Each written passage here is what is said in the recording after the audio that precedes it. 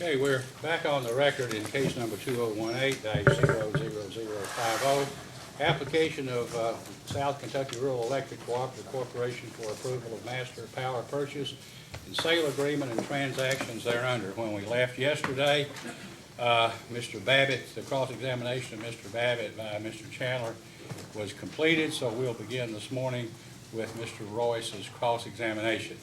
But before Mr. Royce begins, I'd like to say we'll go today until noon, have a lunch break, and then unless someone has a serious problem with going late, we'll go until we finish, whatever time it takes.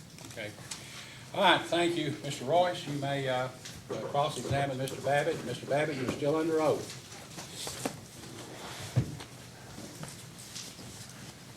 Good morning, Mr. Babbitt. Good morning.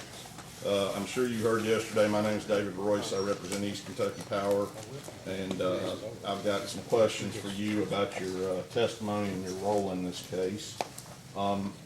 Did I understand from your direct testimony that you have not had occasion to appear before the Kentucky Public Service Commission before? That is correct. And in fact, you've not appeared before any public service commission or utility commission in any jurisdiction before, is that correct? That is correct.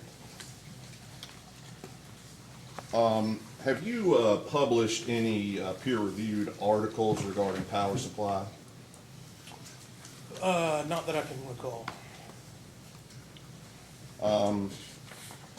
I see from your CV on your website and in your testimony that you have worked with a number of rural electric cooperatives over the years. Is that true? Yes, that is correct. Are some of those rural electric cooperatives that you have worked with members of G&T co-ops? Yes, they are. And you know what I mean when I say a G&T co-op? Yes, I What do. does that mean? They are members, owners of a generation and transmission cooperative. Okay. Have you consulted with or given expert advice to rural electric cooperatives in G&T co-ops regarding their individual exercise of a purchase power agreement with an energy marketer? Yes. Okay. Tell me who. Under confidentiality, I cannot name all the clients that I've assisted. Well, your engagements were confidential to advise them about entering into PPAs? Through our professional services agreement, yes, there is a confidentiality provision. Well, let's stop right now. You may have some agreement, but this is a quasi-judicial proceeding.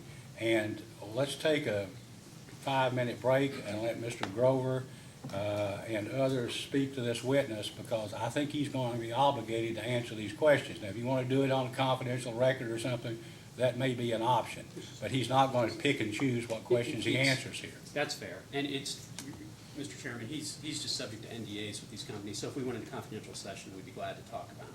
All right, well, let's take a 5-minute break, or what you need to speak to your witness. We'll be in recess until 9:15.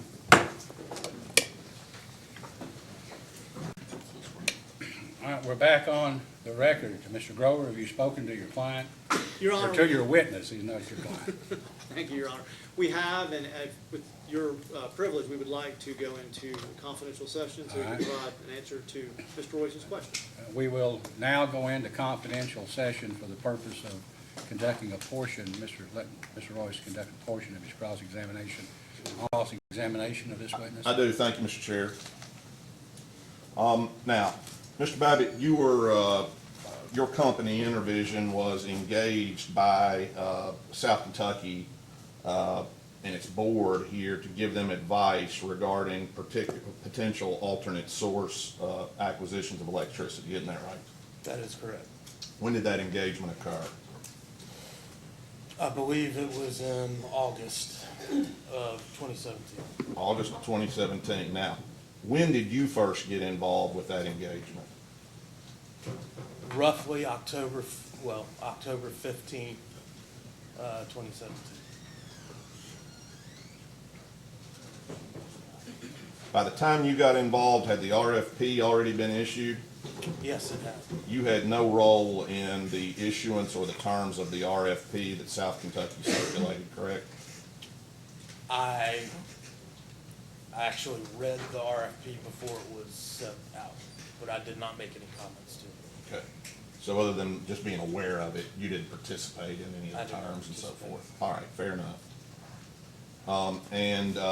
As I read your testimony, I gotta find it, because your choice of words was just fantastic. Mr. Shepler was initially involved in this case, under the engagement with Intervision in South Kentucky, is that right? That is correct. And I'm reading from page 6, line 12 of your testimony direct. You said, Mr. Shepler left the employ of Intervision in the course of this engagement, allowing me the opportunity to assume many of his responsibilities for this project. That's a polite way of saying you stepped in to fill the gap, right? Yes. If I left my partners and went on vacation, I don't think they would say that I had offered them the opportunity to assume my responsibilities, but I got your point there. All right, so you stepped in for Mr. Shepler at that point, and have you been the primary consultant for Intervision from October roughly 15th through today? I would say through the 31st, when Mr. Shepler actually left. He and I worked together in those 2 weeks. Oh, October 31st forward. I follow. Yes. Okay.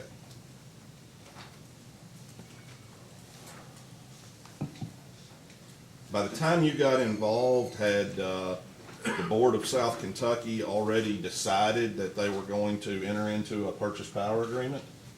Was that something they were still considering? At that point, we were evaluating proposals that had been received. Okay. You knew that, that board was relying on your experience and expertise with power supply to guide its decisions, didn't you, Mr. Babbitt? I would agree that I was part of their decision-making process. Well, that's not what I asked. You knew the board was relying on your expertise and your experience in power supply to give them advice on the actions they should take, didn't they? And my response was, I was part of the process. So you didn't think they were relying on you? They hired me for my expertise, but I believe. Were they entitled to rely on it? Please rephrase the question. No? Was the board able to reasonably rely on the expertise and experience you offered in advising them whether to enter into a PPA? I am part of the process in which they made their decision. I don't think I'm gonna get an answer, so I'm gonna move on. You understood that the commitment that was being looked at was in the range of a $400 million commitment over its term for South Kentucky, didn't you? In the range, depending on the proposal and the pricing. Sure, depending on the time frame, et cetera. It could have changed a little, but this was a major commitment for South Kentucky's board, wasn't it? Yes. And you knew that because you were the expert in the room, strike it. Did you believe that you had more experience and expertise than Mr. Holt and the board members in terms of evaluating, negotiating, and entering into a PPA with the likes of Morgan Stanley? Your expertise and experience were greater than theirs, right? I would agree with that, Okay. but not necessarily entering in with just Morgan Stanley, with any of the proposals that were submitted. Sure. Have you seen an email that was in the record in this case where Mr. Holt in passing referred to the decision here as a no-brainer? Can you point to the email? No, I can't. I just wondered if you'd seen it. Have you? I don't believe Let me it. ask it this way. Was this decision a no-brainer? I believe it was a fairly easy decision. We'll come back to that.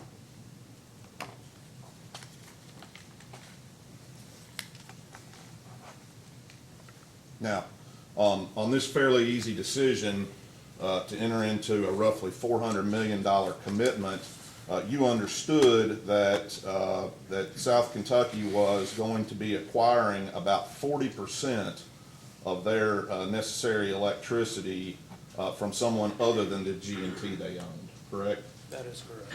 And they would be acquiring about 40% of their necessary electricity from a G&T that, or excuse me, from someone who was not subject to Kentucky PSC jurisdiction, right?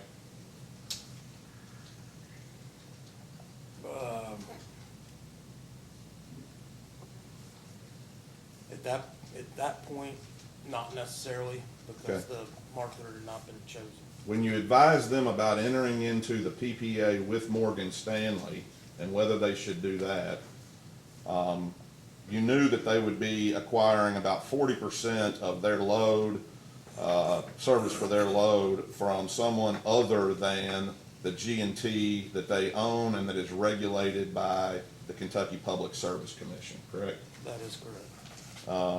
And you knew that that commitment of 40% of their load would be coming from an unidentified generating asset or assets in an unidentified jurisdiction, correct?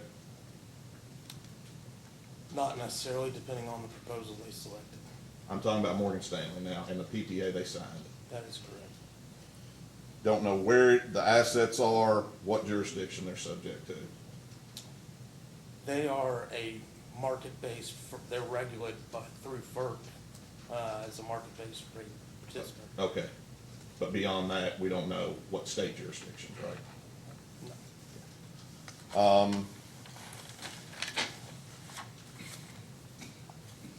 Now, in advising the board about the transmission costs that would be required, you advised them that they would have to pay for certain transmission costs associated with getting this electricity above and beyond the price they were paying Morgan Stanley, right? That is correct. And what did you tell them that price would be? I don't remember the exact rate, but it was the East Kentucky rate for transmission, because the product is delivered to the East Kentucky zone. The East Kentucky rate from whom? I mean, you recognize East Kentucky doesn't charge its customers for a separate transmission charge. The East Kentucky rate. Tell us what you're talking about. What is the OAT rate? Who's it get paid to? It gets paid, it's a PJM transmission charge. And what is that amount? Give me a ballpark roughly, what did you tell them they ought to expect to pay for that?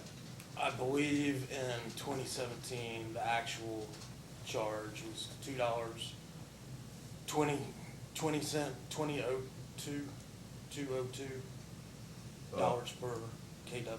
I get it, and I want to be fairly specific here. I'm talking about your conversations with that board you were advising. What did you tell them? Did you tell them what the transmission costs were going to be? Yes, the transmission costs were included in the analysis. And what was the analysis? Was it a spreadsheet, or was it a number, or how did you convey to that board of directors down there in Somerset, here's my analysis on this? It was presented as savings versus the cost under East Kentucky. So it was just a number. Hey, here's roughly, or a range of numbers. Here's what I think the total savings are on this. That is very simplistic, but there was a lot of discussion of the components of those numbers. Okay, I'm not trying to be unfair. I want to understand what you told them. understand. Did you tell them, hey, transmission is a part of this, you got to pay that above the fixed price? Yes. Okay, and did you tell them what that would cost? I don't believe we got into that level of detail. Did you tell them how much you thought transmission costs might go up or down each year over the next 20 years? Question is, did you tell the board that? We talked about the variability in transmission prices. Okay, well, what was the variability that you told them to expect? We provided a range of savings which would have included that variability. Okay, well, tell me what the variability was that was in the range of savings you provided. We escalated the cost of the transmission charges at 3%. Okay. That was, when you were presenting this, I presume all this happened before December 19th, 2017, right? 'Cause that's when they signed the contract. Yes, And in fact, it all happened, strike it. And you told them 3% was what you, or, excuse me, you used 3% in the analysis you did that you presented to them, and it was based on that, right? that is correct. Well, you said variability of transmission costs. What was the variability to the 3% you used? Did you say it could be 1, could be 4, or? Didn't specify. Okay. Where did you get the 3%? The 3% was a conservative estimate based on, one factor is the escalation used in the 2015 long-range financial forecast for East Kentucky. All right, and I'm gonna interrupt you there. I wanna be real clear here, and I think you are. I'm talking about when you presented your analysis to this board sometime before December 19th. I wanna talk about the factors you had in mind then, not necessarily today. They may be exactly the same. I grant you that. The long-range financial forecast from 2015 was one of those that you had considered in coming up with that factor you presented to them? That's correct. What were the others?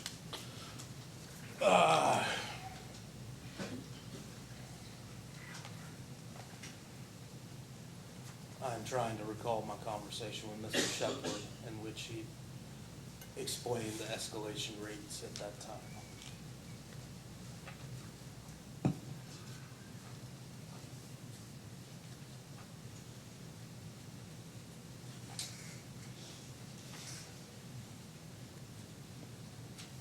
I believed he looked at some historical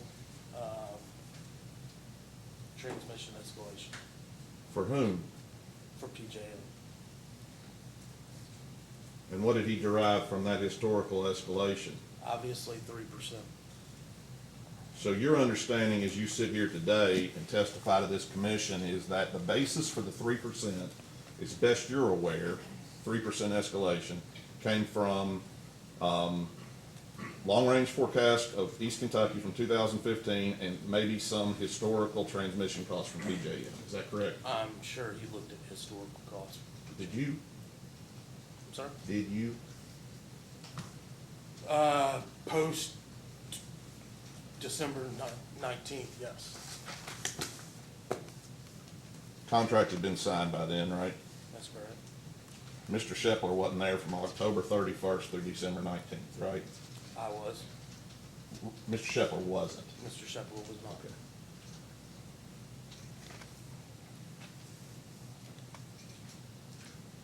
Did you have any conversations in your discussions with the board about, hey, we've used a 3% escalation factor on this transmission? It could be 1%, it could be 2%, it could be 5%. As I said, we didn't get into that detail. Okay. In your own mind, was that a possibility?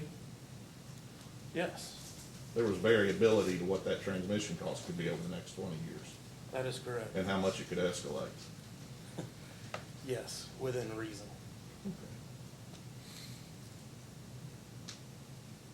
Now, I understand, I think from your testimony that in your mind, strike it.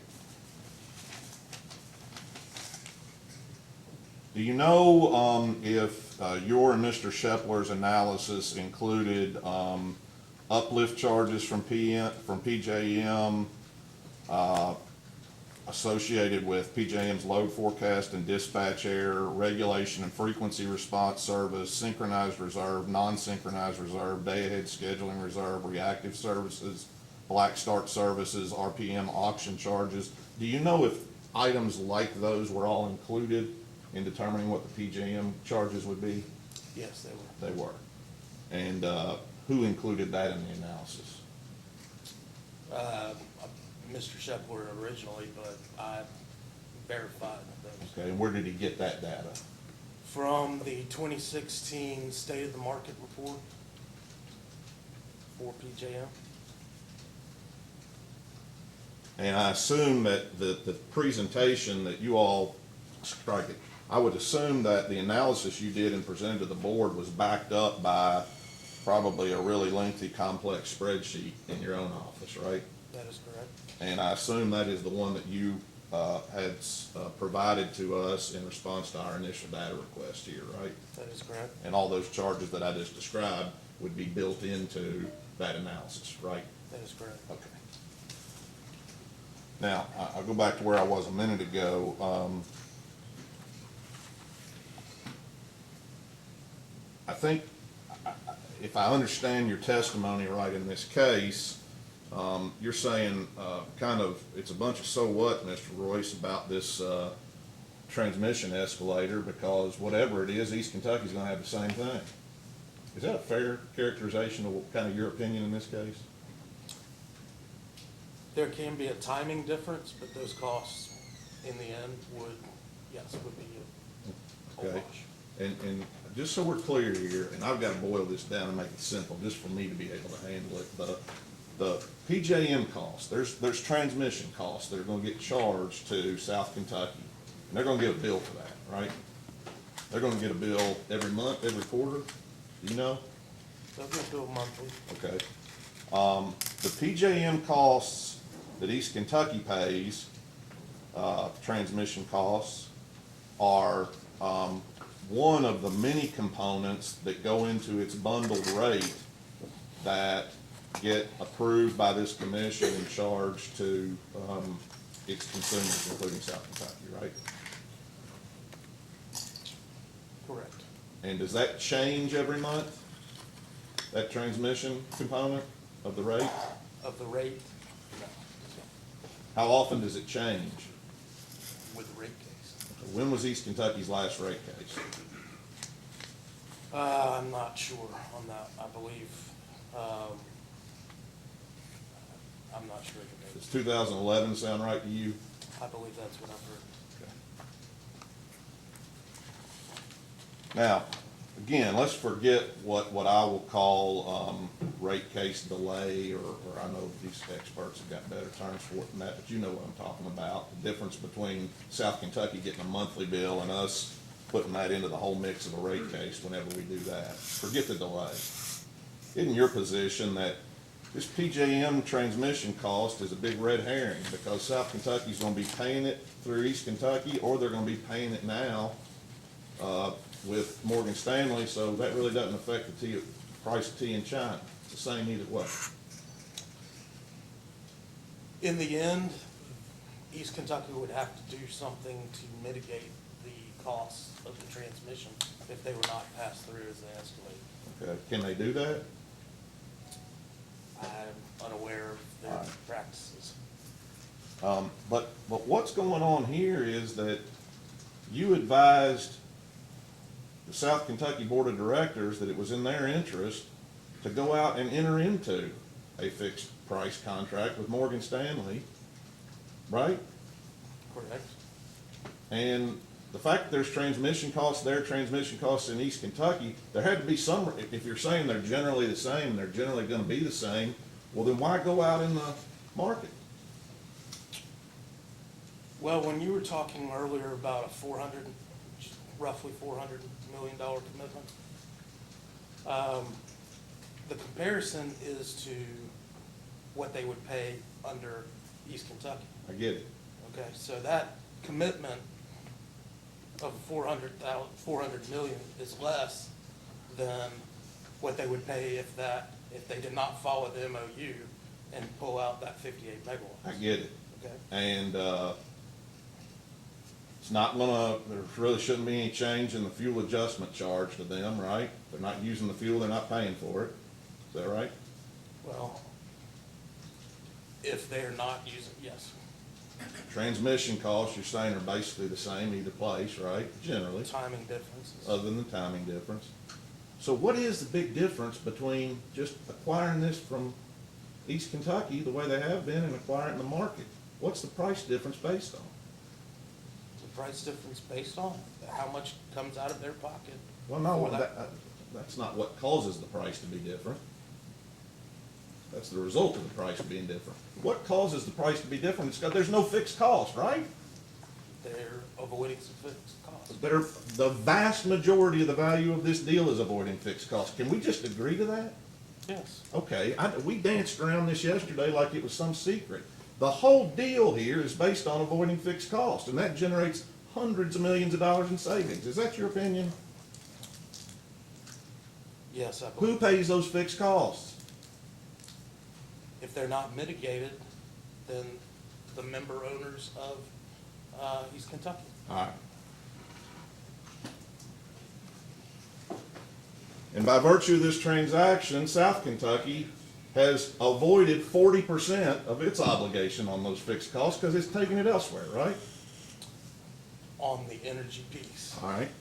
And I gotta ask you this, when the RFP was presented to this board, Intervision suggested we ought to keep this to just 3 or 4 people, maybe 5 or 6, and we ought to see if East Kentucky's interested. You remember that? Yes. And you were gonna suggest that maybe East Kentucky, owned by 16 rural co-ops, would sell South Kentucky power without charging any fixed costs for it. That would be the idea, right? No. East Kentucky was asked to make a proposal. Did they? They did not. Were you shocked? No.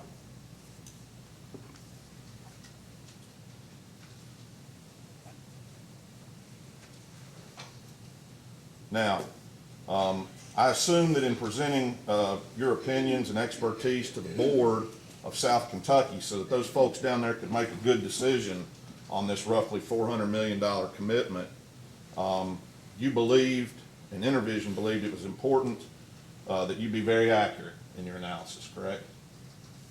Yes. It was important for you to consider all the reasonable risks and factors that could be involved so that board would be aware of those, right? We tried to cover as many risks as possible. And you knew that volunteer board down there at South Kentucky didn't have the expertise that you had in terms of power supply agreements and dealing with a Morgan Stanley and a 275-page contract, did you? I'm not sure of their backgrounds, but they did hire us for a reason. Well, I know you're not sure of their background. You spent time with the board, didn't you? Yes, Any of them ever indicate that they'd ever entered into anything even close to an agreement like this? not that I'm Did aware Mr. of. Holt ever indicate that he'd ever done anything close to this? Not that I'm aware You of. had the most expertise in the room, right? That's the case. Yes. And you also knew that you would be coming before this Public Service Commission in Kentucky to seek approval of this transaction, didn't you? Yes. And you knew you would have to demonstrate to this PSC that there had been adequate due diligence, that the factors had been thoroughly considered, that the board had made a decision based on accurate information, right? That is correct, given that we did find some errors in the analysis. Did you find those errors before the board members of South Kentucky voted on this $400 million plus transaction, or after they voted? The error was discovered after they voted. Well, was there an error or were there errors? There were errors, All right, what, on roughly what magnitude? roughly 15, well, roughly $20 million. In a vacuum.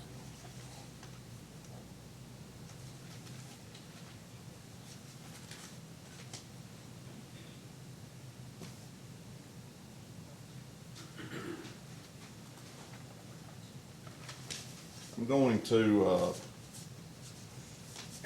hand you just a few documents. You saw how this worked yesterday, Mr. Babbitt. If you'll just let these sit in front of you, I'll go through them in order. It's not a very big stack. I approach, Mr. Chairman. You may.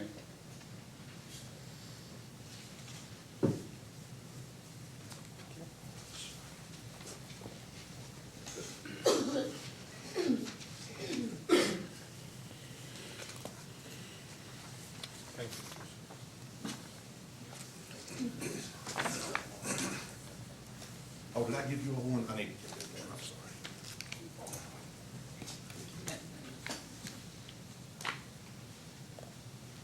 Limited number of trees I can kill, I'm sorry. All right. Do you have in front of you an attachment called DC 2-39, public version, PDF, pages 15 to 17? And I will tell you for the record that those appear to be an email exchange from October 26th of 2017. Yes, I do. Okay. And that was an email exchange between you and Mr. Holt and Mr. Shepler, correct? That is correct. All right. And on that first page and the second page, it goes over in that second page. Take a look at it there. I see it. It's like everything else, you got to read it from the back forward.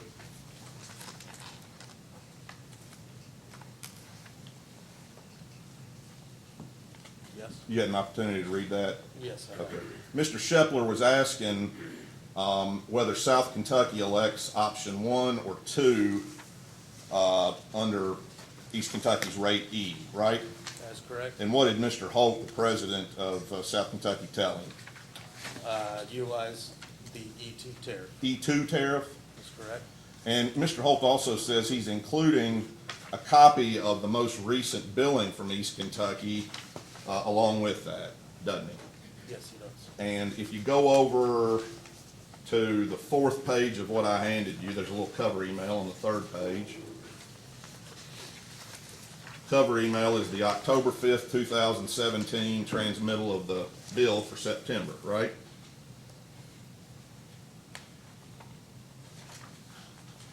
That is correct. And is the bill for September attached?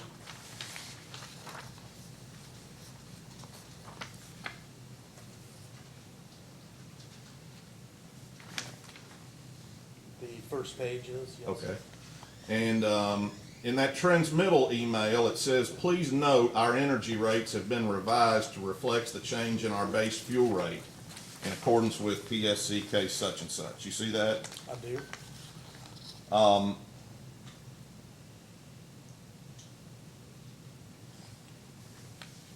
That billing statistic page included all of the current E2 rates for East Kentucky, right?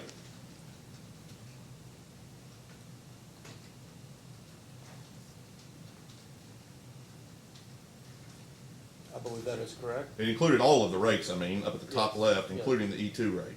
Yes. You see that? Yes. Okay. So, as of October 2017, South Kentucky had in its possession and specifically provided to you and your team at Intervision the current rates and the appropriate rate option, isn't that right? That is correct. Okay. You would agree with me that when you all performed your analysis that you presented to the Board of South Kentucky, that that was not the rate option that you relied on, correct? That is correct. You used E1, right? That is correct. And you used the energy rates that were in effect prior to that date, right? That is correct. I believe the rates did go into effect on September 1st of that year. All right. Now, next document in this stack is item 25, which is a data request that you sponsored. You gave this testimony under oath, right? That is correct. I want to look at response. Let's do it this way. A, you said the column E escalators that you used under A, I call that little I. I'm told it's called a Romanette. But, little I, total cost at EKPC rate equals 2% based on the 20-year financial forecast, right? That is correct. And the stated escalation rate was adjusted to 2%, right? That's correct. Okay. let's go down to sub 4. Little IV. Now, this is where you told us what the NITS rate was that you used in advising that board. And you tell us that you went to a website, or that we can go to a website, and you list it there, look at the NITS revenue requirements and rates, and that what you did in your analysis in advising the Board of South Kentucky was you took the EKP rate for July 1st to 16, which was $21,334 per megawatt year. Is that right? That's correct. And then you just escalated it by 3%, right? That's correct. And I take it that that was something Mr. Shepler had done rather than you, or had you done it in that NPV analysis you were using to advise the board? I believe Mr. Shepler originally did it. All right, and so the basis for it was 5 years of historical data from EKP. Is that right? That's correct. And is that what you were talking about a little while ago when you said, I think he looked at some EKP historical data? That would have been it, right? Okay. Now, that website, are you familiar with that website? Is that something you can refer to from time to time? That Yes. PJM website? Yes. All right. If you look at the next 2 pages here, that's kind of what it looks like, right?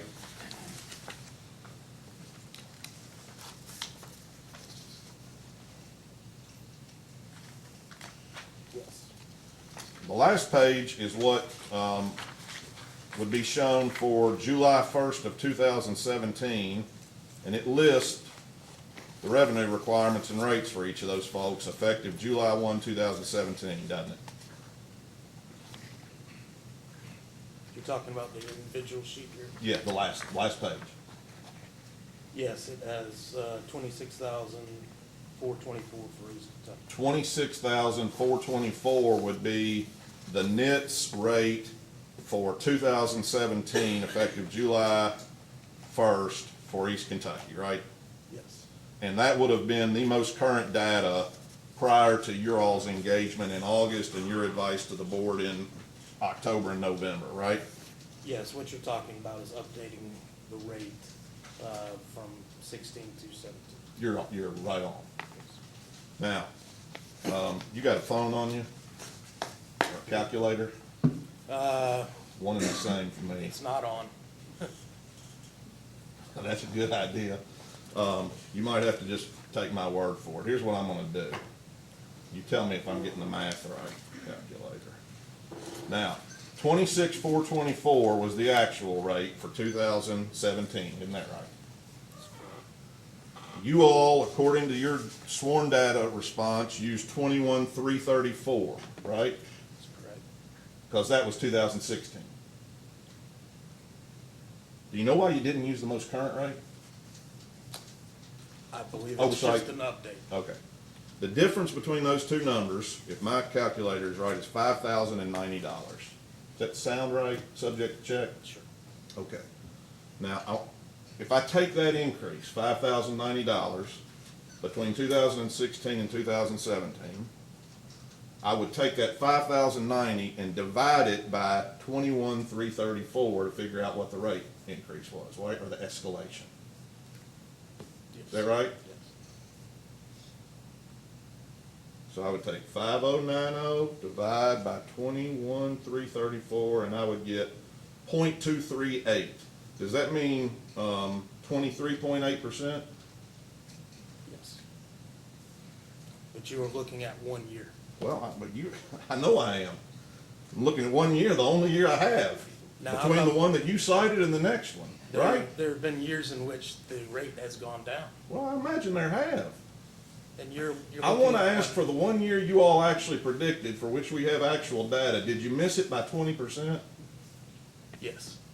It's updated Now, from the previous year. my next question is, you've seen Mr. McNally's analysis of potential transmission expense increases over the next several years, right? That is correct? And you saw Mr. Mosier's testimony about that. Yes, I have. Any reason to believe that you're more familiar with the transmission assets of East Kentucky Power than Mr. McNally or Mr. Mosier? No. Okay. You saw Mr. McNally ran a spreadsheet that showed what would happen if transmission increased by 10% as opposed to 3% each year, right? Yes, And I know you disagree with that. You think it's way overstated, right? absolutely. Okay. What's the dollar change magnitude if you use 10% for that transmission cost a year over the next 20 years? I don't recall on the Ballpark. 10%. I don't recall on the 10%. You know if it changes the total value of the transaction by 10 million, 20 million? There are a number of different assumptions that Mr. McNally made in his spreadsheet. I can't recall off the top of my head what the transmission impact was. Transmission escalator impact. Okay, well, I think the sum of your testimony is it doesn't matter because they're gonna pay it to EKP if they stay in EKP through a rate case eventually, or they're gonna pay it under this transaction to PJM, right? Given timing differences, yes. Okay. But you were advising them to get out of East Kentucky's provision of 40% of their power supply into a market transaction with Morgan Stanley because of the upside of that, right? That's correct. So the transmission costs, did you give them any expectation of, hey, these savings may not be nearly as high as you think they are? They could be off if we're wrong about that number? We gave them a range of savings. What was that range? When you presented this to the board the last time before they voted on December 19th, what was the range of savings? 122 to, I believe it was in the 89 to $90 million range. Okay, so somewhere between about 90 million and 120 million. Can I round it? Okay. Did you put a degree of confidence on that, like within 2 standard deviations or anything like that? No, we didn't get into that specific detail. Now, I will say the low end that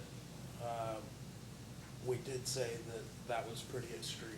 Okay. What is your position before this Public Service Commission today as what you believe the savings range on this transaction is? I believe that a conservative savings range would be 110.8 to roughly 77, 78, or 78 million. Can I call that 78 to 111? Sure.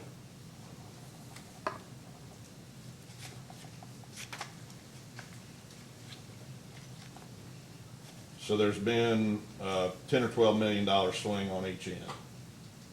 That is correct. Is that roughly 10% of the value of the deal? The value of the savings in your A estimate? little less.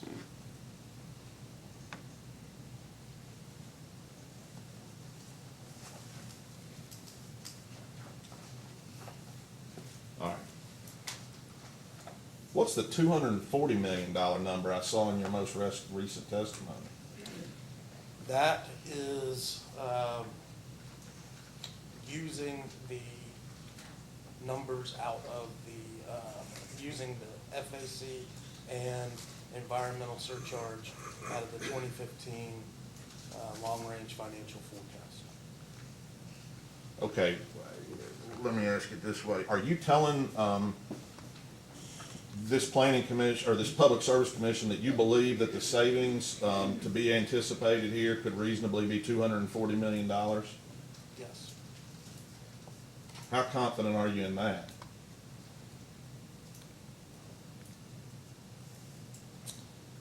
Are you looking for a percentage? I mean, Yeah, sure. I don't know, 50%. Here's what I'm getting at, is if the low end is 80 million and the high end is 240 million or more, I'm trying to understand how much value that has to us or that board down there in deciding to make a decision. I mean, if if I hired a weatherman at a TV station and he said, well, tomorrow it may be 40 degrees or it may be 80 degrees, how much does that help me in knowing whether to wear a coat? Well, you're talking about apples and oranges.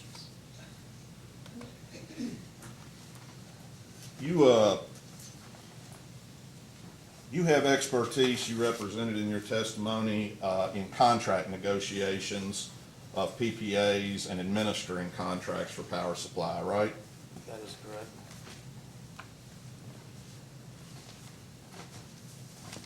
And I presume you're very comfortable dealing with PPAs and the documents that go along with them for transactions of this nature. Fair?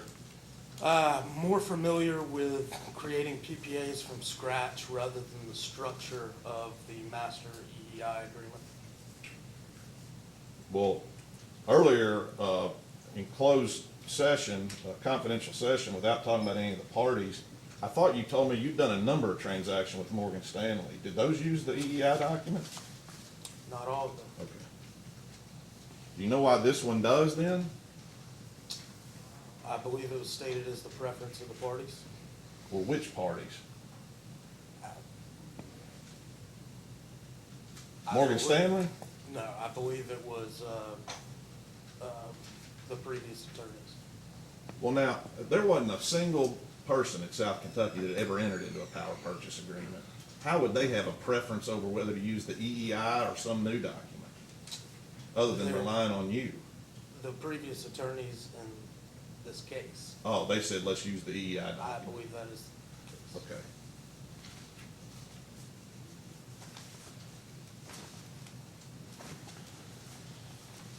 Well, you kind of qualified your answer when I was asking how comfortable, so, and that's a fair, I understand, maybe this isn't the one you deal with all the time, but are you pretty comfortable dealing with the EEI and the confirms and how all that The works? confirms, yes, Fair enough.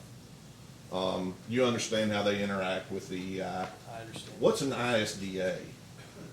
It is really a reporting document for banks, for the transaction. It's a reporting document for banks, Well, for financial transactions. It right? spells out the reporting requirements of a financial transaction. And it's kind of a form document too, right?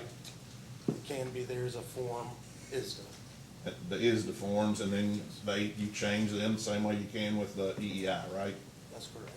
And that ISDA form is what is used for a financial hedge on a capacity transaction like the one at issue here, right? It can be. A hedge can be done, like I said, from scratch. You Yeah. can do it, you don't have to use the forms. You could do it in a construct of the EEI, or you could do it in the ISDA. Okay. Well, the EEI is for physical delivery of a product, isn't it? The confirm itself can be used as a vehicle for any transaction. The EEI is not a confirm. The EEI is No, a it's master agreement, correct? Correct, I said the conform can be used as a vehicle Okay. for a financial hedge as well. All right, and that's based on your experience in handling these transactions, right?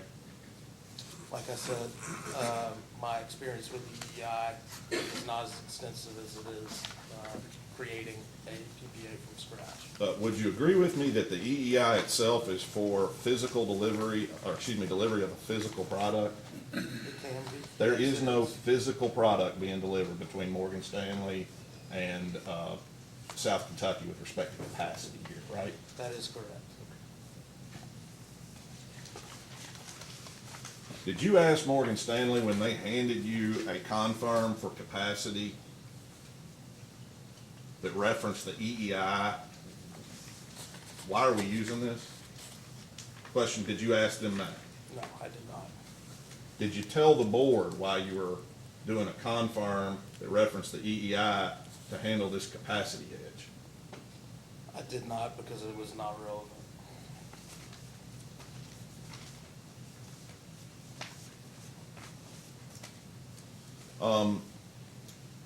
Yesterday, I used a document with Mr. Holt that was called DC Attachment 1428, and I don't have more copies of it, but it looks like that. It's your presentation. It's DC 14-28. Do you happen to have that there? I'm sure I do, but, I'm looking at the October 19th, 2017.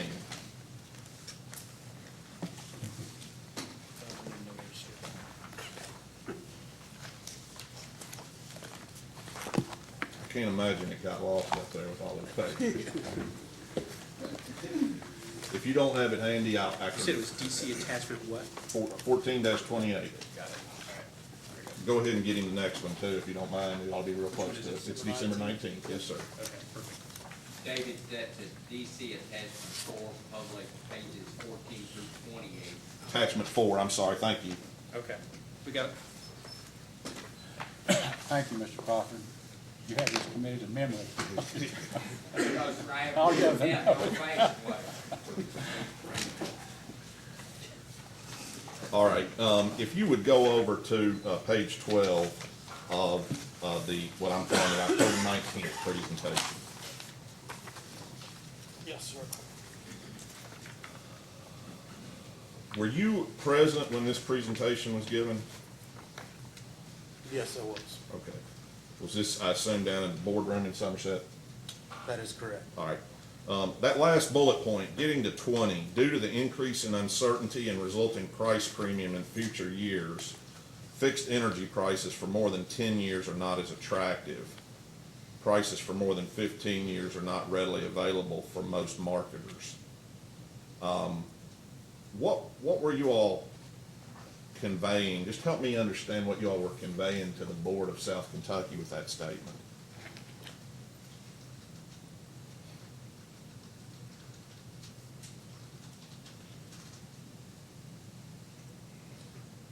We were commenting on the proposals that we had seen at that time. Right. And what were you telling them about why you weren't seeing 15 and 20-year deals? At that time,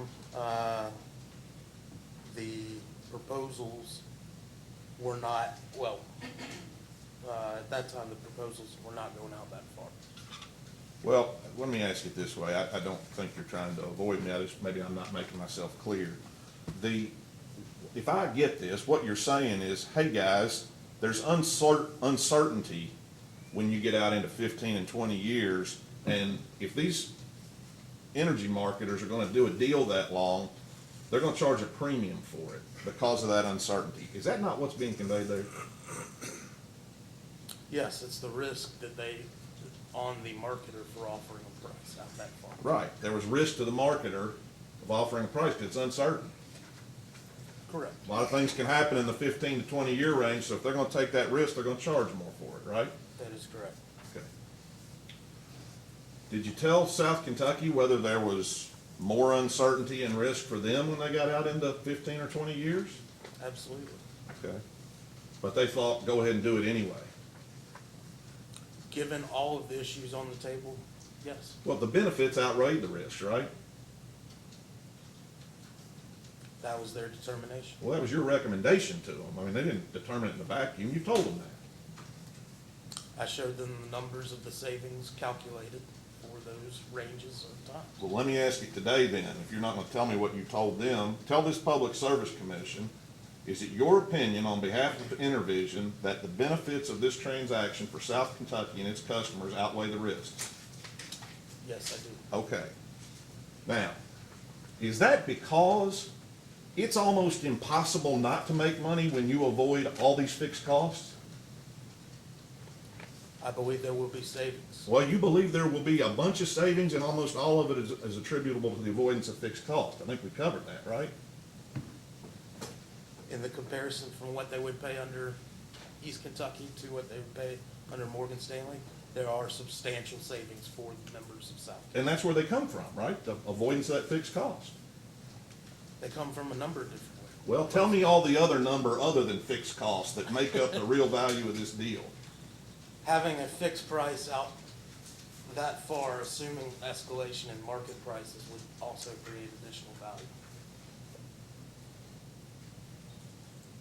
Well, Because you assume they can beat the market long-term? Well, having a fixed price out that far, assuming the market increases. Okay. Did you make an assessment of whether that was gonna happen? Didn't factor that into this. Okay. I thought we had covered this ground earlier, and if we need to go back and cover it, we can.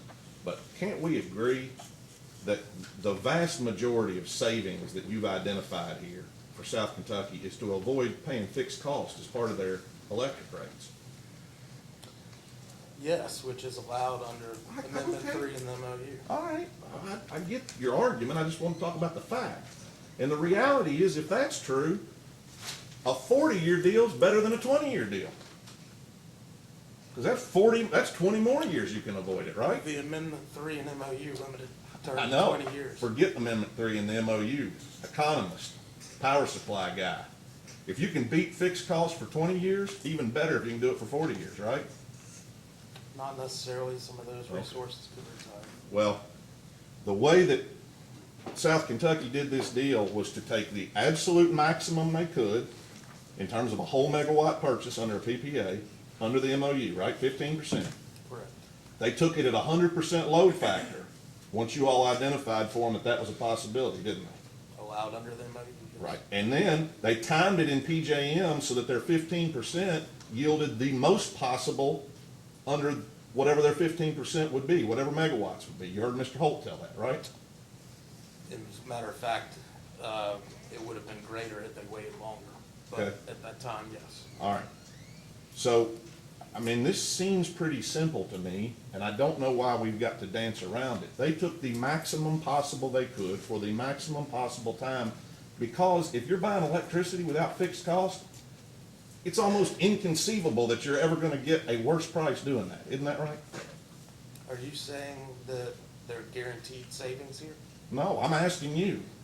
Isn't it almost always that you're gonna do better if there's no fixed cost versus paying with fixed cost? Using your words, yes, Okay. absolutely. But the fixed costs and what lead to those fixed costs aren't going away in this transaction, are they? I don't know that. Well, have you made any analysis of whether East Kentucky will shut down a single generating asset as a result of this, or could? I have not done an analysis on that. Any belief you have that once this 58 megawatts goes away, that East Kentucky and its owner members are somehow relieved from any of their financial obligations to pay for their generating assets? No.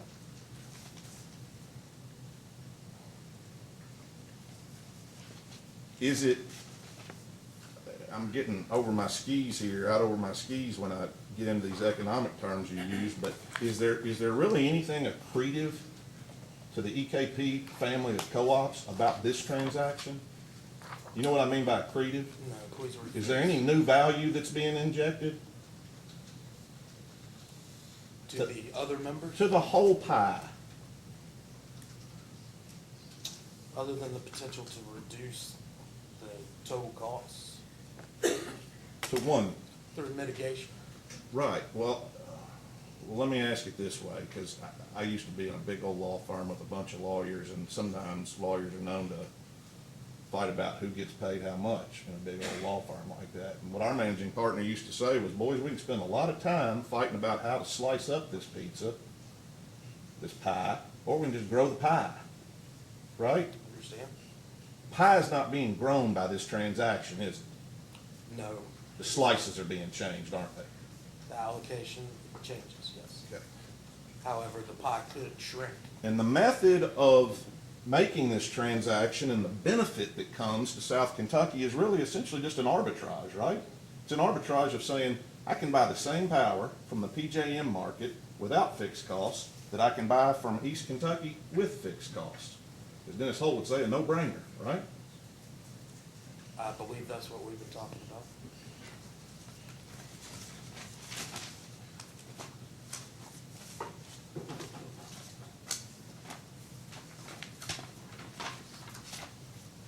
I'm going to hand you a document.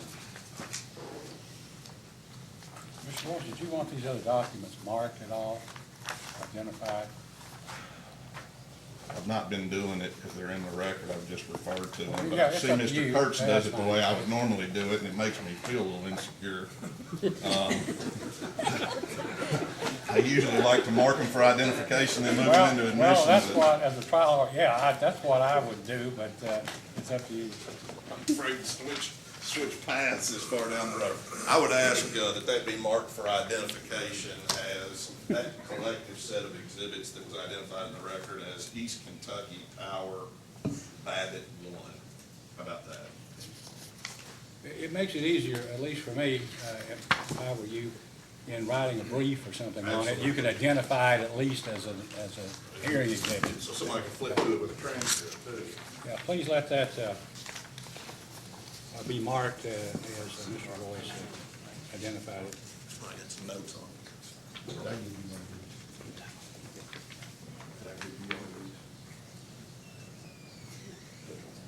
Now, what I've handed out will be East Kentucky Holt Exhibit, East Kentucky Babbitt Exhibit 2, So let it be marked. and that's for identification. He didn't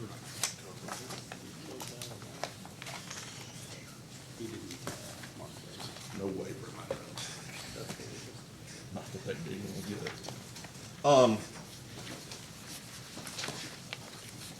You're not from here, and it's not fair to ask you too much Kentucky history or East Kentucky history, but have you learned in the course of your involvement in this case about something that people call the management audit? I've heard it referred to, I am not familiar with it. Okay, have you ever heard of the Liberty Report? I have heard of it, I have not reviewed it, and I am unfamiliar with its contents. All right, well, we produced it in response to a data request from your lawyers, from South Kentucky's lawyers, request number 29 and 31. And this report was at page 1, and I've pulled a couple of excerpts from that. Now, I understand you're not familiar with this, you're not familiar with the underlying context of it, so I'll limit my questions in that regard. You see that quote in italics down at the bottom of the what's numerical page 3? It's page 6 of our production. Yes, I see it.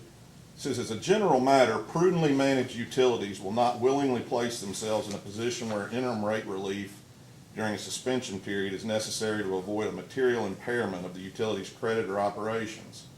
This is especially true of rural electric cooperative corporations. KRS 278-095 provides that a cooperative shall be operated on a nonprofit basis for the mutual benefit of its members and patrons.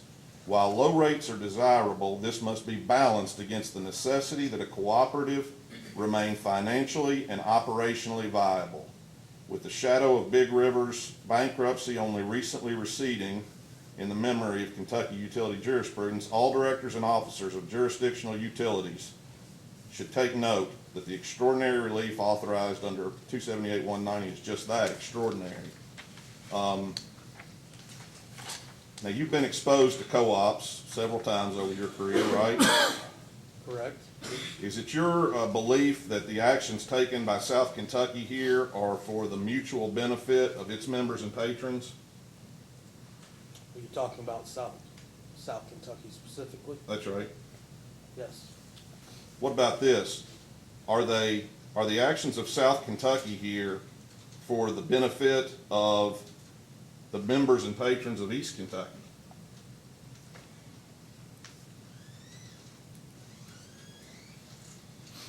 I believe South Kentucky followed the contract that was agreed to by the 16 members. So obviously, the 16 members had a belief that the contract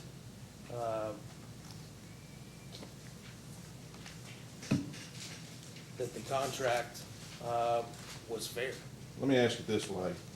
You didn't have any problem telling me you thought it was for the benefit, the mutual benefit of South Kentucky's members and patrons, right? I responded to your question. Yes, it Yes. is.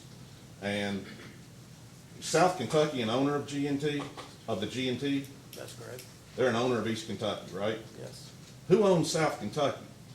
It's members. Okay.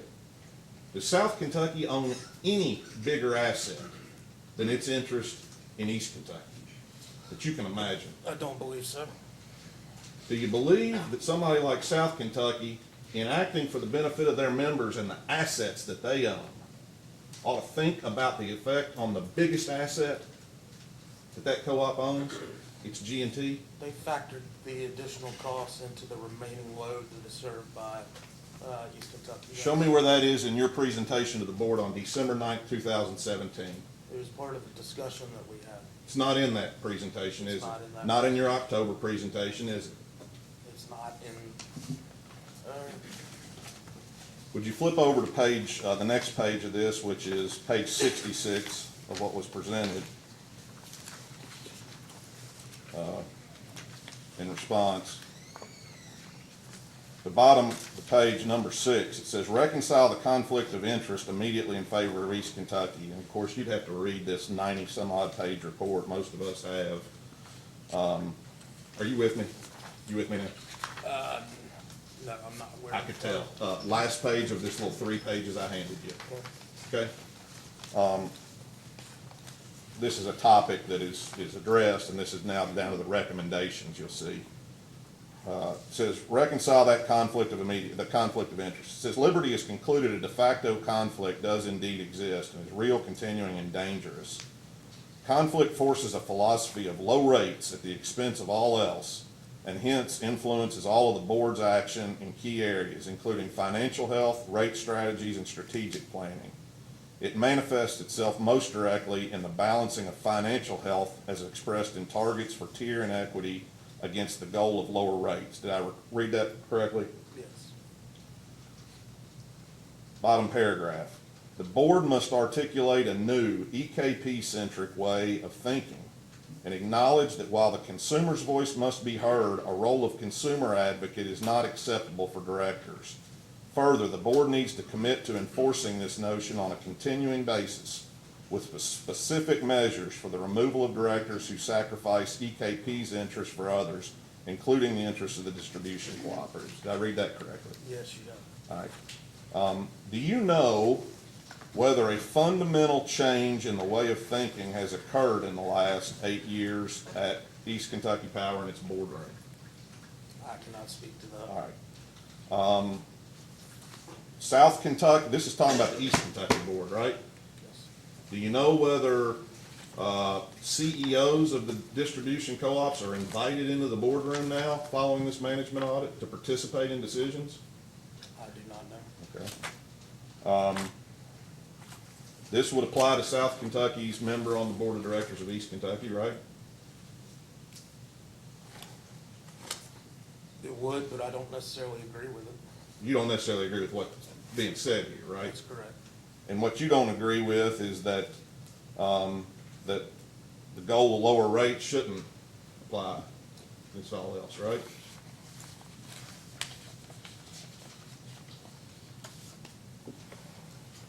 Please restate the Well, question. you tell me. Let me ask it this way. I don't like to ask open-ended questions on the cross. Tell me what you don't agree with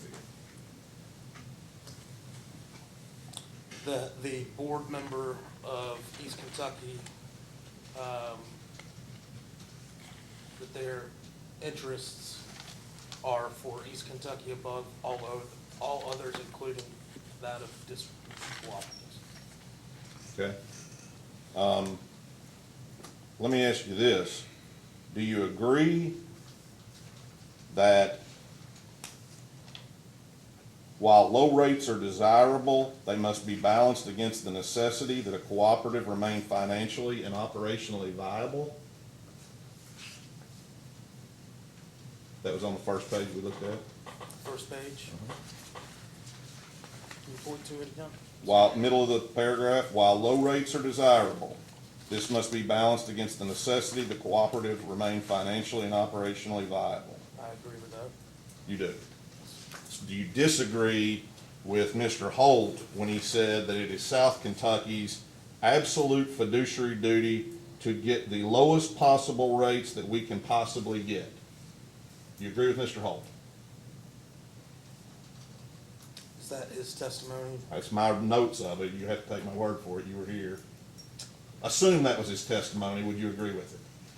You know, there are a number of factors that go into rate design.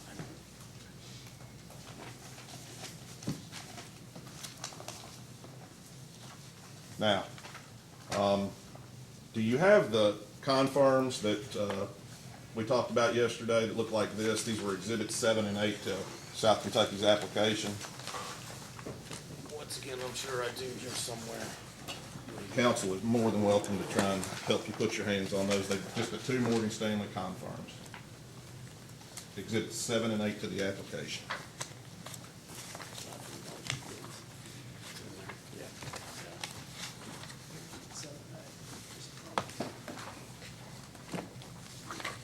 I've got them right there.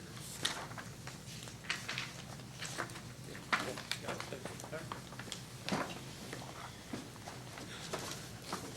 Yeah, Mr. Royce. Do you have that in front of you now? Thank you. I'm looking, you see one of them says, if you look at the ray line, financial capacity confirmation, and the other says farm physical energy confirmation. Yes, sir. Okay. And do you know why the confirm for financial capacity references as its master agreement, the EEI Master Power Purchase Agreement and Sale, or Purchase and Sale Agreement? I believe we've already discussed this and the fact that the hedge can be included in the confirm. Your belief is that was intentional, Yes, and you didn't ask Morgan Stanley why it was in there? You thought it was fine? it functions fine through this vehicle. What is the product that is being sold or conveyed, transacted under the financial capacity confirmation at number 8? It is a financially settled hedge. That's what it means when it says financially settled PJM unforced capacity, UCAP, annual capacity performance. That's correct. That's It's the a capacity financial hedge. That's correct. No physical product at all, right? That's correct. Okay. You go over to paragraph 18. You've offered some testimony this morning about what Amendment 3 and the MOU allow for and provide. Tell me, is it your belief that this capacity hedge transaction with Morgan Stanley that doesn't involve any actual capacity and any actual electricity is a, quote, alternate source under the MOU? It hedges the alternate source, Well, that's which not my question. Is this an alternate source? It says this transaction constitutes an alternate source. Does it?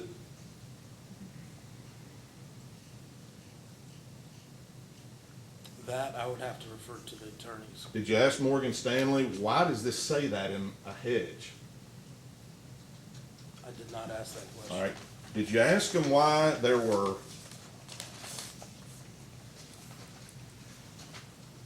at least 3 or 4 provisions in this financial capacity hedge about changes in environmental law?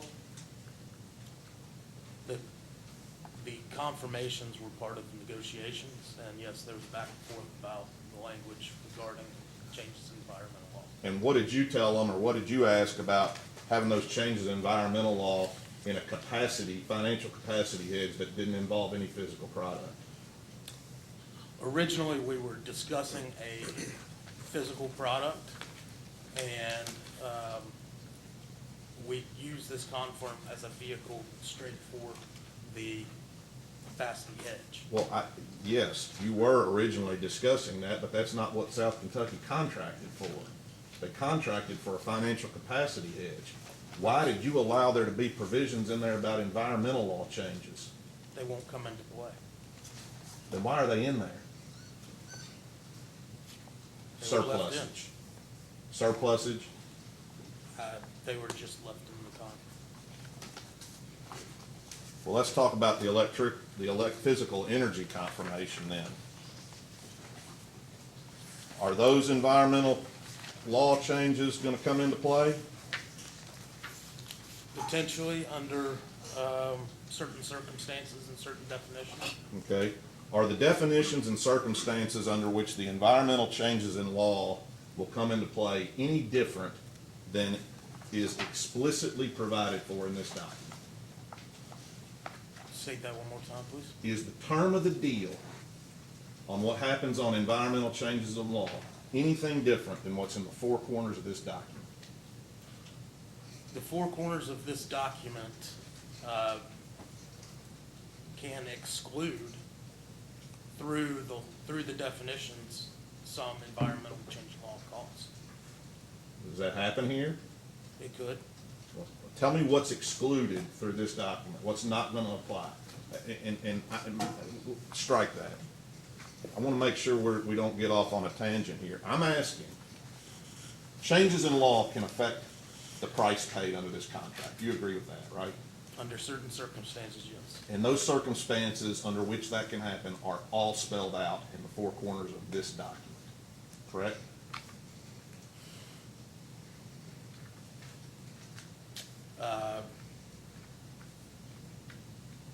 Not necessarily. Okay, what are some other deals, terms that aren't in this document?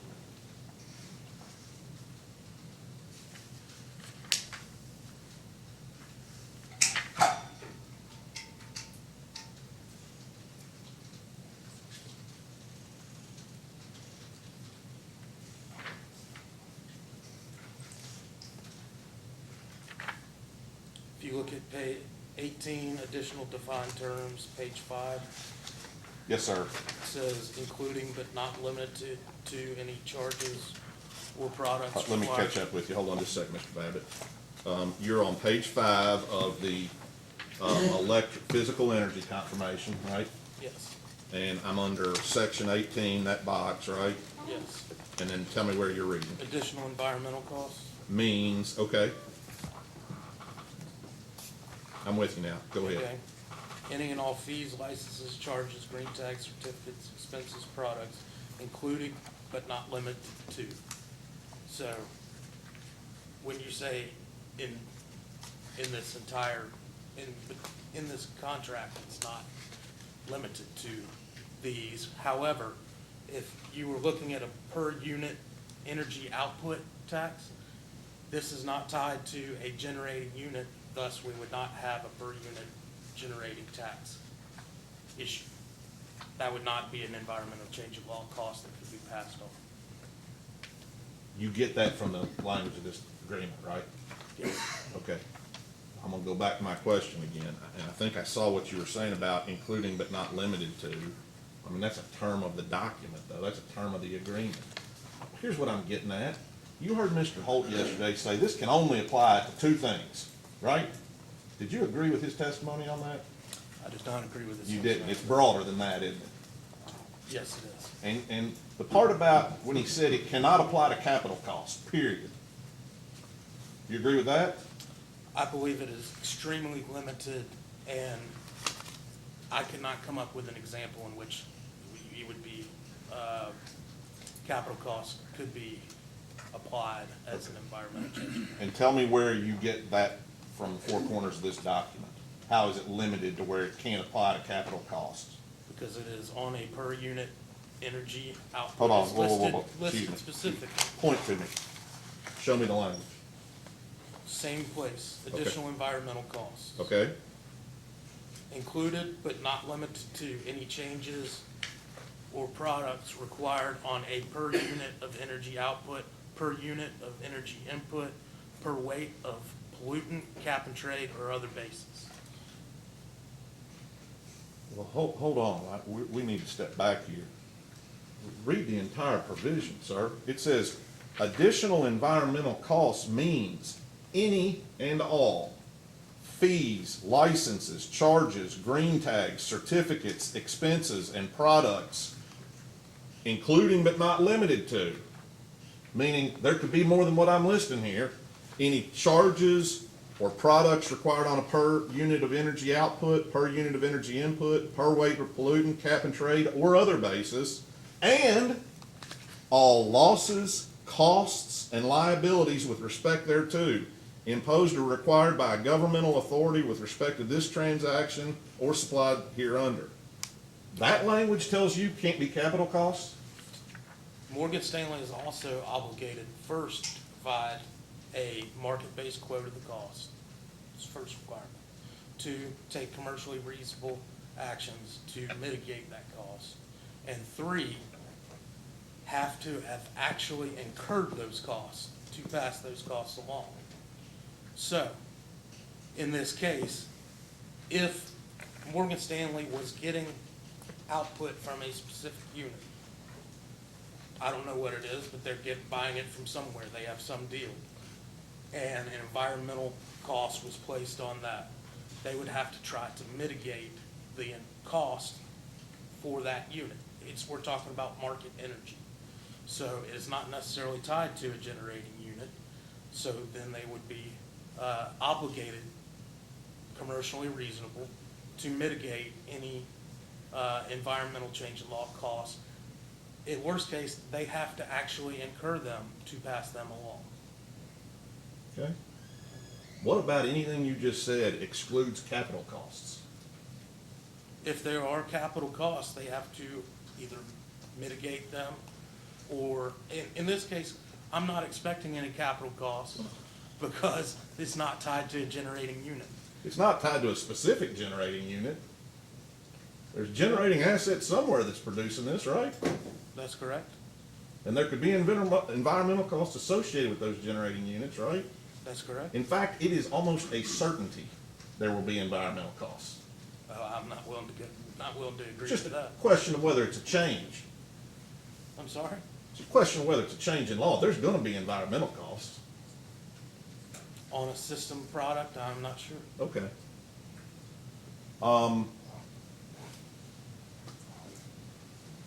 Is Mr. Holt wrong in concluding that there's no way that a capital cost could be passed along under the terms of this document?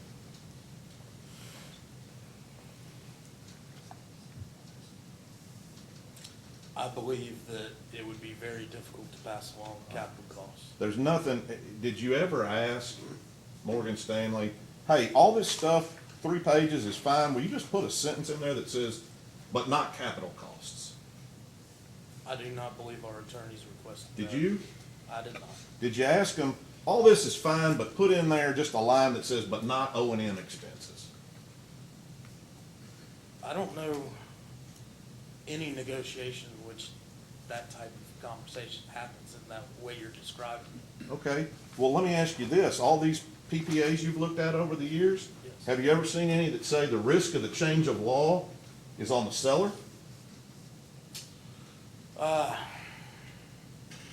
Anything that precludes that? There are limitations, yes. I mean, this is a fixed price contract. You just told me the whole benefit of this deal, of these savings over 20 years, is it's fixed. That's correct. Was there any legal reason that precluded South Kentucky from looking at Morgan Stanley and saying, oh, this environmental, this is a fixed deal, boys? Say that it's fixed, no change in law. Anything that precluded them from doing that? There's nothing that precluded other than I don't believe a deal would have gotten done. Well, it may or may not have, but other folks do that in their deals, don't they? I have not seen one. However, if these environmental change in law costs were passed through, I think there'd be a high likelihood that East Kentucky would see the same type of cost increase. How about a provision that says the amounts paid by the company under this PPA shall not be modified as a result of any changes in laws? Anything that would have precluded South Kentucky from putting that in there? The negotiations with Morgan Stanley for the overall deal, Yeah. barring Morgan Stanley agreeing to that language, no. Okay. Just so we're clear here, contrary to the testimony we heard earlier, this is not limited to a regional or national, you gotta get the language.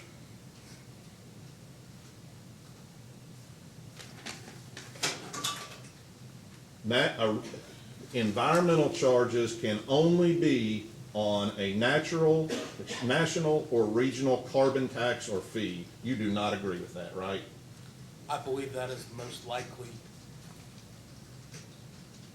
You believe that's the most likely environmental charge to get passed along in the next 20 years, is that right? No, I believe that's the most likely vehicle through which South Kentucky would have to pay a different fixed price. Okay, it's the most likely vehicle under which they would have to pay more, right? But the contract that's gonna govern this relationship for the next 20 years doesn't say that, does it? It restricts severely the environmental costs. And all the restrictions are set forth in the four corners of that document. They mean what they say, right? They could be argued. Oh, I bet they could. But there's no side deal, handshake agreement. By that, what we really mean is such and such, nothing like that. It's just, this is the document. This is the contract.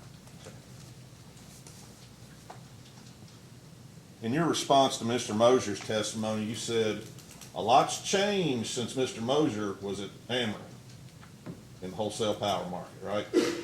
When was that? 8 years ago, 2010? I believe so. Tell me what all's changed. Incredible amounts, right? Can you be more specific? What's changed in the last 20 years in environmental laws in this country? A little bit, a lot, Number of changes. all of them foreseeable? Not all of them foreseeable. Do you have any clue, as you sit here today, what kind of environmental changes in law might be thought of or conceived of at the state or national level in 2033 or 34 or 35? I cannot. I don't have any more questions. Mr. Babbitt, you've been very patient with me. Thank you. Let's take a break until 10 after 11, and then we'll come back and start with Mr. Miller's cross-examination. Well, we're back on the record. Mr. Miller, are you ready for cross-examination? No questions for this witness. Mr. Kurtz? We'll wait on Mr. Kurtz. I'm sorry, we started a little early. No.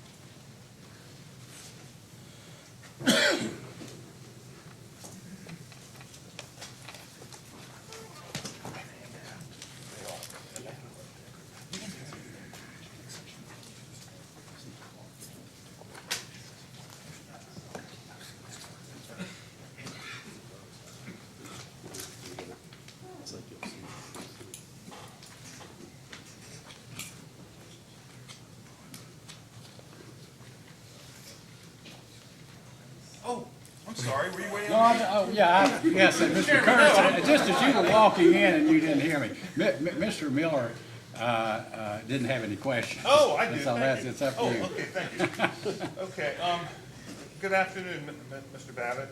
Good afternoon. Morning.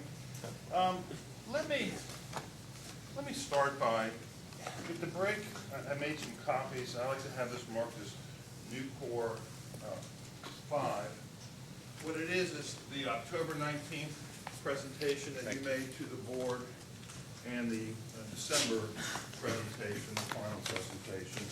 And I put it in one spot just so it's convenient. Okay, let it be marked as New Core Exhibit 5. At this point, for identification, and if you want to introduce it. Okay. Pardon me, Mr. Chairman, I have a question that I think we need to get answered. This is marked as confidential, and it has some materials that looks like it has been redacted. I want to get clarification from South Kentucky whether this material is actually, we should go into confidential session and this should be treated as confidential. I'm looking at things like page 4. Thank you. Yeah, page 9. Your Honor, she's correct. There actually are items on this that extend beyond the items that we were okay with being discussed. And 4 is a perfect example. It includes parties who were participants and respondents to the RFP, and the identities of those we requested for and I think obtained confidential status by virtue of your order of prior reading. Well, we can go into confidential session, have the cross-examination, and later, if Mr. Kurtz desires to introduce this, we'll keep it in a special confidential file outside of the, well, it's already in the record, right? It's already in the record. It's in the somewhere. record, confident as. We'll deal with it and see that it won't, none of the parts of this will be made public, okay? So we'll go into confidential session at this time for the purpose of Mr. Kurtz's cross-examination of Mr. Babbitt. That means that the individuals who left the room earlier this morning will need to do so again.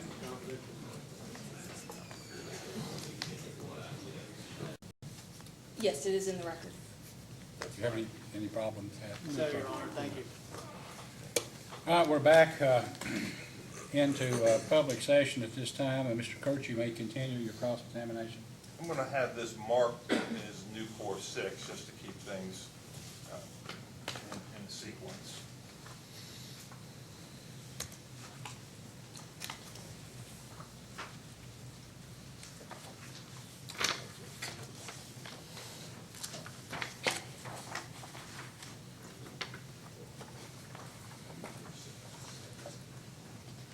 Mr. Babbitt, the first page is from your December presentation. You recognize that? Yes, sir. Okay. Let's just walk through the mechanics of the hedge. The hedge price is now public. It's $125 a megawatt day, is that correct? That is correct. Okay.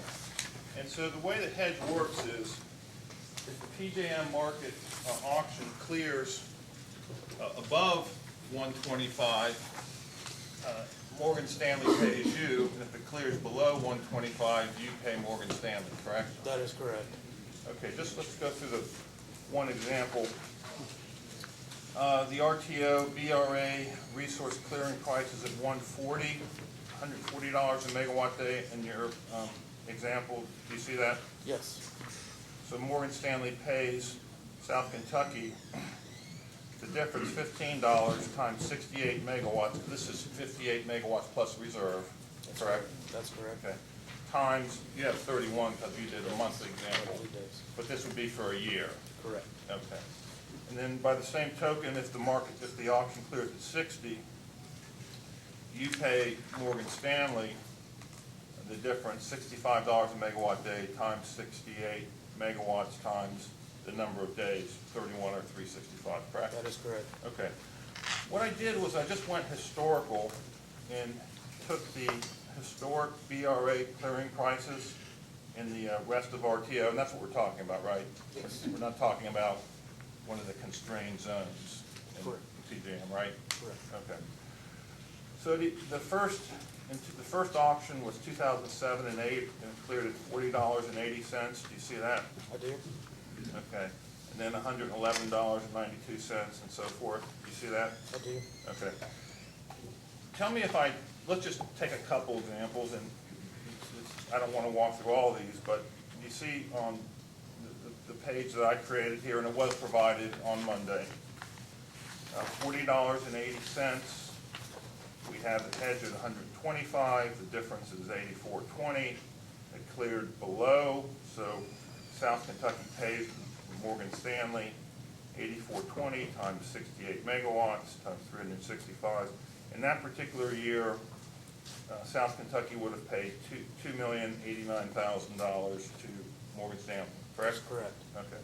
And there are some years, 2010-11, where the BRA cleared above 125, Morgan Stanley would pay $1.223 million to South Kentucky. That's correct. Okay. And so and this is historic, and it, has no necessary bearing to the future, but if you did it for all the information we have, South Kentucky would have paid Morgan $12 million, and Morgan would have paid South Kentucky $2.5 million. So if I did my math right. Assuming it's correct. Okay. Okay. Now,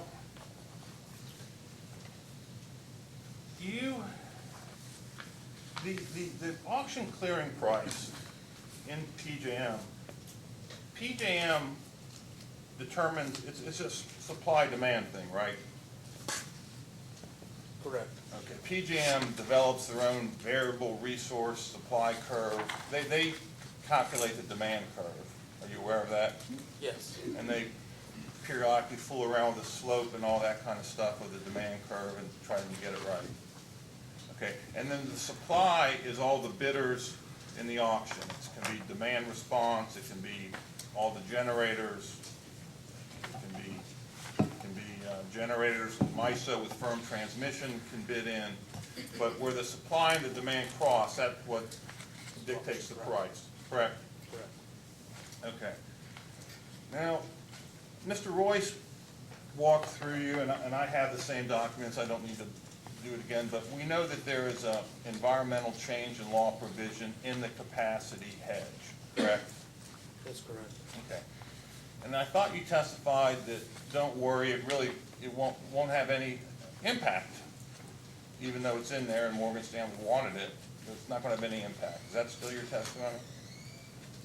It's my belief that it would not come into play with the hedge. That's correct. Let me give you a hypothetical.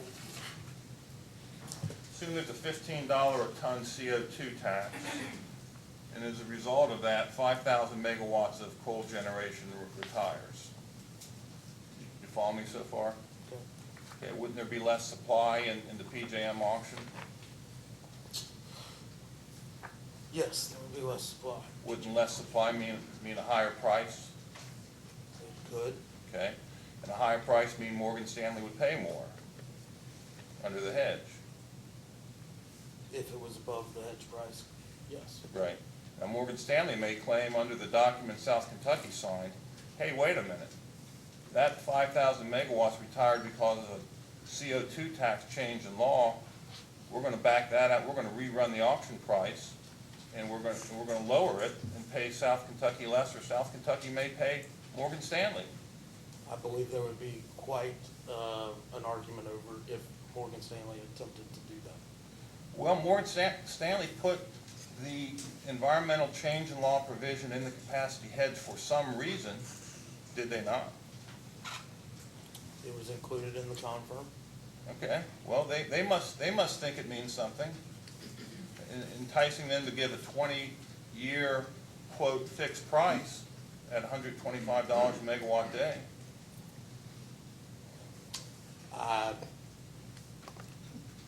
It's in the contract. Okay, and let's just say that in year 2, 3,000 additional megawatts of coal retire because of the CO2 tax. So now we have 5,000 plus 3,000. If Morgan Stanley could demand to back 8,000 megawatts out of the auction and lower the price, therefore reducing their risk under the hedge. Your example also wouldn't, does not take into consideration the additional generation that would be used to replace the retirements. No, the capacity hedge only deals with costs incurred by Morgan Stanley from an environmental change in law. There could be change in demand, there could be new renewables, there could be anything built, that's fine. But if coal retires because of a coal tax, CO2 tax, they could invoke this provision, couldn't they? How could you, I believe there would be arguments as to the cause of the retirement. Okay. Now, the way the contract works is Morgan Stanley sends South Kentucky a bill and South Kentucky pays it, right? Upon checking And the validity of the charge through the contract, yes. there's a dispute resolution process, is there not? There is. Okay. Ultimately, it would go to the Federal District Court, Eastern District of Kentucky for resolution, correct? Correct. Couldn't come to this commission, could you? I believe the dispute resolution does take it to the court. Well, also, the deal between Morgan Stanley and South Kentucky is a wholesale sale in interstate commerce. It's FERC jurisdictional, That's correct. correct? And if South Kentucky ever thought that this was a bad contract and wanted to change it, there's a Mobile Sierra provision in the contract South Kentucky signed, which means to change it at FERC, you would have to show that it's in the public interest, not the simple just and reasonable. Are you aware of that? Yes, Okay. Well, that's a pretty tough burden to go to FERC to change the contract, correct? that's correct. Okay, so Morgan Stanley sends a bill, South Kentucky has to pay it, and if you dispute it, you have to go to court to say that this change in environmental provision really doesn't mean anything, that you testified, even though Morgan Stanley might think otherwise.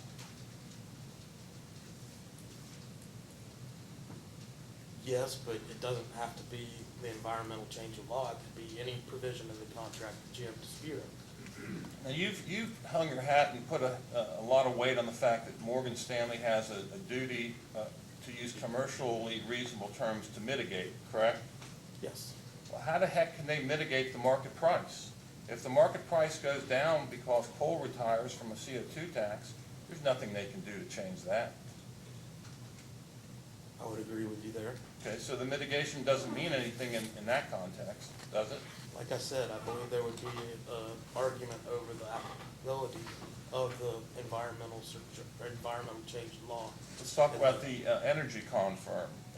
You went through that with Mr. Royce, correct? That's correct. Same hypothetical, $15 a ton CO2 tax. You with me with that? Yes, Okay. on a per unit output basis. It would be, and for a coal generator, typical heat rate, Illinois Basin coal, the rule of thumb is 1 ton of CO2 per 1 megawatt hour of coal generation. Do you agree with that? Okay. Do you agree with that? Yes. Okay, and nuclear and renewable would have 0 tons of CO2 for 1 megawatt generation, correct? Depends on how the law is structured, but yes. Okay, and natural gas combined cycle is kind of right in the middle, 0.5 tons of CO2 per megawatt hour. I can't confirm these numbers. I'm going to rely on. Okay. We used to play around with these when the Clean Power Plan was still a thing, but it's not a thing anymore really, but, so if there's a $15 a ton tax, now remember, the energy's not tied to any particular generator, correct? Correct. Okay, but if there's a $15 ton CO2 tax, it will change the market price of energy in PJM, will it not? It could. It will, won't it? I would expect it would. Okay, and Morgan Stanley can come and say, hey, we calculated that CO2 tax raised the energy price in the market, and therefore we're going to pass that through the South Kentucky. That's what the contract gives them the right to do, doesn't it? I don't believe they would be able to pass that through. Morgan Stanley has protection against the CO2 tax, and you're saying that that's worth 0? They can't do it? I'm sorry. Under that circumstance, in which it was on a carbon tax as such, yes, I believe they could pass that through. However, that would apply to all of the members of PJM, obviously, and thus the cost differential, much like you were talking about with your hedge example, would be felt on both sides of the equation. It definitely would affect East Kentucky, but East Kentucky's not claiming they have fixed prices for 20 years. In your economic analysis to the board, you assumed 0 environmental increase for capacity and 0 environmental increase for energy. Isn't that correct? Could you restate that one? In your net present value analysis, you assume 0 cost increase for capacity because of environmental change in law and 0 increase in energy because of environmental change in law. Is that correct? That is correct. Okay. However, the NPV would not change with such a carbon tax because the additional dollars would be on both sides of the equation. Well,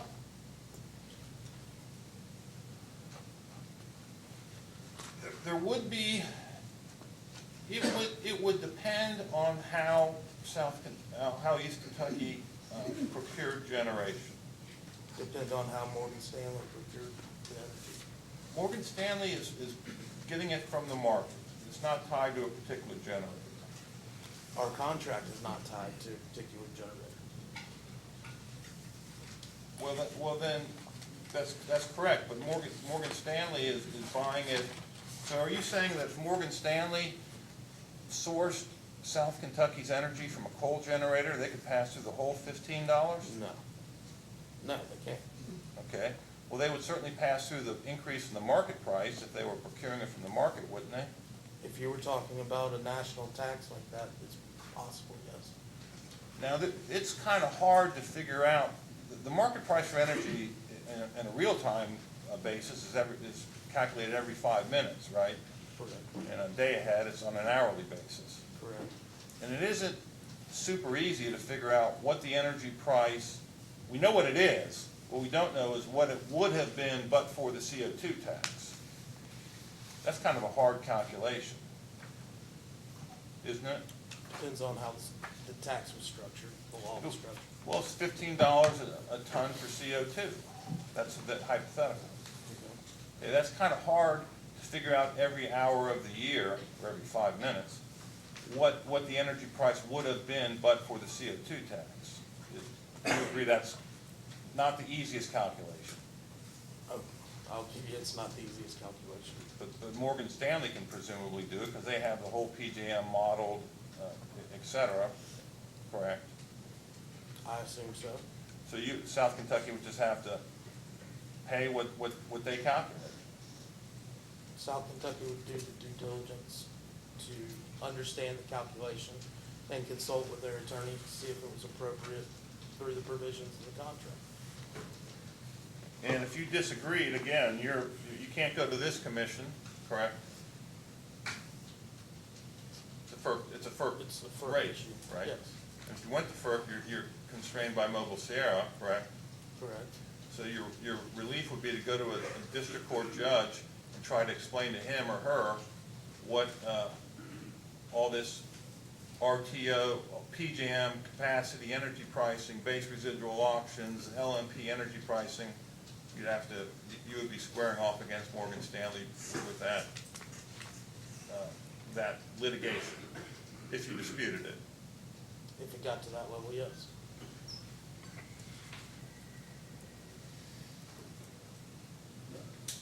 One last thing, your analysis did not assume that East Kentucky would move to cost-based rates for rate E. That's correct, isn't it? That's correct. We assumed that it stayed as it was, as it is. Thank you, Mr. Chairman. Mr. Oswald, any questions? No question. Mr. Crawford? No question, Your Honor. Mr. Scott?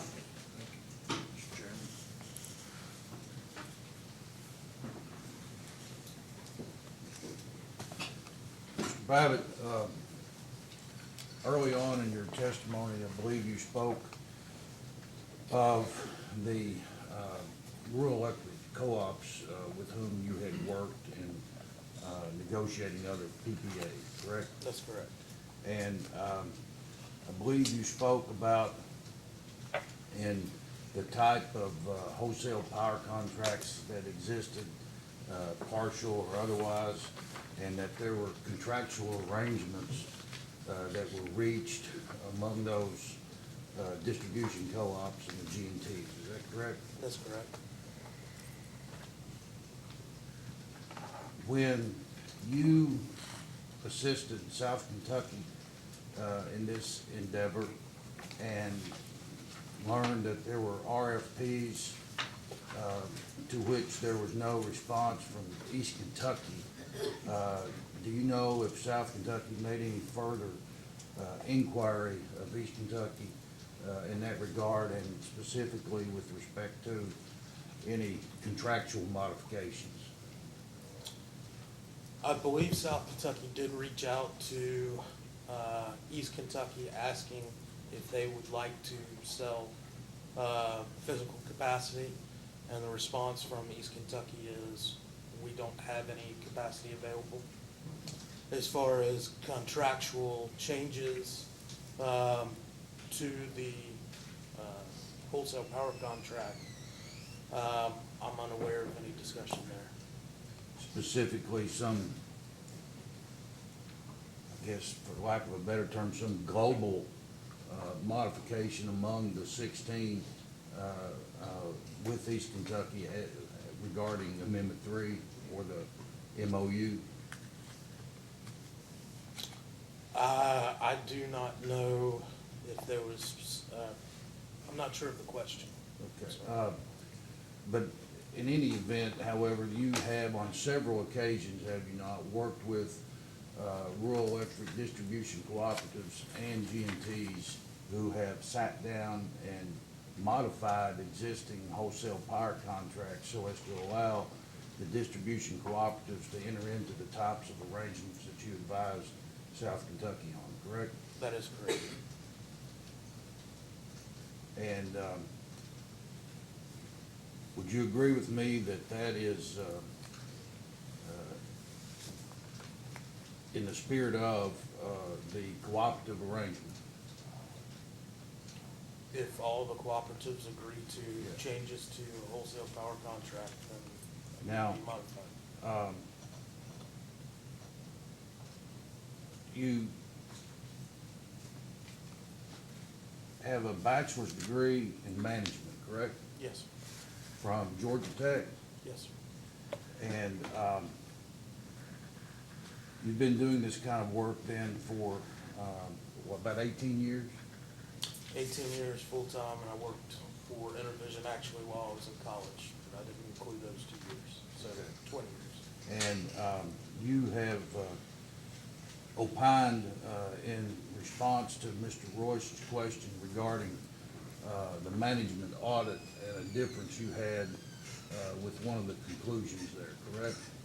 Yes, sir. And you have testified here today regarding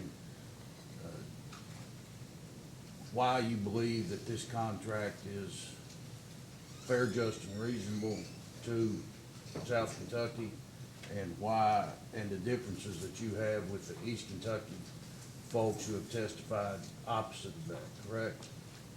I don't believe I've gone that far in the testimony, but I You hold that opinion. Sir, You hold that opinion. would you mind rephrasing the question? Wait. Well, I had that down, Judge. You have testified, have you not, that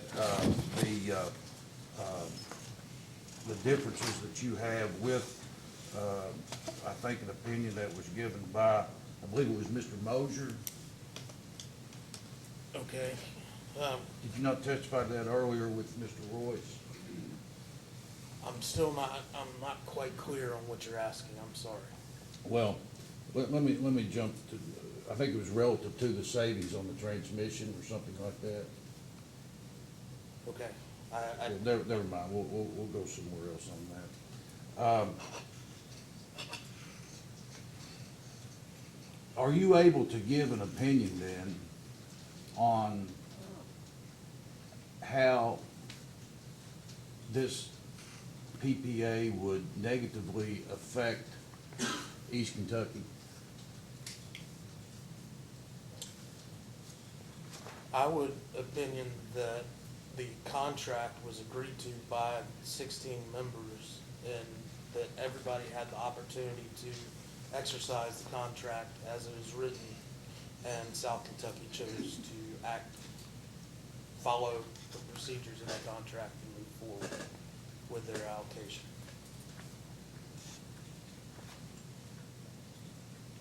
Taking that a step further then, are you able then, based upon my question, to give an opinion based upon your training in this area, your experience in this area, your review of all of the numbers and documents involved, including that which has been supplied by East Kentucky Power, on whether there is any adverse financial impact to East Kentucky with this PPA? To East Kentucky itself, no, East Kentucky will recover its costs. And do you have any doubt in that opinion? No, East Kentucky will recover its costs from the sales that it has. And you hold that opinion within the realm of a reasonable degree of certainty within your field and your experience and education and training? In knowledge of this case, yes.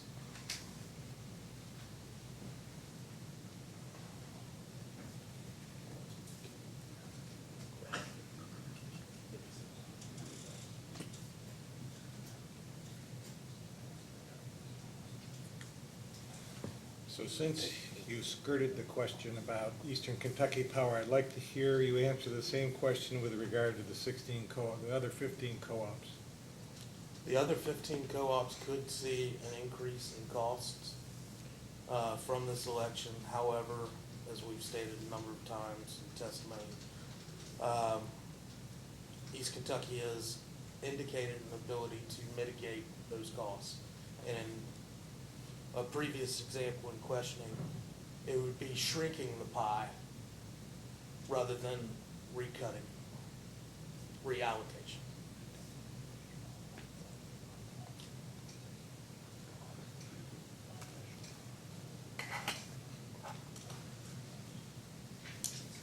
Which is just a redistribution. Not if the revenue requirement were be reduced through reduced costs.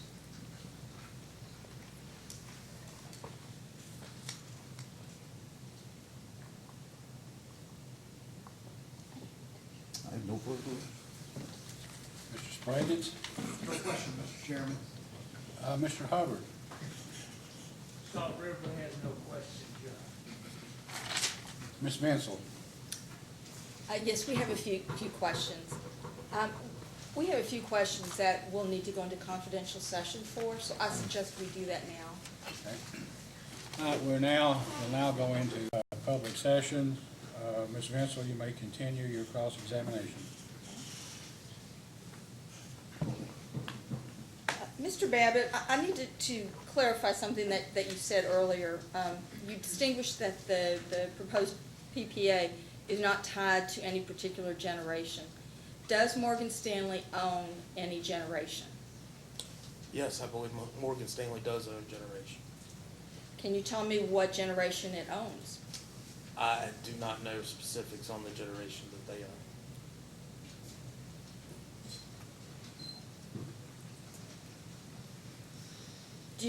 Do you know anything about the fuel types with the generation that Morgan Stanley owns? I do not know their portfolio of resources, I'm sorry.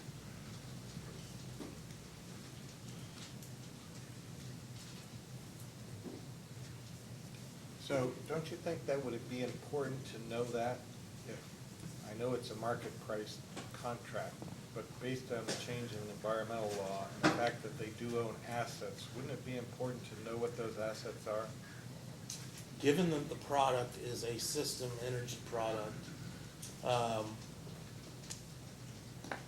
don't, I'm not sure how much additional information knowing the specific units and types would provide me as far as the environmental costs. Doesn't it change Morgan Stanley from being a pure marketeer of energy into being a generator marketeer of energy? It does. However, in our specific contract, it is a market energy, a system energy product. Except that it has a change in environmental law clause, That's correct. which subjects their particular assets. I think in Mr. Kurt's example, potentially those assets could be affected just because they happen to be Morgan Stanley's assets. And that's where they're generating this energy that's coming into the market. But the energy we're receiving is not tied to those specific units. It's system energy. I don't know, I'll let you continue in here. Earlier, Vice Chair Cicero asked you if costs would increase for the co-ops, and you indicated that they could from this agreement. That's correct. Are increased co-op rates harmful or beneficial to economic growth and the ability to attract new load?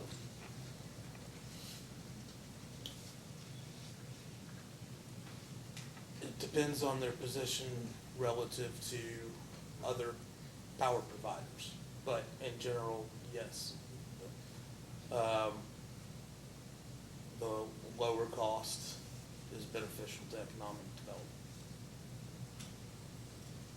And when you say depends on their position relative to other power providers, are you speaking about price points? Well, yeah, I mean, and also programs, I mean, utilities often offer a discount for economic development purposes to attract large load, so, and competition. I mean, so you're talking about, competition among cooperatives and among IOUs or different power providers anywhere.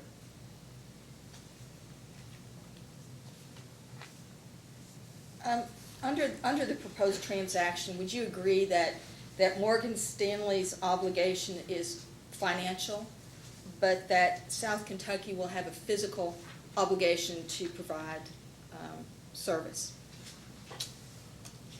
On the energy side, Morgan Stanley has an obligation to provide firm energy.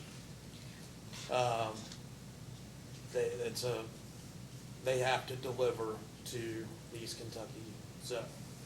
On the capacity side, it is a financial hedge.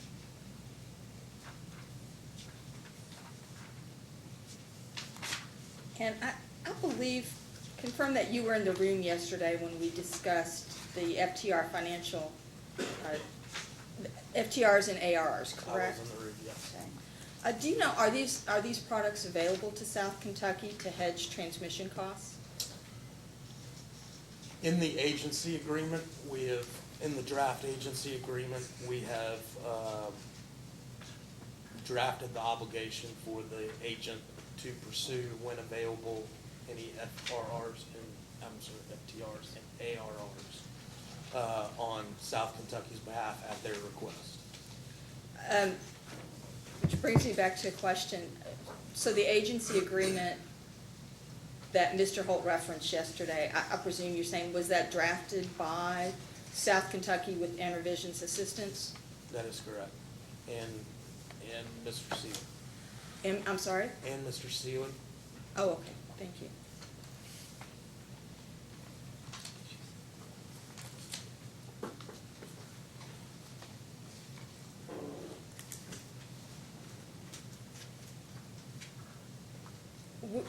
Would a load following contract or a generator have a lower risk of cost shifting versus the 100% load factor contract here?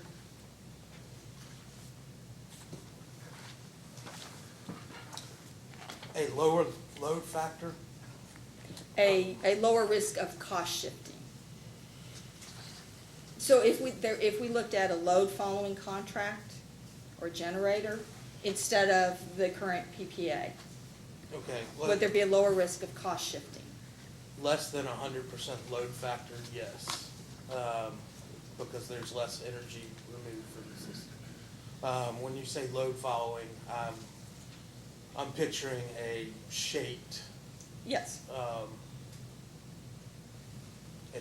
Reduction on the energy side, and it would reduce the savings for South Kentucky, and it potentially could lessen the cost shifting because of the energy portion of it. But once again, this is outside of mitigation efforts.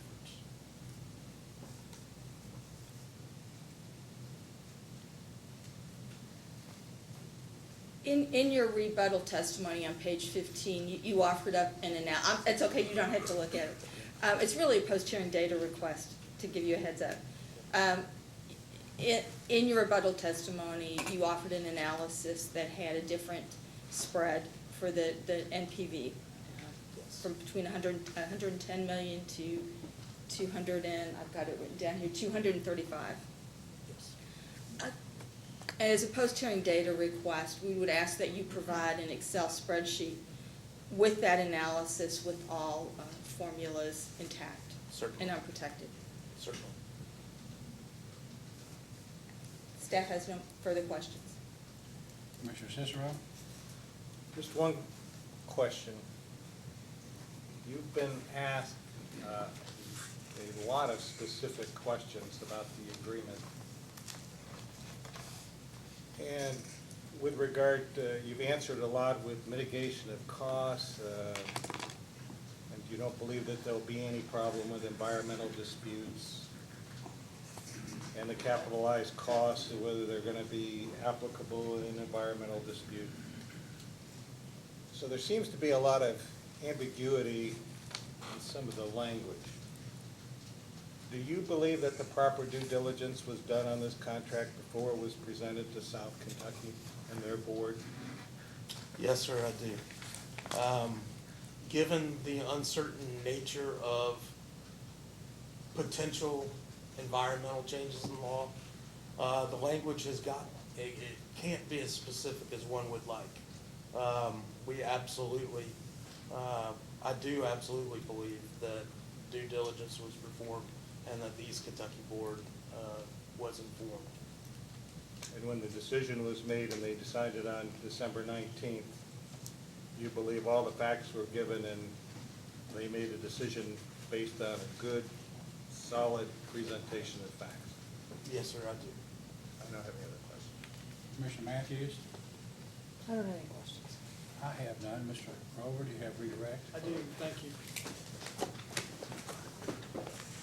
Just, if I may follow up on something Commissioner Cicero just asked you, has the South Kentucky Board had an opportunity to sort of revisit the December 19th meeting?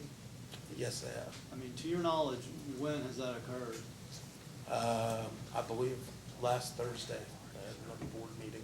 And what It was discussed. discussed at the board meeting, I guess germane to why we're here? I discussed the revised range of savings and, excuse me, once again went through the presentation from December and recalled the discussion regarding benefits and risks with the board at that time. I mean, were there questions from the board regarding your presentation? There were not questions regarding the presentation. In fact, they confirmed that they understood and thoroughly were informed on the risks and benefits and potential savings as previously presented. And I want to clarify two things just for the record. A minute ago, I think in response to Commissioner Cicero's question, I think you referenced the board. I think you said East Kentucky Board, and I assume you meant the South Kentucky Board? Yes. Okay. And then similar to, sorry, I'm drawing a blank, Ms. Vincent? Ms. Vincent? Ms. Vincent, thank you. I think she asked you about the agency agreement. Your response was that maybe that had been worked on with you and Mr. Seeley? Yes. Is that correct? Were you referring to the data request response and not the agreement? Yes, the data. Okay, I just wanted to make sure the record was clear in that respect. I know you have heard a lot about environmental costs and that provision in the contract. Yes. Yeah, and I mean, I think all the lawyers in the room agree it speaks for itself. It may not speak as adequately as some would like, but it speaks for itself. One question I would like to ask relative to Mr. Kurtz, it's hypothetical. I think he asked you, if I followed, what if, with respect to the capacity hedge, there was some sort of carbon action that resulted in a lot of coal retirements? Do you recall that line of questioning? Yes. Let me ask you this. If generators totally unaffiliated with Morgan Stanley make decisions relative to a change in environmental law that causes an increase in the capacity price in the PJM market, would you expect, and do you understand, strike that, do you understand the agreement to allow those costs to be passed on to South Kentucky? No. Let me point you to a specific section, and you can look at either one. They're in both. I think we've established that. But if you would look at, section 8, if you got it, and you can have mine back, because I remember what it Did I said. give it to you? You got a I copy? think I gave it to you back.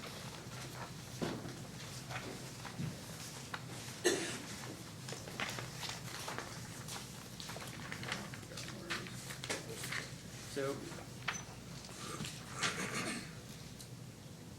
okay. So I'm referring to the witness, that's paragraph 20 of the capacity hedge confirmation. Is that correct? That's correct. And that's the environmental change in law.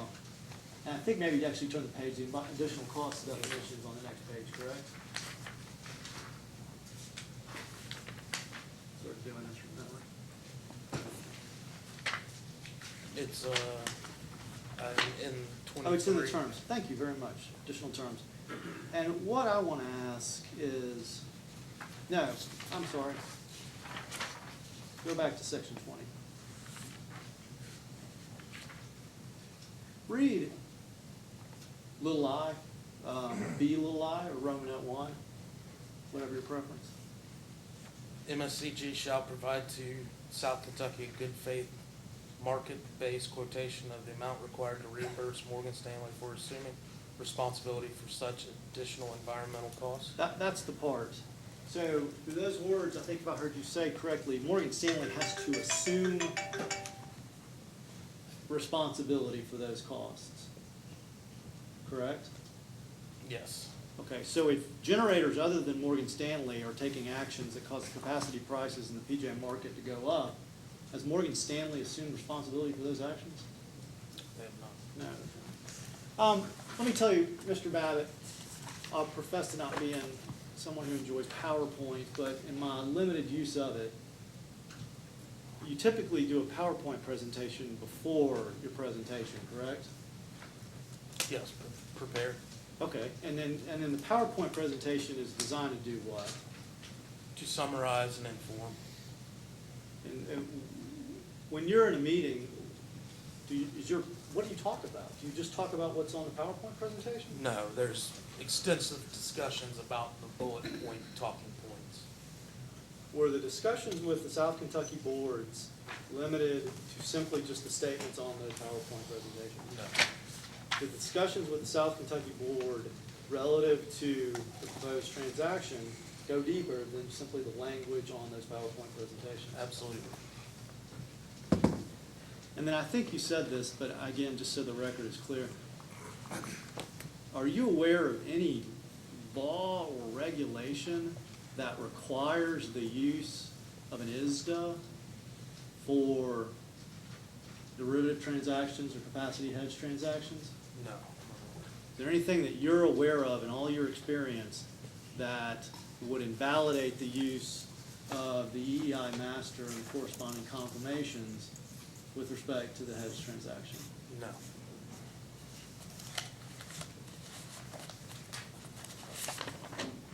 Kind of going in reverse.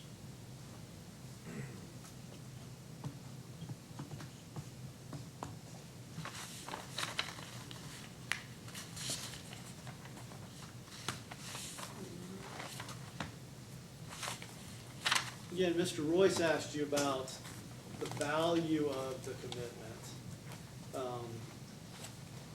I think he approximated it in the $400 million range, is that correct? That's correct. The projected savings that you've calculated for South Kentucky, again, what is that relative to? It's the cost if they did nothing, if that 58 megawatts remained with East Kentucky In other words, if they continue to be served by East Kentucky Power. for that block, yes. And their service to East Kentucky Power, is it limited to just the 58 megawatts? No, they still have remaining load served by East Kentucky. And the final financial commitment associated with that, do you have any idea what that is? I don't. You think it's in excess of $1 billion? Over that period, same period of time? Yep. You know what, I can truncate this. The last question I have is really, it sounds like at the beginning, Mr. Royce went over your extensive experience in the sort of the wholesale market arena. Based on what I heard, it sounds like you've had a number of interactions with Morgan Stanley over the years. That is correct. And when we're using Morgan Stanley shorthand, I know the counterparty to this transaction is Morgan Stanley Capital Group. Is that who you were referring to? Yes. Have you encountered, in your experience with Morgan Stanley, a situation where it entered into a transaction and then turned around shortly thereafter and defaulted for economic reasons? I have not seen a default on those contracts. That's all I have. Mr. Miller, do you plan on calling Mr. Babbitt as part of your case at all? I say that because I notice he's on the witness list, and otherwise I would ask if anyone cared if he were excused. No, Mr. Chair, we don't plan to call him. Our witness list just was a list of all witnesses in the case. Yeah, I understand that happens. That's why I wanted to know if you had some intent maybe to call him. Otherwise, Mr. Babbitt, you may step down, and subject to South Kentucky's having you here or not, you're excused from further testimony. Thank you very much. All right, we'll now take a lunch break until 1:15, and when we come back, you have one more witness, Mr. Seeley. That is correct. But before Mr. Seeley testifies, we're going to ask Ms. Herman to come up and tell us the question that's kept us, answer to the question that's kept us on the edge of our seats for almost 24 hours, and that is there a letter of January 5th? Mr. Chair, before we go off the record, may I move admission of the exhibits that I used and identified? Yes. Let me ask Mr. Kurtz, what are you going to do with yours? I have exhibit 6 that would like moved into evidence, exhibit 5. Just keep it marked, but not. Okay. Exhibit 5 of new core will be marked for identification, but will not be an evidentiary exhibit. New core 6 is filed into evidence as a new core exhibit 6, and all of the exhibits that Mr. Royce filed are admitted into evidence for this hearing. Right? With that, if there's nothing further, It's fine. That's what I was trying to do. Thank you. we'll go into recess until, 1:15. Thank you, Your Honor. Okay, we are now back on the record. Ms. Herman, would you please take the stand, and you remain under oath. I can't remember who was it. Were you, Mr. Scott? Do you want to ask your question that you had yesterday? For the record, would you state your name, ma'am? Michelle Herman. And Ms. Herman, I believe that there was an inquiry yesterday regarding whether you had caused to be mailed under your own hand, or at least signed a letter to R.U.S. dated January 5, 2018, and I believe you were going to make an inquiry as to whether or not you had actually done that or not. Have you made that inquiry? I have. And have you looked into the matter as thoroughly as you can in a short time, and have you concluded what you believe your answer ought to be on that? I have. And what is that answer? There is no letter signed by me dated January 25th. January 5. January 5th, right. However, I was afraid of that. there was email correspondence subsequent to that January 5th letter directly from me to RUS, and that was filed in response to Distribution Co-op's first request for information number 3.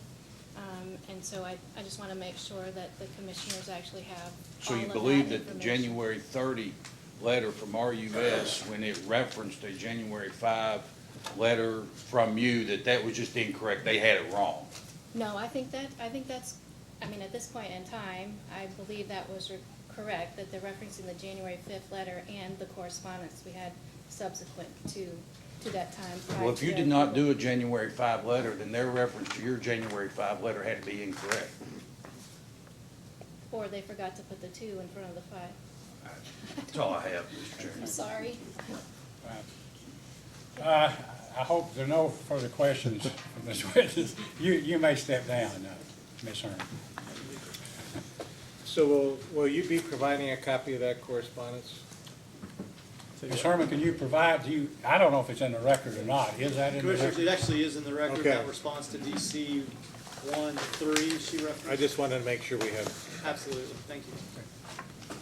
treasures like that can't stay buried. All right. Do you solemnly swear or affirm that the testimony you're about to give will be the truth, the whole truth, and nothing but the truth? I do. And please be seated, Mr. Seeley. Counsel, may I ask? Mr. Seeley, could you state your name for the record? William Stephen Seeley. And what is your address, Mr. Seeley? My business address is 6001 Claymont Village Drive, Suite 8, Crestwood, Kentucky. And by whom are you employed? I'm owner and managing partner of the Prime Group LLC. And was Prime Group and/or you engaged by South Kentucky in connection with its application in this proceeding? We were, I was. And did you cause testimony to be filed in support of that application in this proceeding? Yes, I've filed rebuttal testimony in this proceeding. Do you have any corrections or updates to make to that rebuttal testimony? No, I do not. And if I pose the questions to you in that rebuttal testimony, would your answers be the same today? They would. We would tender the witness, John. Mr. Chandler, cross-examination? Thank you, Chairman. And before I begin, I've presented all three of the commissioners a binder, as well as copies of the exact same, essentially the same documents right here for all the other parties. And to make it a little easier, there will be 4 copies that are have copies of orders in their entirety, and the copies, the abbreviated copies that all the other parties have just the portions of orders that I'm going to be referring to. Before I begin, may I approach the witness and provide Yes, you may. copies?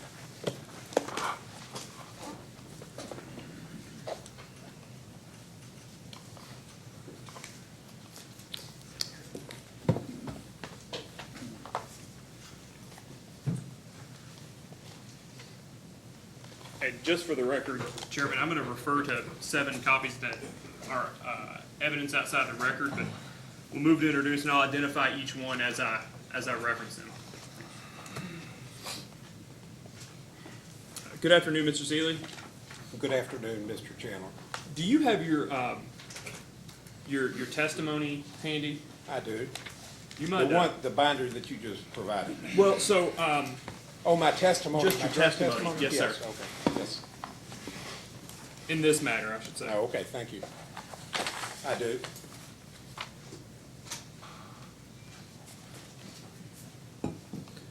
So the first question I have, on line 10, well, I don't want to be accused of just pulling something out of thin air. So would you agree that the section starting on page 18 of your testimony on line 24 on to the next page sort of discusses the financial harm or any demonstration of financial harm or lack thereof in the record, the financial harm to the other EKBC and its other members?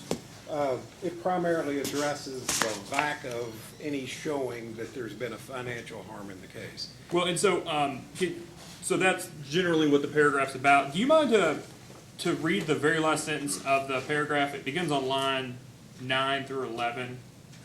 Which page, please? On page 19, sir. 19. Based on the current strength of the economy, there are indications that EKPC has experienced stronger growth than what was projected in the last IRP file. And so to be fair, I think you had 2 sentences before you had sort of referenced the IRP, correct? Yes, there were references to a couple references to the IRP, yes. And what were you basing that that statement on? A number of factors. One is the strength of the economy in general. Most of the utilities I'm working with right now are seeing a stronger economy than they did a few years ago. And a lot of the utilities in the state are seeing growth that they didn't see for a number of years after the recession. So that's one basis. The second basis of that statement is it's just indicative, but the testimony that Mr. Holt provided of the increase in sales agreed that could have been weather normalized, but it was indicative of some growth. Also, I track and monitor data for all the cooperatives in the state and in other states as far as growth in residential sales per customer. And that data, which is based upon EEI data that is submitted, also indicates that there is an uptick in growth in Kentucky. So, and that's more on a trended basis that would take it into consideration weather.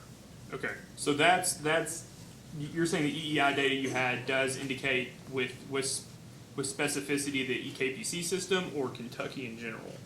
Both EKPC's system and Big River systems, all of the utilities in the state, including the IOUs, submit data for the EEI database.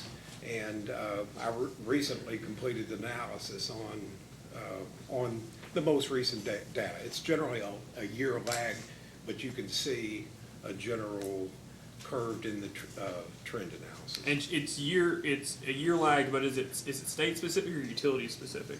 No, it's utility specific, Utility and the specific, analysis okay. that I look at is residential. Residential utility specific. Yeah, Okay. residential, but all of the data's there.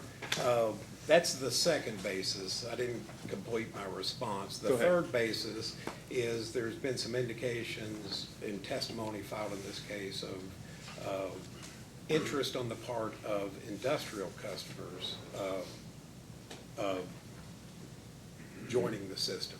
And South Kentucky, I know there's been increased interest on their part to add industrial, large commercial load. Nucor, for example, was looking into adding, if I remember correctly, like 48 megawatts of load. So it seems like the economy is improving in the state, and that could have a positive effect. And those are the basis of my statement here. I was gonna say, so that's what you used to come to that opinion? Yes. Okay.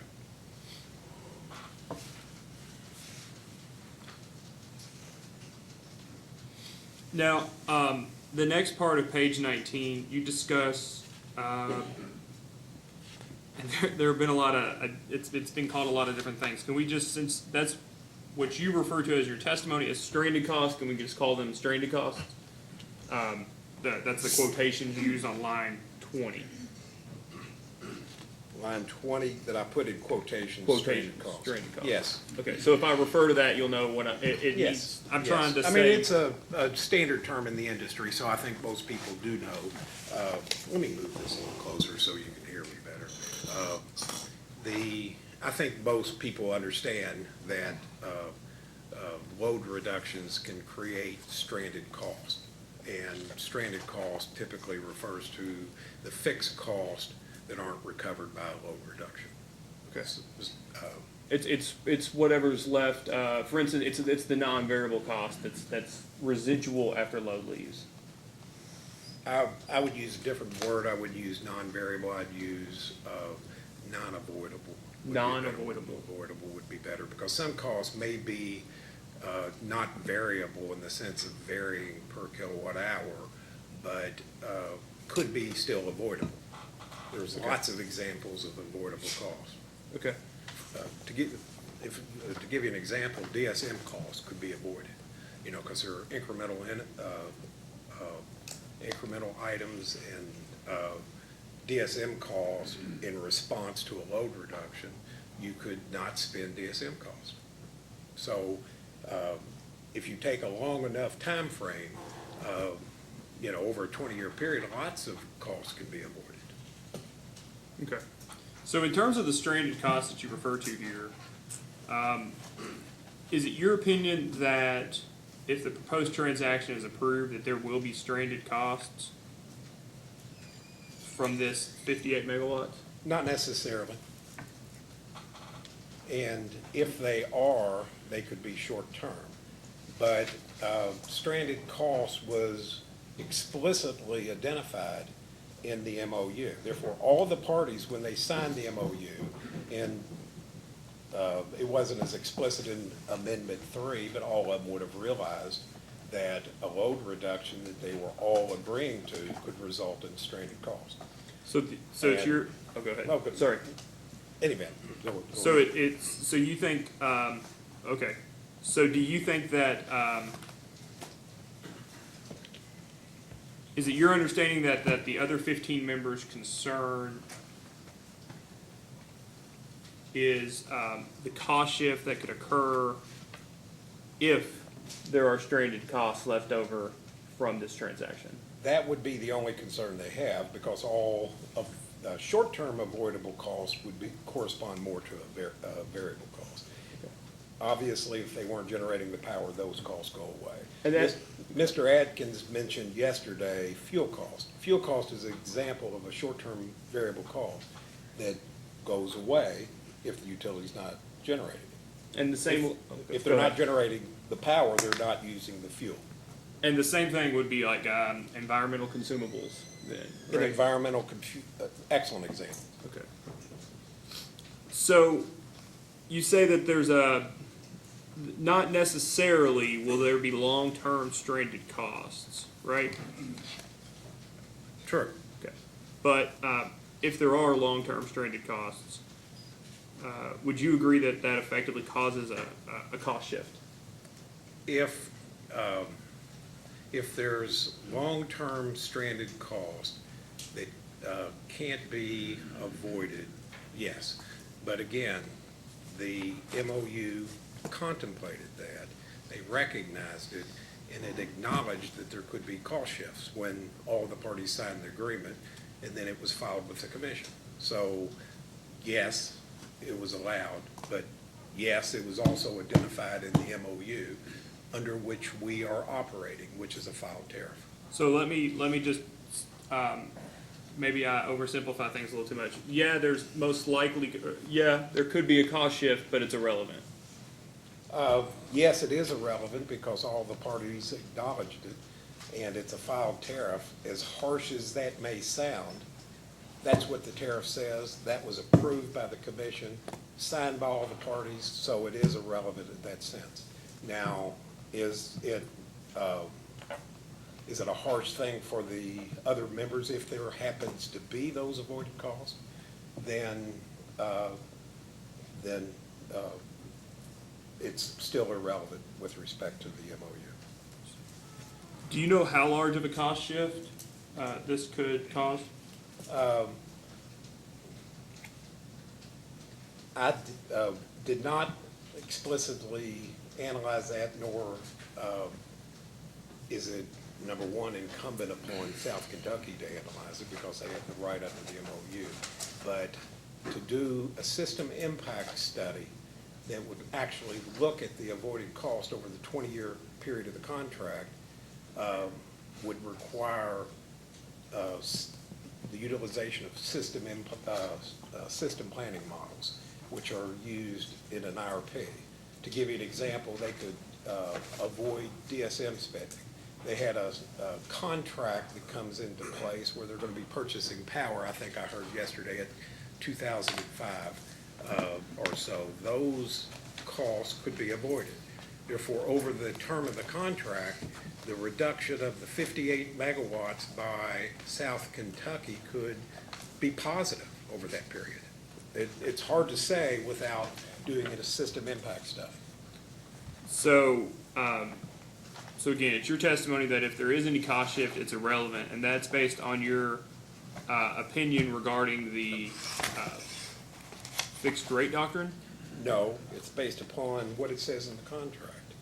Section 5A of the contract, the MOU, specifically addressed that possibility and acknowledged that that could occur, which means that East Kentucky certainly has a right to recover its cost in future rate cases.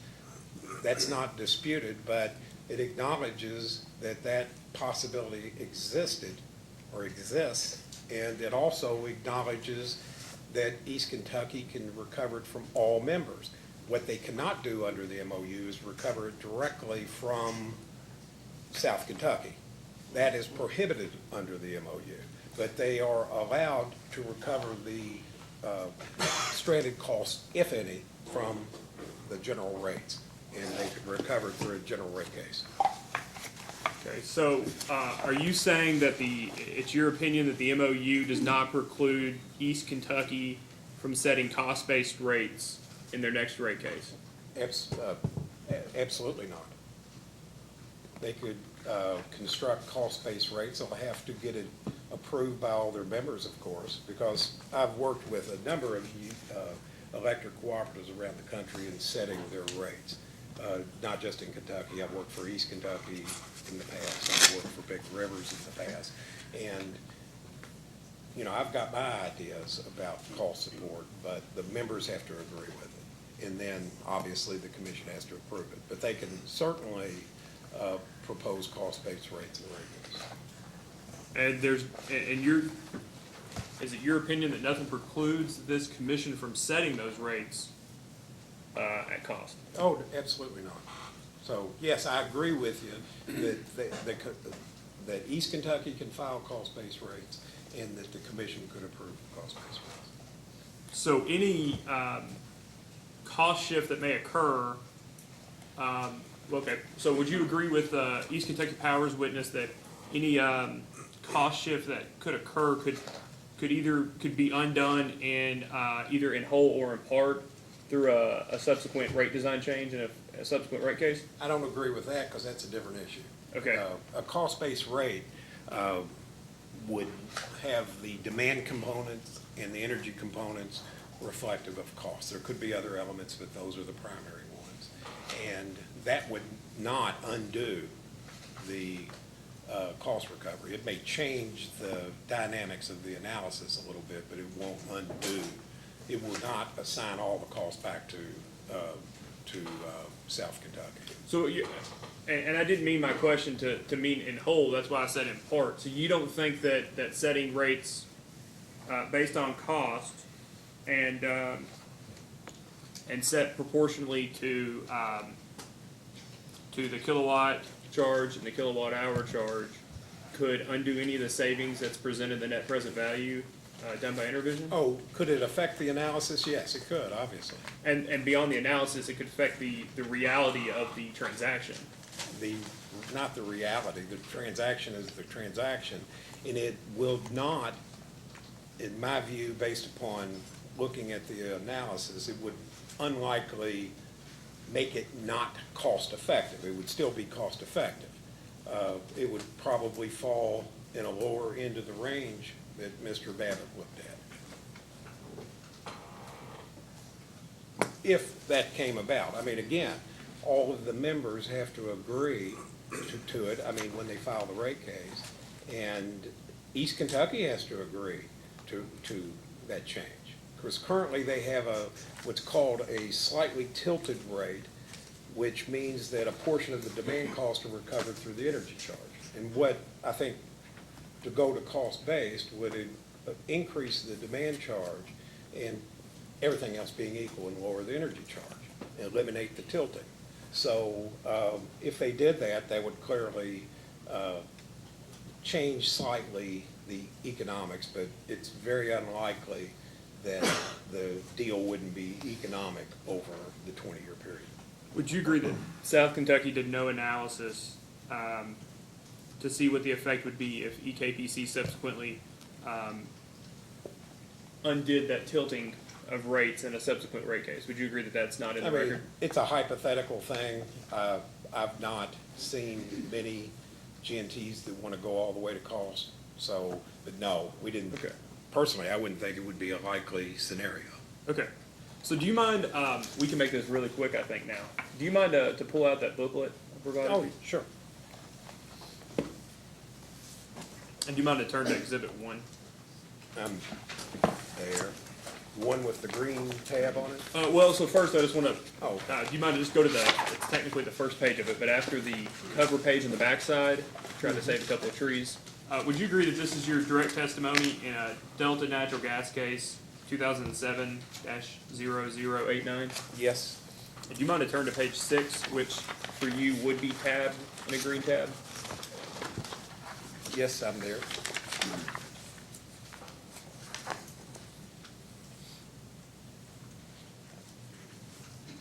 And so, would you agree that at the bottom of line 6, starting on bottom of page 6, starting line 22, onto the next page, onto line 1, that you discussed the issue wherein where you believe if fixed charges are recovered through a volumetric rate, that those who use more would tend to provide more towards that, and those who use less than average would provide effectively not enough to cover cost of service? I agree with you, but I will add that we're talking about here fixed cost recovery of distribution cost. Right. We're speaking of a customer charge and a residential rate.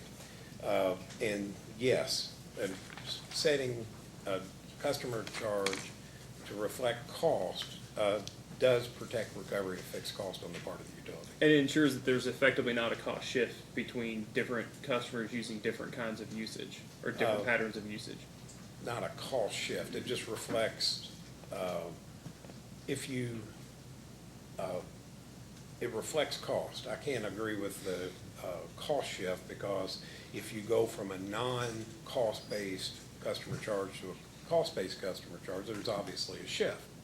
Is it an appropriate shift? Yes, but it's a shift. And that's what I wanted to do. It's your testimony, it's your opinion, that's an appropriate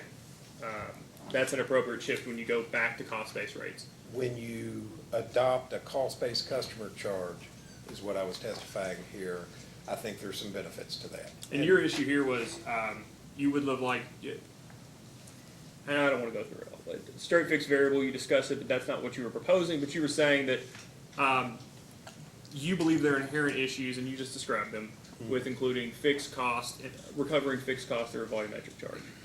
And you previously stated that it's your understanding that EKPC's EKPC's tariffs are quote-unquote slightly tilted, wherein they recover from customers some demand-related costs in the volumetric charge. That's what it appears, particularly based upon the cross-examination of Mr. Kurtz, I think, of Ms. Herman yesterday. Okay. I think there's more to it than was addressed in that exchange, because there are variable O&M expenses that weren't discussed, and there could be some other cost components. Therefore, I don't think it's as dramatic as Mr. Kurtz suggested in terms of the difference, but it does appear that there's a slight tilting in East Kentucky's rate now. Okay. So do you mind to turn to Exhibit 2?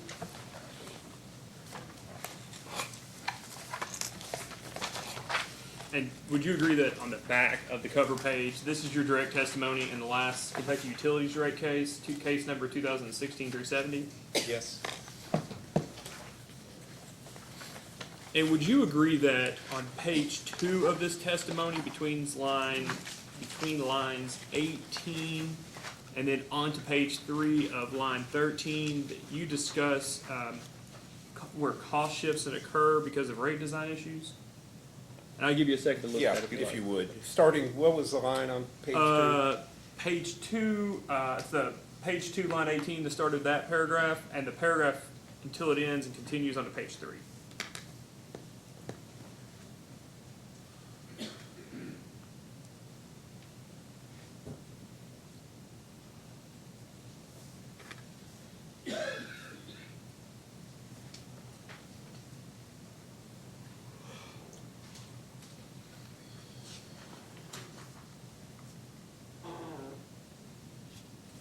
Okay, I've read it. Now, again, this is, your testimony here is regarding residential rate design for the most part, correct? That's correct. And maybe small commercial? But most this was likely- in regard to residential, if I remember correctly. Most likely two-part rate design. Yeah, right. Okay. Do you mind to read that paragraph, and read it all the way until the end of the sentence ending on line 10 of page 3? Okay, in this filing, starting there, Yes, sir. KU is proposing rate design changes to begin to address fundamental changes that are taking place in the electric utility industry. Across the United States, electric utilities are beginning to see competitive pressures from various forms of distributed generation, solar generation, natural gas generation, and wind generation. As a result of customers installing behind-the-meter generation, and also customers finding ways to conserve energy or use energy more efficiently, many utilities are experiencing steep declines in their sales per customers. Regardless of, now, where did you want me to stop?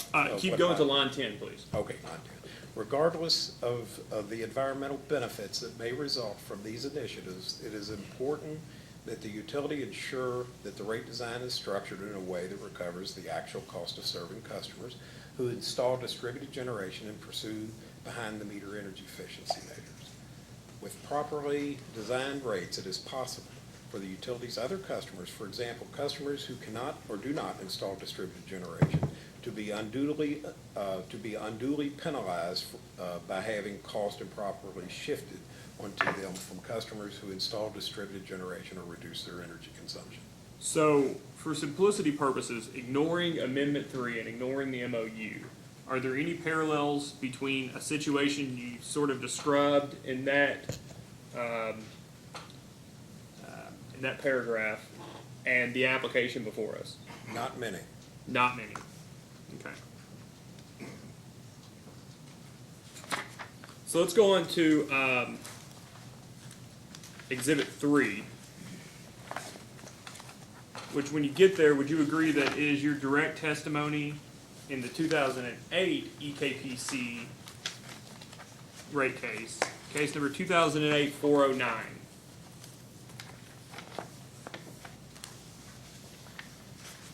Which page are we on? I'm having trouble. It's Exhibit 3. On 29, page 29? Oh, no, just Exhibit, just Oh, okay. Sorry. tab 3, Exhibit 3. Oh, okay. I'm there. Would you agree that that's your direct testimony from the 2008 EKPC case? Yes. And do you remember providing this testimony? Yes. And have you had a chance to review this recently? I did look through it when I noticed in the document list that you submitted, I think, whenever you submitted it, Monday. Before the deadline, though, right? Pardon me? Nothing. Oh. Strike that. On page 29 of Exhibit 3, would you agree that you address rate design? Do I agree what? Could you repeat that? That you address rate design? I did. In this testimony, I addressed both revenue requirement and rate design and cost of service, so I did all three. The jack of all trades. Not quite. So would you agree that it was your testimony in this case and your proposal on behalf of EKPC that EKPC implement Phase 1 and Phase 2 rates, wherein Phase 1 are designed to serve as like a temporary rate design, and then there would be a revenue neutral rate design change to cost-based rates in Phase 2? That's correct. And so, a second ago, when you discussed whether or not utilities, I forget the term, maybe had the willpower or are interested in cost-based rates, you would agree that, at least in this case, EKPC was interested in cost-based rates?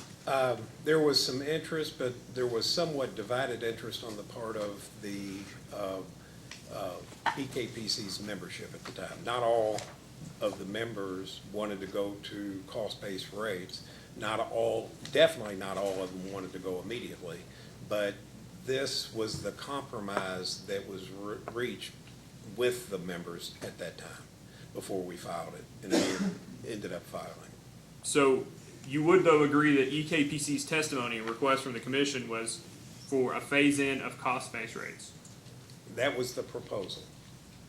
And you mentioned earlier that there's no study in the record where South Kentucky even considered what changes of rate design might have on the net present value analysis, right?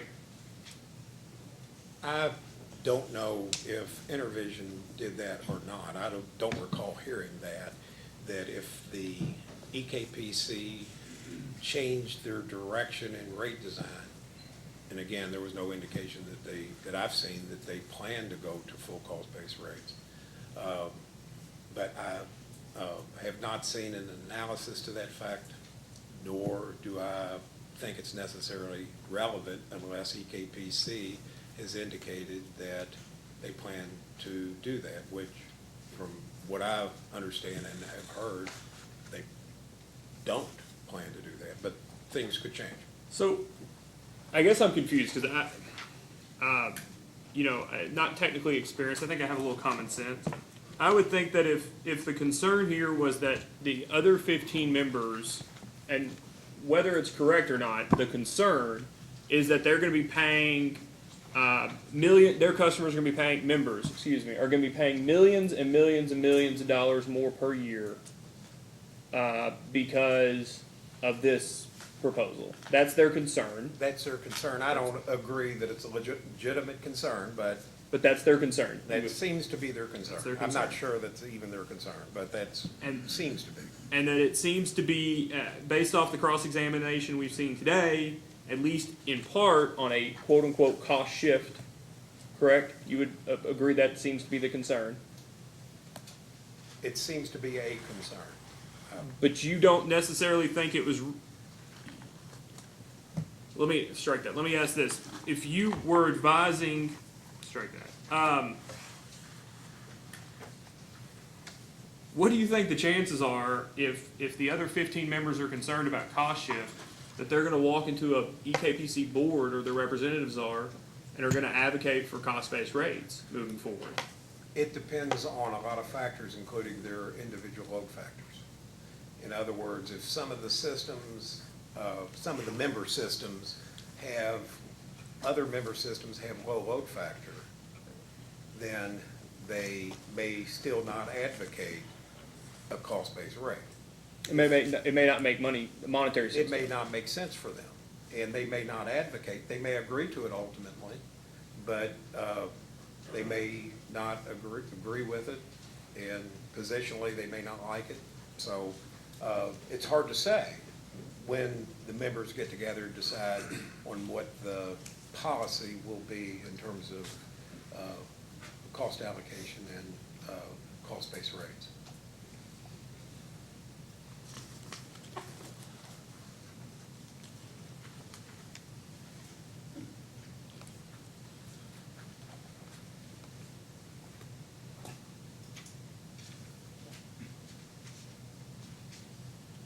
You alluded to this answer earlier. I think I asked Mr. Babbitt this. Do you think that there is any way that South Kentucky's customers could pay more under this proposed agreement than without it? I think it's very unlikely for South Kentucky to pay more under this transaction than current, than EKPC. Is that what you asked? Yeah, I'll make the same deal I made with you with Mr. Babbitt. I'm going to ask it as a yes or no, and I promise to follow up, and you can provide an answer. But Okay. is there any way that South Kentucky's members pay more under this proposed transaction than without it?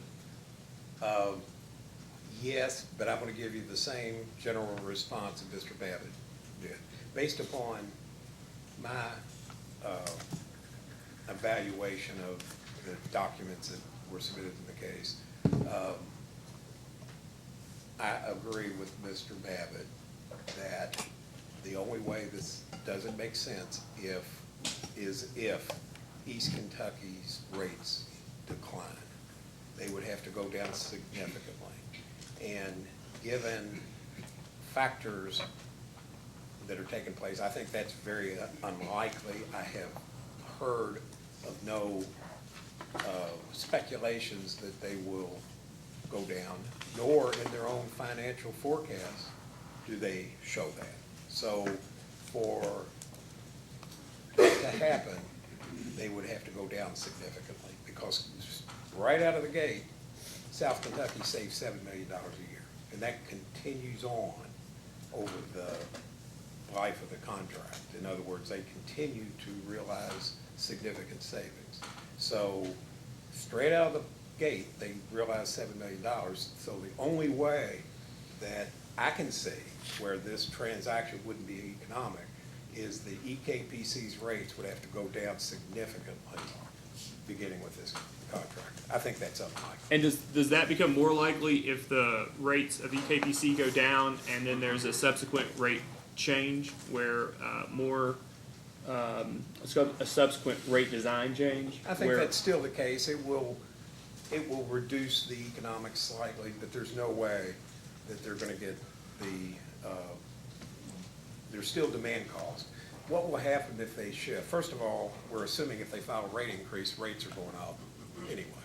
So assuming they go to a cost-based rate, just because the energy charge goes up, the demand charge goes down. The demand charge is gonna go up. So there's still savings from the demand charge. It just shifts the savings around a little bit. But wouldn't you agree proportionally the majority of the savings is on the energy side for South Kentucky in this proposal? Yeah, it appears to be on the energy side, but it's the total package.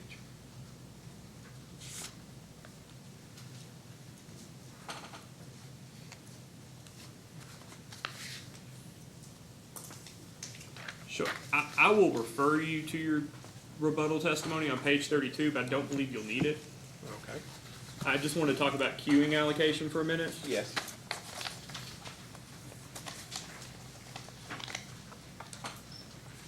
Or, sorry, it's not page 32. It's, wrote down the wrong thing here.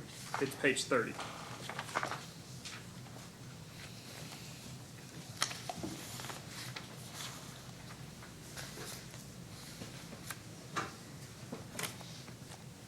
Let me know when you're there. I'm there. Okay. And so, I just asked, what was the purpose of your discussion here on the queuing allocation?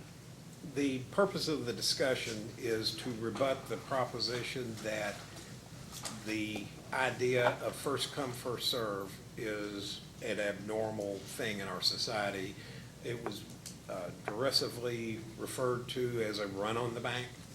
It was called first hog to the trough, I think was another epitaph for it. I don't know if that's the right word, but description of it. So the point here of queuing allocation is to rebut that proposition that queuing allocation or first come, first serve approaches are uncommon. You see them every day. I realized a first come, first serve approach when I bought my latte this morning at Starbucks. I had to get in line. You know, it's time is a limited resource in that case, so you have to get in line. First person that gets there gets in line. Same thing with movie tickets, same thing with sports tickets, even organ transplants. People waiting for organs, there are other considerations that go into place with that, but that's a very important resource, organs, and they use a first come, first serve often. And it's not uncommon when there's limited resources. In the case in point, the MOU provides the 5% resource. So the 5% is a limited resource. Therefore, that's one methodology, and that's the methodology that was agreed to by all the parties back in 2003 when they signed the Amendment 3. All of those various options were addressed, and they chose as a group and agreed to, in the Amendment 3, to a first come, first serve approach. So that was, and it wasn't overturned in the MOU several years later. How would you feel if you owned the Starbucks and got there and got in line and there wasn't a latte when you got there? That's why I would want to get in line first. And tough luck to everybody else, right? What's that? And tough luck to everybody else. You know, I don't know who's even interested in buying a latte. They may run out of it with only 3 people there. But, you know, that's an issue for East Kentucky. You know, they could make it 15% to everybody would be one possibility. They would have to obviously probably get some agreement from RUS to do that, but that would be another possibility. Or how about 5% to everybody? That was rejected in Amendment 3. So all the parties considered that, and documents in the record indicate it was considered. It was rejected by all the parties when they agreed to it back in 2003. When they agreed to Amendment 3. I'm sorry. So you're, Mr. Chandler pursued the line of questioning, what if everybody received 5%? I presume that the co-op members decided that 5% for 16 co-op members meant 80% of load, so therefore you basically have an asset that is not going to function anymore.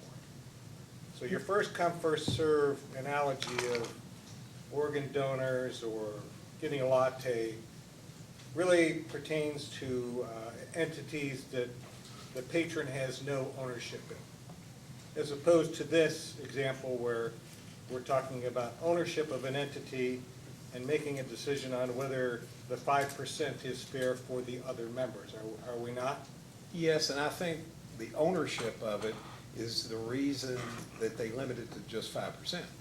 Right. So then the first come, first serve, you'd have to wonder how practical that application is because, again, we're saying we all own a piece of the horse and it's on the racetrack and I got up to the ticket window first and I collected, so you guys are out of luck. That's Yeah, and I'm sure they considered it when they agreed to it. They agreed to it back in 2003, and they have reaffirmed it when they signed the MOU. So all the parties had the various options to look at, and that's what they came up with. I can't say what I would have done if I were in their shoes, but that's what they came up with. So here's where I'm really going with this. So at this point, if all the other co-ops came in and said, we realized we made a terrible mistake, we blundered because we said 15% is the max. We've all decided now we want in on a piece of this action, and we want the 5% applicable to everybody. And so now Eastern Kentucky Power has to shut down their facility. Who gets stuck with all those stranded costs? I don't know why they are objecting to it now when they agreed to it back. I know, but you're not answering my question. Yeah, try it again, because I believe I'm missing, I'm not following the question completely, so. So we reached this consensus now that everybody wants a piece of this 5% action, which effectively says 80% of load is gone for this unit, so it's got to be shut down. So now Eastern Kentucky Power shuts down the facility. These owners are left with this facility no longer operating, and it becomes a big stranded cost that somehow has to go back to the members, right? Again, I'm not sure that everybody's interested in even taking their 5%. I think there's some concern. Mine's hypothetical. Oh, okay, okay. So who gets stuck with those stranded costs? If there are stranded costs, and that's a big You shut down the facility. Oh, but they may be able to avoid purchase power agreements that they have planned. They may be able to avoid DSM proceedings, which may be planned. But that's restricting it to fewer options than East Kentucky has. They have more levers that they can pull. It's not clear at all whether they that they can't mitigate it in the terms that have been used in this case. So under the hypothetical where this is going to be stranded, then that could be their concern. I don't know, there's various concerns expressed in this, but the fact remains they all agreed to it back several years ago. They agreed to it again in 2015. They filed it with the commission, and the commission approved it. So that is the approach that was agreed to. Now, there could be some buyer's remorse, if you will, but that's the document that they agreed to. That is the filed rate which the commission has approved. So normally, that's the way it has to work if it's the filed rate. Okay. I'll let it go at that. But when I hear the arguments about first in line and whatever, it doesn't seem to be a good analogy. So if the basis of this is strictly on an MOU and an agreement on that MOU, that's one thing. And I think that's what it gets down to, is that we have a filed tariff, we have an MOU, we have an approved tariff that was approved by the commission, and all that South Kentucky is doing is exercising their rights under an approved tariff. And the parties seem to be retroactively taking that away. So I think that's the crux of the issue here. Well, you may think that, but I don't think everybody else thinks that. I mean, they had this since, what, 2004? 2003. The agreement goes into effect. And in that time, on 3 separate occasions, one co-op or another has attempted to exercise its right to buy power outside the system for 15%. At one point, according to Mr. Campbell, he convinced, maybe others, convinced the party to withdraw that application or that notice. Then Grayson did this in 2012, and all of the other co-ops came in and sued. They agreed to apparently go back to square one, and now in 2017, 2018, South Kentucky attempts to do the same thing the other two did, and the same thing happens every time. All of the other co-ops come in and oppose it. This is the second lawsuit in 5 years involving the same thing. Now, having said that, you say, well, you know, they all agreed. Was anybody thinking about their own customers? Why is it that South Kentucky has done this now and Grayson in 2012 and everybody else is against it? Why is that? I don't know, because they You agreed to it. think they're just looking out? All of these other co-ops are looking out for South Kentucky's customers because they think South Kentucky didn't properly evaluate it, and we want all those people in Somerset and surrounding areas, we don't want to see them get hurt by this. Or do you think they're looking out after their own interests? Just like South Kentucky was when it entered the lawsuit against Grayson. I mean, it seems to me, just let me preach a little bit, this whole thing makes no sense. I mean, all of these cooperatives, there ought to be a way to solve it. You're not solving anything this way. They don't fix this problem. This is a classic example, and I'm a Republican, for the need for regulation. I mean, it just cries out for some kind of common sense to come to the fore in a series where people are unable or unwilling because of selfishness to basically do what's best for the common enterprise. And that's it. I didn't ask you a question, I guess I just editorialized. So if nobody else, Commissioner Matthews, do you have anything to say? I have nothing to say. Sorry, Mr. Chandler, we cut in on your We just, time. unfortunately, we interrupted and ruined your cross-examination. You're a heck of an act to follow, Commissioner. So before I get to the next question, and it actually pertains to that, you would agree that okay, so you were in the room earlier, or at least heard Mr. Babbitt's cross-examination, correct? I heard And most of it, if not all of it. And he discussed the work he had done for different cooperatives, correct? And you yourself have done work for different cooperatives. Many of those same cooperatives. Many of those same cooperatives. I think, and forgive me, it may be in one of Mr. Kurtz's in Nucor's documents they uploaded, or maybe at the beginning of your testimony in the 08 case I've provided as number 3, but one of them, you note the number of cooperatives that you've worked for, Southern Illinois, Corn Belt Power, Big Rivers, South Mississippi. You would agree that as a general matter, Big Rivers and EKPC are unique in that they are regulated by like a state commission, correct? Yes, there are others, and with varying degrees of regulation. Most are not. We have worked for rate studies, cost of service studies, and various projects for over 150 cooperatives across the country. And in most jurisdictions, they are not regulated by a PSC. They are in Virginia. They can be in New Mexico.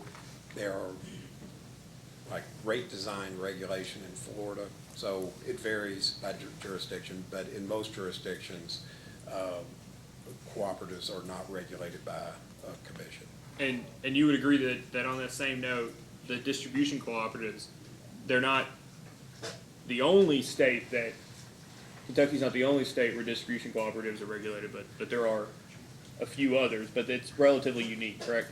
I wouldn't use the word unique, it's uncommon, I would use the word. So going back to the queuing allocation, is that right, queuing allocation? Yeah, that's what it's referred to. You cited at least 3 examples of queuing allocation in your testimony, I believe, or a couple. You talk about the curtailable service riders that the PPL utilities have in Kentucky. Yes. And then you discuss the Outdoor lighting for schools. outdoor lighting service, OSL, for schools. Or it's not for schools, I believe it's to, Yeah, it's Well- broader than schools, but the schools are primarily the recipient of that rate. do you mind to turn to what's AG Exhibit 4 there in front of you, which is the copy of KU's as filed outdoor sports lighting service? Yes, I'm there. And so again, you would go back to, you would agree that this is for, not specifically for schools, correct? Oh, yes, it's it was primarily for schools, but parks tend to use it. That's where the issue came up in their case. Right, a park. Yes. Yeah. Parks is a good example. Like a baseball field, Like softball baseball field. fields, that sort of thing, yes. And would you agree, turning to Exhibit 5, that this came about through the global unanimous settlement in the last KU rate case, 2016-370? Yes, it came about as a result of settlement, of a settlement that was filed with the commission, and there was a hearing on it, but yes. And so you noted that this is a good example of a queuing allocation, but would you agree that this was provided for? Let's turn to page 9 of that. I think it's also a green tab for you. Page 9 of that order. Yes, I see you have a star by it. I think I was trying to help you out there. Would you agree that this tariff is actually a pilot? Yes, And is that's not unique, and I hate to use that word again, but that's not unique to limit the number of participants on a pilot necessarily, correct, for cost of service purposes? I've seen it done on pilots before, yes. It's The- not unique. No, it's not unique, right? It's Yeah, I agree with you. Right. It's, pilots are oftentimes limited in this way. nobody knows what's going to happen with that load between rate cases, and the Right. commission might be looking out, or the companies might be looking out for erosion of earnings or something Well, like that. they're, more often than not, they limit it to get experience on the rate, Okay. to see what the load patterns are, so they can measure the cost of service in the next rate case without expanding it, and then having to pull it back because it's not cost-based. You don't want to dive in head first and then have to Yes, try I to mean, go so they back can out. evaluate it. That was the purpose of the pilot, and it was probably the purpose of the limitation. And so it on was- the side. Matter of fact, I know it was, because I was in the. So that's why it was negotiated. limited to 20 then. Right.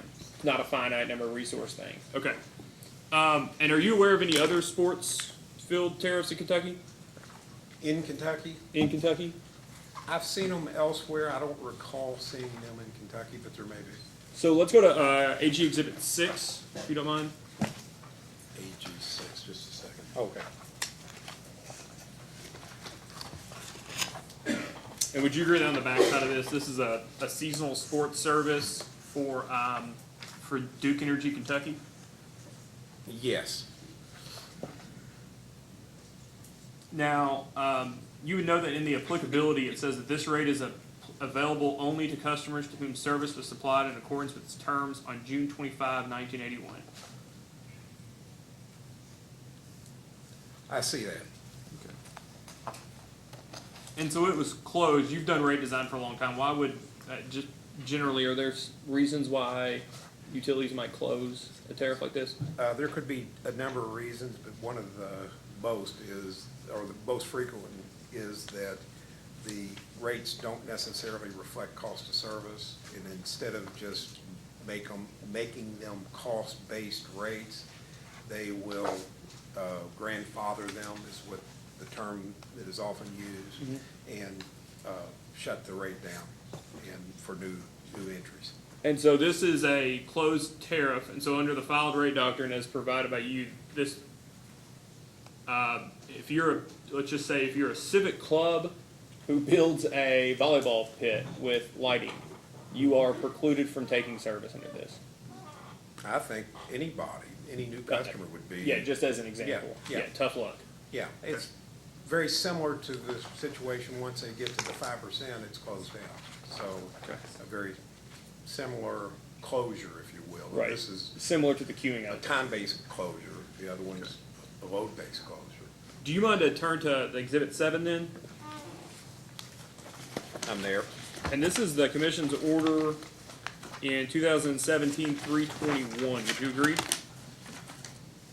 Yes. And subject to check, I'll go to the back and do this work, but you would agree that this was filed by the commission, made public by the commission on April 13, 2018? I'll take your word for that, Okay. because I'm not seeing that. It's all right. I went on to the back page for you there. Oh, okay. And on page 69,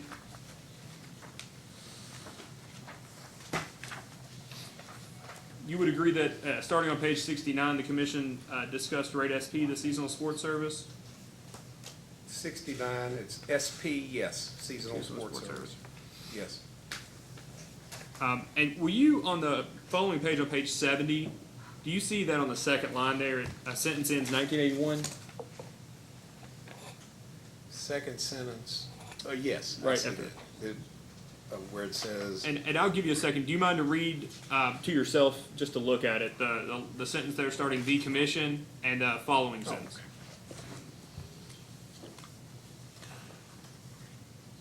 I think it's the rest of the paragraph. I see that. And do you mind to read that to the record? Okay, the commission, all the way to the bottom of the I think paragraph. it's a long second sentence, but it's just two sentences just there. Oh, okay. The commission finds that the load for sports fields would significantly differ from that of other customers, and that Duke, Kentucky should be directed to reopen rate SP permanently. Given that there will be a revenue impact to Duke, Kentucky if current customers move to rate SP, the commission will allow Duke, Kentucky to defer the difference between what it would have billed the sports field customer under its current rate and what it will bill under SP or rate SP as a regulatory asset and request recovery in its next base rate proceeding. So two questions. First, would you agree that most likely the purpose for that deferral is so that there's no effect on cost of service that erode the Duke's earnings, since it most likely wasn't taken into account in the case? That appears to be the case. And would you agree that rate SP was closed and the commission found that it should be opened? Ordered it to be open, yes. Ordered it to be Yes. That's all the questions I have, Chairman. Mr. Royce? Thank you, Mr. Chairman. Mr. Seeley, you and I have spoken off the record. My name is David Royce. I represent East Kentucky Power. Good afternoon, Mr. Royce. Good afternoon. I just got a few questions for you. You heard Mr. Babbitt ask the question about whether EKP will recover this lost load and any financial effects that go with it, whether EKP at its level will recover this. Did you hear that? Questions along that lines, yes. And his answer was, East Kentucky's gonna recover this, they'll get it in another rate case, they'll make up for this, right? What I responded to, if there is revenues due to lost load, then they will have an opportunity to recover it in a rate case. And That's assuming that there will be. And you fully expect that if there were lost unmitigated load, maybe we'll say, that would be recoverable in the next rate case, right? Whenever they file their rate case, they haven't, of course, indicated when that will be, and it could be several years down the Of road. course, subject to the commission's approval. And subject to the commission's approval. But at least at the G&T level, I think what he was saying was this is really a neutral outcome for East Kentucky, isn't it?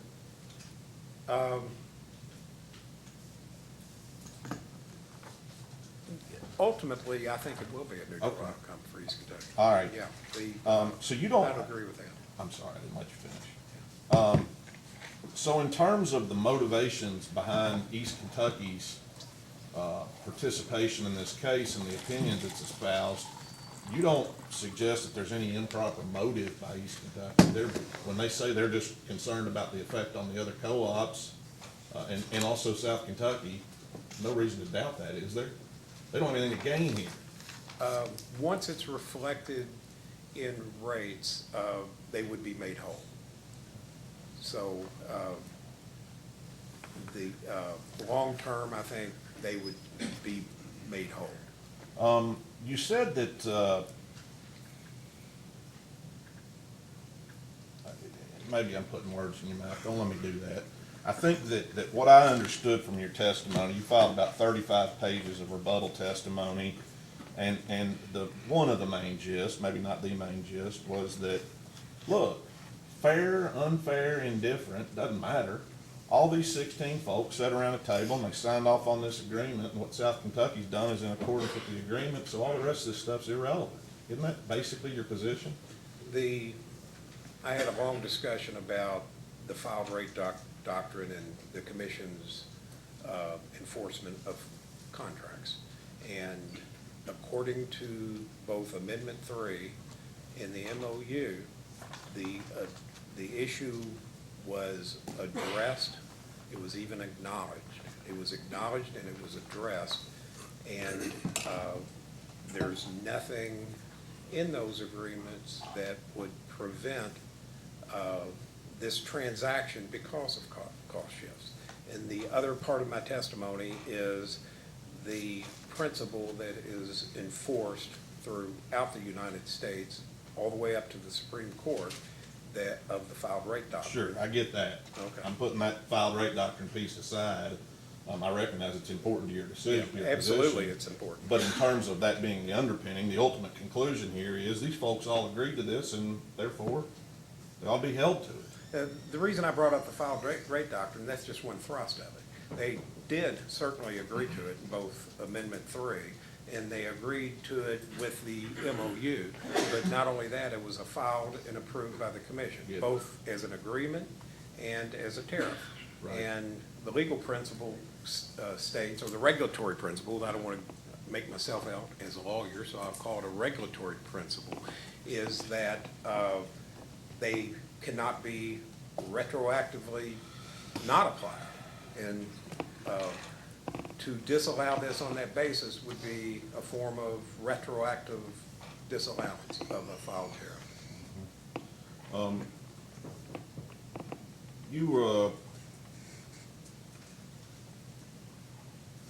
Your testimony in that regard, I'm perplexed, and maybe you are. I've tried to listen to you today, and I think maybe you've acknowledged you're perplexed. Your testimony is all these people sat around, they agreed to this, no surprise here. Not only did they agree to it, they talked about stranded costs, and everybody contemplated that this was exactly what was called for and permitted. So how do you explain that all these people are here now against it if they all sat around and agreed to this? Do you just think that's happenstance or some coincidence? I agree that they don't seem to like it, but they did all agree with it. There's nothing a lot different than previous agreements, and they worked out a comprehensive integrated contract that provided for the operation of Amendment 3. So you don't have an explanation of why they feel differently now, in your view, than they felt when they signed this agreement? I think it's sort of my take on it. It wasn't just the cost shifts. It's like, I think for some of them, oh crap, I'm not the first in line. You know, it's like somebody wants to get a popular ticket at a concert and they don't make it in time. I think there's some kind of, I think that remorse may be coming into place, but that's what the agreement laid out. Okay. So it's remorse. Let me ask. Speculation on my part. I can't get in their minds. I know it is. Let me ask you this. You heard Mr. Holt say in his written testimony yesterday that it would be negligent of his fiduciary duty, that's his language, negligent of his fiduciary duty to not pursue this opportunity. Do you agree with that? I'm not sure those were his exact words, but maybe they were. But I think it is his fiduciary duty to look out for providing cost-effective service to his members. Let me read you his testimony so you don't have to speculate. I'm reading from 16, line 4 of his rebuttal testimony. Quote, "In my view, it would be negligent of my fiduciary duty to not pursue this opportunity." Now, do you agree with that? Yes. Okay. Then you would also conclude that the other 15 co-owners who sat in that room that you talked about and signed this agreement were negligent of their fiduciary duty when they didn't walk out the next day and sign up a purchase power agreement, I assume, wouldn't you? I don't know what was available to Well, is Mike Williams at Bluegrass Energy negligent of his fiduciary duty by not telling his board, hey, run out and get us a PPA, or somebody else might do it? I can't analyze that because I don't know their circumstances. I don't know their views on things. So I Why wouldn't would their call it negligent. circumstances or their views on things matter? I can't get in their mind, why that they didn't pursue this. Amendment 3 was in 2003, and from 2003 to 2015, did anybody sign a purchase power agreement for 15% of their load? I don't know the answer to the question. All right. I don't know what Grayson did. I don't know if it was 15% or not. I knew Grayson is one of them that exercised it. Others exercised it to a smaller percentage, but I think Grayson may have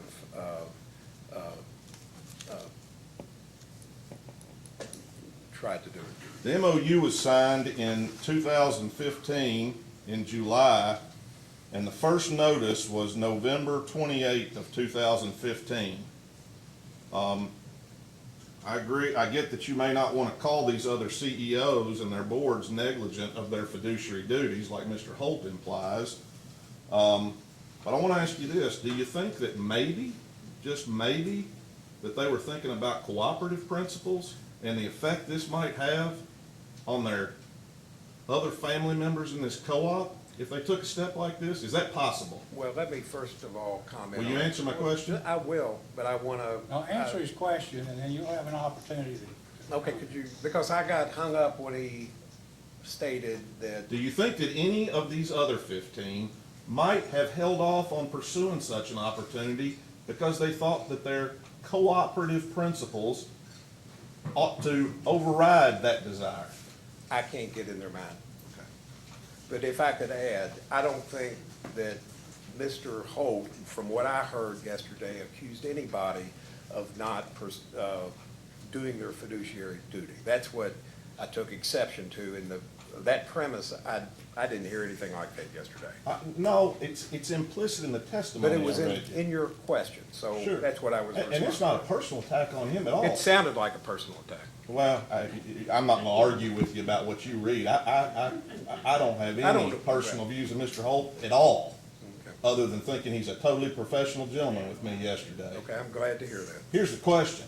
When you file sworn testimony that says it would be negligent of your fiduciary duty to not go take 15% because you can save money, and there's 15 other co-ops that are essentially in the same position, doesn't that imply that if it would be negligent, that those that didn't do it were negligent? Is that not a fair implication? No, it's not. He was only speaking to himself. Okay. He wasn't getting in the minds of any of the other parties. Fair enough. I can tell you I didn't mean Mr. Holt any offense, and if he took any, I apologize. You agree that if a contract term or a tariff term is determined to have an unfair, unjust, or unreasonable effect in its application, it's entirely within this commission's initiative to address that provision, isn't it? Yes, if I could add to it, in accordance with their statutory provisions. You'd also agree that this commission has the right and the duty to regulate rates and services no matter what a contract provides, wouldn't you? In accordance with their statutory guidance. In fact, now, if I could add to that, because they have to follow rules just like everybody else. They can't do it outside of the rules that are applied. And there's only 3 ways that the commission can modify a tariff. Okay. And that brings me to my last point. You have said in your testimony repeatedly, and you've said today repeatedly, that the PSC approved the MOU as an agreement and as a tariff. Isn't that right? That's correct. Okay, was a hearing held on it? There was an order issued on it. Well, now. There what did was not a hearing, I heard that yesterday, just to elaborate, but there was an order on it, not a hearing. Was there any substantive discussion in this hearing room ever about the MOU, what effects it could cause, whether everybody was on board with this, any discussion like that? I don't know what the commission reviewed. And in fact, the commission ordered that the MOU be filed as with East Kentucky's Power's tariff in order for that action to be dismissed. It was filed as a tariff.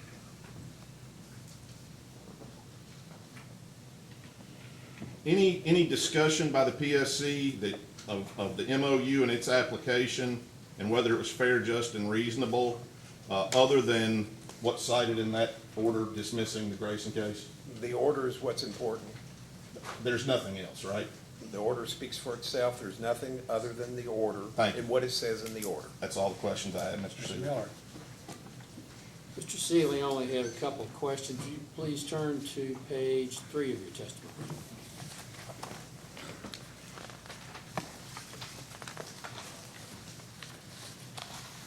I'm there. Okay.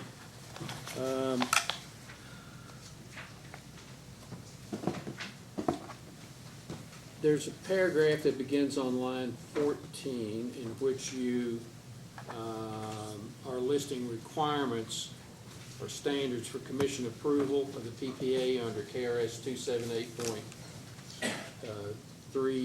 278.300. Is that correct? Yes, I mentioned the regulation, or not the statute under which it's filed. The statute, yeah. Right. And would you agree that you did not attempt to list all of the standards that are contained in KRS 278.300 subsection 3, that you just listed some of them? I've listed the ones that were identified by the commission in a Kentucky Power order that basically established, to best of my knowledge, for the first time, that contracts like this must be filed. So what I was referring to was the paragraph in the commission's Kentucky Power order, which outlined the 3 points that the commission considered relevant for these types of contracts. So it came from the order rather than from, my reading of it came from the order rather than the statute, but I did review the statute.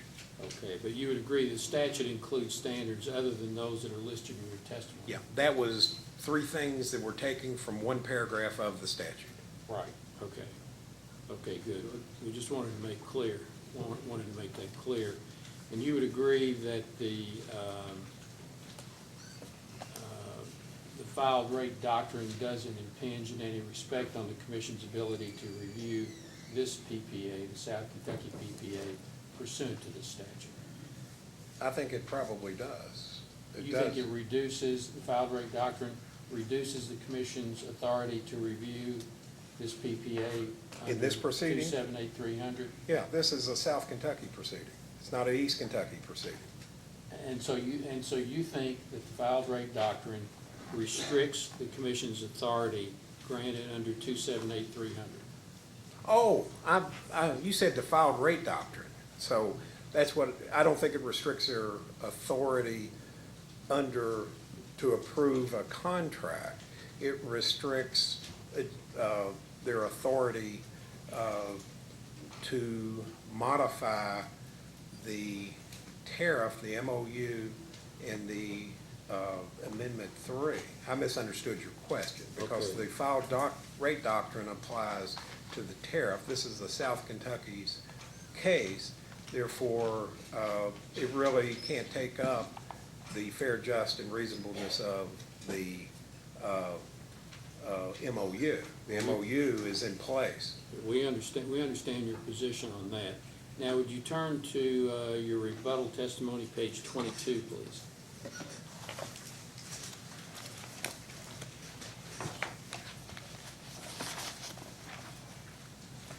Give me 1 second, I'd be better off if I put this binder away. Okay, you said 22? Page 22.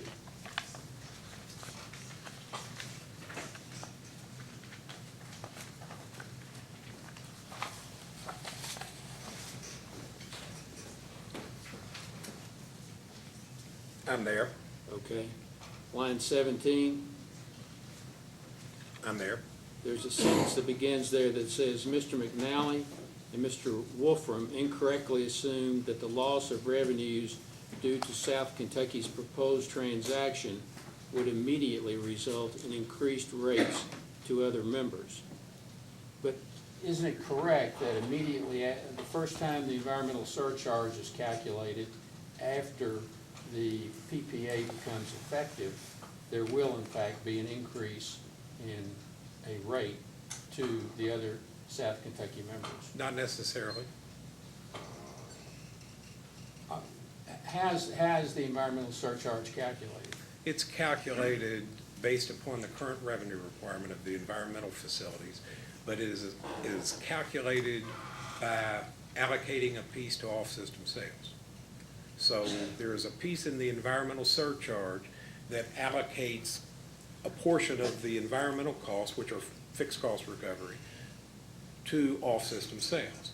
If this transaction will free up 50 megawatts of capacity, East Kentucky, to their credit, has been very active in making capacity sales and energy sales into the PJM market. They had 40-something million in 2017 of capacity and energy sales. Freeing up 58 megawatts of capacity will allow East Kentucky to sell even more capacity and energy into the PJM market. So what And a portion, if you'd allow me to finish, Sure. a portion, or that cost that is allocated to, or excuse me, that is sold into the PJM, the environmental surcharge is allocated to it, to the extent that they can sell additional energy and capacity into the PJM market, which in many of the documents that, or one of the documents that East Kentucky provided in analyzing this said that that's one of their options that they're going to pursue. And that will reduce the environmental surcharge revenue requirement that is allocated to the members. So I can't say what the impact will be, because they will do, I feel confident that they will do everything they can, East Kentucky will, to sell additional capacity in the short term to the off-system sales market.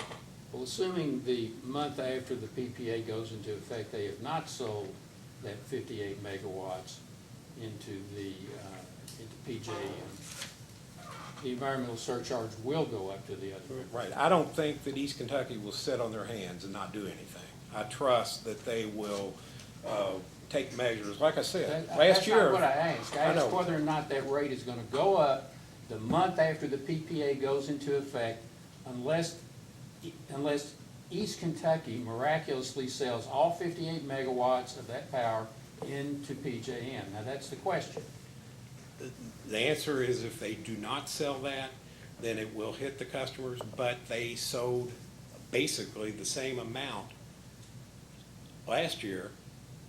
They had that ability, so I have every expectation that they will sell this capacity because it's making available summer and winter capacity available, which is very valuable in the PJM market. They can bid into that market, and that net revenue will be allocated, the environmental surcharge will be allocated to that on the basis of that net revenue.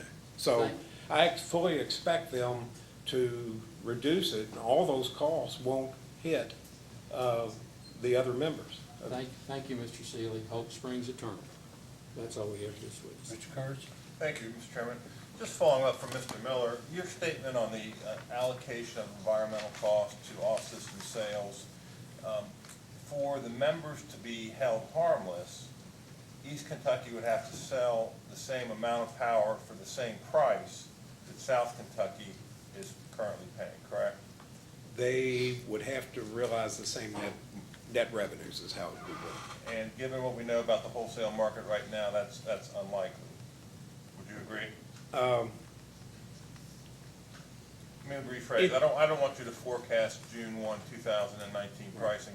Based upon pricing today, that's unlikely, isn't it? Yeah, the biggest, I would agree with you, except the biggest sales, and it could even exceed the energy we're talking about here, is during the summer.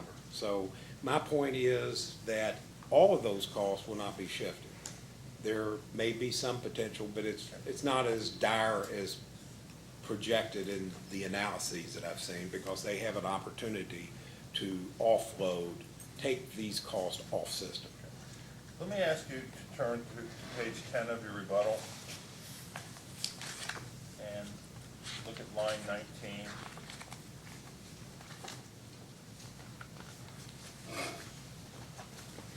And just let me know when you're there. I'm there. Okay. Oh, you said page 10, line 19, I'm there. Yeah, okay. You state, quote, "The filed rate doctrine thus ensures both enforceability and predictability in the rates and terms and conditions of service offered by utilities." Did I read that correctly? Yes. Okay. Now going to the chairman's observation, this amendment 3 in MOU has caused anything but predictability with respect to rates. I mean, it's spawned numerous litigations contrary to predictability and stability. Wouldn't you agree? It's caused consternation for sure. Now, the filed rate doctrine must be applied in a way that complies with the existing statutes. I think you testified to that earlier. Rates, what I meant by that is that rates must be filed in accordance with the statute. And there's basically 3 ways that rates can be modified. Let me ask you this way. MOU Amendment 3 is a filed rate. That cannot be applied in a way that would violate other statutes. Would you agree with that? In other words, the commission can't violate the law by enforcing a filed rate. I think enforcing the law and approving orders is more perspective.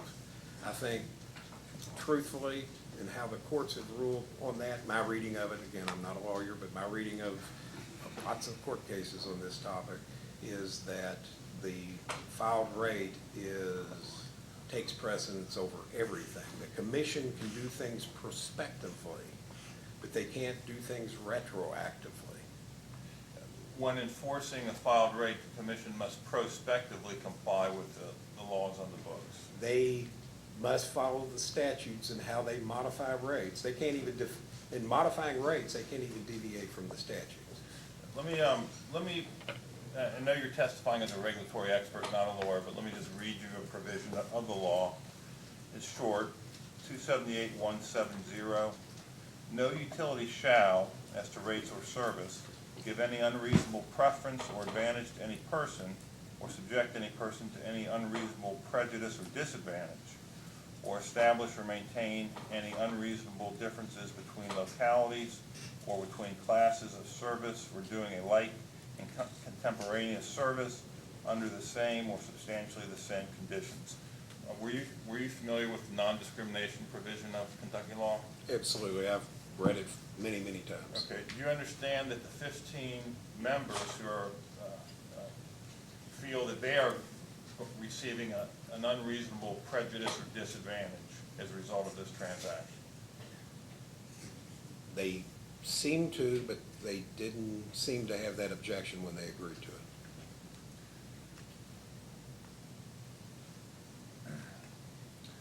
Also, and you testified to the wasteful duplication portion of KRS 278.020. I did. And basically, your position is from the perspective of South Kentucky, no harm, no foul, this isn't wasteful, they're replacing power, they're not adding power, essentially. I wouldn't accept those words, but what my testimony is that those statutes apply to the applicant and their cost. And the example that I gave that I think is very appropriate is when a LDC, a local gas distribution utility, bypasses a FERC tariff. Okay, the same cost shifts go on there. Okay, the commission doesn't require them to look at, for example, Texas Gas's cost and the impact on the other customers. There's no incumbent duty to do that.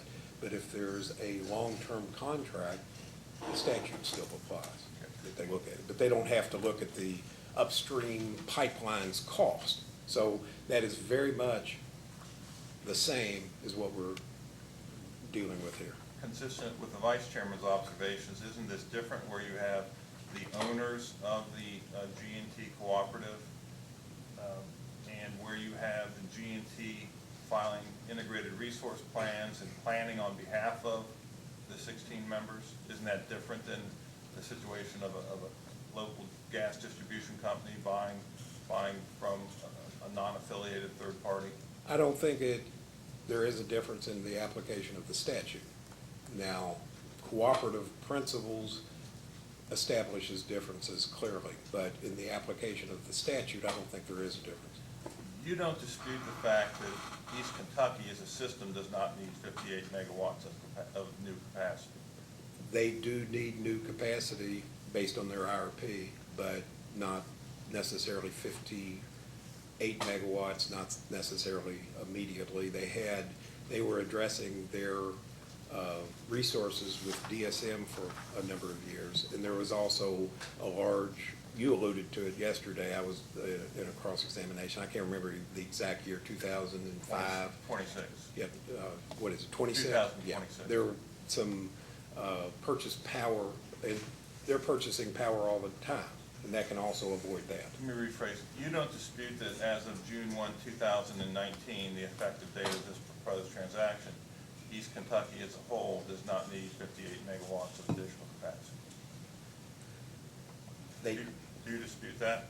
I will, in terms of to meet their capacity needs, immediately they don't. Could they use that capacity? That's a different issue.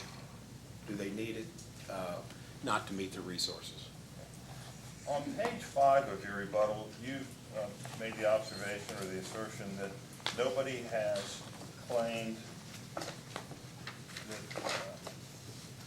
you say at the bottom, do any of the intervener witnesses assert that South Kentucky's proposed transaction violates Amendment 3 of the MOU? And your answer is no when you go on to explain. Did I read that correctly? Yes. Do you understand that the positions of the parties will be submitted to the commission in the briefs, that the legal briefs that are filed? You understand that? I understand that positions of the parties will be addressed in the brief. And do you understand that, as we learned today, that, at least I learned, that South Kentucky gave notice on November 28, 2017, before the board had even authorized the transaction on December 19, 2017? I heard that. I know you're not a lawyer. Are you familiar with the concept of an ultra vires action? I'm not familiar with that. It's when somebody does something that they're not legally authorized to do, meaning that the transaction would essentially be void. I'm not familiar with it. I don't know if it applies. You understand that the notice did not identify a particular generating asset as the MOU specified? It identifies a purchase power transaction, and it identifies capacity that is purchased in a FERC-regulated market, which is common practice nowadays. Do you understand that Morgan Stanley wasn't even identified in the notice? Not even mentioned? I don't know. Because the board did not approve the Morgan Stanley transaction at the time. Yeah, I'm not familiar with what was in it. Towards the end of your testimony, you addressed the stranded cost question and state that the MOU prohibits recovery of stranded costs, and that you're concerned that East Kentucky is talking about ways to kind of maneuver around that through rate design and other mechanisms. Is that a fair characterization? I would change, the MOU speaks to not recovering stranded costs from the individual customer that is exiting, not in general. It speaks to the ability of East Kentucky to recover those costs, but not from the individual customer. Okay. And then you agreed with Mr. Chandler that cost-based rates would not violate the no stranded cost provision, correct? I agree with that. Okay. Let me, very quickly, this I think is the last few things I have. I think I would like to have this marked as new core 7.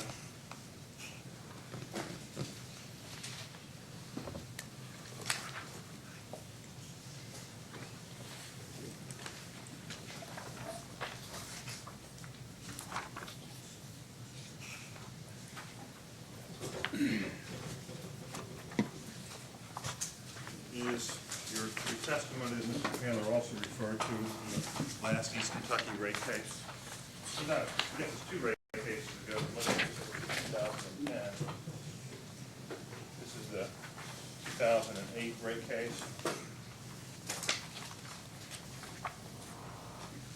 Mr. Seeley, do you, this is this excerpt from your testimony, but you testified on behalf of East Kentucky? I did.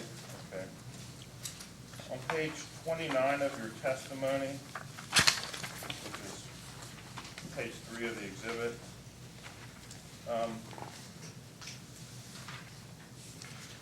will you, well, I think it's important, will you read the rate design Q&A? Yes. Rate design. Please describe how EKPC proposes to transition to a cost-based rate structure. The unit charge component of EKPC's current rates do not accurately reflect the cost of providing service.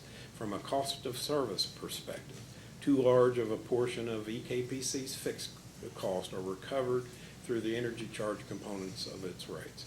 This is particularly true of rate E. The cost of service study indicates that a large portion of its fixed costs that are currently recovered through the energy charge should instead be recovered through the demand charge component of EKPC's rates. Rather than moving to a fully cost-based rate design in a single step, EKPC is proposing to move to a cost-based rate design in 2 phases. In the economic analysis that Mr. Babbitt compared Morgan Stanley to East Kentucky rate E, correct? Yes. Okay.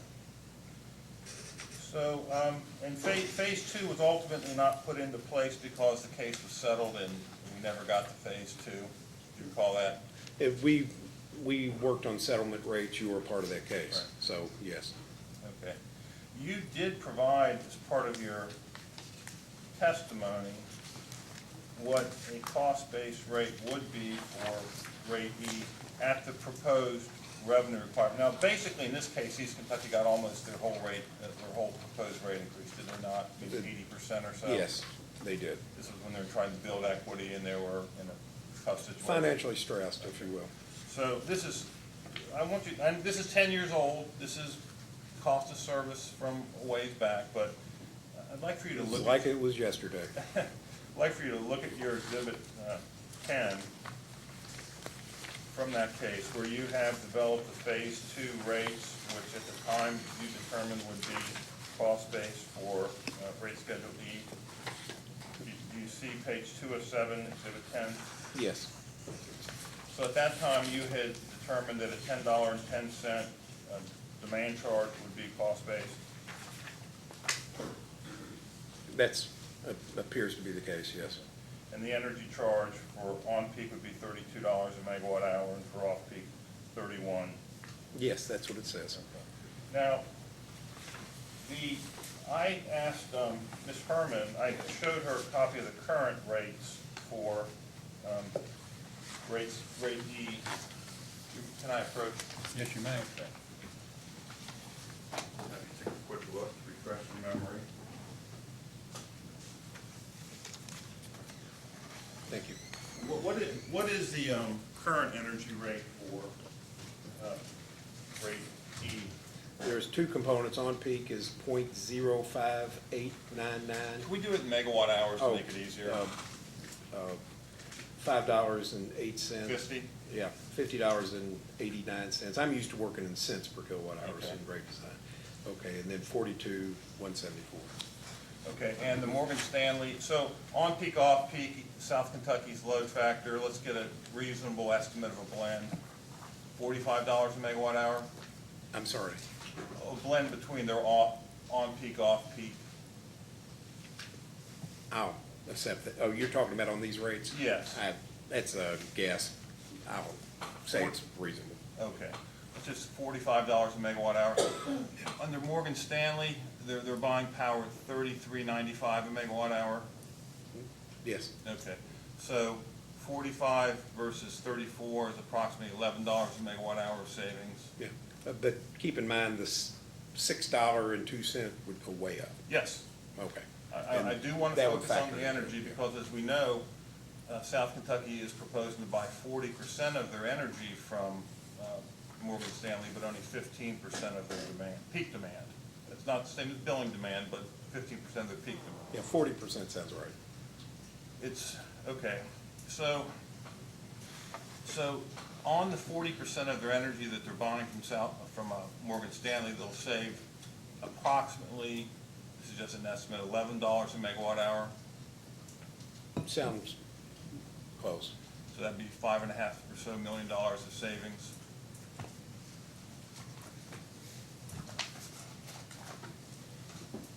Because they're buying 508,080 megawatt hours from Morgan Stanley times 11, about 5.5 million. Okay, is that a yes? Yes. Okay. Now, if the cost-based rate went down to $30 a megawatt hour, they would be losing $4 a megawatt hour On that part of it, yes. on that part of it, which would be times 500,000, that would turn into a loss of approximately $2 million a year. Yes. I doubt if it'd go down that low based upon the numbers you put out because there are other energy costs besides the fuel costs that you laid out. Absolutely. It was fuel and purchase power, but There then, would be other costs, and as I mentioned to Mr. Chandler, all the other systems would have to agree with that, and they may not. okay. There are certainly variable O&M costs associated with East Kentucky's own generation that would have to be added to the energy charge, would it not? Yeah, yes. Okay. A significant amount, as a matter of fact. Now, let me just ask you to turn the page and look at the currently effective Kentucky Power tariff, just as a regulatory expert. Kentucky Power is a member of PJM, correct? Say it again. Now, turn the page on this. I've got the other Okay. page. Okay. Do you see the Kentucky Power tariff? I must be lost. What page you want me on? Just, in the handout I gave you, turn the page until you see Kentucky Power Industrial General Service Rate. Oh, Kentucky, okay. You're gonna have to tell me where it is. It's in the package I handed you. Oh, okay. I'm kinda confused. I've got two packages. Yeah, I don't want you to keep my So- package of exhibits either. Okay, Kentucky Power, I found it. IGS, great IGS? Okay. So, no, can I have this back? I thought you gave. That's Industrial General Service Transmission Voltage Level, is that correct? Yes. Okay, so there would be relatively small amount of distribution cost built into that rate at transmission voltage, Yes, that's true. similar to the way that the co-ops buy from East Kentucky. Yeah. Okay. Now, again, I know there are different utilities and so forth, but here, Kentucky Power's energy rate is $27.30 a megawatt hour. It's a coal-based utility, member of PJM, et cetera. Some characteristics similar to East Kentucky, would you agree? It's a completely different system. I agree with that part of it. Okay. And they are heavily coal-fired. And the generating units have some age on them, so. And as you also noted, the demand charge is considerably higher than East Kentucky, but the energy charge is considerably lower. Right. Okay. You think if there's anything else I want to ask you?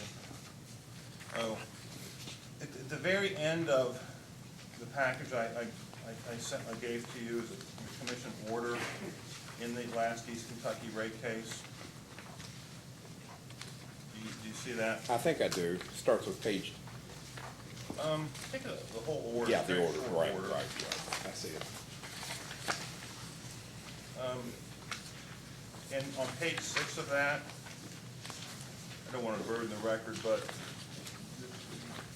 the commission's in that order approving the settlement says the commission is very much interested in cost of service-based rates, et cetera. Do you see that phrase? I see that. Okay. Now, if you would agree, and though things cut different ways, but if East Kentucky's rates were set at cost of service, it could or would change the economics of the Morgan Stanley transaction. It could change it some. Okay. Thank you, Mr. Chairman. And Mr. Oswald? Question? Mr. Crawford? Yes, sir, I've got just a couple. I'll be very quick. Mr. Seeley, when were you hired in this case? I think it was February 2018, or, yeah, 2018. So if we've heard testimony here that this case was filed incorrectly the last of January of 2008, and correctly, I believe, if I heard this right, I may be wrong, the record will reflect what's correct, February 13th or 14th, had you been brought on board at that point? It was nearly that point. I think it was slightly after that point. So is it fair for me to assume, and the commission to assume, that you had no involvement in the decision that was made on November 28th of 2017 to give East Kentucky Power notice of an alternate source power? I was not working for them at that time, therefore I was So not you gave involved. no advice on that? No, I did not. And you weren't involved in the December 19th, 2017 decision in that South Kentucky boardroom to approve the execution of the PPA that we're all here about? I was not involved in that. You gave no advice on it. Not at that time. I wasn't working for them. So is it fair for me to assume that your role here today is to justify what was done prior to your getting in this case? No, That's what you've spent your time doing here, isn't it? no. I mean, I supplied rebuttal testimony in this case to rebut the other witnesses. The other thing that they asked me to do is to assist them in this proceeding because of my background with regulatory proceedings. But all of that is after the decision was made to go into this PPA that brings us before this commission, correct? Yes, it was after the December decision, and it was shortly after when they filed it. And you'll have to forgive me for this question. I don't regularly practice in front of the commission, but I do in a courtroom pretty regularly. I'm curious to what you get paid an hour. I get paid a standard rate of $230 an hour. Thank you, sir. Mr. Scott? Thank you, Mr. Chairman. Sir, would you give us your definition of a stranded cost? A stranded cost is a fixed cost that has been, I'm having trouble defining without using the word stranded, that has been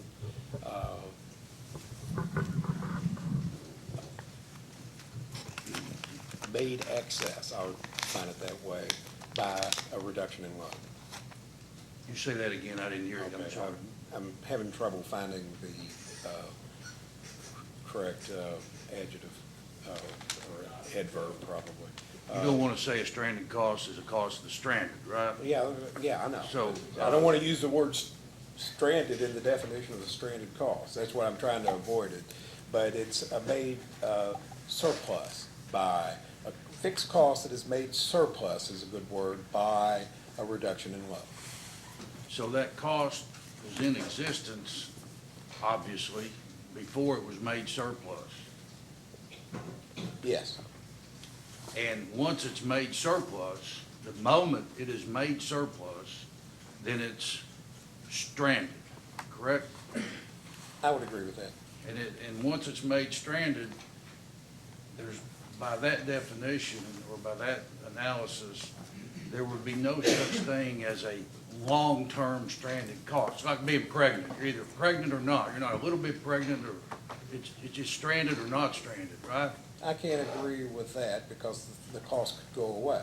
They may be stranded today and not stranded next year. So the term that you're looking at in analyzing any stranded cost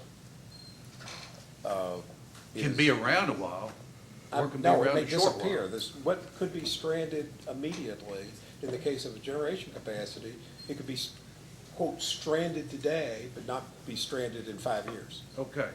So. So if you look at this MOU, and Lord knows, and a lot of other people in here know, that there never was a time that I was against this and in for it. But this says, as you pointed out, page 9, numerical paragraph 6 of the MOU, under the heading of other matters. EKPC shall not be entitled to charge any owner member for so-called stranded costs related to the owner member's implementation of its rights to use alternate sources. Now, where that says should not be entitled to charge any owner member, wouldn't that mean, or could it mean, if the commission is to look at this MOU as a filed tariff and then give it whatever meaning a filed tariff should be given in this case, could that mean that no other distribution cooperative, period, could be charged by East Kentucky with a stranded cost if South Kentucky is approved for this PPA?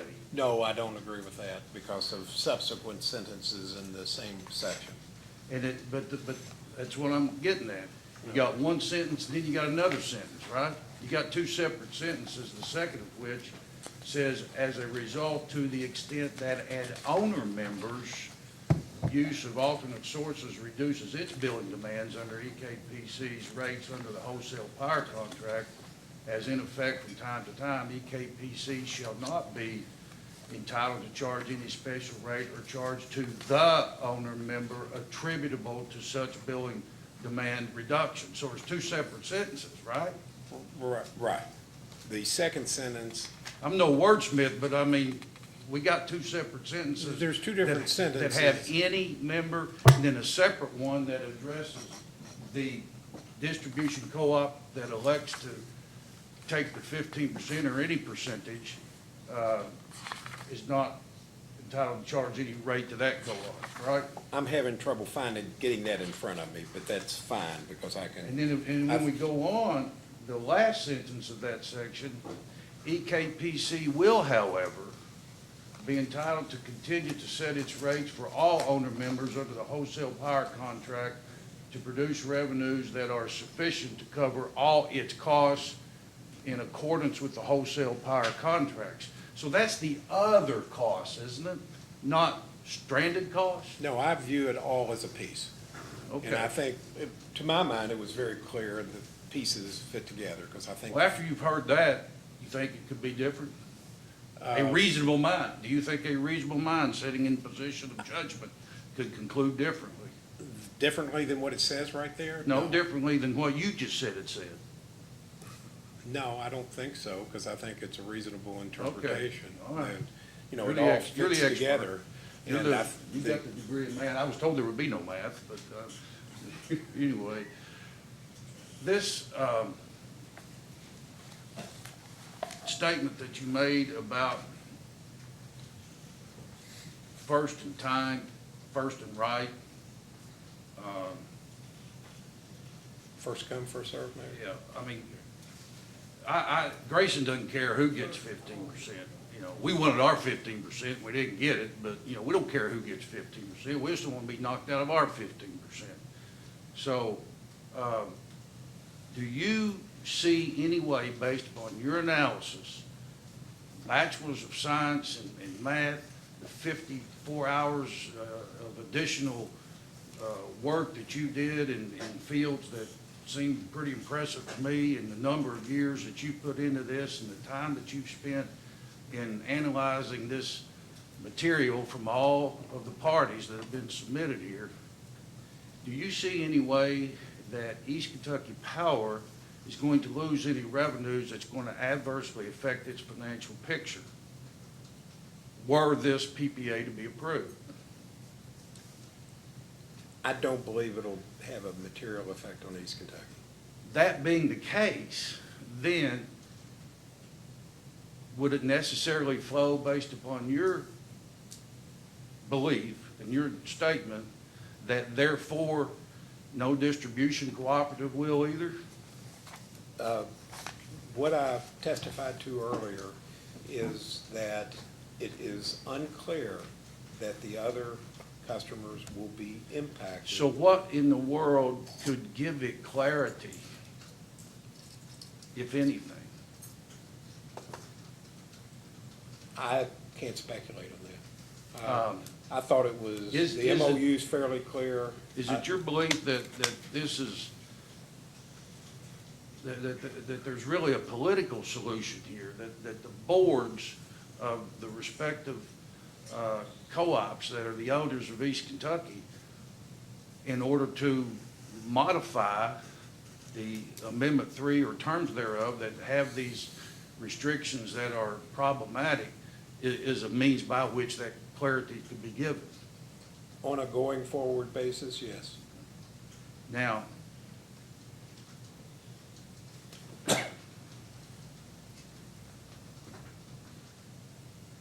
isn't it also factual that the MOU has language that says that there's nothing intended in the MOU to otherwise detract from or change in any way the terms of Amendment 3? Yes, it was to clarify, not to change. And rate doctrine, no rate doctrine, mobile Sierra, this MOU doesn't have any provision in it that causes East Kentucky to have to give up anything, does it? Not East Kentucky, no. By the way, in reviewing these materials for your testimony, did you understand that the Morgan Stanley Capital contract was going to be, would be backed by Morgan Stanley? Yes. And do you have any information, or do you have knowledge of whether Morgan Stanley has become involved with the RE100 group with respect to adopting renewable resources for its power? I'm not familiar. You don't know anything about that? No. Why don't you know anything about that? You ever heard of it? Haven't been asked to. Yeah, I've heard of it, but Heard I of it? have not. What is it? I've just heard of the name. I have not delved into it because primarily nobody's asked me to. And I do try to keep current on the news. Delve into what you get paid to delve into. Well, like a I lawyer. do, what I get paid to do takes quite a bit of my time. You do know enough about it, do you not, that it's a commitment by those corporations, including Morgan Stanley, to commit to 100% renewable sources of power? I have heard that among other companies. And it has precipitated the filing of solar rates, which I have been. One other thing, I'll shut up. The December 15 order that the commission adopted, where it dismiss the case. Grayson's application for a similar approval here, we had a Morgan Stanley contract at the end, has in the body of that, does it not, a reference that included in the issues to be decided in this case, not the issue to be decided in this case, but included in the issues to be decided, included as the issue to be decided in this case, is the methodology of implementation of Amendment 3, correct? Yes. And that order was brought about by virtue of a motion to dismiss jointly filed by Grayson and others and Shelby. Is that correct? I can't recall. I've looked at a lot of the documents in that case, but. I don't know. Jeff, we filed, Shelby. You filed. All right. So you don't know that? I can't remember. I've looked at a lot of documents in that case, and I can't recall. Mr. Chairman, there was a reference yesterday to that order, and I don't know that it got, if there was a motion to make it a part of this record. I would like to do so. It was made part of the record. Okay, It's all right. PSC 1, Exhibit 1. No further questions, Mr. Chairman. Thank you, sir. Mr. Spraggins? No questions, Mr. Chairman. Mr. Hubbard? No questions, John. I have an idea that Ms. Missel will have some questions, but we're going to take a break until about 3:30. How are you? Oh, I'm fine. Thank you. This will be very quick. My colleague is handing out are copies of KRS 278.260, 278.270, and the final order in Schaus versus Kentucky Utilities, case number 2015-417. I might have asked that we just take administrative notice of these cases. Mr. Seeley included reference to them in the testimony. I think it's important to have these in the case record. I do not plan to ask questions about this, but I think it's important to have this information in the case record. Can I offer that up as an exhibit and see if there are any objections? We have no objections, Chairman. All right, yeah, this is basically just copies of two statutes. Why don't you go ahead and have these filed as PSC Seeley Exhibits 1 and 2 into evidence? You have questions now? I do, just, you had referenced earlier about that you're not a lawyer. Within your testimony, you seem to draw a lot of legal conclusions from cases, and I just wanted to confirm that in your rebuttal testimony regarding the filed rate doctrine, you're offering this as lay opinion, correct? That is correct. As a regulatory, somebody who spent their entire career in the regulatory environment, but not as a lay witness, yes. Okay, but you've not been to law school? I've worked with a lot of attorneys, but that doesn't count. I can tell you before I became an attorney, I worked with a lot of attorneys too, and it's very different on the other side. Right. That's all my questions. Commissioner Cicero? I do not have any questions. Mr. Matthews? I can't think of one. I have no questions. Any redirect? Just a couple, and I'll try to be swift in the interest of Ms. Wright. Sorry. Organized during the break. Mr. Seeley, earlier you had a discussion, well, actually, let me take a step back. The notice under the MOU by South Kentucky, when are deliveries set to begin? Do you recall? I thought it was June. I can't recall. Of what year? Of next year. June 19th? Yeah, I think so. Sometime next year, but I can't remember the exact amount. All right, and you had a discussion with Mr. Miller, I think you were discussing the relative merit in terms of mitigation to off-system sales that could be pursued by East Kentucky. Do you recall that? I do. What benefit, if any, in terms of mitigation would there be in terms of increases in on-system sales? The same type of benefit. If they can increase load and sales on the system, it can avoid a base rate increase. It can also reallocate, if you will, or dilute the impact of the environmental surcharge and all of the charges that they have, the DSM charge, for example. But the fuel costs, it doesn't have an effect because those costs are avoided. But those three charges that they have, if on-system sales can eliminate the impact of this transaction on customers. Mr. Zealy, I gather you no stranger to this commission in the state of Kentucky. What is a regulatory asset? A regulatory asset is, it can take different forms, but it's an asset that a utility typically sets up to recover cost in the future. For example, a utility may have a storm. That's a traditional one for a historical test year that they set up as a regulatory asset. Or some special expenditure that they have that they want to amortize it over a period of time. It's typically, it's often an expense, but it could be also take other arrangements to include fixed cost, depreciation, that sort of thing. But it's typically amortized in a future rate case proceeding.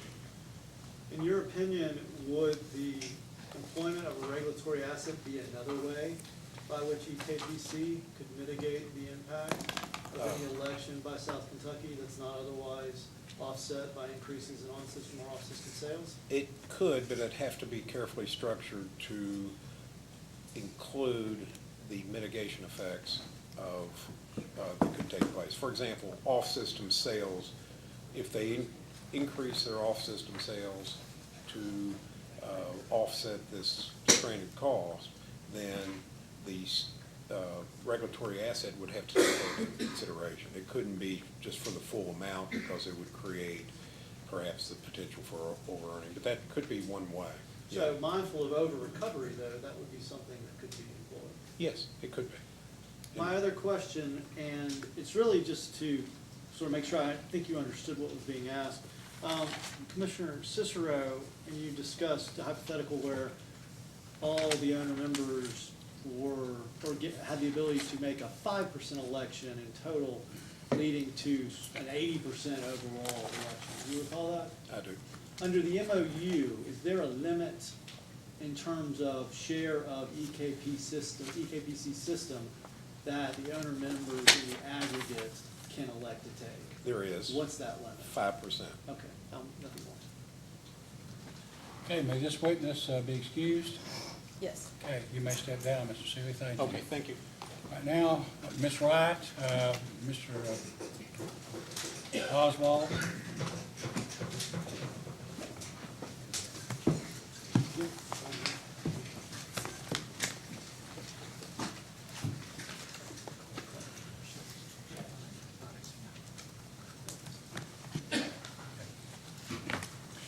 Please raise your right hand. Do you solemnly swear or affirm under penalty of perjury that the testimony you're about to give will be the truth, the whole truth, and nothing but the truth? I do. Please be seated. Mr. Oswald, you may ask.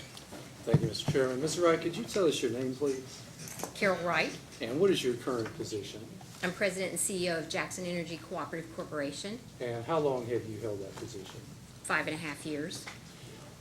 Is it true that in this particular case that we're here about today, that you sponsored some responses to certain data requests in this matter? That is correct.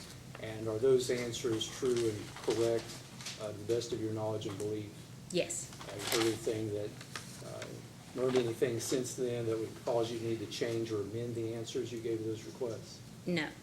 That's all the questions I have. Mr. Chandler, any questions? Just very few, Chairman. Oh, good afternoon, good evening, good afternoon, Ms. Wright. Good evening. Afternoon. It's our foray into the night.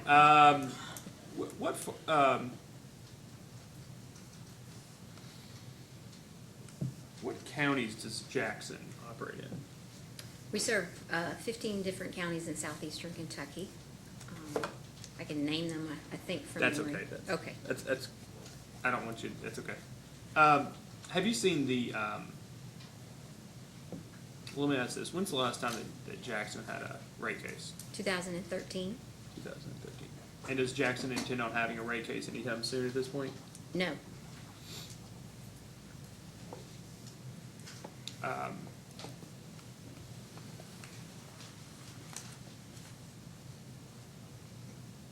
Were you in here earlier when I was asking Mr. Seeley cross-examination questions? Yes. And I sort of was asking him or biting around the edges as to the issues that the other 15 cooperators might have, and it occurred to me that maybe I should just ask. Generally, why did Jackson decide to intervene in this case? Jackson decided to intervene due to the potential cost shifting from South Kentucky's 58 megawatt purchase. And would you say that Jackson, or you on behalf of Jackson, or Jackson's board for that matter, are concerned about that cost shift? Yes, Jackson Energy and the board of directors are concerned. And you've not had a rate increase since 2013, correct? That is correct. And I'm going to guess that at that time, the commission set your tier to increase your rates to set your tier to be a roughly 2.0 times tier? No, I do not believe that is correct. We asked for a very small rate increase, and I don't believe that we got a 2.0 tier. And so it was less than a 2.0 Yes. tier?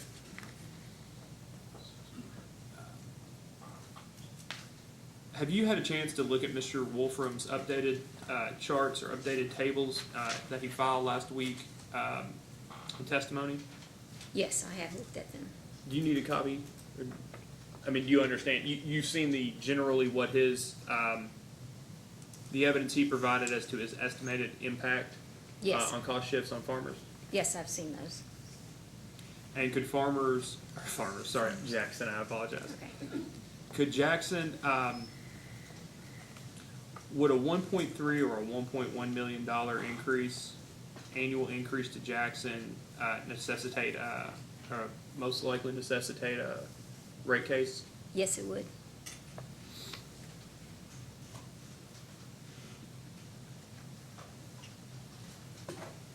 That's all I have, Chairman. Thank you. Okay, Mr. Royce? No questions, Mr. Chairman, thank you. Mr. Kurtz? No questions.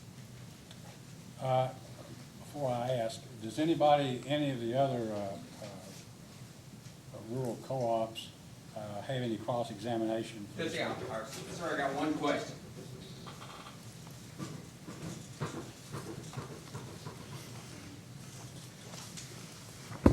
Does Jackson follow the co-op principles in making decisions in that boardroom down there? Yes, we do. Thank you. Anyone else? Okay. Yes, sir. Scott? Ma'am, Jackson, has it not, has sent notice, I believe, of a request to exercise its rights under Amendment 3 for, in February of this year for an additional 8 megawatts, is that correct? That is correct. Which would put your total, if granted, to 13 or 14-ish. Is that about Ish right? what? Well, megawatts, because you've got Yes. already approved a couple at 1.6, 1.0, 1.7. Well, actually, that's not accurate. You have requested 1.7, 1.7, and then the 8, all in February, correct? That is correct. Okay. And you would know the math off the top of your head before me calculating it. What is the total that would come to? I'd have to look at the numbers and add it up. I don't have that in my head. But I gave you the correct numbers. Yeah, it's around 13. Okay. That's why I said Megawatts. 13-ish. Thank you. No further Ish. questions. Okay. All right, if there's no one else, Mr. Grover, Mr. Malone, any questions? Yes, Your Honor, thank you. Ms. Jackson, just a couple of questions. Were you the CEO in 2015 at Jackson? Yes. Okay. Did you sign this memorandum of understanding and agreement that I'm sure you heard us talk about like today, if you were here yesterday, I'm sorry, yesterday? Yes. Okay. Did you review the agreement prior to signing it? Yes. Did you discuss it with your board? Yes. At the time, I'll just ask, did y'all have an understanding that there could be the potential cost shifting if an owner member took an election of a size, say, greater than 10%. Yes. The notice that you've given, that Mr. Scott just asked about, what's the resource or generating facility associated with that? Which resource? That's what I'm asking. You gave a notice, it sounds like, for an additional 8 megawatts. Yes. And I haven't seen the notice, I apologize, I'm sure it's in the record, and I just didn't know the number. What's the generating facility that's associated with that notice? The 8 megawatts notice was for a PPA Okay, a for the PPA? market. A market PPA? Yes. So there's no counterparty identified in that notice? No. Not at this time? No. Okay.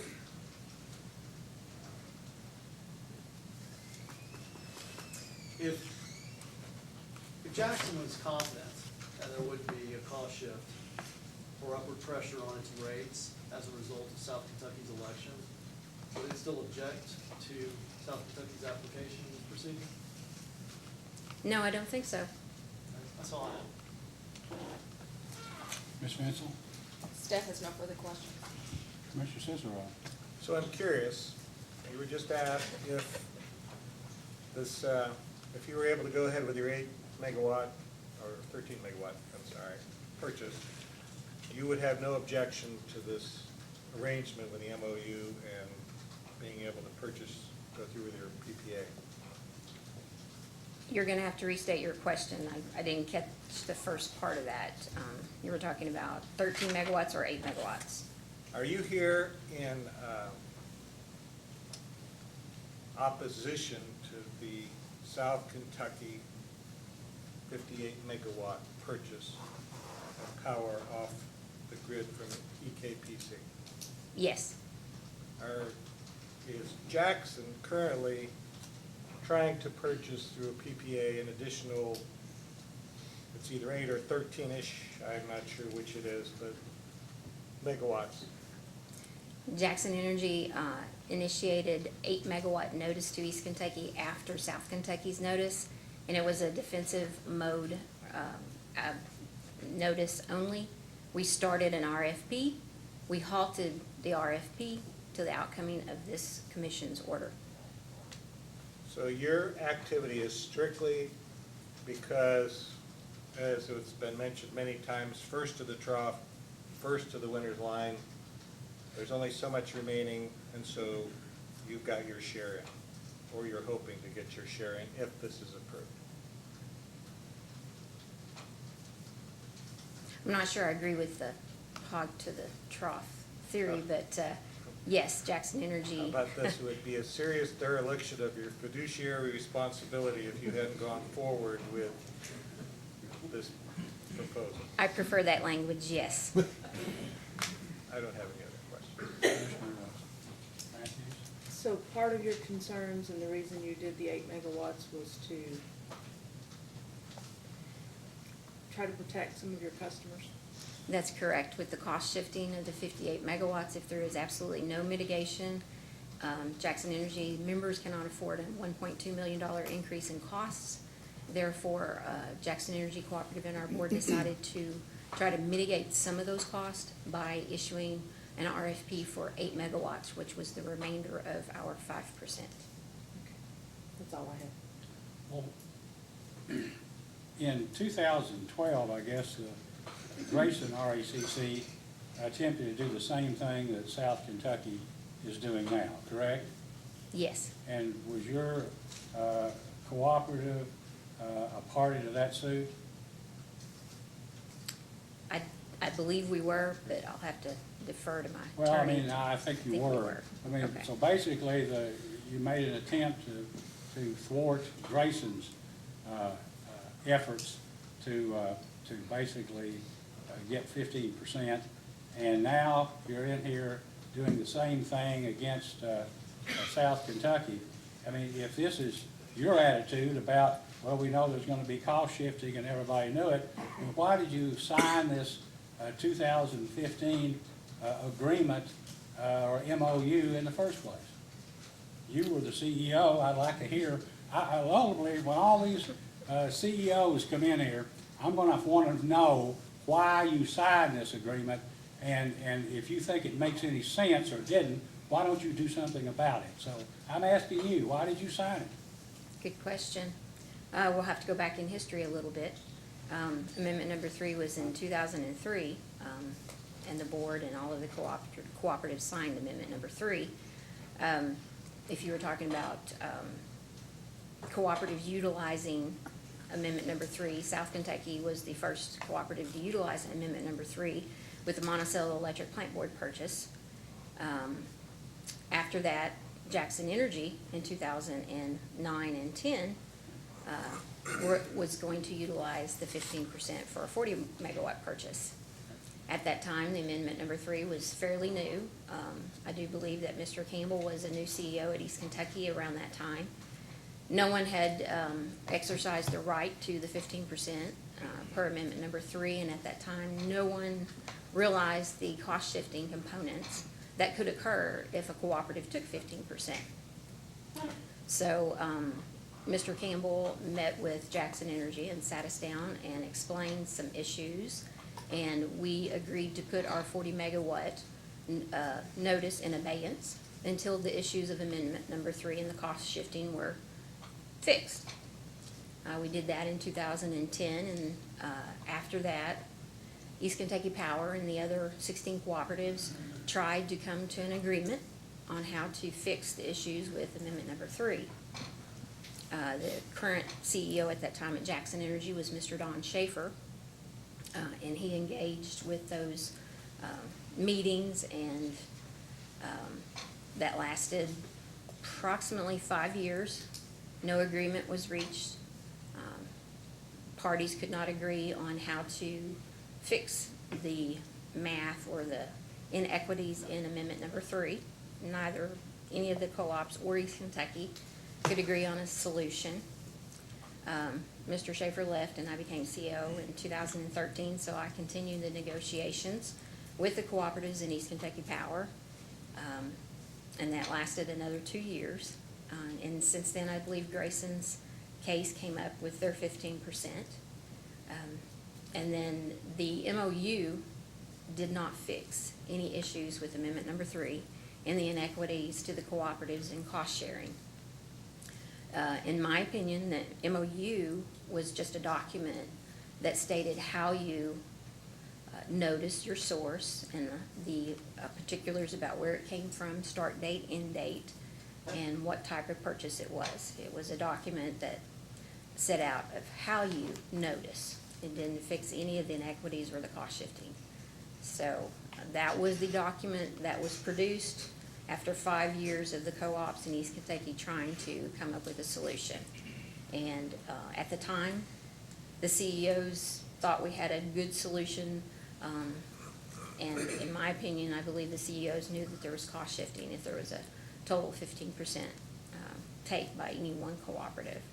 And so we all agreed that that was the best that we could do. And so we did sign. There were several that didn't like the MOU and didn't sign, and it took a little while for everyone to get signatures on the MOU. That's a long story, too. So what is, I take it there must be some resistance or reluctance of the CEOs of the 16 co-op, distribution co-ops, to want to agree that parties ought to be allocated some of this off-system sales by number of customers, or say nobody wants it proportionate, right? Somebody always wants more than what their equitable share ought to be. Well, if you go back to the purpose of amendment number 3 originally, amendment number 3 was signed by all the cooperatives so that East Kentucky could secure their RUS loan covenants to 2051, I believe. And for that, the cooperatives were, given amendment number 3, which was an opportunity to purchase power other than East Kentucky Power up to 15%. So if you get, the feeling is if you get anything less than 15%, then you sign an agreement for an extending the mortgage requirement to 2051 for 15%, even though the math was obviously flawed. So I think that's the feeling of inequity. If everybody The local co-ops wanted to, some or all wanted to be able to buy power from some source other than East Kentucky Power, correct? I'm not sure all of them did. Well, some did. Some did, And yes. some refused to sign the loan agreement that East Kentucky Power needed in order to basically keep or maintain or upgrade its facilities, correct? I believe that's correct from what I've read. It's like holding a gun at your own head, apparently, as it kind of turned out here. I like the statement, Mr. Seeley, describing it as the epitaph. You know, and it may well be the end of it. So, okay, well, thank you very much. I appreciate your testimony. I didn't mean to be mean to you. Oh, you're not mean. Thank you. Mr. Chairman, can I ask Anything further, Mr. Clayton? Yeah, can I ask just a Or couple of Mr. follow-ups? Oswald, I'm sorry. Oh, you're okay. Clayton. Yeah. I just wanted to clarify a couple of things. This is right here. So there was some mention of there was this 8 megawatt notice versus 13 megawatts. There's a 5 megawatt difference. So just set aside the 8 megawatt block of power purchase for a second and tell us what's that other 5 megawatts that Jackson Energy is buying from sources other than East Kentucky? There is a 1 megawatt gas generator that we're purchasing power from. There is a 1.6 megawatt landfill gas generator that we're purchasing power from. There are 2 1.7 hydro projects that we're going to be purchasing power from at the end of this year and next year. Okay. So you have gas, landfill gas, and hydro. And those projects total 5 megawatts roughly.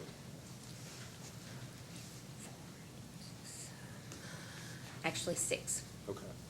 Now, the 8 megawatts that was mentioned that Jackson Energy gave a notice to East Kentucky for to purchase off East Kentucky's system, a block of power, just like South Kentucky's doing. You termed that, I think, a defensive measure. So here's my question. If South Kentucky had not given their notice of 58 megawatts, would Jackson Energy have gone down this road of trying to purchase this 8 megawatts off East Kentucky system? Or would No. Okay. So when you say it's a defensive measure, was it something that you and Jackson Energy's board were trying to do to help defray or offset the cost shift that might occur because of what South Kentucky's proposing? Yes.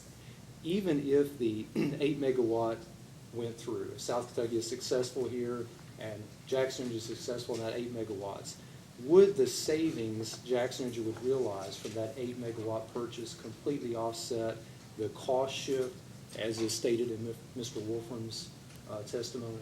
No. Okay. To what extent would it offset it? Maybe 50%. Other than the projects you already mentioned that comprise that 5 to 6 megawatts, does Jackson Energy get or expect to get inquiries in the future from generators of using renewable resources that may want to sell power to Jackson Energy or on over to East Kentucky Power? Yes. Okay. So if South Kentucky is successful in their 58 megawatts, and Jackson Energy is successful in getting its 8 megawatts, and some other distribution cooperatives are successful in getting off-system purchases through to the extent that it meets East Kentucky's total 5% that's allowed, would you be able to allow any more of those renewable projects on your system? No. Would any distribution cooperative here be able to allow any more renewable projects like that in their service territory? No. And in fact, has that even been a discussion that you've had with one of these parties that's interested in selling a renewable resource to Jackson Energy? Yes. Want to go back to just a minute to 2010. You mentioned that at that time, Jackson Energy had given notice to East Kentucky Power that it planned to purchase 40 megawatts under Amendment 3 from a different supplier. Is that correct? That is correct. And I think you told us that deal didn't go through, so to speak, and that was due to a discussion that you and Mr. Schaefer had with Mr. Campbell and some other folks. Is that correct? That is correct. What was it that was said in that discussion that convinced Jackson Energy, from your perspective, to not go through with that 40 megawatt purchase? It was going to shift costs to the other cooperatives, and that's not in our cooperative principles. And Jackson Energy decided to put that in abeyance, put that on hold until Amendment 3 issues with those cost shifting could be fixed. Now, you used a key word there. You said Jackson Energy gave its notice of 40 megawatts and then it held it in abeyance. So my question is, did Jackson Energy ever withdraw the notice of 40 megawatts that it gave to East Kentucky Power? I cannot find any document that Jackson Energy withdrew our notice of 40 megawatts. You, of course, lived through the litigation with Grayson during your time at Jackson Energy, whether you were CEO, and before you were CEO of Jackson Energy, you were there in another capacity for several years. Is that right? That is correct. Okay. You recall that the litigation with Grayson involved not only a proceeding here at the Public Service Commission, but also a circuit court case in, I think, Mason County? Yes. You recall, okay. And you recall that there were a number of depositions taken in that case, a lot of legal work, a lot of meetings, a conference here at the PSC. Do you recall that? Yes. I remember it as the lawyer as being a pretty intense time between and among the cooperatives. Would you characterize it that way? That's a very good characterization. Once that was all over and settled and we came up here to the PSC and met together, and we were looking at, the board was looking at signing the MOU, did you believe after we had concluded with all that animosity and all that litigation, did you believe that another distribution cooperative would go down that road again after what everyone had just been through? No, I did not. You were asked, why would you sign the MOU if you were aware there could be some cost shifting? If the MOU had not ever been created, would there still be the potential for cost shift under Amendment 3? Yes. In your mind, being involved in the negotiation of the MOU, was there any way to reach an agreement between and among the distribution cooperatives and East Kentucky Power that would preclude the possibility of a cost shift?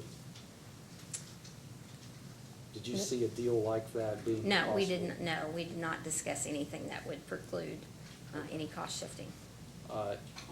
Is it fair for me to say, and I know the MOU is a complex document, and I do not have a complex mind, but the way I understand it is to just summarize it as this.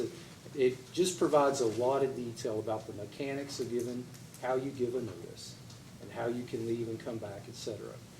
But more importantly, it basically says, let's just let it be until there's an issue.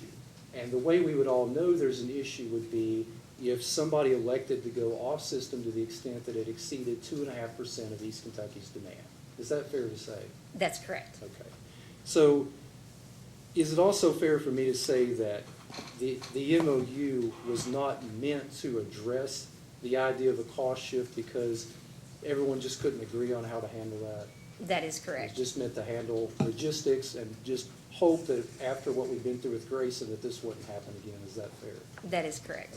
That's all the questions I have. And this witness be excused. May I have one question? I promise, just a point of clarification. No, we better not make any exceptions. Pardon?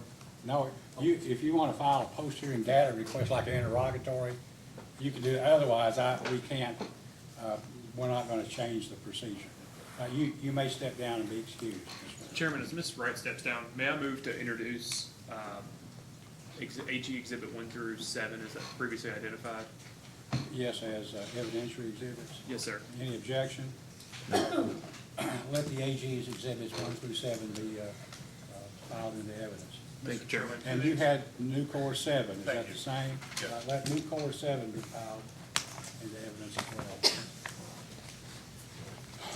All right, is that you finished everything, right, from South Kentucky? Mr. Crowe, do you have any more witnesses? Yeah, Your Honor, that was everyone. Okay. Before we start, we need to think about this too. I don't know how long this is gonna take, but we've got to, because of other requirements that we have, we need to finish this evening. So, if all of you have other people here, if you'd like to take a minute and tell them what kind of sandwich you'd like to have, this might be the time to do it before we start this other testimony. If you need 10 minutes, we can do it now, but I'm asking the lawyers here, especially the ones that are primarily involved in the case, we probably don't have time to break an hour for supper or dinner or whatever. If I could maybe sometime find a cup of coffee, I'll be fine. Okay. Anybody else? I'm sorry, Chairman, we were conferring over here. What was your thought for? Well, I just think if anybody wanted to, maybe you could have somebody order something from, sandwich shop or Dairy Queen or something and bring it in. Because, and then we can take, if necessary, 15 minutes at a break and everybody can eat, because we have a lot of witnesses left. And maybe they won't take as long as the others, but So we're can I- not gonna get through here by 6 o'clock. Chairman, may I ask, your anticipation is that we break just not for an hour, we'll break for maybe 15 or 20 minutes? Well, I think so, but Okay. unless you can run out to somewhere and get back. It's been a long time you'll since I need- ran, Need to have a so. sandwich here, milkshake or something. I appreciate that. I know.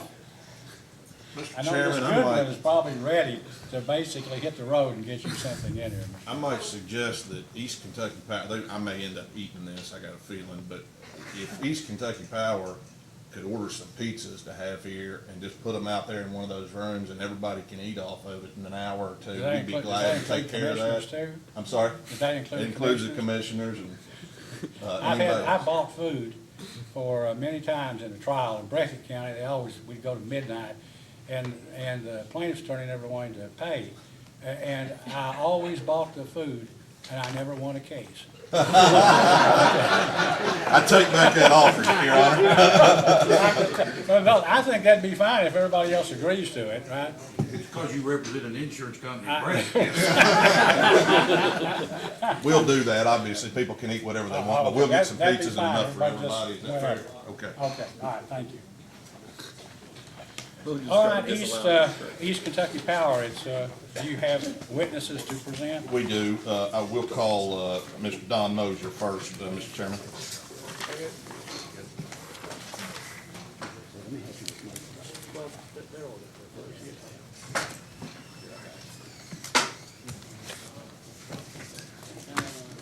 Mr. Mosier, please raise your right hand.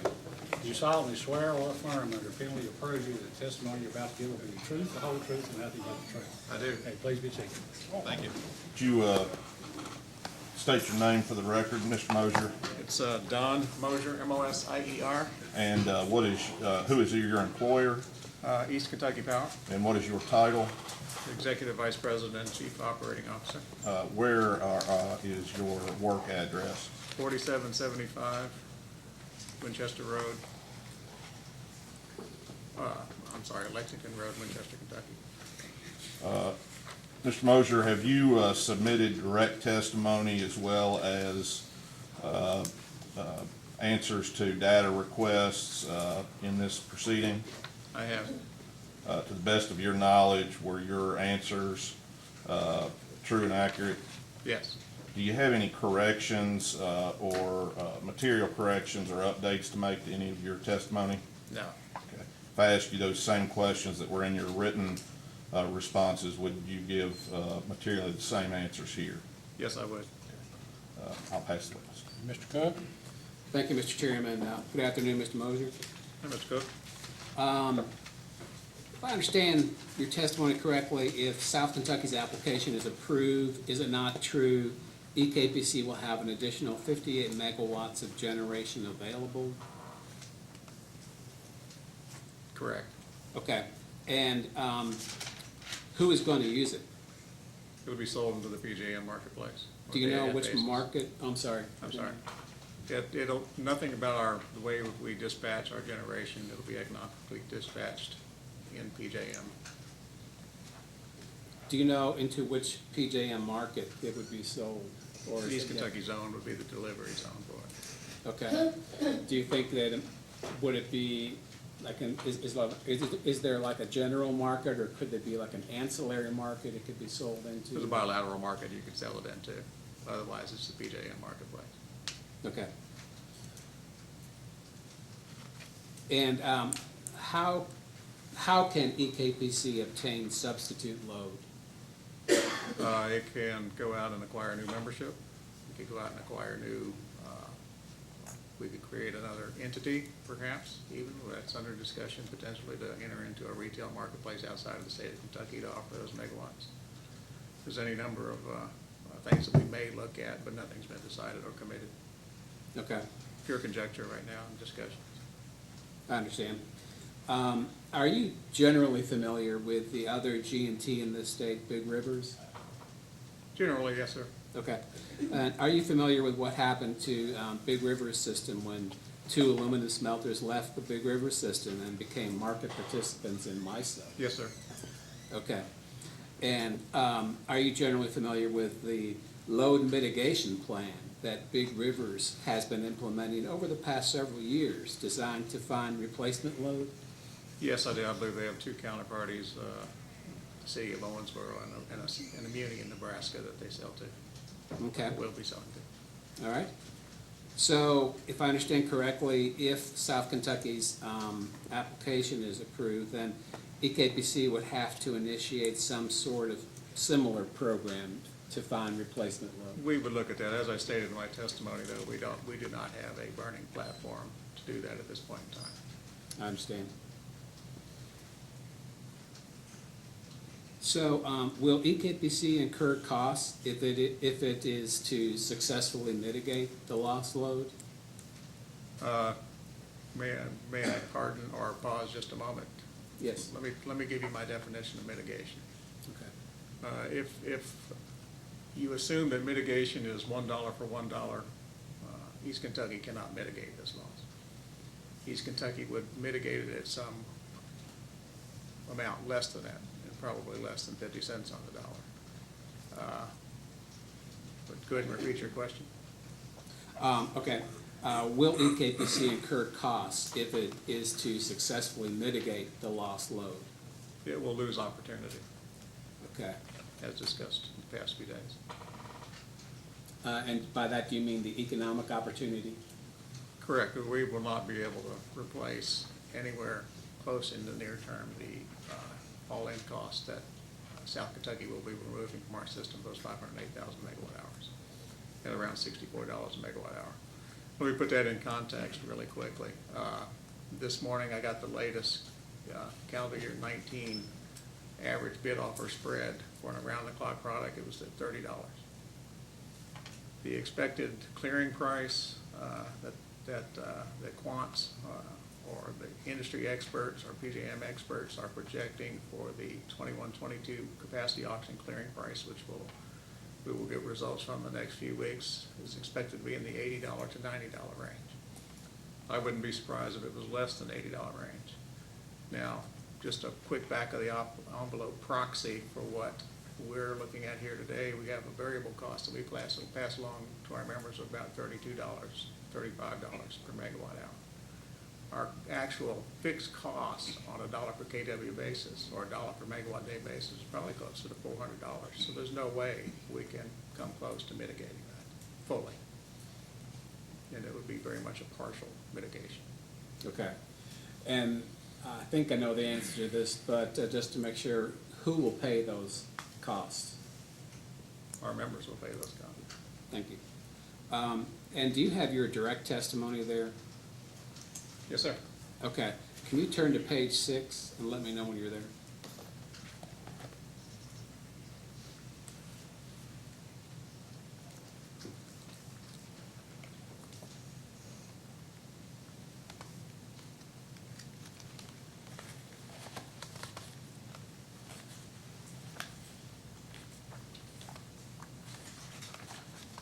Yes, sir. I'm there.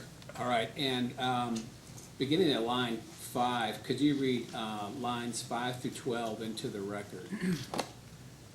Okay, related to my testimony above, Section 6 of Schedule P of the Master Agreement Notes that Morgan Stanley is not constrained to own generation or to purchase energy from a specific party or parties. And as a result, Morgan Stanley could fulfill its obligations under the agreement by purchasing energy from a number of different generators in a number of different jurisdictions within PJM's 13-state footprint. Okay, and then could you continue where it says over the course of 20 years? Over the course of 20 years, this results in significant unpredictability and increases a myriad of risks, including but not limited to entering into a long-term transaction with potentially struggling coal or gas generators. All right, thank you. And so you discussed that Morgan Stanley is not constrained or limited to owned generation or to purchase energy from a specific party or parties, correct? Correct. I think that's been answered here in the past few days. In reviewing South Kentucky's testimony and exhibits in this case, what is your understanding of the types of risk assessment that South Kentucky performed? It looks like the actual sensitivities were pretty much limited to the capacity financial hedge. It appears that the fixed price component of the energy confirm was accepted as unassailable. What was that last word again? I'm sorry. Unassailable. It was not going to change by any okay. point of view from South Kentucky or its consultant. Okay, I understand. Was Enervision's study and assessment thorough enough in your opinion? Well, based on the testimony of Mr. Babbitt today in the cross-examination or the rehabilitation section of that, it was discussed that regardless of the content of the PowerPoint, that there was indeed a very robust discussion. I'm paraphrasing. It appears to be a robust discussion off the PowerPoint. So I really don't have a good sense for how much in-depth their due diligence was on this. Okay. So let me ask you, if you were in charge of assessing the risk of a transaction similar to this one, what types of assessments and evaluations of risk would you want to have done? Well, first of all, based on my testimony where I discussed what I think is, and I will sensationalize this a little bit. I believe the environmental language that is included in both confirms you could drive a truck through. So I believe that indeed that South Kentucky faces price risk associated with that fixed amount or fixed price that they agreed to with Morgan Stanley. We also heard that from Mr. Babbitt that Morgan Stanley, of course, deserves a risk premium, and rightly so, for extending fixed price at such a low amount over a 20-year period of time. And based on my feedback earlier that today's market is roughly $30, you could assess, or you could basically infer that there's roughly a $395 as of this point in time risk premium associated with that $20 transaction. I do not believe that Morgan Stanley or any other energy provider would extend a 20-year contract unless there was a good opportunity for a reopener at some point in time. Okay, all right. Do you believe that South Kentucky adequately assessed both the risk to itself and to the other member owners as well? No, based on that, I think they should have performed more due diligence and sensitivities around what could potentially happen as a result of changes to the fixed energy price. Okay. Do you have any general familiarity with transactions such as the one that South Kentucky proposes here?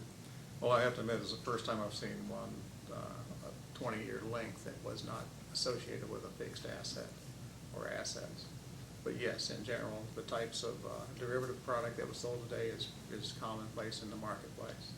Certainly selling a 58 megawatt around the clock product is certainly a common market instrument, routinely traded, typically, and as I noted, generally in terms not more than 3 to 5 years. But if you've got a contract that has the ability to, in a commercially reasonable manner, and I agree that Morgan Stanley has that duty and obligation, and I trust that they will. I know they will because I've dealt with them before. I think they're an honorable counterparty. But there's a good opportunity for this price to change meaningfully over a 20-year time. Okay. And earlier, I believe you said that, in your opinion, and I don't want to put words in your mouth, but I thought I heard you say that you thought that the language about the environmental language was big enough to drive a truck through it. Is that correct? That was my first impression, and it's still my impression. All right. So, in your prior familiarity with transactions like this one, have you seen language like this, the additional environmental costs? Yes, that's, and Okay. I euphemistic, or not, I used a term of art, so to speak, in describing it as an environmental mature clause, and that's fairly common in long-term contracts. Otherwise, as was pointed out earlier, Morgan Stanley or other counterparties would not even consider entering into it.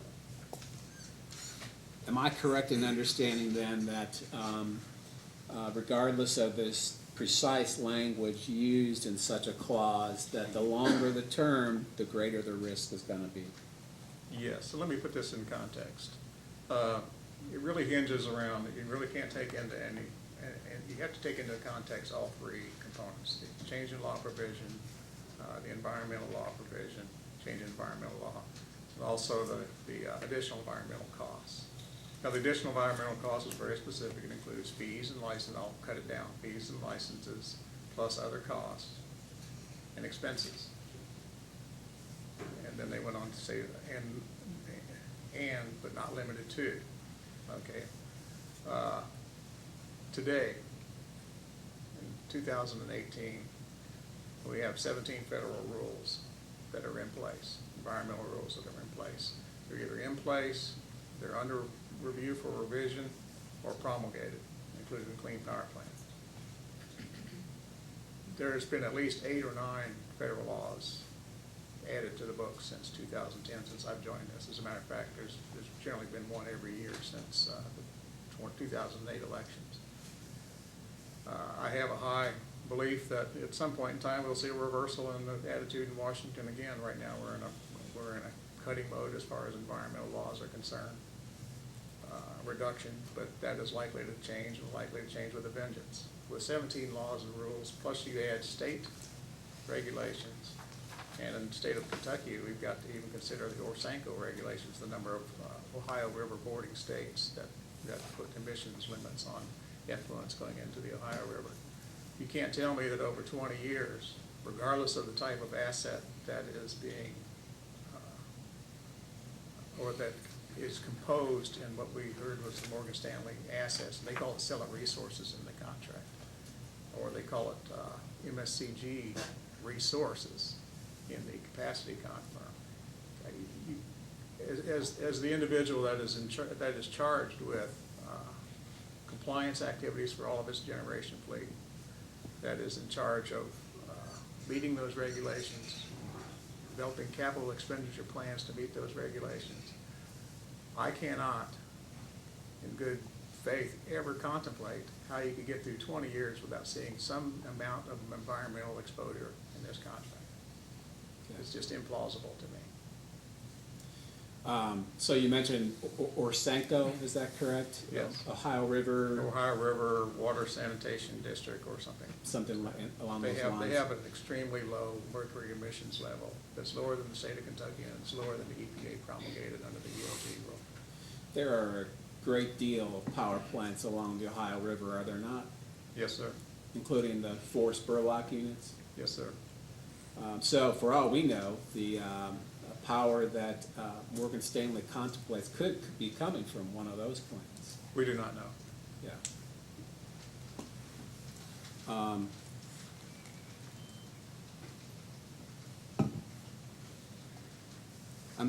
Could you turn to page 9 of your testimony?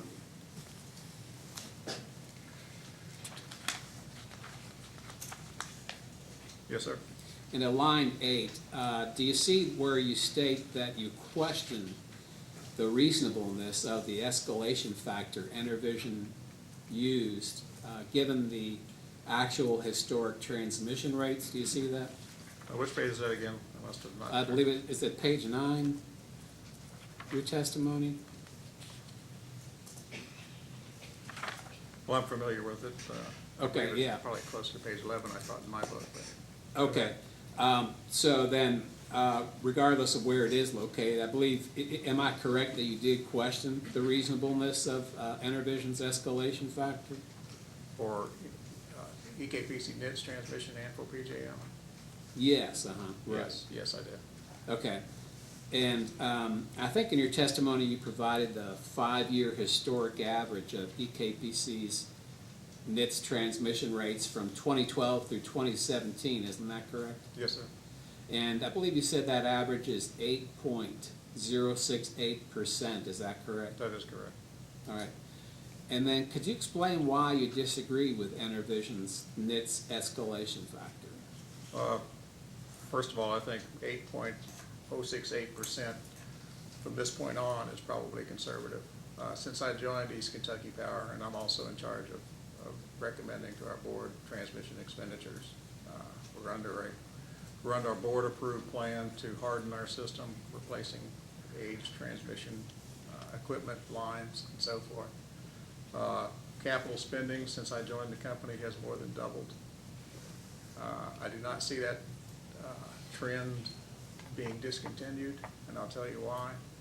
Let me give you a sort of a brief history of where we are as far as our transmission grid is concerned. We're taking a lot of strides to improve it and harden it and get it into the 2018 plus shape that it needs to be in or should be in. We've got 800 miles, just over 800 miles of transmission line that were built in the 1960s. We've got about 400 miles built in the 1970s. We've got some, very small, maybe 10 miles, from 1940s vintage. If we could, and this would be a stretch based on the staffing and resources that we have with internal and external today, we would spend about $30 million a year to be able to change out about 45 miles of line in various transformers, distribution substations, rebuilt, and so forth. It would take us, it's going to take us a long time to get that done. And that 800 plus 400 plus 10 is roughly 53% of the 3,000 miles of transmission that we maintain. So if we do nothing, if we just hold it steady, we'll never get to the end of the line. So we're going to be forced to be ramping up. Also, if you look at, from a portfolio perspective, if you look at it long term, our generation resources are going to change, which is going to require transmission investment, because we're going to have to go through PJM to make sure that we're not weakening the grid or creating any voltage stability issues or creating any contingencies. So I see future costs associated with that as well. I think 8.068% will vastly underestimate that growth. And also, let me put it in comparison with some of our other utilities. We estimate that LG&E's growth has averaged 9.2% over the last 5 years or so, since 2012. R.E.C.C, which is First Energy's transmission subsidiary or transmission unit created as a spinoff from First Energy, they're at roughly 10%. AEP East is roughly 15.2% on an annualized basis. I cannot envision any of these trends decreasing. Now if you flip that forward to PJM, same situation occurs. We're seeing a rapid changeover or a gradual changeover in the types of generation that are being added to our system, whether it's renewable energy. You're not seeing new coal added, you're seeing natural gas plants added. It's going to require a continued investment in PJM, and the TOs, the transmission owners, are bringing in a lot of projects into the transmission enhancement or expansion advisory council every month, roughly $200 million a month in to be discussed and eventually probably approved. I do not see the escalation rates in PJM diminishing whatsoever. I see easily a 10 to 13% future in PJM annualized increase. And we are fully involved, East Kentucky Power is, with the TAC, on the transmission side of the business. So we get firsthand knowledge of it. Let me ask you this. If the situation was kind of a little bit reversed, and say that EKPC had already identified a need for somewhere in the range of 58 megawatts of load, And if EKPC had decided to pursue an arrangement like this, do you believe that it would be easier for EKPC itself to make all the arrangements necessary with PJM, first of all? And second of all, if any kind of load had to be mitigated, that from your perspective, and also if anything was to go wrong with the deal, if any of those risk variables were to come into reality, is that something EKPC would be better situated to absorb than one of the members? Yes, and I described that in my testimony with all the processes and governance controls and committee reviews, board reviews, public service commission oversight, and our knowledge, working knowledge in PJM market would help us to mitigate those types of exposures that would arise or risks that would arise. Okay, Mr. Chairman, that's all I have. Mr. Miller? No questions? Mr. Kurtz? Thank you, Your Honor. Good afternoon, Mr. Mosier. Mr. Kurtz? South Kentucky's paying you right now $64 a megawatt hour approximately? Approximately, yes. Okay.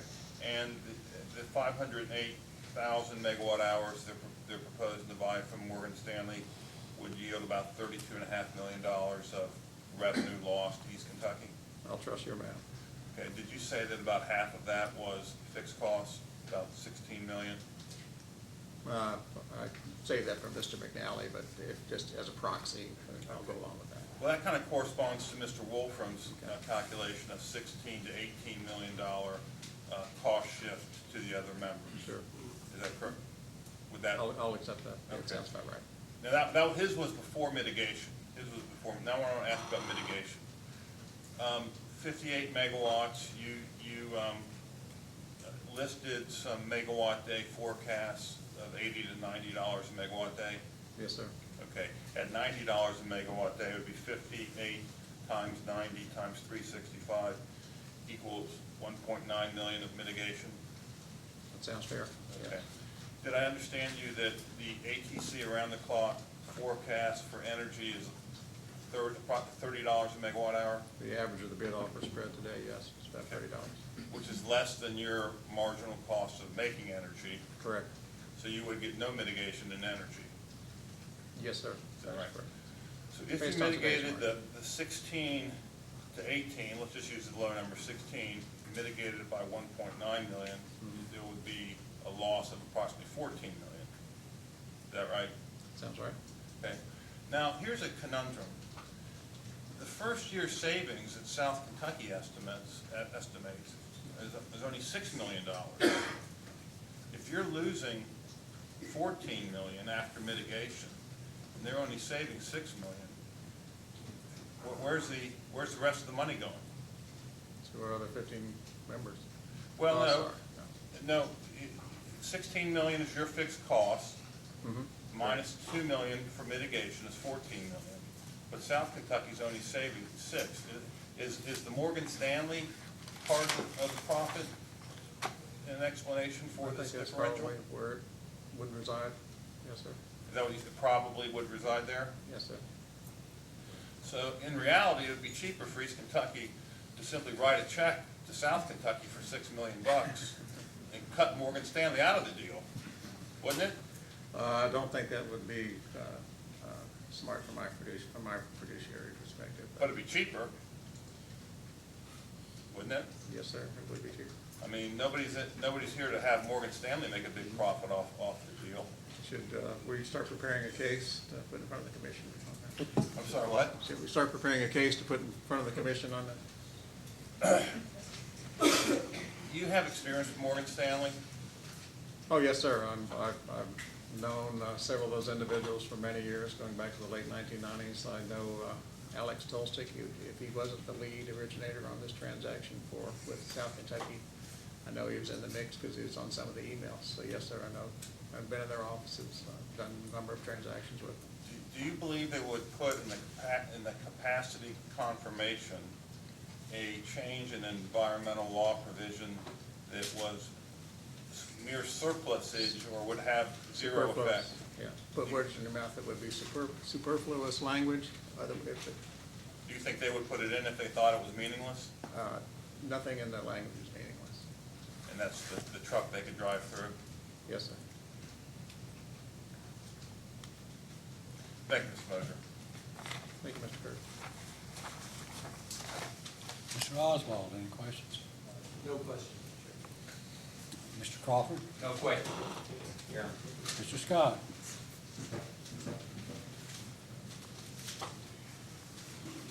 Mr. Mosier,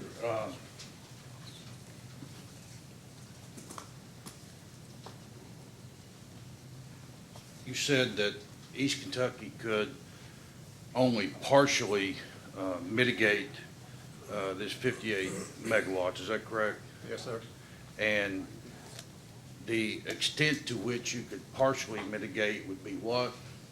Are you able to assign a percentage of that? I can't do the math in my head, but it's significantly less than $1 to $1, like I pointed out. You said something a while ago, maybe 50 cents on a dollar? It's, I think the way I described the capacity is at least a quarter of what we currently would be paid. Okay. And speaking of writing a check for $6 million to South Kentucky,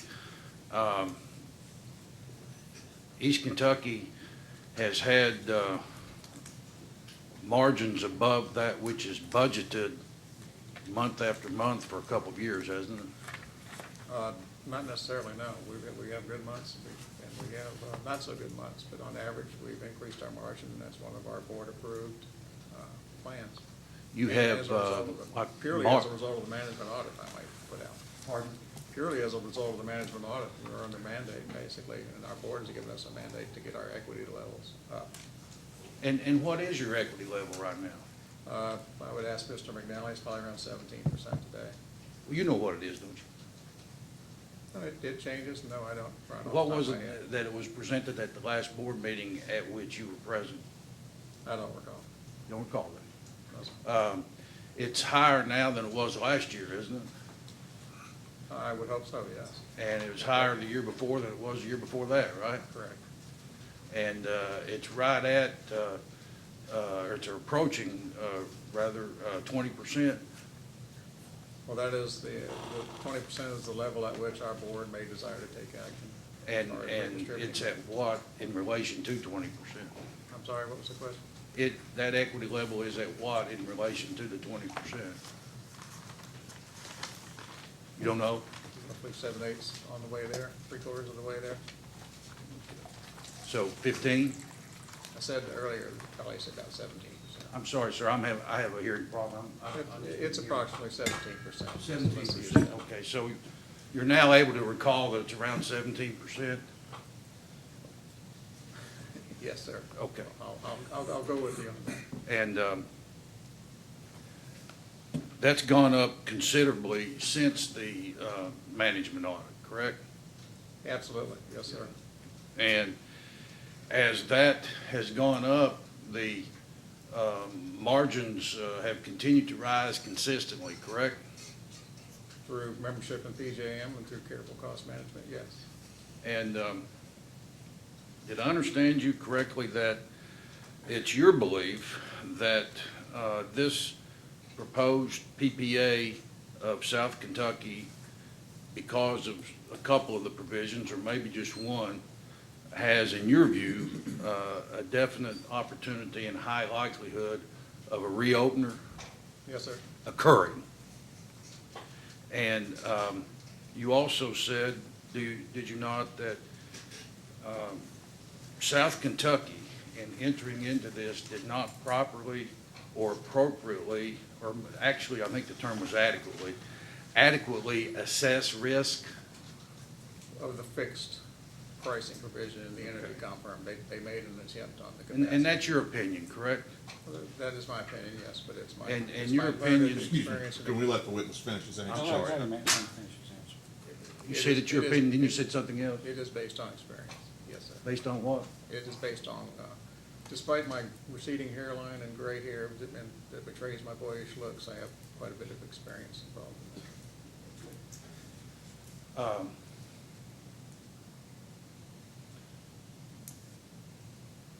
Well, I mean, just because Mr. Babbitt had more hair, does that mean that his opinion is less valid? I'm not here to judge Mr. Babbitt. He has Okay, but his- you He has differ. his point of view, and he works for South Kentucky. You differ in the view that South Kentucky has put forward. What reason is there for the commission to give any greater weight to your view than the views expressed by Mr. Adkins or any of these other people that have testified for South Kentucky? That is purely up to the commission. We're all presenting our points of view. And if the commission is to address this matter based upon what is fair, just, and reasonable, is it necessary that the commission look at this as fair, just, and reasonable to South Kentucky? Or is it the view of East Kentucky that they must also take into consideration whether this PPA is fair, just, and reasonable to East Kentucky and the remaining 15 members? I will not answer for the commission on that. I would not answer for the commission on that. I'm sorry, I would not ask for it. I said I would not answer for the commission on that. Well, I'm not asking you to answer for the commission. I'm asking you to state East Kentucky's position. Well, the commission here is, the commission will be ruling on the prudence of this purchase by South Kentucky. You think that it's the, did I understand you correctly a while ago in response to a question from Mr. Curtis that one of the things that East Kentucky has, and we'll strike that. Let me ask you this. Do you think that it's East Kentucky's role to tell South Kentucky whether this is a good idea for South Kentucky? East Kentucky is owned by South Kentucky. East Kentucky doesn't tell South Kentucky what to do. We can offer opinions. You were asked to offer an opinion Yes, sir. before they entered into it, weren't you? Was I asked? No, sir. I East was not. Kentucky. East Kentucky was not asked for an opinion on the transaction. I understood earlier that there was a request for a proposal sent, and East Kentucky did not offer one. Is that accurate? Oh, yes, that's accurate. And leading up to the notice that your lawyer and South Kentucky's lawyer put together, same lawyer, dated November 28th, 2017, leading up to that, there were discussions that East Kentucky and South Kentucky had leading up to that on several occasions, correct? Correct. And were you involved in any of those discussions? Only the first one regarding the meeting back in July of 2017. Okay. Did you have subsequent discussions with Mr. Campbell, Mr. McNally, and other persons within the employee of East Kentucky about this proposed project, about which you had become knowledgeable as a result of the July meeting? From time to time, in course of business, certainly. Did you, in those discussions, ever get any direction from Mr. Campbell? And Mr. Campbell is the person to whom you report, right? Absolutely. Did you get any direction from Mr. Campbell on commencing any discussion with South Kentucky about their due diligence or about whether they are going through the process of adequately assessing risk? No, sir. Okay. Did you on your own believe that that is something that might have been appropriate?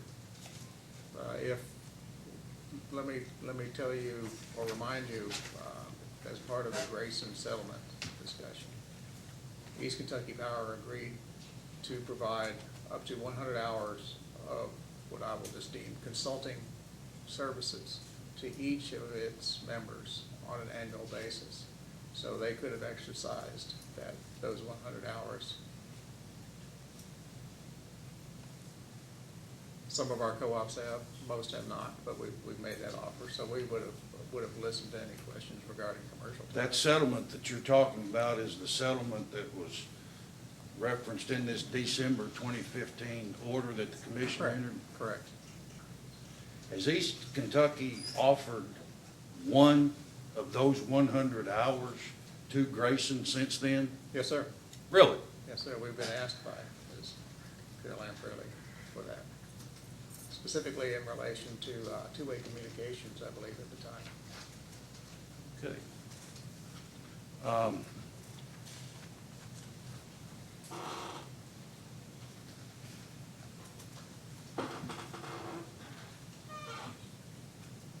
You were asked about these power plants along the river, and East Kentucky's ownership and operation of one. East Kentucky has supplied beyond the environmental regulations, the equipment and refurbishing at those plants, hasn't it? Beyond the requirements? Haven't you all gone at least to the extent of that which is required, even before it was required, didn't you? Well, let me give you an example of where we did not. Well, did you? Where we did not go beyond. Well, That did you was go beyond at all? Go beyond? No, Yes. it's a choice of technology. It's not a matter of going beyond. We're not trying to over-exceed. What we try to do, rather than going beyond, is to try to make sure that whatever we implement capital-wise will be resilient and withstand additional components of any EPA regulation that comes along. So is the answer yes then? Yes. Okay. But it's not in the sense that I think you were looking for. So it's that power plant, you know, East Kentucky had the foresight and the vision and the ability to say and do, we're going to meet or exceed these environmental regulations as they existed at that time, correct? Well, that's our goal, meet or exceed. And wouldn't you agree with me, sir, that the environmental concerns that have been expressed and put into place by the appropriate regulatory bodies pre-2009, pre-January 20, 2009, have been done at all the locations that you mentioned earlier to all of these power plants, correct? Some were completed prior to that, specifically the scrubber installations, for like 1 and 2. And even after that date that I just gave, in anticipation of those regulations going farther, clean power plants and so forth, despite court delays and things like that, other modifications, other enhancements, other environmental equipment has been put to these plants, correct? Yes, sir. I mentioned earlier that there's been at least one major promulgation or installation of a rule every year since I've been here at East Kentucky, basically, which requires additional review and potential investment.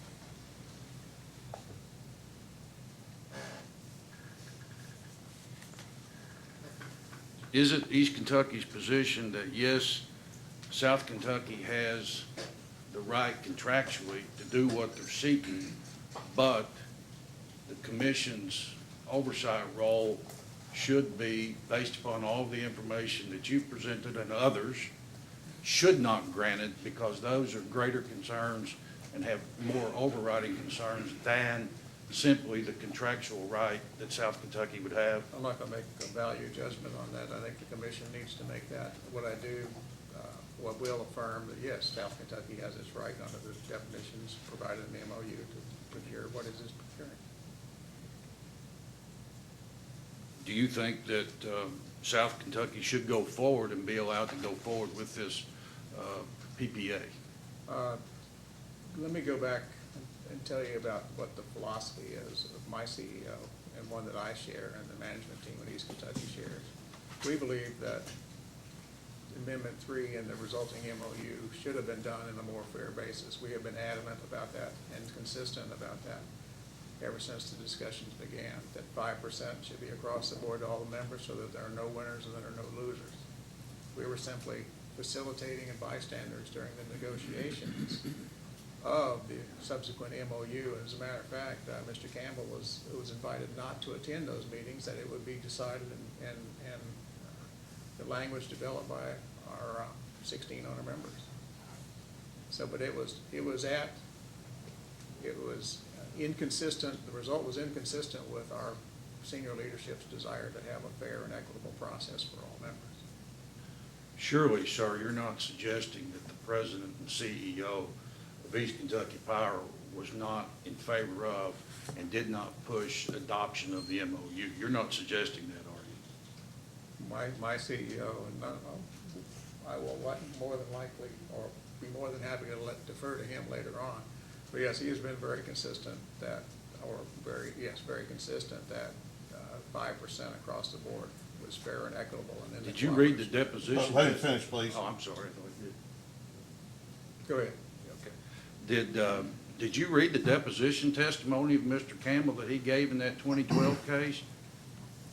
I probably did, but I can tell you what, my boyish good looks and the receding hairline prevent me from recalling that at this moment. Well, you recall, do you not, the number of times, or you recall him stating a number of times, whether or not you recall the number, but do you recall a number of times him insisting in that deposition that the adoption of the MOU it's a fairness issue, Jeff?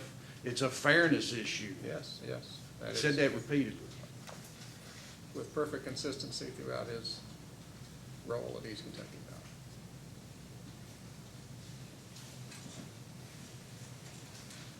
So if this PPA is approved by the commission and South Kentucky is able to go forward with this, then would you agree with me that East Kentucky, based upon what you said, can partially mitigate? East Kentucky can go forward, and then if there is some act that East Kentucky would have to take that would pass some of this along to the members, that then puts this matter in the boardroom of East Kentucky. Would you agree with me on that? I think as a result of the outcome of, it depends on the outcome of this, obviously, but I think there will definitely be further discussions in the boardroom regarding. So, and I'm suggesting, or my question assumes, the granting of the request here by South Kentucky then puts this matter in the boardroom. Would you go along with that? I'll go along with that. Certainly. Pardon? Certainly, it'll be in the boardroom regardless. Okay. Trust me. No further questions.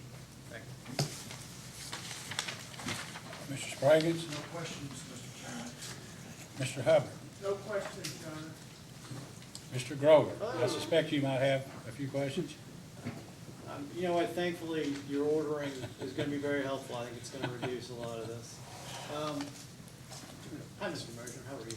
Good. Good evening. Well, thank you.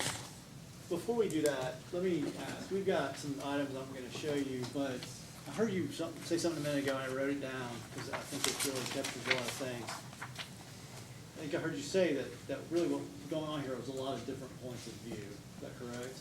Well, certainly there's different points of view. Yeah. Let me start with one different point of view. You said several times that there could be no mitigation on a dollar-for-dollar basis. Correct. Okay. Help me understand that, okay? And I'll start with this and tell me where I'm missing something. It sounds like just maybe a total all-in cost that South Kentucky is paying East Kentucky, I believe I wrote it down right, is $64 a megawatt hour. Yes. In totality is above the marketplace. Okay, yeah, leave the marketplace out of it for a second. No, you can't leave the marketplace out of that. It is. For purpose of my question, run with me, and then you can tell me why the market tells me this isn't right. So with the $64 a megawatt hour, that multiplies out into ultimately revenues for you all, correct? Correct. Okay, That's and cost. it's the revenues that will be missing as a result of the election and if the application is allowed to proceed, correct? Correct. So if through sales opportunities and new load additions and the retail initiative that I heard you describe, if those things come to pass and the revenues consistent with the election are offset, then there will be a dollar-for-dollar mitigation, correct? I disagree with that. Why? Like I said, the marketplace does not support that either now or in the near term or in the next 5 to 6 years. So I hate to interrupt, but Mr. Moser, you probably need to speak up to make Okay. sure that what you're saying is actually will be on the record when it's replayed. So I just try to speak a little louder and into the microphone. One of our East Kentucky employees in a boardroom meeting was asked to speak more loudly, and he said he could hear himself fine. That wasn't well received. I'm sure you can, but there are others here who would like to hear you a little better, I think. Okay. So you disagreed with me and said, no, you have to factor in the market. Is that about right? Correct. Okay, and again, I don't understand. If the revenues that East Kentucky realizes through various mitigation efforts, sales in the marketplace, off system, additional sales on system, and then potentially new opportunities to, say, through additional territories, why doesn't that create a revenue amount that, if equal to what South Kentucky elects, I'm is talking- offsetting? Okay. I'm talking about mitigating the 508,000 megawatt hours that are leaving at a 100% load factor. Correct. Correct. The types of requirements, contracts that are out there today do not support the same $64 a megawatt hour level that we have in our current wholesale power agreement. That is true. Okay, maybe we're not communicating, that's fine, this has happened during the hearing. Sure. I'm not talking about just the wholesale market. I'm asking you, there are other mitigation opportunities, correct? Like what? Like Outside of the wholesale bilateral market? additional load on the system, growing through new large customers, that sort of thing. But that avoids the opportunity cost component of this. Okay, let's. That we would otherwise have enjoyed a much more robust total sales. Okay, so is that your position then, that if, but for the lost opportunity, in your view, and I think Mr. McNally testified to that as well, but for the lost opportunity, there would and could be a one-for-one offset? I wouldn't necessarily go that far, no. I do not envision that, I do not see that. I cannot make a case for that. You cannot make a case for that. Can Mr. McNally make a case for that? You can certainly attempt to, but I think we would both come to the same conclusion. And that is because why? You don't think load is gonna grow at a Oh, sufficient load amount? is going to grow, and it incorrectly was portrayed earlier as potentially robust. We're in our load growth estimates. We're in the process right now of working on our integrated resource plan submittal to this commission in April of 2019. But the load growth projections that we have and that we do routinely do not support a robust growth scenario. So, let's pause on that discussion, and, y'all have to forgive me, I'm gonna have to jump back and forth between notes and this. Can we get, is it 287? Is that right?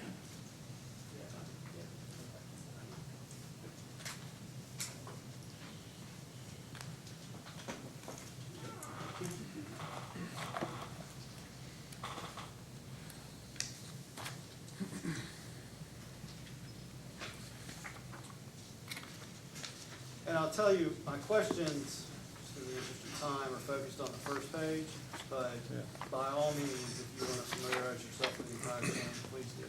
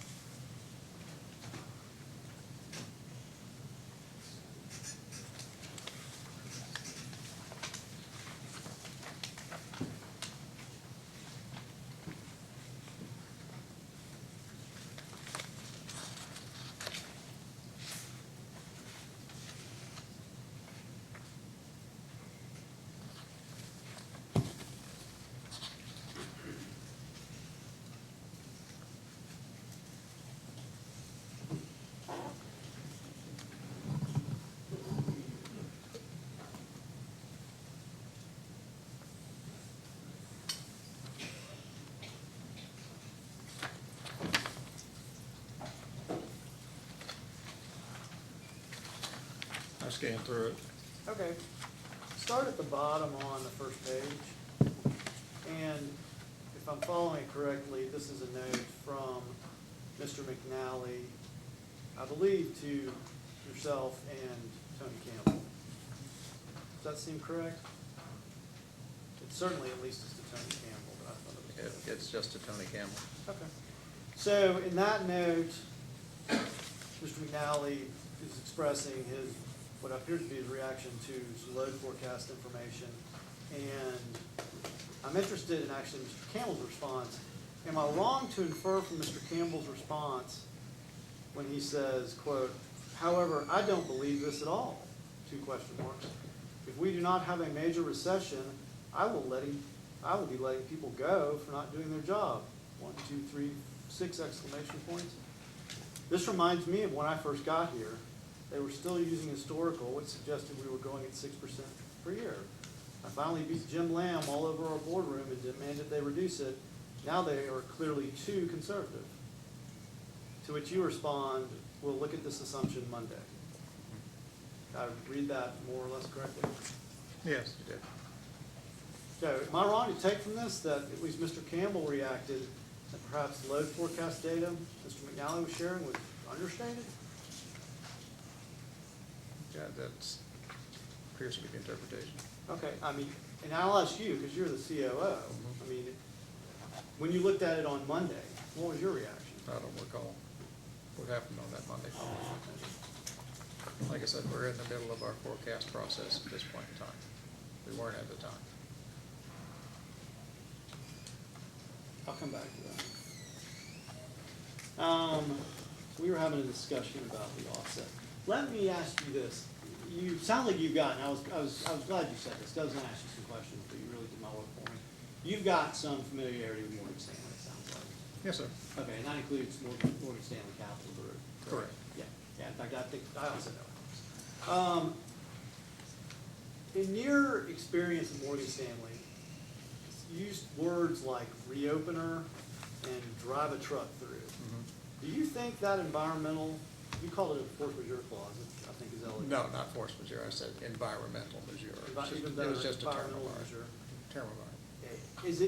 Is it your intent for the commission to believe that that provision is some sort of Trojan horse price reopener that Morgan Stanley intentionally inserted into the document? No, I do not believe they have a nefarious or mischievous point of view on this. I think they're protecting their expectations of economic gain from this transaction, purely. And so with that, if their protection was intended to extend, and again, I know the language is limited to this, but if it's intended to extend to items like a carbon tax or fee or credit, would that strike you as unreasonable? No, I don't think it's unreasonable. And you were talking earlier with Mr. Scott about some of the environmental compliance decisions that y'all make, and he was asking whether you'd go beyond what's required, and it seemed like you resisted that. Oh, go beyond? Yeah, I resisted that, but I think it's inaccurate. What you do, anytime you comply with an environmental rule and that requires capital, you want to make sure that you have some margin built in, because there are good days and there are bad days in the pollution marketplace, so to speak. And in terms of sort of making some of those capital decisions, am I wrong that I would think with most, perhaps all decisions, you've got some flexibility in how you choose to deploy your compliance strategy, correct? Correct. Okay.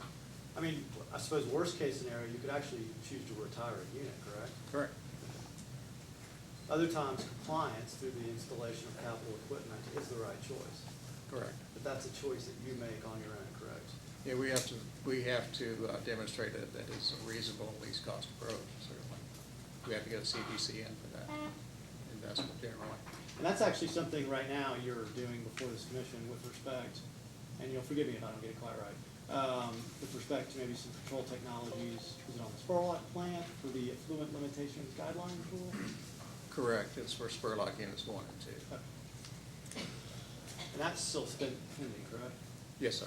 Let me ask you, and I just want to sort of orient myself, because I was interested in seeing this discussion and that testimony, and then I understand what you're saying today, and I understand the market's changed, but can we get yep.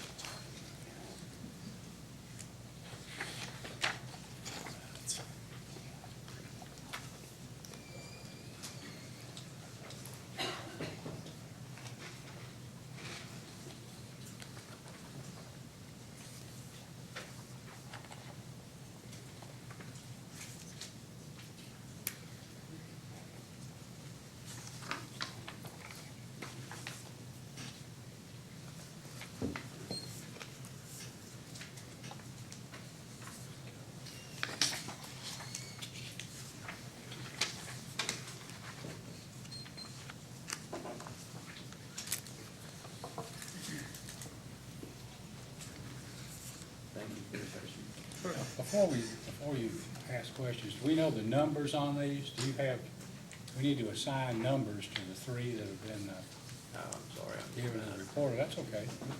We handed out one, so I guess we could mark the first one as South Kentucky 1, and this would be 2 and 3. I think that would be great, thank you. So the stream of emails there, beginning on Don Mosier, February 3rd, 2018, 8:44 p.m. will be 1, and then the data request 2, and Mr. Mosier's deposition in number 3, right?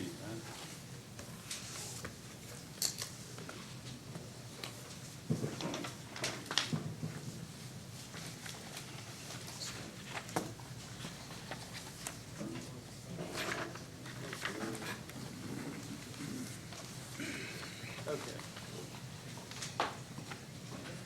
So sadly, a tree sacrificed his life for just a few questions, but can I get you to, and for the record, this is testimony that I believe you have caused to be submitted in case number 2017-00376, dated November 20th, 2017. Is that correct? That's correct. Okay. This was the CPCN proceeding with respect to the effluent limitation guidelines requirement, or control for stormwater compliance, correct? Correct. Okay, thank you. Can I get you to turn to page 15, lines 14 through 18?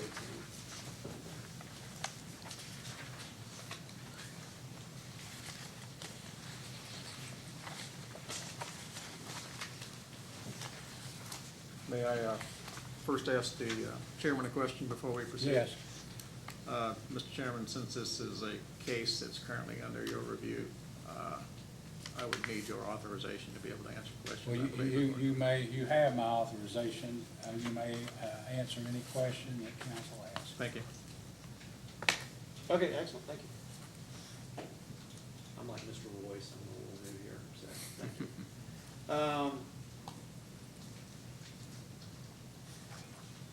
Would you read the testimony that you tendered here, starting with the sentence that begins right at the end of line 14?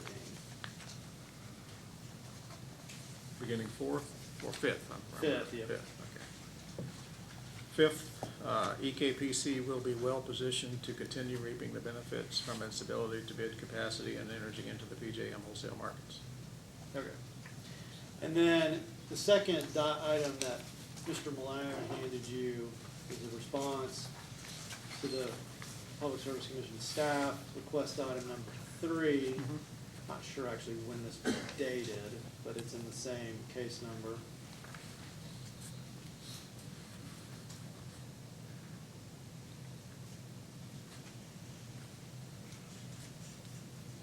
Can you read the response 3, starting with the second sentence? Beginning with NPJM? Yes, sir.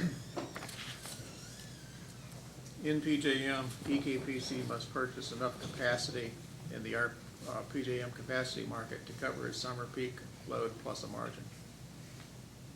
Since EKPC's winter load is significantly larger than its summer peak load, EKPC's net position in the PJM market is a surplus. EKPC sells the surplus into the PJM capacity market and creates a benefit to EKPC's members. EKPC reported in its annual filing to the PSC on July 31st, 2017, that it estimated this benefit from surplus capacity sales to be blank from June 1, 2016 through May 31st, 2017. Okay, that's fine. Then we've got a second estimate, at least for later, that also got blanked out. Sure. And I guess my initial question is, I've heard testimony, and I think even in response to a question from me, that the PJM capacity markets maybe aren't providing as reasonable opportunity for revenues from off-system sales as maybe they were. Is that correct? The energy market of the LMPs are less than would be desired, certainly, and certainly the capacity benefit revenues are certainly less than would be desired. But I guess relative to these redacted numbers that you were realizing in the June 16 to May 31, 17 timeframe, do you have a sense of what sort of percentage decrease you're looking at? Not right off the top of my head, no. And that's nothing you've attempted to calculate? Just- Oh, certainly, but it's just not right in front of me at this point. I mean, just somebody with your experience there, that's not anything. you could Roughly just- 400 megawatts times $80 a KW, or megawatt day is roughly about what we would average in this market right now. And how does that compare with the prior year? It's a look down a little bit. It would be down a little bit depending on the clearing price this time. You're gonna have to help me with a little bit. Mhm. Are we talking $1? Are we talking $100? Are we talking? I don't recall the last, because it was a quasi settlement, I believe, of capacity and CP, capacity, performance capacity, and baseline capacity. I don't recall the number. It fluctuates. It is not satisfying, I will tell you that. But if you made off-system sales, it's not your testimony that you would lose money, correct? I just want to make sure that's clear. For the additional megawatts that we do not have set aside to serve our load, you're correct. And to the extent that you elected to sell the 58 megawatts, if the application is approved. I mean, now we're looking at 2019, so we're even farther removed from where we are right now, so who knows what the market's doing. Is it your testimony that you wouldn't make that sale, or you would look to make the sale because there are revenues to be realized? We would certainly make a sale. We have an obligation to bid in all of our generation assets in the PJM capacity marketplace. So that's automatic. And our load, so that's automatic. Okay, so the revenues to be realized from the 58 are they're gonna happen regardless. They will happen, yes. And it's your testimony that, at least relative to 16 to 17 timeframe, we wouldn't expect as much, say, from the 17 to 18, where we are right now timeframe. Correct, correct. Thank you for clarifying that. I don't really need that one then.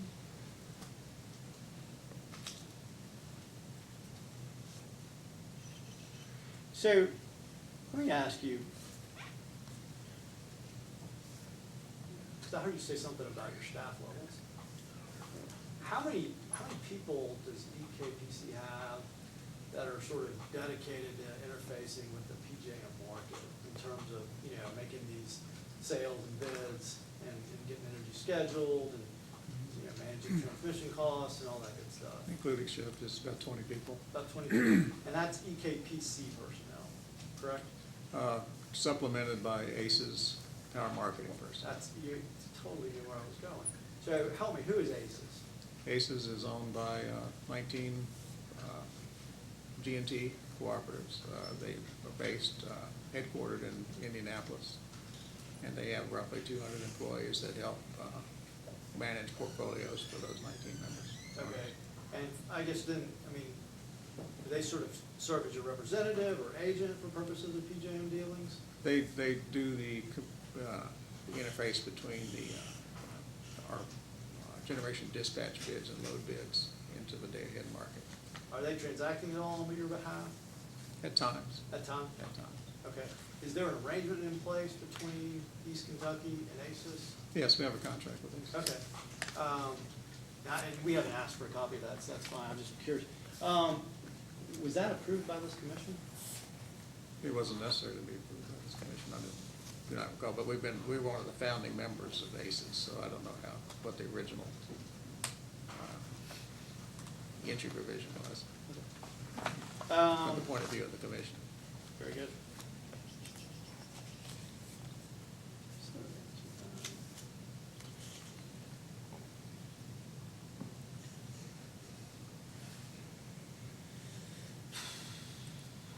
I do have another question.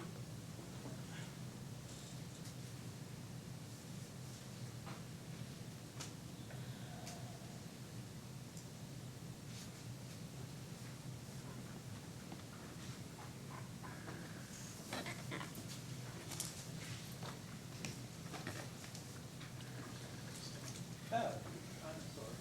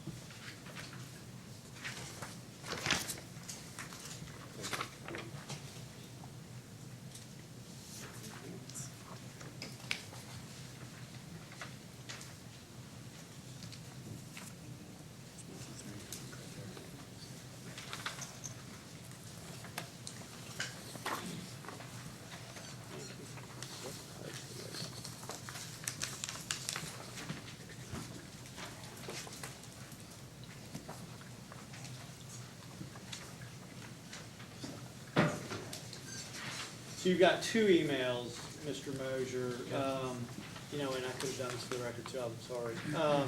These are emails that were produced by South Kentucky in response kind of collectively to request items number 1, 3, and 5.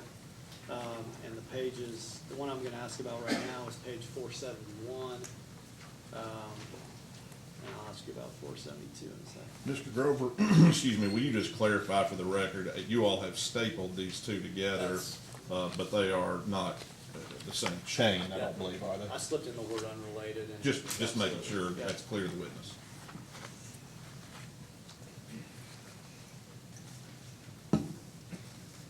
Okay, I'm sorry, you ready? Certainly. Okay, great. Yeah, the first email is pretty short. And I'm really interested in your response to Mr. Cruz on Tuesday, November 28th.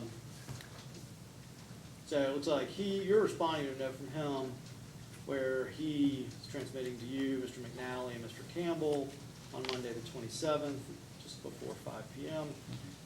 Draft notice from SK. And I assume that's the notice of an alternate source election, correct? Correct. Okay. Looks like y'all are exchanging red lines based on this, is that correct?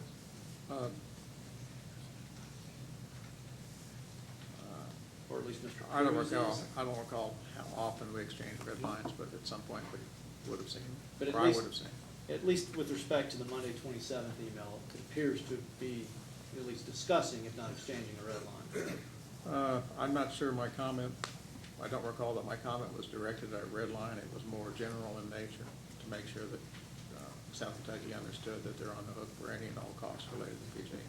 Okay, that wasn't a fair question, because I was really more interested in just whether, in fact, that's what it said. I'm interested in your comment.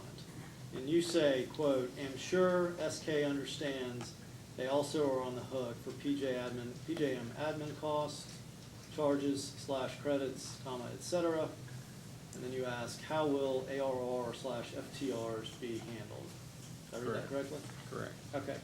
So it seems like you're indicating that at least at this point, South Kentucky has an understanding that they're on the hook for PJM admin costs, charges, and credits, correct? I would say yes. Okay. My question to you, and this is, I guess, relying, and I didn't ask you at the outset, I mean, it sounds like at some point along the way, I feel like I've heard that Mr. McNally maybe is the transmission sort of expert, but, I mean, it sounds like you have a really good understanding about the transmission system too, correct? The transmission reports up through me. Okay, so then I'm glad I'm asking you. It's my understanding that ARRs and FTRs, those are devices and tools in the market to help mitigate congestion costs. Is that correct? Correct. Okay, so am I wrong, and please educate me, with the Morgan Stanley product being delivered to the EKPC node, there's not really a risk of congestion cost, is there? Correct. At this point in time, I'd gotten ahead of my skis on the thinking of what the Morgan Stanley contract would ultimately look like. But yeah, they are responsible for congestion costs to the delivery point. Okay, you're doing great anticipating it. So that's actually a risk that's borne by Morgan here. Correct. And you just Correct. didn't know it because you hadn't seen the Correct. document yet. Correct. Very good, thank you. Let's go ahead while we're here. Take a look at 472. And again, this is unrelated because it's actually 2 months prior in time. It's a Thursday, September 21 email from you to David Cruz. It's SK 135, page 472. Yes. So let me take a step back. If I'm following this chain correctly, it looks like here is where Intervision's representative, Mr. Shepler, has transmitted a copy of the RFP to East Kentucky. Correct. Okay, all right, and again, following this, it looks like that Mr. Cruz forwarded that document on to you later, actually sometime on Thursday, is that right? Yes. Okay, so you reviewed the draft, right? It may have been the final RFP Yes. at that time. Yeah. Okay, so I'm interested first in your comment. So and I'll be honest, it just wasn't clear to me what you were saying. It says they should narrow down the parameters and required acceptance subject to PSC approval, and that was required with a D, that they cannot predict when will occur, will likely chase away many. So, just trying to be clear, were you suggesting that PSC approval should be removed as a component of the Oh, RFP? absolutely not. Okay, that's what I'm confused. So what were you Based on saying my, about? based on my past experience, and not just in front of this commission, but in the past when I was selling transactions similar to this, anytime we received an RFP that was subject to further approvals up the chain, it was generally ones that we didn't necessarily always pursue. Okay, so maybe the better way to read this then is you're really just observing that the required acceptance, or stated differently, the condition of PSC approval, timing of which couldn't be predicted, Correct. likely would chase some away. Correct. That's what you're Correct. saying. Okay, great. And the reason for that is, I'm sure you will understand, is that markets change and sellers are generally uncomfortable holding firm prices for very long. And I mean, you weren't a party to, I'm stating the obvious, I mean, obviously, you didn't review the energy firm or the contract prior to the signature. No. But we all know, having discussed it, that there's a provision in there that gives both Correct. parties an opt-out right as of May Correct. 31st Correct. of this month. Correct. Right. Why didn't East Kentucky respond to the RFP? I don't recall necessarily why we had decided to do that, but I will say that from my point of view, that it would be considered, in my view, duplicative for us to be adding additional generation or whatever we were to bid in, whether it was a peaking unit or what have you to this RFP, because the RFP didn't specify it was a 100% load factor. Just decided not to pursue it, go down that path. I mean, was it a concern that you wouldn't be competitive? Oh, no, it wasn't a concern. No. But I mean, I think we've established that, what did you say, the total price being paid right now is $64 a megawatt hour? Correct. Okay. And, I mean, the total all-in price, it sounds like they secured through purchase power agreement is less than that, right? Correct. I really don't have a whole lot more, so in the interest of expedition. I want to go back to some things you said at the outset, and then we'll wrap up, I think, with a couple of questions, I think, which is consistent with the theme we've been hearing about what if. Going back to really your early comments.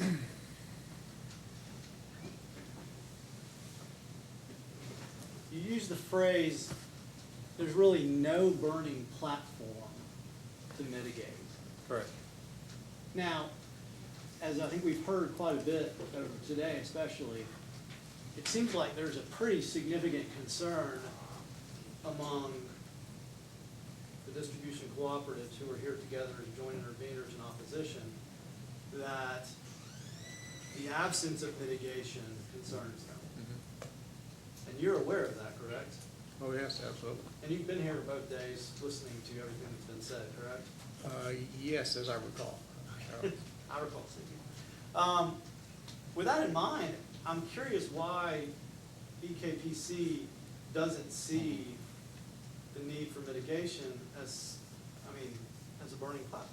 Right now, there's just no available bilateral market, and the best opportunity we have right now is simply in PJM. But again, we talked about that. The bilateral market isn't the only way to mitigate, is it? That's what you say. I say it's bilateral market or pursuit of other markets, like a retail choice state would be a potential market. Okay, so But still, in it's your a view, bilateral transaction. I think that's important, because I want the record to be clear. I want to make sure it's clear what you're telling the commission. The idea of growing on-system sales does not constitute mitigation in your view. Is that correct? Correct, absolutely. Do you think that is shared by Mr. McNally? Yes, Do you think that is shared by Mr. Campbell? yes. Okay.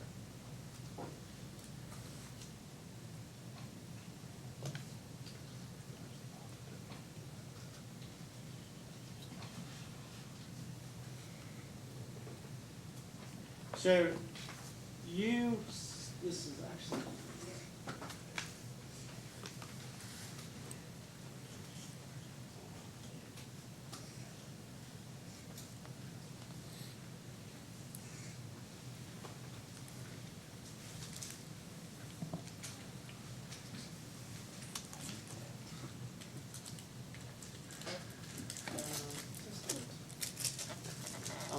sorry, Your Honor. Hold on, that's not right. Yeah, it should be.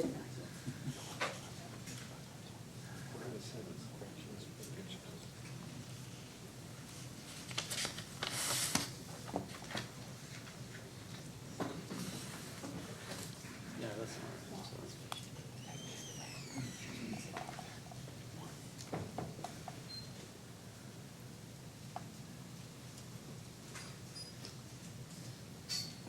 Okay, never mind. Do you have a copy of the MOU in front of you? And if not, I can get you one. Tell me where that's at, it's in the filing, I assume. It's in the application.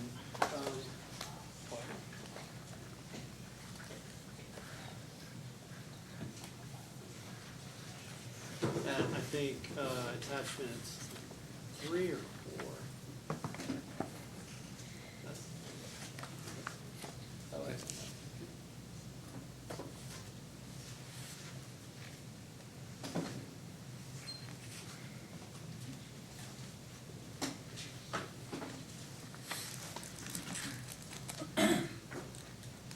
Okay, you ready? Yes. Thank you. Can I get you to go to section 5, which starts on page 7?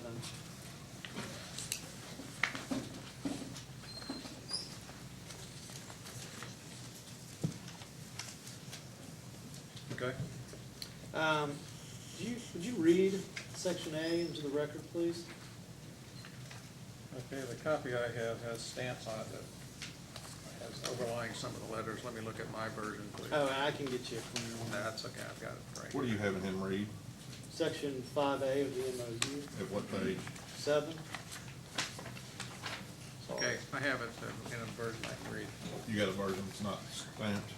Correct.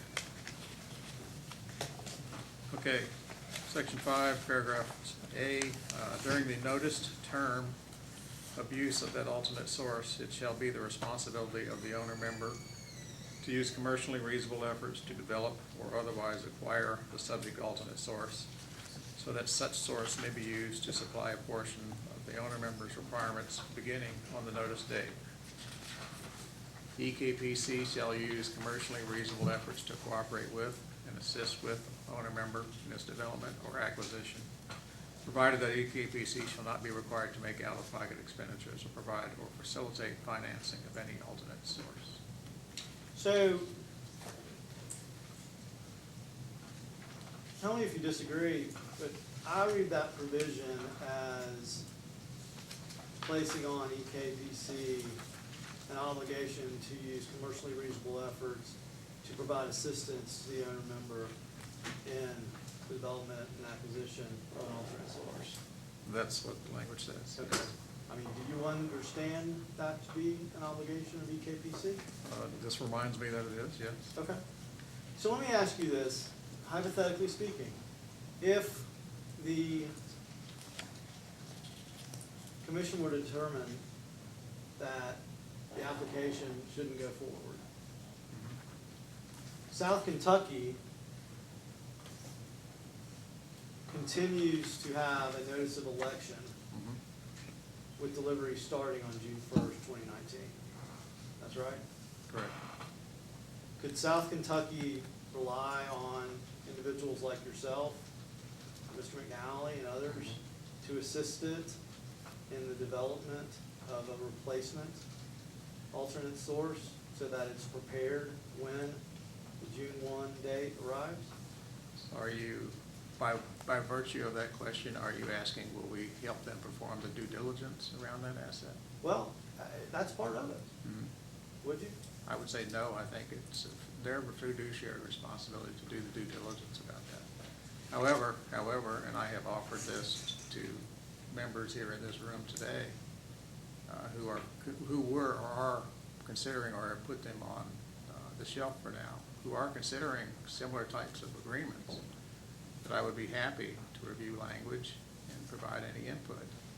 And I believe I offered to Mr. Holt in the beginning that we would do what we can when this first initiated, but I then turned it over to Mr. Cruz. So you turned it over to Mr. Cruz. I mean, when you say you review language, I mean, would you offer suggestions, revisions? Certainly, certainly. And in terms of, I guess, been a lot of questions about what should have or shouldn't have been sensitized. I mean, would you make recommendations about what analyses might need to be conducted or not? No, I wouldn't, really wouldn't want to step into that. I think they are the ones that have to make that decision ultimately. Is that just not something that EKPC has any skin Oh, in? absolutely. We have the expertise to do that kind of thing. Through us and through ACES. We do have the expertise to do that kind of thing, but it's not incumbent on us to do the due diligence for any of our owner members, but we will assist in ways that we think is practicable. So let me ask you this, if you could provide that level of support and not be either out of or compensated for any out-of-pocket expenses, you don't think that would be a commercially reasonable thing to do? I mentioned earlier that as part of the uncodified Grayson settlement, the portion of the Grayson settlement that we offered all of our 16 members up to 100 hours of basically free consulting services for use as they see fit. Maybe my definition of consulting services is different than yours. It sounds like the consulting services you're willing to offer is limited to, we'll look at some contract language and offer our input there. I would agree with that. I don't think it's up for us to step into due diligence activities as far as stress testing any components of a transaction. So let me be just perfectly clear. So if South Kentucky asked for your assistance with respect to, say, thoughts on the adequacy of sensitivities, and recommendations as to additional sensitivities, your response would be, I can't help you. If they were to ask me, Mr. Mosier, we're considering taking a look at this fixed price opportunity. These are some of the suggested sensitivities we have in our minds that we need to pursue. Do you think they're adequate? I would render a yes or a no, certainly. But you wouldn't offer. And I might offer some additional insight, it all depends. Okay. So you might look at it. It's potential, yeah, certainly. But let me explain a little bit about East Kentucky Power's philosophy with our owner members. They own us, and we pride our customer service and our ability to react and respond to their needs. And we will certainly do whatever we can, and except for the ultimate due diligence obligation, I think that falls on them when they exercise the ultimate source. And I think, as I said at the outset, I mean, the extent to which South Kentucky may choose to do certain levels of due diligence and you would have them do others represents a different point of view, doesn't it? I would say so, yes. You know, my last question, I think, you talked about the transmission costs, and I think the record's clear there's dispute over what would be a reasonable escalation. My question is simply, transmission costs are captured in your base rates, correct? Correct. Okay. So if there is a base rate increase, one more prior question. When you make a base rate increase, that's generally predicated on some sort of cost of service analysis, correct? Correct. Okay. And those sorts of analyses, I don't have the privilege of somebody like Mr. Seeley to have lived in it, but I'm guessing there are line items in those analyses that indicate what the individual cost items are. There would. So it would be readily discernible what level of pressure is being placed on rates by transmission. Certainly. So if you had a rate increase and there was a cost increase associated with transmission, you would agree that's going to be reflected in base rates. It will be reflected in base rates, yes. I have no question. Ms. Mansell, questions? Yes, staff just has one question. Good evening, Mr. Mosier. Good evening, thank you. If EKPC were to retire a unit, could EKPC still backstop the PPA, presuming the commission approved it? Could still backstop, we would backstop it from the marketplace as necessary. Nothing further? Mr. Royce, any, oh, I'm sorry, I better go to our commissioners here first. Commissioner Cicero. So I wanted to make sure that I understood Eastern Kentucky Power supports a philosophy that all members should be able to purchase 5% offline, alternative source. Is that what you said? Amendment 3 is pretty clear about the fact that they have the alternate source right. However, it is our philosophy, and it's been our stated philosophy, that fairness rules, and it should be 5% across the board so that there are no winners or losers in the process. So your philosophy is that up to 80% of load should be subject to sales from alternative sources? We'll honor the obligation, obviously, under Amendment 3, correct? But that's the philosophy. That's the philosophy. So if 80% was moved offline in my hypothetical question that was asked, What was your percentage again? 80%. 80%? We would probably separate our transmission and generation fleet and go public at that point in time, because I would probably be pursuing another job as well. I just wanted to make sure I understood, because your alternative is then to move everything into PJM or somewhere at a, what I call incremental sales, but at that point, they're not even incremental sales, you're just trying to salvage some kind of sales out of the plant or your facilities. Correct. And at that point, presuming it still operates, then what happens to stranded costs, since according to the MOU, stranded costs can't be passed on to those that participate in this? They get borne by those who do not. But if all 16 members, They would all absorb the pro rata, correct? this whole philosophy kind of crashes in on itself, doesn't it? Vice Chairman, can I make a statement? 16 times 5 is 80%, but they're talking about 5% of the East Kentucky load total. Correct. And 5% of each individual co-op's load, so it's Oh, only okay. 5%. Okay, all right. Which totals to what then, since you've got the math going here? Well, it's 5% of each member, Mhm. and therefore 5% of East Kentucky is a total. So it'd be 5% of their. Oh, you're just saying 5% that way, okay. Correct. Now I understand. Thank you, Mr. Kurtz. Yes, I'm glad you corrected both of us on that one. Okay, so not as drastic as what we projected. I was trying to figure out why you were promoting this 5% equal philosophy, but it's not 80%, it's just Correct. 5%, however that divvies up. Correct. We're accepting of the Amendment 3 provisioning, but we think it should be limited to a pro rata share of that 5% across Okay, the so board. that's very good that he corrected me, because I had I could not understand what was going on. I don't have anything else.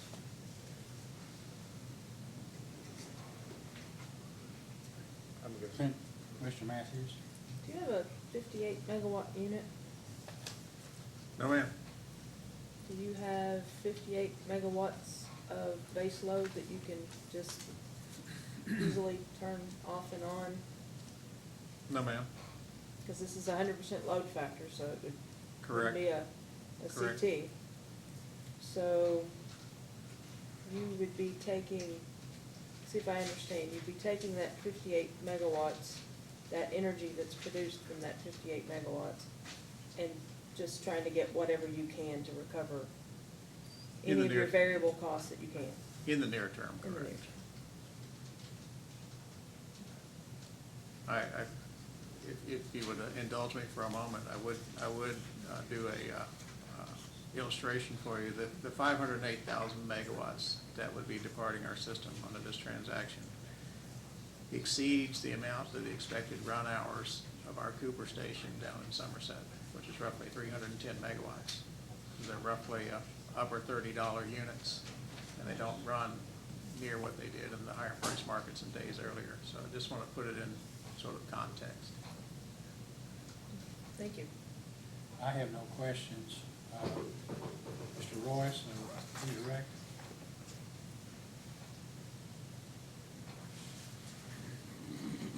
Obviously, I didn't get a passing grade. No. You ain't. You can never tell. Mr. Kurtz took all the wind out of my sails. I was gonna clear that up. I take all the credit for it, but jumped out of order. Sorry, I'm getting a little foggy at this point in my. Mr. Mosier, let's talk about that just briefly. Okay. Amendment 3 when you're talking about Amendment 3, and when you talk about 5%, the idea is that each of the co-ops has the ability to take 5% Correct. of their load, right? And that, of course, translates ultimately, if they all took it, into 5% of East Kentucky's load, right? Ultimately. At 5% on this particular transaction, it'd be something substantially less than the 58 megawatts we're talking about, right? Correct. They took 15%, right? Yes, sir. My level of math is about to be exhausted right here, but everybody can't take 15% and it equals 5% of East Kentucky's load, right? Correct. Hence part of the conundrum we have here, right? Correct. And that conundrum has existed since 2003, right? Yes, sir. Okay. If everybody took 5%, what, are there not, how is it that there's not these cost shifting issues then? Because it's absorbed equally across the system in a pro rata fashion. The load still goes off our system, but it's Correct. on a pro rata Correct. basis across everybody, right? There's not a winner or a loser. Okay. When Amendment 3 was entered into in 2003, and you heard some of the testimony, I know you know the history of why that happened, and it was to allow some of the members that were interested in being able to get sources from elsewhere, power from elsewhere. Did PJM exist? PJM existed. PJM has existed for quite a long time, but the market expanded quite considerably in about 2004. At the time, contemporaneous with Amendment 3, East Kentucky was considering entering the Midwest ISO. Okay. When Amendment 3 was entered into, was East Kentucky in any RTO? No. So this concept I keep hearing about where we bid assets in and do these daily auctions, none of that existed, right? Correct. So when you all, and I don't want to get down in the weeds too much, but when you all are bidding in and operating in that PJM marketplace every day, that involves generation assets well beyond just those that are owned by East Kentucky, right? Correct. Not always do our generation aspects dispatch across the board. Okay. The whole fleet of PJM dispatches economic. And those could be coming from gas, electric, a whole number of different sources, right? Yes. All right. I have set in front of you do we need to stop? Mr. Royce, we need to stop for the reporter for a few minutes. Why don't we take a 10-minute break now? Is that okay? I will, if I can have 2 minutes, I'll be finished. Is that too long? If I can have 2 minutes, I'll Okay, just that's finish fine. altogether. Go ahead and finish. You heard yesterday a discussion about a Mr. Boris Haynes. Do you know who that is? Yes, sir. Who is Mr. Haynes? He's the director on East Kentucky's board from South Kentucky. You have a good relationship with him as far as you know? Yes, sir. Okay. Did you have occasion to attend a meeting in Nashville back in February that Mr. Haynes also attended? Yes, sir. What was that meeting? It was the annual R.E.C.C convention. Okay.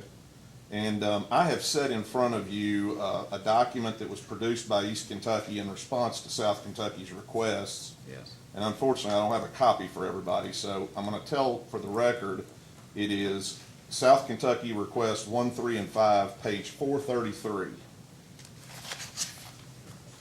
And that is an email from you to Mr. Campbell, Mr. Smart, Mr. McNally, dated February 26, 2008, 10:46 a.m. Will you just read that email out loud since I don't have copies for everybody? Okay. Rode over from hotel with Boris this morning, Mr. Haynes.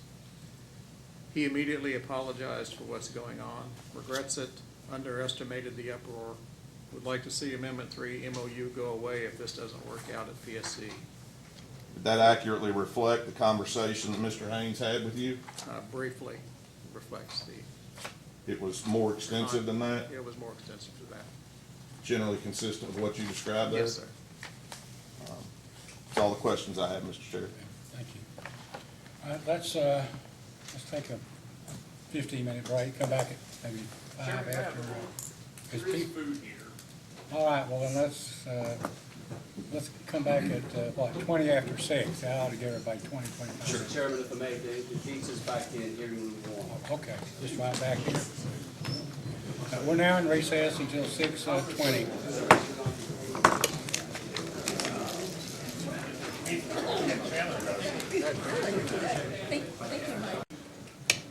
Okay, we're now back on the record. Mr. Royce, call your next witness. Mr. Mike McNally, please. Mr. McNally, please raise your right hand. Do you solemnly swear or affirm under penalty of perjury that the testimony you're about to give will be the truth, the whole truth, and nothing but the truth? I do. Please be seated. You may ask. Would you state your name for the record, please? Mike McNally. Mr. McNally, I'll ask you, you may have heard the chair, for the benefit of everybody here in the room and also the court system, if you'll get as close to that microphone and speak as loudly as you can, that'll be helpful. By whom are you employed? East Kentucky Power Cooperative. And what is your title? I'm Executive Vice President and Chief Financial Officer. Okay. Is your work address the same as Mr. Mosier's? It is. Okay. Have you submitted testimony in this case as well as responses to data requests? I have. And were those true and accurate to the best of your knowledge? Yes, with one correction. Okay. Would you please advise the commission what correction you'd need to make with respect to your testimony? Not with respect to the testimony, but with respect to a subsequent, I guess, data request Yes, sir. response. This response was filed last week on Tuesday, May 8th. It's a response to South Kentucky request number 24, and it was a 2-page response that included a cover page and then a chart, which is redacted. The cover page was from an earlier draft of this presentation and is not correct in either the title or the date. The correct title, excuse me, would be G&T Comparisons as it was presented, and the correct date was May 8th, the date it was submitted to the commission. Thank you, Mr. McNally. Any further updates or corrections you need to make? No, sir. Aside from that exception, if I were to ask you the same questions that you were asked in your data requests and your direct testimony, would you give substantially the same material answers? Yes, sir. I'll tender the witness. Mr. Chandler? Thank you, Chairman. Good evening, Mr. McNally. Good evening.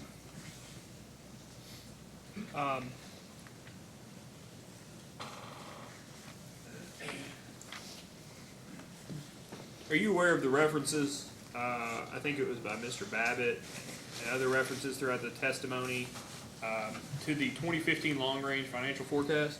Yes. And are you aware of that forecast? Yes. Were you involved in preparing it? It was prepared under my direction. By Under your staff. direction? Yes, sir. So it's May 16th, it's still 16th, yeah, May 16th, 2018. Do you believe the 2018 long-range financial forecast is still reliable to depend on? I believe you said the 2018, but you mean the Sorry, 2015? 2015, excuse me. Really, no. Much has changed since 2015. Okay, so, and just so we have a full record, you know, we run into this sometimes with IRPs, right? A lot of things can change. So what leads you to the opinion that it's not still reliable? What significant changes have occurred since 2015? Probably the most significant change on our system is after that forecast was developed, we purchased the Bluegrass Generating Station in Oldham County. So we added significantly to our capacity. We spent a significant amount of money acquiring that facility. There have been other changes, market energy prices, natural gas prices, and so forth, but that plant acquisition, excuse me, is probably the most significant. So the Bluegrass Generating Station, is that a CT? It's 3 CTs. 3 CTs. What's the capacity just generally? If I recall correctly, they're 165 megawatts each. And are all those underneath the EKPC umbrella now? They are all owned by East Kentucky, but the third of the 3 units is tolled to LG&E until, I believe, June of next year. And then after that tolling agreement, it comes underneath and becomes capacity available to EKPC? That's correct. You said each unit is how many megawatts? I believe it's 165. That's 165. subject to check. And I assume since you all just recently bought those aren't units you expect to get rid of anytime soon. We enjoy those units. We plan to keep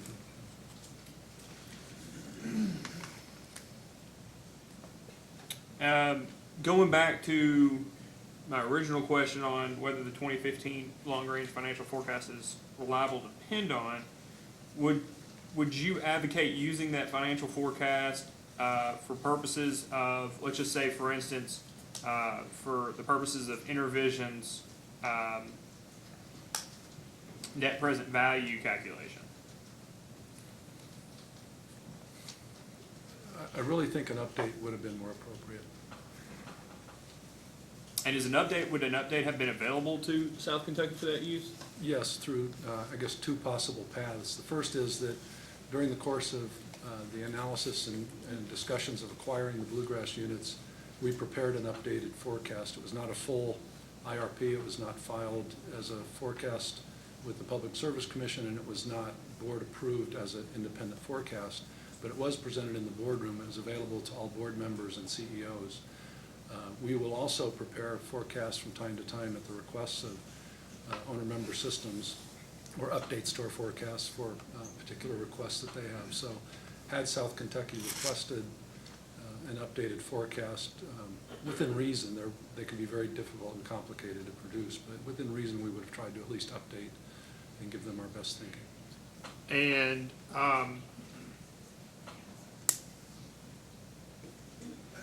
that second option, you said that's available to, you would say in your position that's available to all 16 of the EKPC members? That's correct.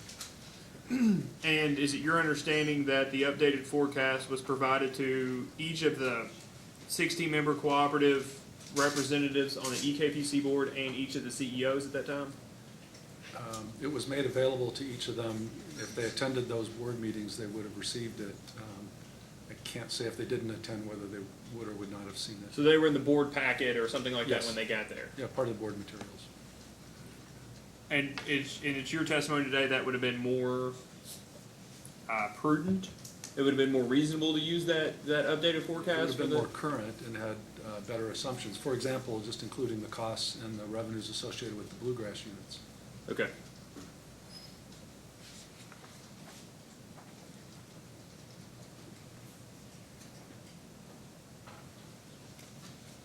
Do you have a copy of your testimony in front of you? Yes, I do. Just want to ask you a couple questions about it.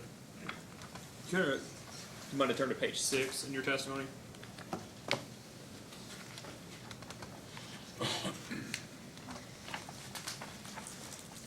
I'm there. There's a conversation, a question and answer towards the bottom of page 6, starting on line 13. Do you see that? Yes. So, you note that at one point talking about, so the first part of the answer refers to the memorandum drafted by you and circulated by Mr. Campbell, is that correct? Yes, sir. And then you go on to discuss that there are some immediate cost shifts for the FAC and the environmental surcharge, quote, because of their formulaic nature, but much less immediate for base rates. So what is it about the FAC and the environmental surcharge that cause the immediate cost shifts that don't necessarily happen with base rates? Well, base rates can only be changed by order of the Public Service Commission, and that requires a formal process and obviously takes time to execute. So there's inherently a lag in changing base rates from the time you want to change them until they're effective. The FAC and the Fuel Adjustment Clause, FAC, and the environmental surcharge are formulas that we implement every month. They're calculated each month and billed each month based on those formulas, and so those changes, any changes that affect them are immediately effective, other than in the case of, say, the environmental surcharge, new projects being added in for recovery, which the commission has to authorize. And so, for instance, like the environmental surcharge, that's just it's applied by revenue. Is that fair? Say that again, please. Is that just applied the total amount of environmental costs in the previous month applied to each utility by what level of revenue or level of sales? Yeah, I'll simplify it and just say that the environmental surcharge basically take the millions of dollars for recovery, divide it by our total revenue, and then charge each member system by that rate times their billing from us, their revenue from us. The revenue, it is Yes. based on revenue. Yes. Okay. That's a percentage of revenue method, if you will. Percentage of revenue, and so if okay.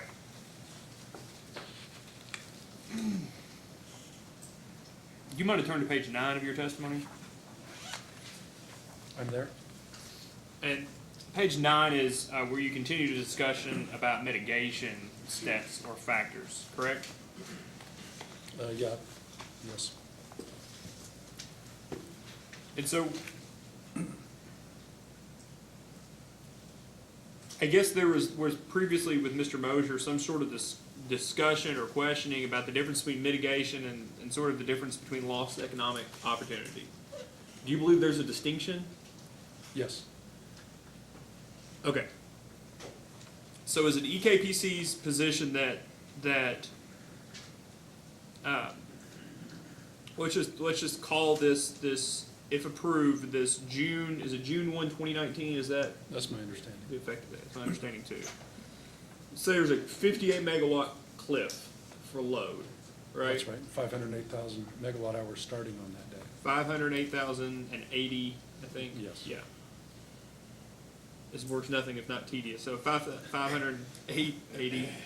There's just a cliff, right? That's right. And so, have you heard Mr. Holt's testimony to be that there has been significant load growth since South Kentucky's election? Yes. And so, if we're just talking about that cliff on June 1, it's not as if load growth keeps that cliff from occurring. It's just where the cliff starts, right? I'm not following. Well, so let's just make up some numbers. Let's just say you have your load is X, right? And you increase between now and June 1 of 2019, you increase load 5%. You still lose 58 megawatts on June 1, right? That's correct. It's just a smaller percentage of total load, but you still lose 58 megawatts. That's correct. And so the difference for you all between mitigation and in relation to that and economic opportunity is what? Well, economic opportunity represents the load that is lost and can't be recovered. I don't know if I'll do a good job of articulating this, but let me try. If you imagine any load growth scenario, any load scenario, so start with today's load and just imagine a graph of future load growing at whatever percentage you want. On June 1st of next year, that line, whatever you've imagined, drops 58 megawatts, and then it resumes the same percentage growth path that you would assume. Nothing else has changed. So a parallel line, two lines, are running at that same growth rate. They stay parallel. They never converge. There's a permanent 58 megawatt loss. That's the lost opportunity. That 58 megawatts was being sold for the benefit of all members of our system. Those costs were being shared by South Kentucky was paying the fixed costs of that load. And to the extent that you've imagined a curve that has us growing back to our original starting point, that growth would have happened in your original curve, but it's now been foregone, or it's been used to offset the loss of the South Kentucky load. So there's a permanent loss that's the opportunity loss that's different from the rate mitigation. And so this is what I want to understand, is that 58 megawatts, there's been a lot of consternation about what EKPC can, should, may do with that 58 megawatts. That is capacity and energy, correct? 58 megawatts is capacity. That's capacity. Translates into 508,000 plus megawatt hours. And 80, yeah. That's so there's two components, but there's a cliff for both sides, right? There's a cliff on the capacity side and a cliff on the energy side. That's correct. What is the chance, and I'll ask this the same way I sort of did with the net present value calculation. What is the chance that EKPC, not economic opportunity wise, mitigate a dollar for dollar mitigation of that amount, that 58 megawatts or that 508,080 megawatt hours? It's really a highly speculative question because we're talking about a 20-year time frame. I'd say immediately it's virtually zero, and Mr. Mosier, I think, covered that in his testimony just a few minutes ago. Over time, there may be more opportunities that emerge. I doubt, but I don't know, I doubt that they will be sufficient to offset the 20-year cost shift or loss of load, or however you want to analyze it.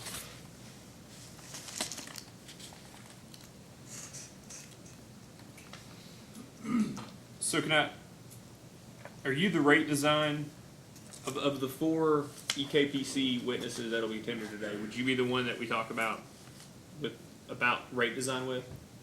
Probably. Okay. So were you here earlier when I was asking Mr. Seeley questions? I heard most of that exchange, yes. And had you reviewed that 2008 rate case testimony of Mr. Seeley? Had you looked at that before? Only after you filed it the other day, and only briefly. Okay. And so you have read it now, though? Yes. And so when EKPC in the 2008 rate case, and excuse me, I don't have the 2011, anything from the 2010 or 11 rate case, but the 2008 rate case, EKPC's proposal, and this was before you got there, correct? That's correct.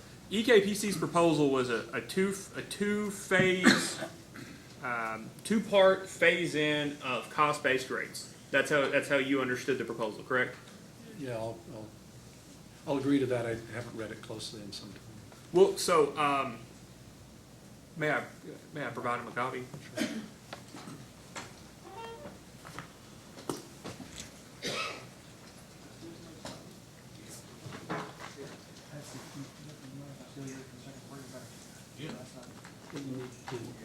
Just that.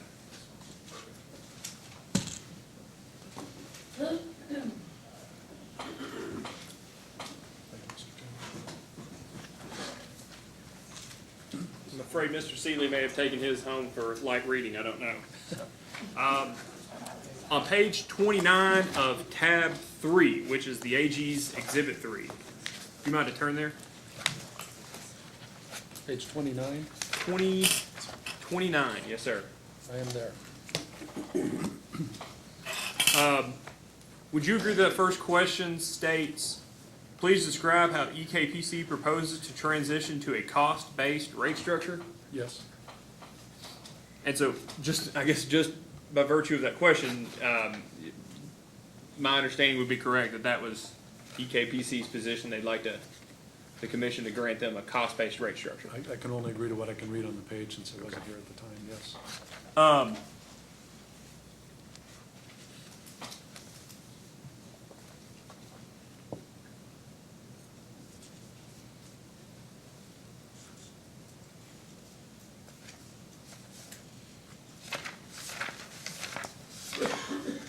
Just 1 second, please.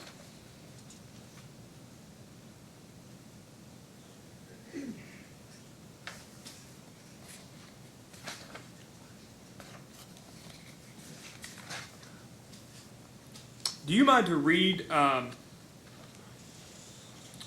line 11 there of Mr. Seeley's testimony? On that same page 29? Yes, sir. Starting with the first capital?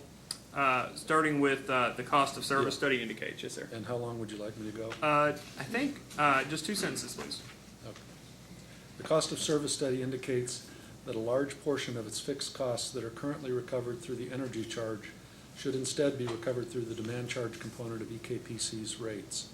Rather than moving to a fully cost-based rate design in a single step, EKPC is proposing to move to a cost-based rate design in 2 phases. Okay. So were you in the room yesterday? Well, let me just ask it this way to just cut to the chase. Is it your understanding that portions of fixed costs are still recovered through EKPC's energy charge in Yes. rate E? Yes. In all And rates. so, go ahead. In all rates, not just rate E. In all rates, but I guess rate E is important particularly to this proposal, correct? This transaction? Yes, it is. It's the majority rate that South Kentucky is building. And it's what the MPV analysis was conducted using, correct? Yes, that's my understanding. So, you would agree that any avoidance of energy charges would thus avoid fixed costs. I'm sorry, would you say that again? Let's just say under the pros transaction, avoidance by South Kentucky of their energy charges would ensure that it does not get properly allocated as fixed costs. I agree with that statement. And so, I know, going full circle back to what I asked Mr. Seeley, is it your understanding that South Kentucky never assumed or never did any analysis, or if they did, it's not in the record, that a cost of service or a rate design change would have any impact on the possibility of the net present value calculation? That's my understanding. And do you think that that is a significant flaw in their calculation? I do. Do you think that is a fatal flaw in their calculation?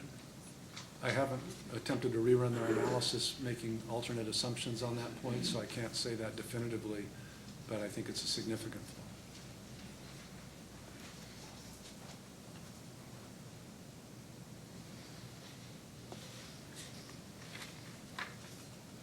Is 58 megawatts an odd size of capacity? How do you mean odd? It's an even number. It's an even number. I would ask you if it's a prime number, but I'm not sure I remember what a prime number is. It is not. Is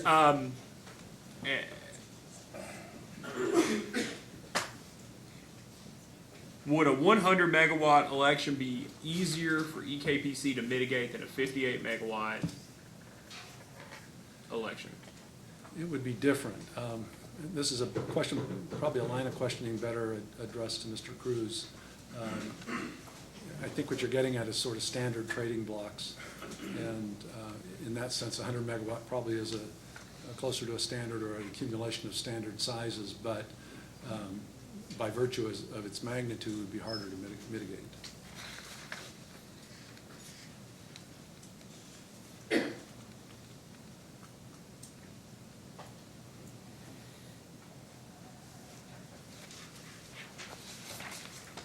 In your direct testimony on page 14, you discuss the agency fee.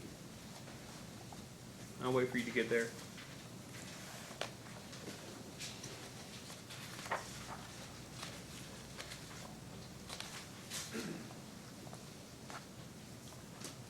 Up on line 3? Yes, sir. Is that correct? Yes.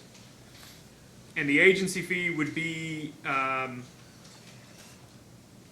where would the agency fee be notated? Where would it be evidenced? In what document? In the South Kentucky net present value analyses, and then I think it's repeated in my exhibits MM2 and MM3. So let me rephrase my question. The agency fee that EKPC ultimately pays is going to be evidenced in what contract or document? I'm sorry, that EKPC receives would be in the agency agreement yet to be negotiated with South Kentucky. And so that's what I was going to ask. Has there been any negotiations on the agency fee? Not that I'm aware of. Given that this doesn't start till June 1, 2019, do you think that's a significant issue? This is a little outside of my scope of expertise, so I'd say it would concern me that it's not at least outlined. Others could probably testify better to whether that's a significant concern or should be done by now or anything like that. Is that a David Cruz question? I'd say so, yes. He's really going to like you after this. Okay. He already does. But there have been no negotiations that you're aware of? Not that I'm aware of.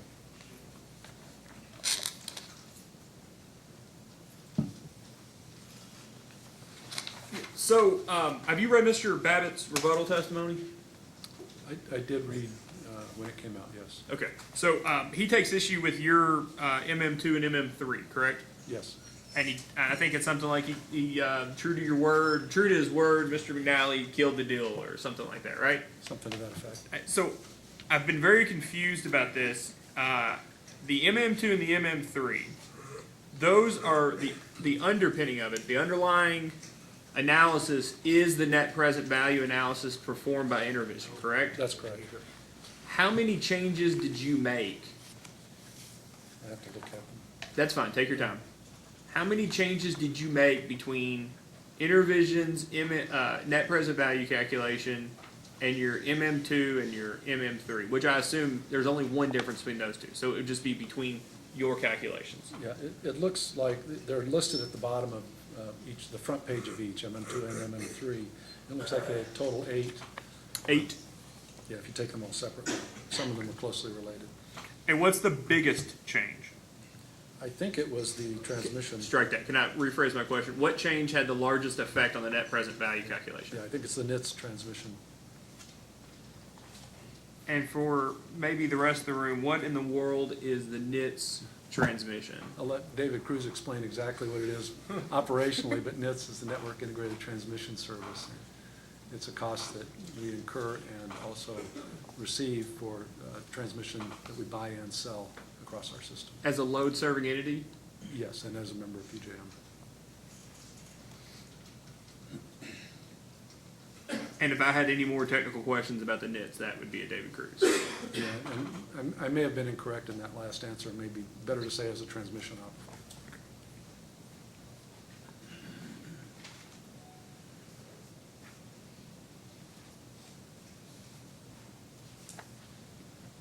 And so do you really think that the NITS transmission cost is going to, on a year-for-year basis, increase 10% or 13% over the next 20 years?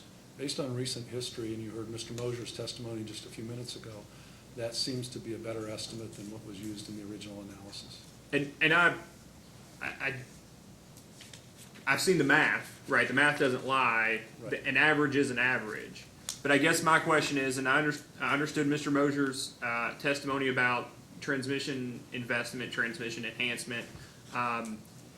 Utilities can always make spending money sound nice. Enhancement. But do you think that that's a reasonable? I know it's historical, but is it a reasonable assumption over 20 years that the NITS charge is going to increase 10 to 13%? Well, you heard Mr. Mosier describe the underpinnings of that kind of an assumption or forecast, and he's much better positioned to make that forecast than I am. I incorporated his judgment into this analysis, but it's not my judgment one way or another about the increase. That's his and Mr. Cruz. Well, and so my question, and I agree with them. I'm not disputing them. I'm just saying they're the experts, and they can answer the question better, as I should say. Yeah. You know, they understand the factors that are day-to-day driving transmission costs, and deal in that daily, and I don't. And I'm happy to ask Mr. Cruz this question, but is it your understanding that NITS charges are those that are allocated, and I say proportionately, but that may be under any per unit or per revenue, but is NITS calculated across the entirety of PJM, or is it individual to each load area? I believe it's individual. I say individual to each transmission operator. Each TO. I believe so, but again, Okay. Mr. Cruz will give you a more precise answer. So your understanding is that for the most part, the NITS increase is directly correlated or correlated almost primarily with the investment happening inside EKPC's own transmission owning area. East Kentucky's NITS charges would be, East Kentucky's NITS revenue, costs are associated with other systems where we transmit power. Okay, so the revenue is within, okay.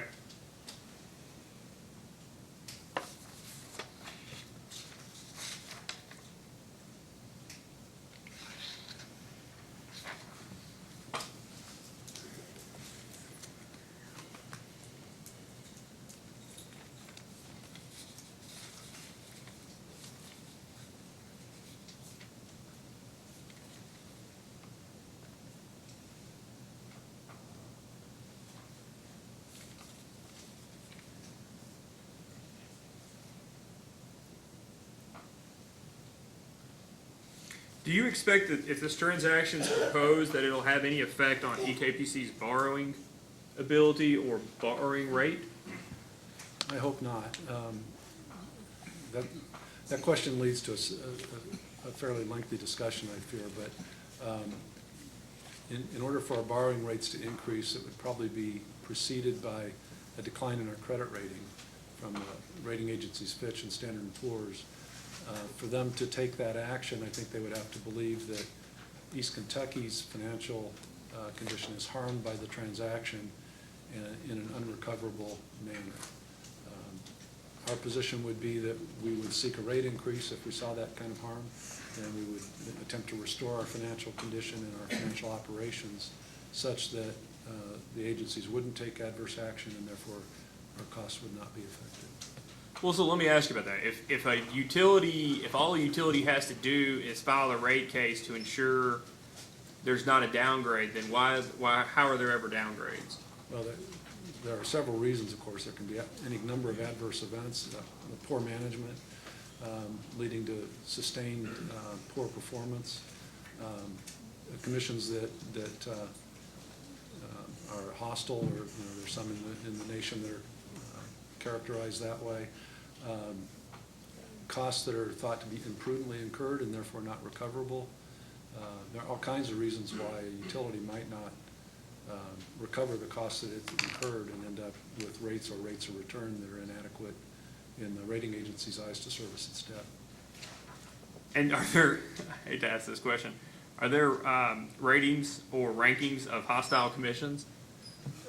I've seen several over time. I don't recall the last time, but rating agencies have published at times lists of state commissions and describe them from very favorable to hostile.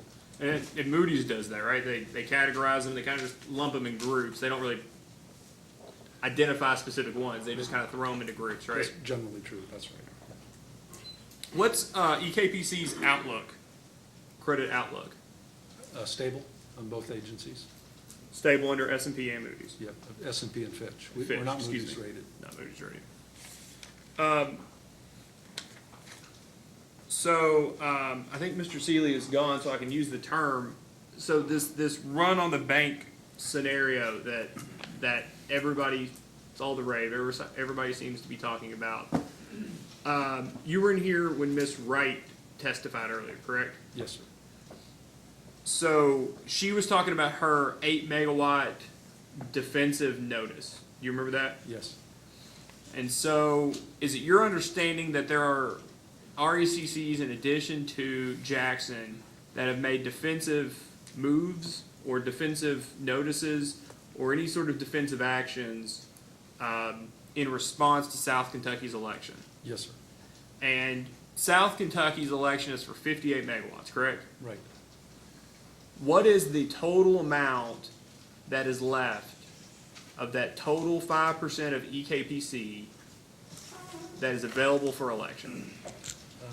I don't know that number currently because it does move from month to month since it's a rolling average. It was about 92 megawatts, if I remember right, around the February 1 timeframe. 92 megawatts. If I remember right.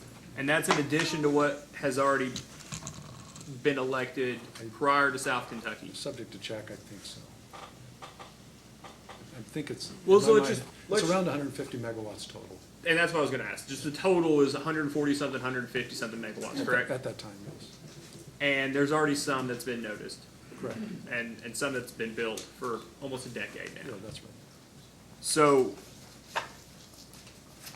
you said your hope is that there's no impact on EKPC's borrowing rates or credit outlook. But at the total of 150 megawatts, does that change? It becomes much more difficult to manage the cost shifts. It becomes much more difficult to manage the magnitude, I would say, of a rate increase that might be necessary to keep East Kentucky whole. So I would say it would be a more challenging conversation with the rating agencies. But as long as we have reasonable basis for believing we can recover those costs, or at that size, consider other mitigation options, then I think we could hold our credit ratings. Well, here's my concern, because it seemed from the testimony that, and quite honestly, let's just say Mr. Royce's cross-examination, EKPC, at the end of the day, feels like, for the most part, they can be made whole, right?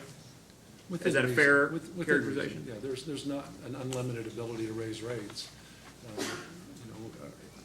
People have to pay these rates.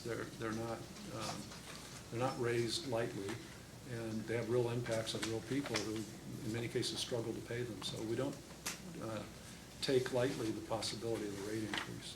Well, and that's what I'm trying to get. This isn't a hold harmless. This isn't a pass through, though, right? I mean, I think EKPC sort of, and not trying to be derisive with this, but sort of playing it cool as in, you know, it's not going to hurt us, but that's not necessarily the case. That's not a guarantee that EKPC can make today, right? That they can be held harmless from this transaction. I would agree with you. So there's a possibility of an effect on the borrowing cost or the credit metrics. Yes. There's a possibility. There's a possibility. And it's not a remote possibility. Well, that depends on several assumptions about what we can do to mitigate the need for a rate increase, which includes a number of other factors going on in our system, costs and revenues, and how big that rate increase would be, and then the Commission's willingness to entertain that and approve it. It gets pretty speculative when you talk about all of those elements. Well, but the market's not there to help necessarily, right? It's not. No, the market's and, not. And that's why this is a good deal for the most part, right? Because the market's pretty low, and South Kentucky's getting a locked-in rate at a pretty low price, and so even if you all had 58 megawatts of capacity come up, it's not like the market is going to be a big boon for you all. I mean, it's 58 megawatts in a relatively down market, right? I would agree with that, yes. So, have you been involved in a rate case at EKPC? Yes. And does South Kentucky's strike that? The EKPC's directors take lightly the need or the filing for a rate case? They do not take it lightly. And why not? As I said, real people at the end of the lines pay these rates. They have real impacts on people in many cases who are struggling, and all of the owner members care very much about those people and the impacts on them of any rate increase that we would have. So they don't want the rates to go up, right? That's what we've heard today. I mean, Sure, that's, nobody does. Nobody wants to pay more. That's Yeah, right. It's the American way, right? So I guess what brings me back to is my questions for Mr. Seeley. And I was asking about cost-based rates, which we discussed earlier, right? That's right. And I said, but you know, the cost shift, the savings that are caused from the cost shift to South Kentucky could go away with cost-based rates. And he didn't necessarily agree that all of it could go away, but it could be diminished. You agree with that? I agree with that, yes. But that's not necessarily going to be the case, right? Because ultimately, the 16 member cooperatives have to send their representative to, I assume, Winchester? Correct. Where these Our decisions board are all made. Send them to Winchester, and they have to sit down and all decide to ultimately, most likely, raise rates on each other. Yeah, raises Kentucky's rates. And that's going to be done with significant consternation. I would expect a great deal of discussion about that. And if they decide they don't want to raise rates fully, well, let's just look at this testimony from Mr. Seeley. They wanted to raise rates in 2 phases. Would you agree? Yes. And that's in the 2008 case. In the 2008 case, they wanted to raise it in because, well, you can understand why they wanted it in 2 phases, right? Yeah. You don't have rate stability, gradualism. That's correct. And so, even if there is a cost shift, which we've almost all agreed there most likely is a cost shift, and even if it could be, the significant effects of it could be done away with through rate design, that's not a given either, right? That's correct. And even if there is an issue with let's just say the EKPC's margins start going the other way, it's not necessarily a given that the 16 members are going to get together and decide that we ought to raise rates to a cost-based level, right? That's correct. And even if you all came in front of the commission asking for half of what you all believe you might get, the commission might only give you 25%. It's within their power to do so. It's within their power, but I'd like to believe that we'd bring an appropriate case that they could agree to. Well, let me ask the other side of it. If you all came in and the 16 members got together and said, well, we don't want to hurt ourselves too much, we only want to raise rates half of what we could, and the commission said, no, you need to keep strong margins, we're going to make you raise your rates the entirety. That's a possibility too, right? I suppose so, yes. Well, they want healthy utilities in the state. Correct. And so there's a conflict of interest there ultimately, right? Help me. For the members. When the directors come into the East Kentucky boardroom, they're supposed to wear one hat, which is the hat of Director of East Kentucky. And there should be no conflict in how they evaluate and vote on a rate increase or any other item in our boardroom. One hat, and that's that fiduciary duty that was discussed yesterday. That's correct. At length, is this?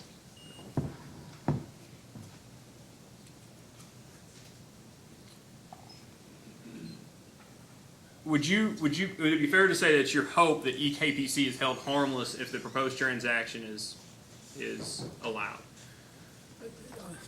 I don't think I'd answer that as briefly as a yes or no. As I've indicated, going back to the December memo in my testimony, Mr. Mosier's talked about it. We don't like the idea of leading with a rate increase. We would lead with cost controls, with any efforts that we could to mitigate, to offset any of the lost margin and recover it through any other means we could. And only, I'd say, as a last resort, would we look at filing a base rate increase. Now, having done the former, we would hope to be held harmless, as you put it, on the latter. And one, for everybody's benefit, I think one last line of questioning. You understand rate design, correct? Yeah, General fairly matter. well. And you understand that residential customers, for the most part, have the worst load factor of generally of classes? Yes. And so those utilities those 16-member cooperatives that have a larger number of residential customers most likely have the worst load factor as compared to the other 16?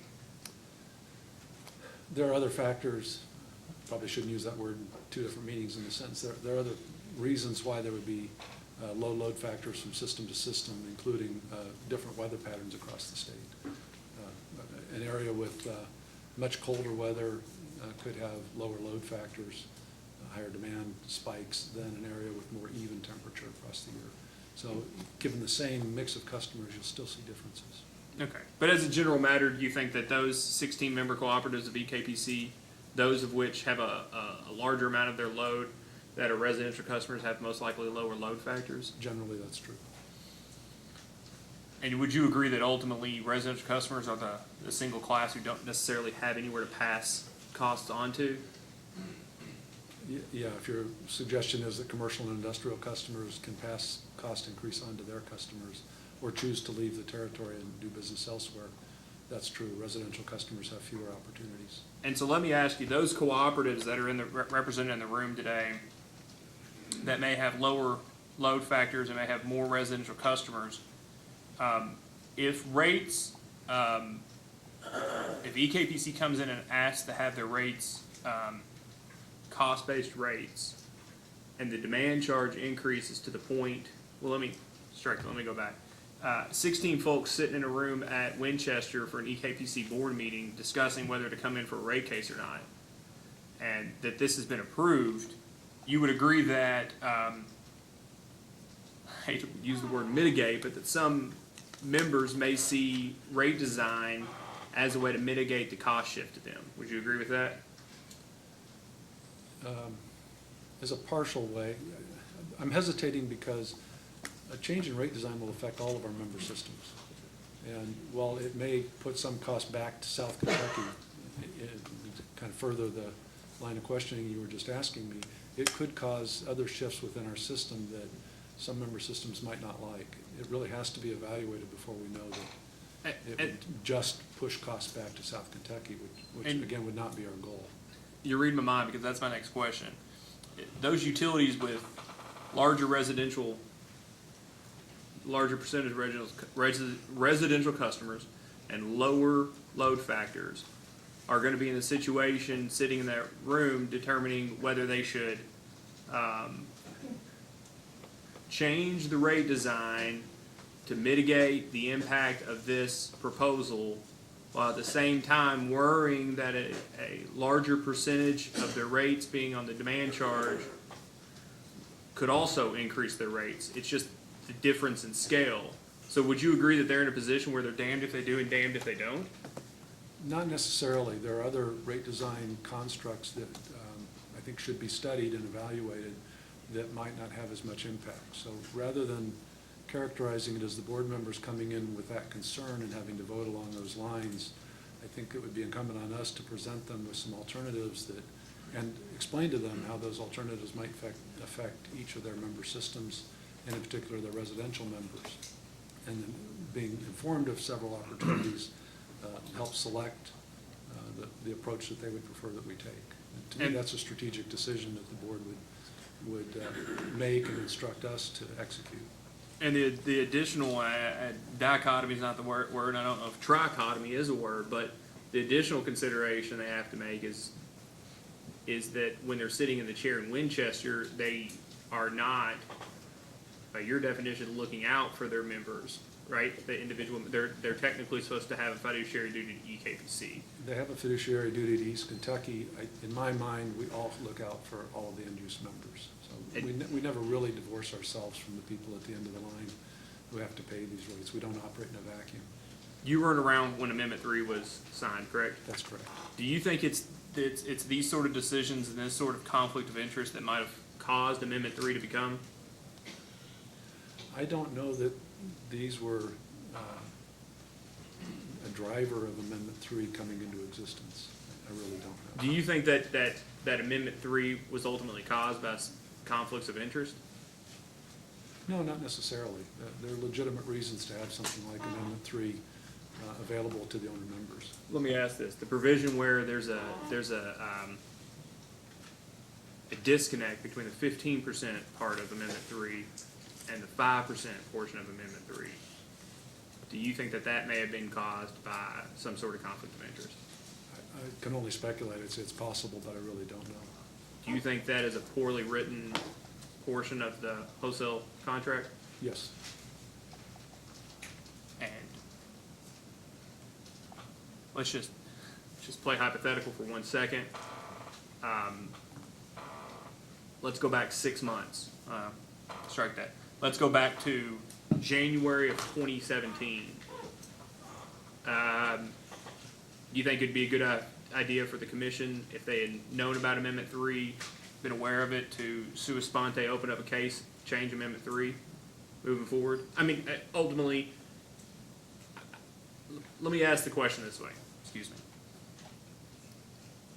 Ignoring any notices, proposals, cases, considerations, engagements, RFPs, is it your opinion that Amendment 3 is flawed and needs to be changed? Yes.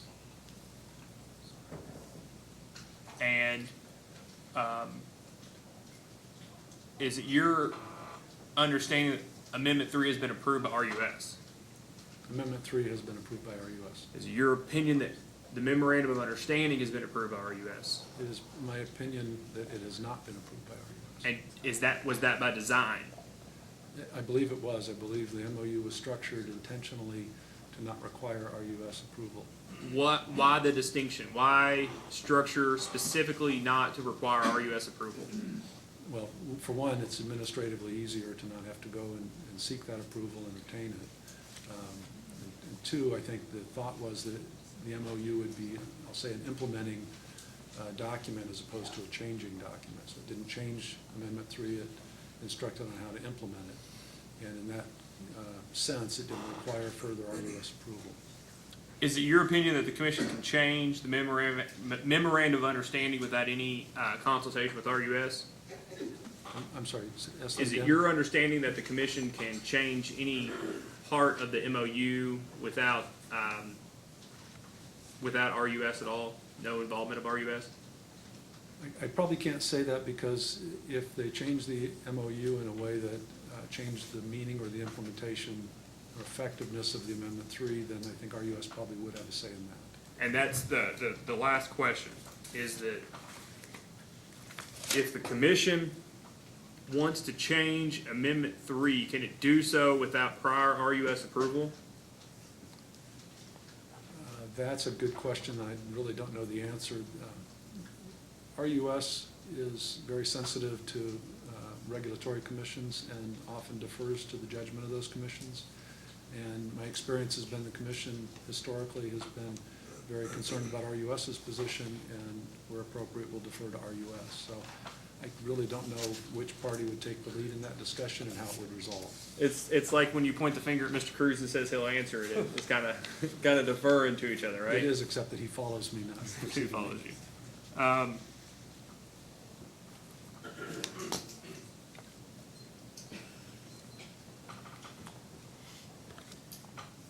Thank you, Mr. Mignani. That's all I have, Chairman.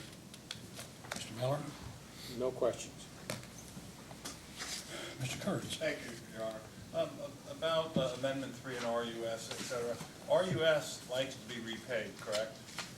They are a lender and they loan a lot of money and they do like to be repaid. And so to the extent that Amendment 3 was proposed to be done away with, that would have East Kentucky have a more secure revenue stream, correct? That's correct. So it would actually be a credit metric positive, I would think so. which probably RUS might welcome that. I can't say that, Mr. Kurtz. RUS, I think, has been supportive or at least neutral on Amendment 3 type of documents around the country with other systems. They are a lender, as you say, but they would call themselves a program lender. And what they mean by that, is distinguished from a lender, is they care very much about their mission of providing financing and financial support to ensure rural Americans have access to clean water, to electricity, and now broadband. And the program element of that is very important to them, and so they might put more emphasis on the value of Amendment 3 and the things it allows than, say, a traditional bank would, and therefore that might not have as much impact on their view of credit as it would for a traditional bank. Okay, let's talk about MOU. If the commission changed the MOU in a way that did not alter the fundamentals of Amendment 3, then that would not require RUS approval. That would be my opinion, yes. Okay. If East Kentucky were to set the energy rates on the system at cost, do you have an opinion as to how much that would be approximately? If we go back to your discussions yesterday with the witnesses, I think you gave some numbers in the $25 per megawatt hour up to $30 megawatt hour range. So we just rely on those numbers and say it'd probably be in that range for a variable rate that was purely energy, if you will. Okay, well, I don't want to rely on my numbers. Those came out of your FAC filing. Those were your fuel and purchase power costs. I don't have them in front of me. I'm recalling from memory that you had that discussion yesterday. So it would, an energy rate at cost would be approximately how much? It depends on which elements of cost you want to include in there, but with fuel and call it immediately variable maintenance kinds of costs, it would be in the high 20s or maybe $30 a megawatt hour. With more variable costs, it could be a little higher.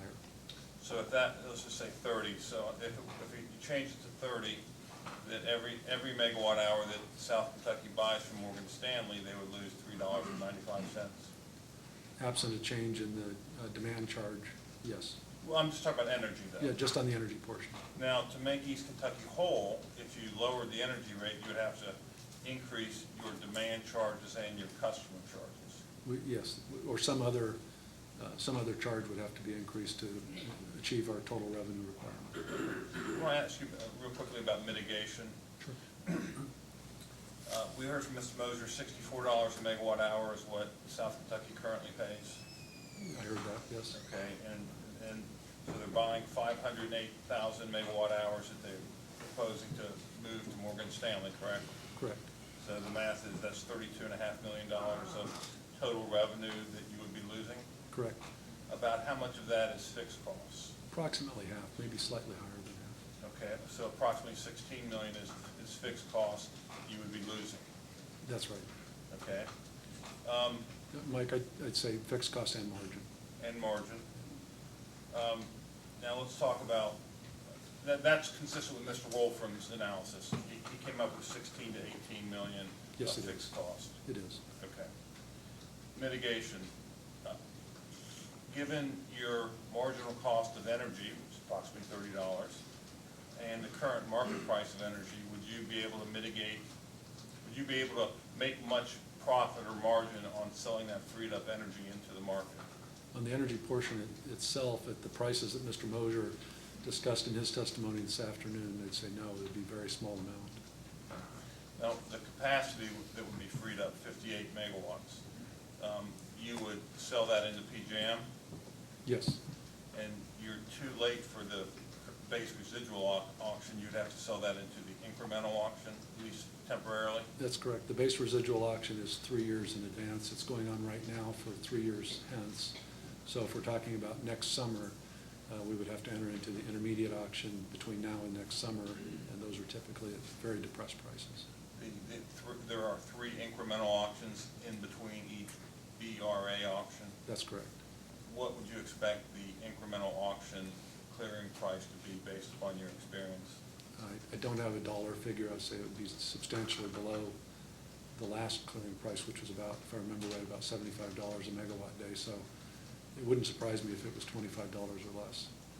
Let's just use 25, just real quick, 25 times 58 times 365, about $529,000. I'll accept your number. Okay, so there would be very little mitigation, in your opinion, at least in the first year in the short term? Yes, using the PJM market, there would be very little mitigation. Okay, I want to ask you the same. If I may, I'm sorry, Mr. Kurtz, if I can go back, when we're talking about the energy mitigation, we tend to talk about these averages like $30 a megawatt hour. In fact, what will happen is our most expensive plants are the ones that would not be operating to serve South Kentucky or to be sold into the market. So the marginal cost on those units is going to be above 35. If we're talking about Cooper, the baseload coal plant that doesn't even operate baseload anymore, we're in the high 30s. Plus some additional variable costs on top of that, so call it $40. So at those kind of prices in today's energy market, we wouldn't be mitigating at all. We wouldn't even sell, units wouldn't clear in the market, and we wouldn't receive any revenue on the energy side. It's when you think about either the average or taking off a base load, as Commissioner Matthews indicated in one of her questions, we'd really be talking about trying to take off some Spurlock 1, our lowest cost unit. But in fact, that's not how the system operates, and that unit would run and the high cost units would come off. So the mitigation becomes much more complicated by the actual choice of units that don't run rather than using the system averages. Good point, because the cheapest units are dedicated to native load, and it's the incremental last most expensive unit that gets sold off system. That's right, and there's an argument that because of this transaction, we ought to take 58 megawatts and flip that. Because we're relieving 58 baseload megawatts, and those should be available to the market at baseload pricing. Okay. But that's contrary to all of the operation of off-system sales and regulation of off-system sales to date. So we would need an order authorizing a change like that. Okay, because currently your understanding commission policies, the lowest cost units are dedicated to native load, and what's left over gets sold off system. That's policy, and that's how we operate. Okay. So very little mitigation of the approximately $16 million lost fixed cost and margin in at least year one? Yes, sir. Okay. Now, South Kentucky is saving $6 million year one of this transaction. That's right. Is that your understanding? Yeah, I heard your conversation with Mr. Mosier on this point. Okay, and if that comes from a data response that Mr. Yes. Wolfram is prepared to talk about. So if you're losing 16 million, you being all the members, and the cost shift to 16 million, and South Kentucky saving 6 million, there's a $10 million loss on the system holistically. That's correct. Is that going to Morgan Stanley? I suppose that's where it's going, yeah. Thank you, Mr. Chairman. Mr. Oswald.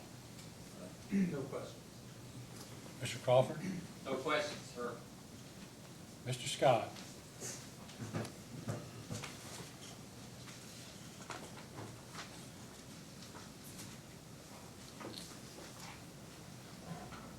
Mr.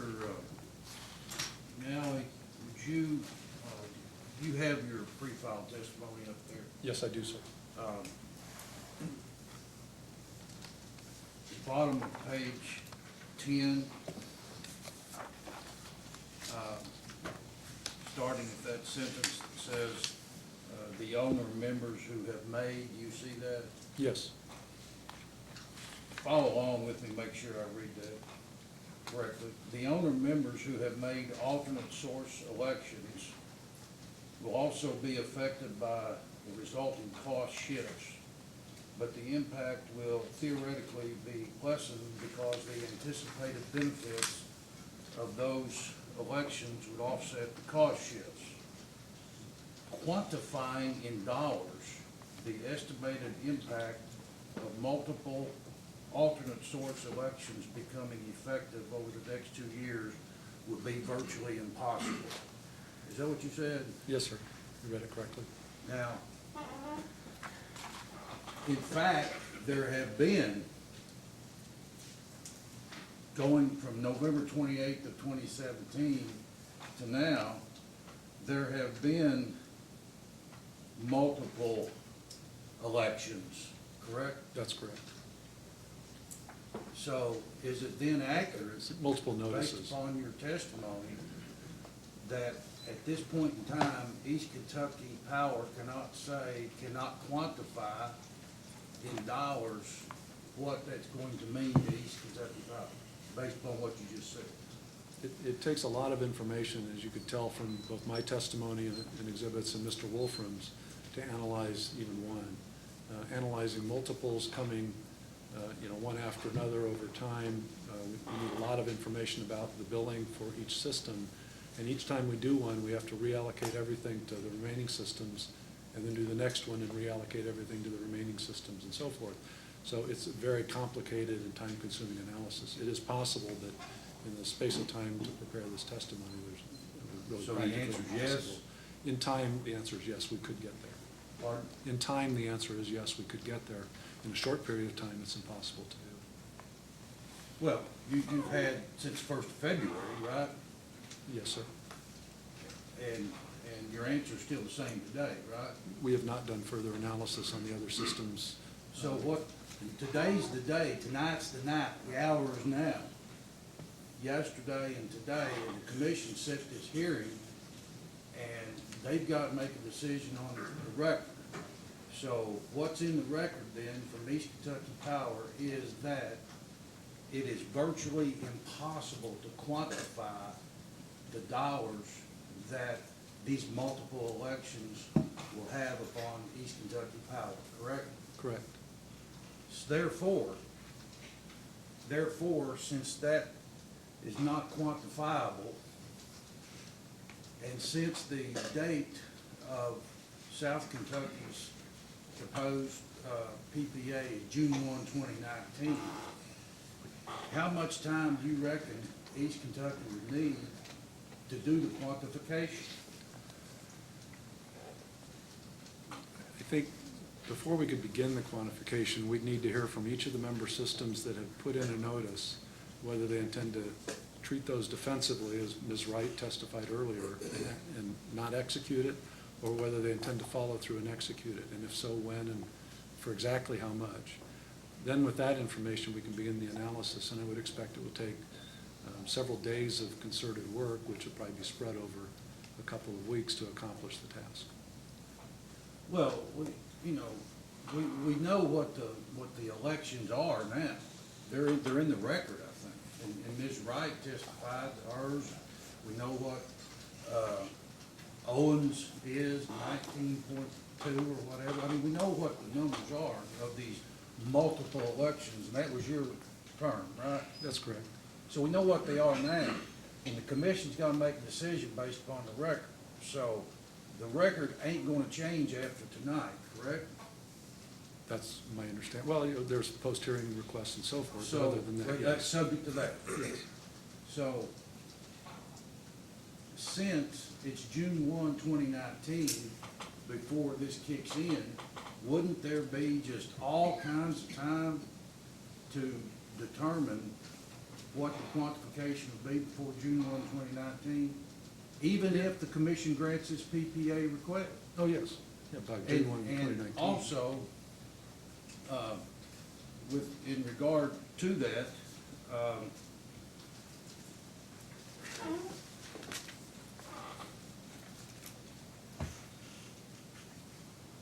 you have not done an updated financial forecast, have you? Since when? from that 2015?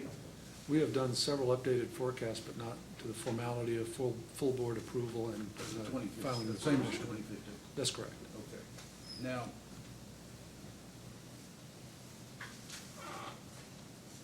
these multiple elections in the aggregate, and I think the term aggregate is in Amendment 3, these multiple, hey, by the way, speaking of Amendment 3 and speaking of RUS approval or no approval, isn't there an Amendment 5? There was an Amendment 5 drafted but never agreed upon. But what is isn't there, this Amendment 3 has not just this craziness that we've been talking about, but it also has the 2041 date of the extension of the wholesale power contract, right? I don't recall if that's in Amendment 3 or elsewhere, but I'll agree with you for the moment. But isn't the wholesale power contract extended to 2051 by a subsequent document? Yes, Okay. So there has to be an amendment after 3 then? that's right? 4. Okay, it's 4, okay. Yeah. So there's no 5, there's a 4. There was a 5 being worked on, but my So understanding is never there's- executed. Speaking of RUS concerns, RUS wants to know that there's going to be a buyer for the product that East Kentucky is going to sell. And RUS is now told, convinced, and has been, ever since we got talked into signing Amendment 4, that that's going to be extended to 2051, right? It has been extended to 2050. Yeah, I mean, you got somebody buying your product until 2051 by virtue of a contract, right? That's right. Now, if this PPA is approved, that doesn't change the fact that you still got a guaranteed buyer of your product, right? It changes 15% from South Kentucky, but otherwise correct. They still got to buy Not the 15%, but the remainder, yes. 85%. Yes, Okay. But they got to buy it until 2051, right? that's correct. And everybody else does too, except to the extent to which they have been given a reduction by virtue of their election under Amendment 3, right? That's correct. Okay. And So- capped by a 5% overall limit. Pardon? And capped by the 5% overall Right. limit. And that 5% is not reached, is it? If you take the 58 megawatts, you take, of South Kentucky, you take the 8 of Jackson, the 1.7 of Jackson, the 1.7 again of Jackson, the 1 of Jackson, the 19.2 of Olin, and the other small ones that are in there, that in the aggregate today, May 16th, I reckon it's May 16th, it still doesn't get close to 5%, does it? I can't say that definitively. It gets closer to 5%. I don't know how close we are at this point. Well, yeah, you can say that definitively now, can't you, Mr. McNally? You know, you're sharper in math than I am. If you add that up, it doesn't get close to it, does it? Well, there may be other elections that we're not discussing. I really don't have the current information on either what the 5% limit is or how many elections have been received to date. I'm focused on just this I'm just talking about the case. elections that we know about that got in the Yeah. record. That doesn't come close to the 5%, does it? I don't know if I'd use the word doesn't come close. It comes closer than we've been, but it It's doesn't get less us, than it 5%. is less than 5%. It's less than yes. 5%. So, East Kentucky has a contract, a wholesale power contract, 1964. East Kentucky and all the member systems sign it. They amend it in 2003 for Amendment 3 and say, here's what we're going to do. East Kentucky signs off. RUS signs off. Memorandum of Understanding is done in 2015. No RUS approval was requested, none needed. East Kentucky pushed that like crazy, didn't they? East Kentucky pushed the MOU, didn't it? I don't think I would agree with that characterization. Pardon? I don't think I would agree with that characterization. You don't think East Kentucky pushed the adoption of the MOU? East Kentucky supported the adoption of the MOU. It was the member systems that drafted the final version and agreed You to and I it. had. Excuse me, let the witness finish his I answer, thought he please. did. I thought he did. I'm finished. That's what he did. You and I had a deposition once about East Kentucky pushing the MOU, didn't we? I don't believe it was about, Or was that the Charleston Bottoms? it was Charleston Bottom's Okay. case, yeah. All right.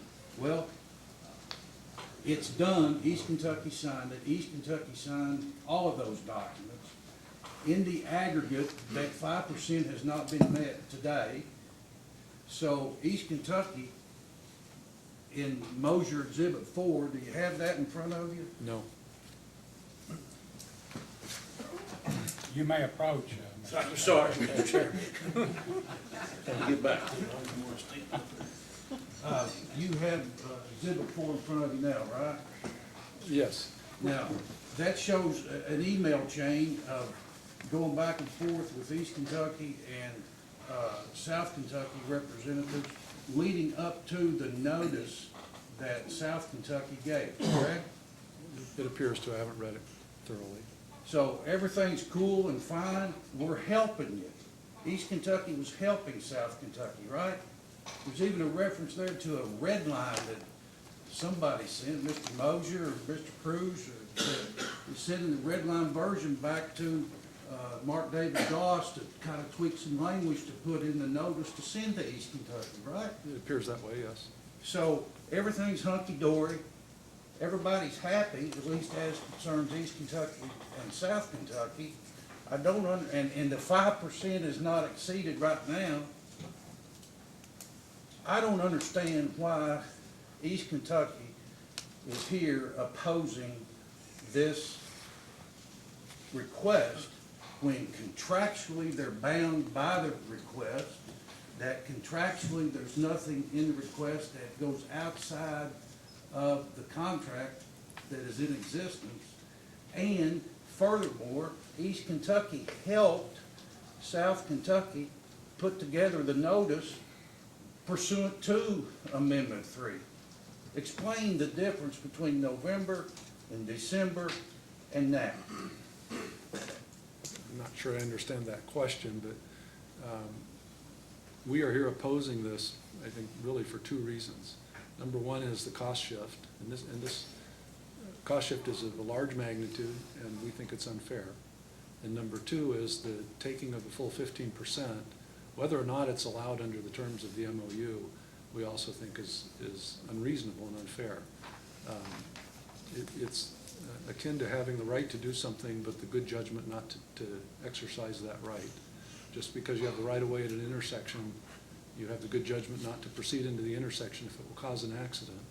And because they have the right to do this doesn't mean they should do it. We think it's wrong to do this, and we think it's wrong to shift costs as this proposal would do. And a lot of that's driven by the 100% load factor. At the lower load factor, many of these problems become much more manageable. Why is it any of East Kentucky's business if it's good for South Kentucky based upon what East Kentucky says, if the evidence that South Kentucky has that was presented to its board, in order for it to exercise its fiduciary duty based upon being reasonably informed, when East Kentucky is owned by South Kentucky and the others, why is it East Kentucky's business to say, we don't think you made a good decision?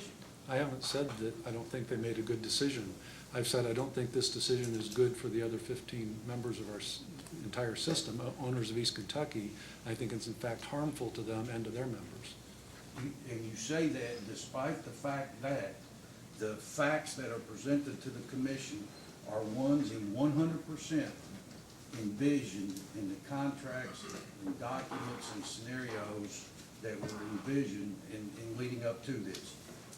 This situation is one that was contemplated by the agreements that East Kentucky entered into, being fully represented. I know you're represented in South Kentucky, represented by the same guy, but at least you still had legal counsel. So in considering all of that, how can you come back later and say, no, we don't think that you did it the way you're supposed to do it, when you helped them do it? I didn't say that I didn't think they gave notice improperly or that they did anything improper in the boardroom. I wasn't present for any of that. I've said I don't think it's right to take 15%, even if it's allowed. It's a matter of morality versus legality, I suppose. And I don't think that it's right to shift so much cost to the other member systems and their end-use bill-paying members. If it had been, well, you opposed Grayson when it was not 58 megawatts. If some other co-op had asked for, what is the number at which the notice of election has to be for East Kentucky I don't know why you opposed ours, but you did it for other reasons, but the 58 megawatts apparently is a number that you think is too high. What is a number that's appropriate? I think you've heard from several answers to your questions that I've given, that we care about the fairness of this. There is no number. The issue is, are costs being fairly paid and allocated and apportioned among the member systems, and are the member systems fairly taking their election under Amendment 3, or are they taking more than they should and thereby crowding out other potential elections down the road from systems such as Grayson? They're not, South Kentucky's not taking more than they should, are they? I didn't say, well, I do think they're taking more than they should. They're not taking more than they're allowed. That's my opinion. That's my opinion about it. Speaking of fairness, you said East Kentucky's all for fairness. And then you talk about people at the end of the line. Would you agree with me that the people at the end of the South Kentucky line, if this is approved, if this PPA is approved, the people at the end of the South Kentucky line are going to save a whole lot of money, right? Assuming no change in rate design, and assuming no rate increases that affect South Kentucky, yes, but those are two big assumptions, and I think over the term of the 20 years of the agreement, it is likely they'll pay more. We know that once this is approved, so therefore, and these people at the end of the line, of this South Kentucky line, are people that are living in one of the most economically depressed areas in the United States, aren't they? That's correct. Along with those at Big Sandy, along with those at Cumberland Valley, and along with those with Grayson and Licking Valley, right? That's correct. Together we serve some of the poorest counties in the United States. In the United States. That's correct.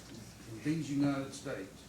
Now, why not let those people at the end of the line get that benefit of what this cost savings is going to be, let it play out to some extent, so that then East Kentucky could say what they have done by not just speculation, and by the way, you said it's highly speculative, the mitigation, right? You'll have to point me to what you're referring to. I thought I heard you say that a minute ago. The mitigation, yeah, over 20 years are a lot of questions, yes. And that the quantification is nearly impossible.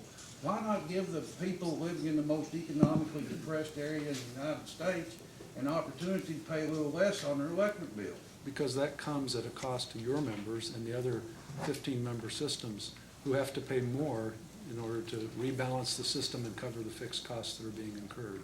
They're already prudently incurred and already in rates. But we don't know that yet, right? We do know. We have our estimates that are in the record, and we have John Wolfram's estimates that are in the record. They're fairly consistent, and they show a significant cost shift and the need for a significant rate increase in order to recover the fixed costs of the system. And that comes from the other 15 systems who also serve some of the very poorest counties in the United States. Based upon opinions of accountants, other professionals who are taking historical data and trying to project into the future what something might be, which would have to include a reliance upon that historical data into a good bit of the future data, correct? Continue. I'm following you. Yeah, that's what that's based on. Your testimony, Mr. Mosier, Wolfram, and others, you're taking this historical data, you're not taking real data other than the historical data and trying to push it out in the future, right? Coupled with our judgment and our experience, yes. So with the proposal being granted, then we'll have real facts, we'll have real money known that it's more money in the pocket for people in those counties that live in the most economically depressed area, right? I suppose to me that's a bit like playing a game of Russian roulette. You're holding the gun to your own head to get the answer mathematically to your question. And then that's not a risk I would take. Let him finish. Thank you. I'm finished. Go ahead. And then, if that's done, and East Kentucky is represented by each of its board members from those distribution co-ops at every monthly meeting, and there is at some point, some time in which East Kentucky decides it needs to do whatever, rate case or whatever type of action it may take, then you'll have the people in whose hands it should belong to make that decision based upon data that has been in existence for a while, right? That's one approach to it. That's one approach, and that's the cooperative approach, isn't it? I'd say that's one approach. I wouldn't agree that that's the cooperative approach. Well, it has nothing to do with whether it's cooperative or not, the way you described it. That's just merely a process in the boardroom. wouldn't it be the cooperative approach for those cooperatives that own East Kentucky to send their representative to the monthly board meeting and make a decision? I think the cooperative approach would be for South Kentucky to have not entered into this arrangement and thereby shifted so much cost onto the other 15 members of our systems. Maybe they thought you were helping them by you all sending these emails to them, telling them what to put in the notice. Is there a question? Mr. Chair, I'm gonna object. I'll withdraw the Call question. the roll. Do you Well, he think, can answer, but do there's you, only do you think so that much they would- argumentative. Do you think they would have thought that based upon the assistance that East Kentucky was providing? I don't think the assistance in any way misled them about cost shifting or any of these other issues.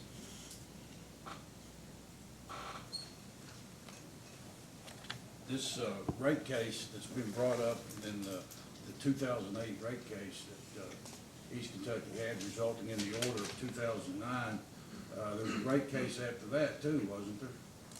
Yes.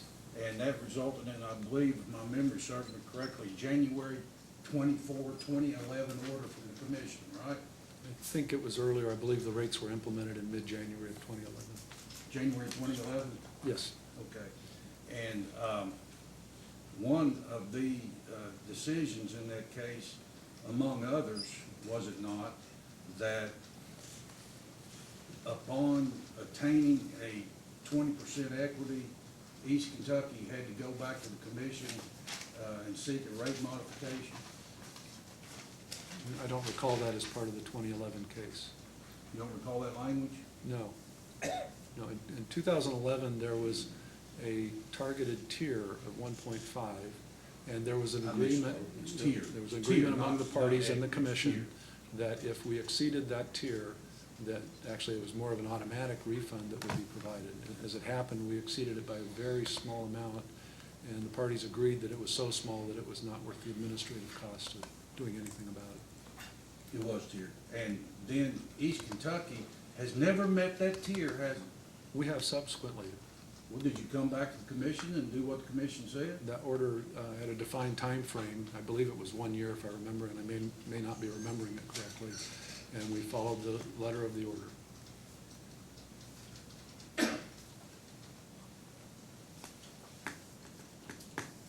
Planning any rate case filing soon? We have had some preliminary discussions about potential rate case filings, but we are not to the point of saying that we have planned it. We have not asked for board authorization to file it. Well, there's certainly no, in that January 2011 order, or that rate case that resulted in the January 2011 order, there was no gradualism in that, was it? Not that I recall. If I remember right, those rates were immediately effective.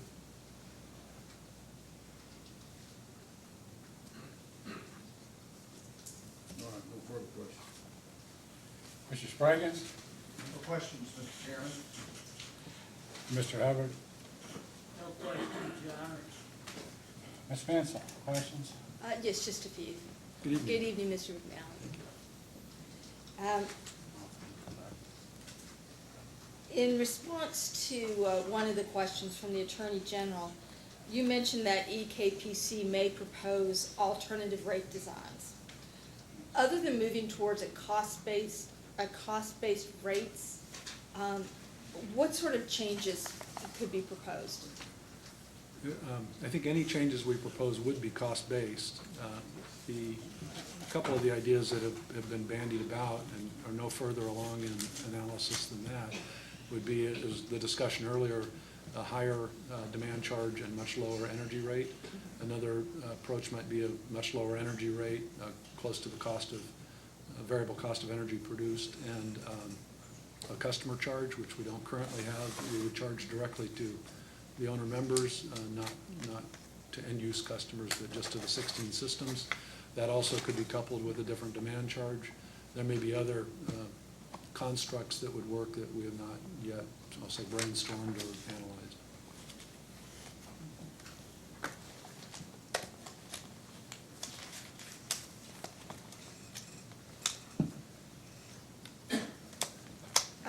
In your exhibits, MM2 and MM3, and as we've discussed tonight, and we don't have to look at them, we're just talking in general about the changes or the updates to Intervision's NPV analysis. All of EKPC's changes, revisions, modifications to Intervision's NPV analysis are in the record, correct? Yep, that's correct. Thank you. I'm glad that you understood that. I was afraid I was being a little unartful as I went through that one. Well, you've heard some of my answers, also unartful. I think you're doing very well. Thank you.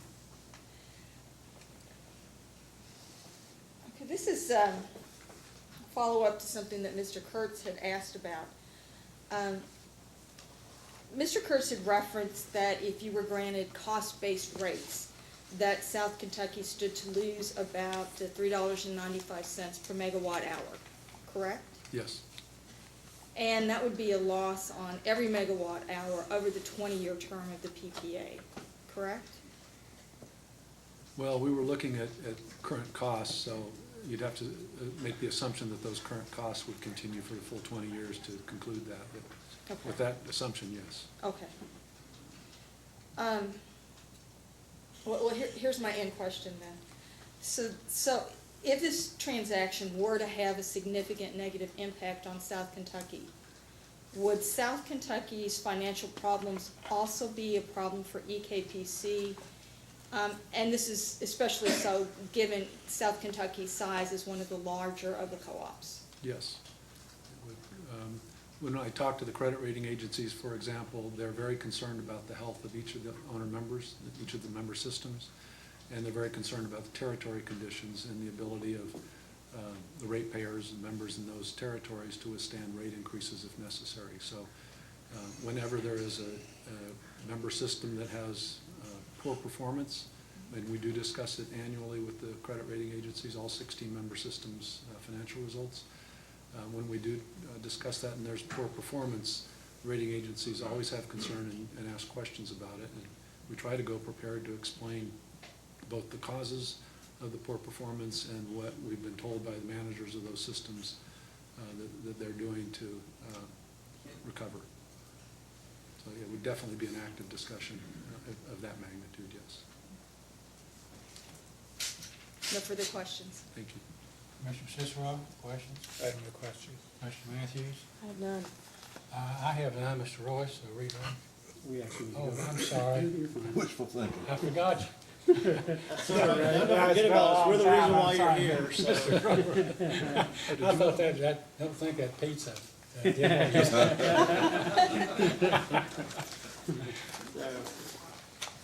I will attempt to stay true to my word and try to be brief. But I want to follow up on something you said in response to Mr. Scott. So one of your primary concerns, I don't think it was your only one, but one of your primary concerns motivating y'all's participation in this proceeding adverse to South Kentucky is the cost shift, the perceived cost shift. Is that That's correct? Yeah. So, I mean, the word you used, and you had a much more eloquent sentence, but I jotted this down.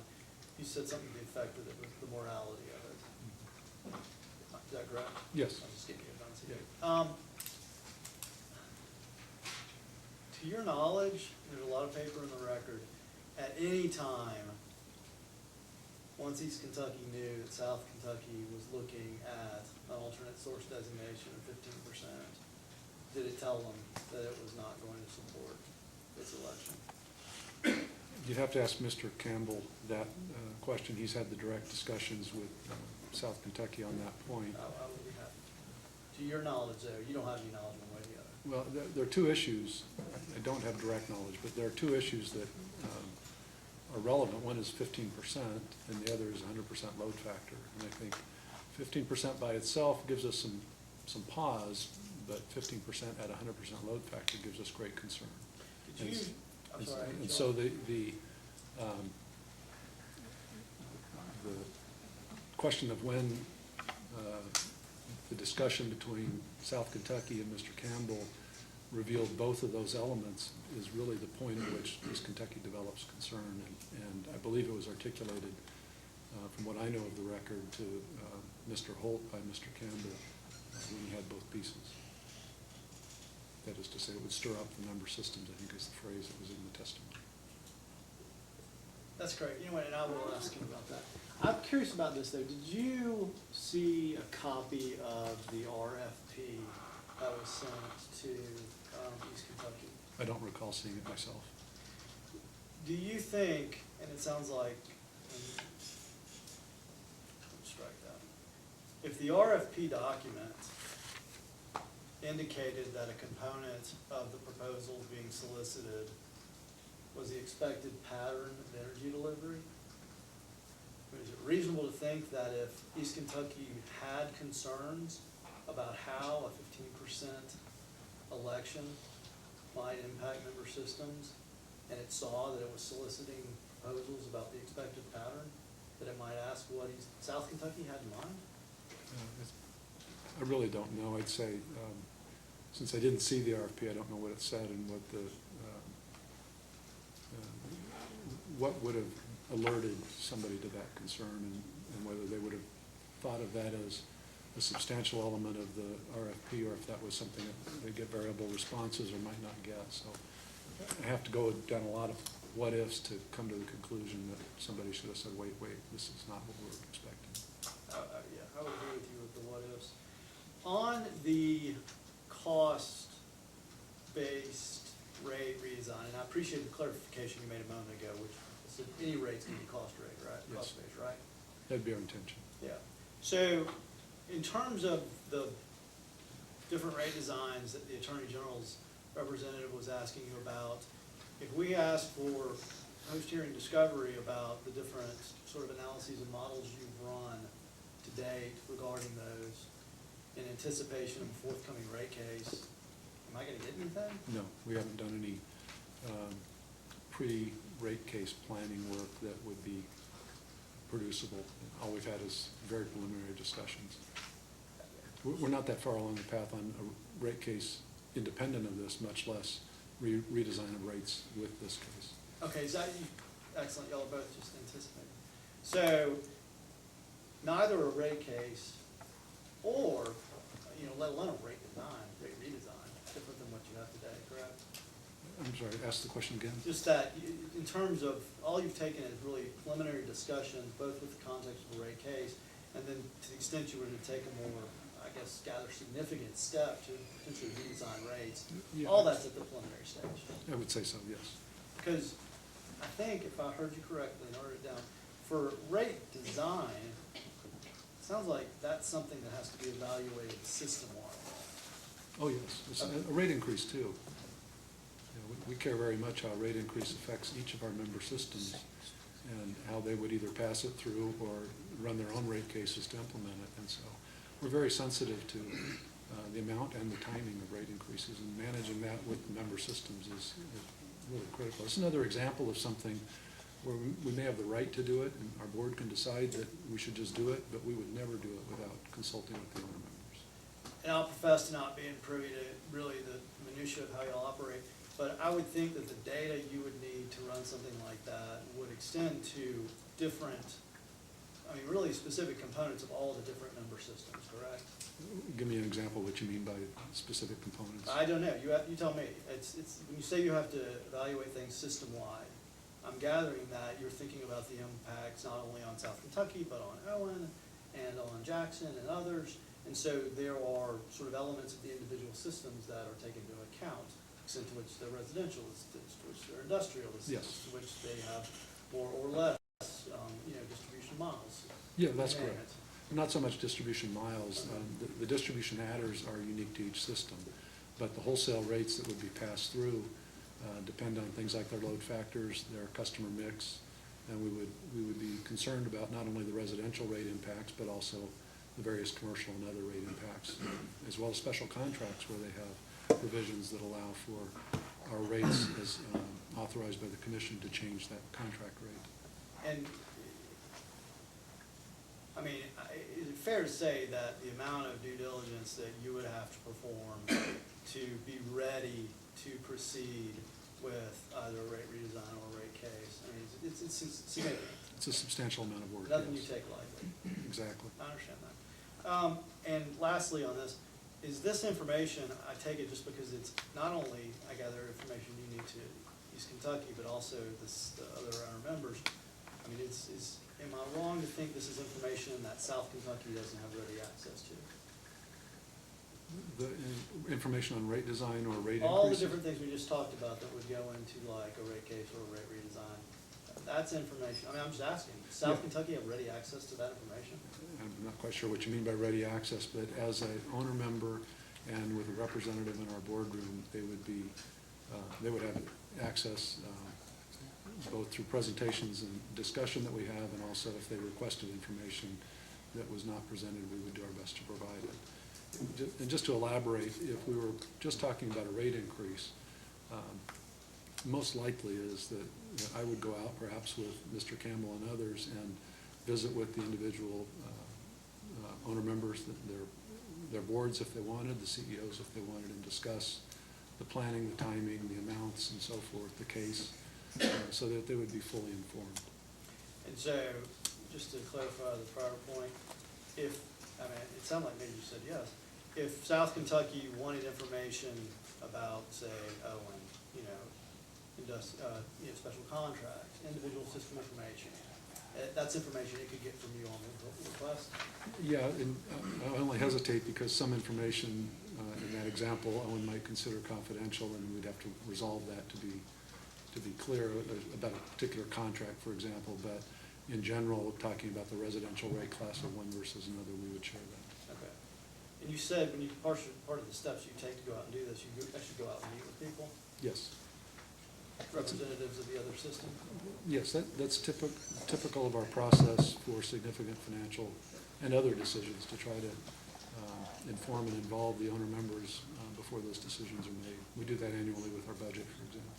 So I'll ask then, and the reason why I was trying to get at that is to come back to something that you said earlier in response to, I think, the Attorney General, is that you called it a significant flaw for South Kentucky to have not undertaken some sort of prescient analysis of rate redesign or rate increases on the part of East Kentucky. I did. And I'm just curious, based on what it sounds like it takes to actually accomplish that with any degree of accuracy and with the sensitivity and the care associated with what you want to see accomplished for the member systems, how are they supposed to do that? Well, I think there are several ways they could do it. First of all, let me just say that if we were talking about a one-year contract, then there probably wouldn't be much of an issue here, but we're talking about a 20-year contract. That's right. For a 20-year time period, it's very likely that something significant will change in our rates and our rate design. And on their own or with input from us, South Kentucky, I think, should have anticipated some of those changes, maybe modeled it as a alternate scenario or a what-if, if you will, tried to understand the sensitivity of their NPV analysis to significant rate or rate design changes.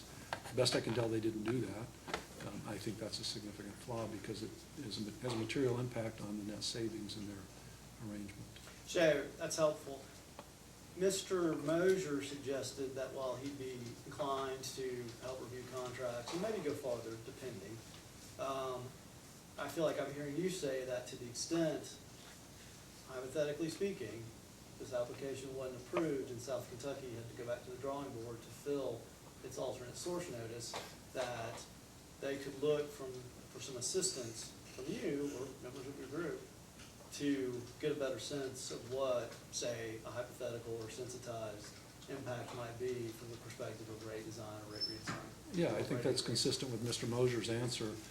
There are things we can help with that are reasonable and doable, And there are other things that we can be requested to help with that would create potentially a conflict of interest or put us in an untenable position, and we can't do those. So we would draw the line on trying to help an owner member in a way that we anticipated might create a conflict of interest down the road, but helping them understand how our rates might change is a normal course of business as far as I'm concerned. What would be an example of something that would create a conflict of interest?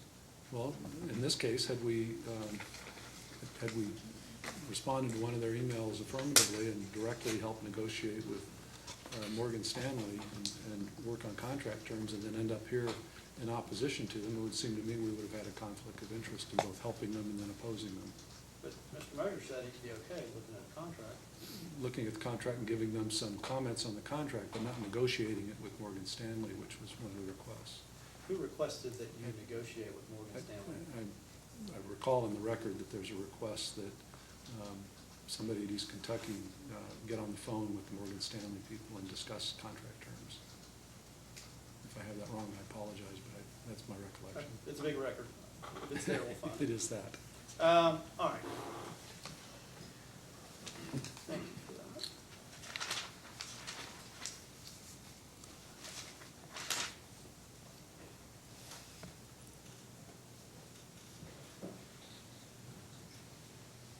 So I do want to go through, in terms of sort of, you know, a then and now type question. Can we get this?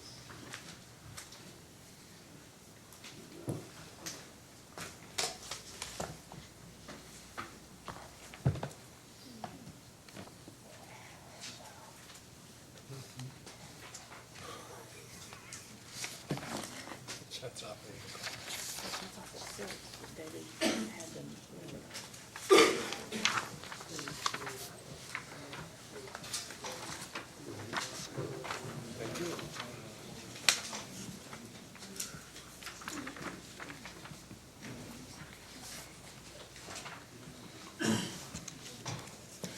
Was this 5 or 6? I've lost count. It's 5. Angela's at 5? I have 5, okay. Thank you.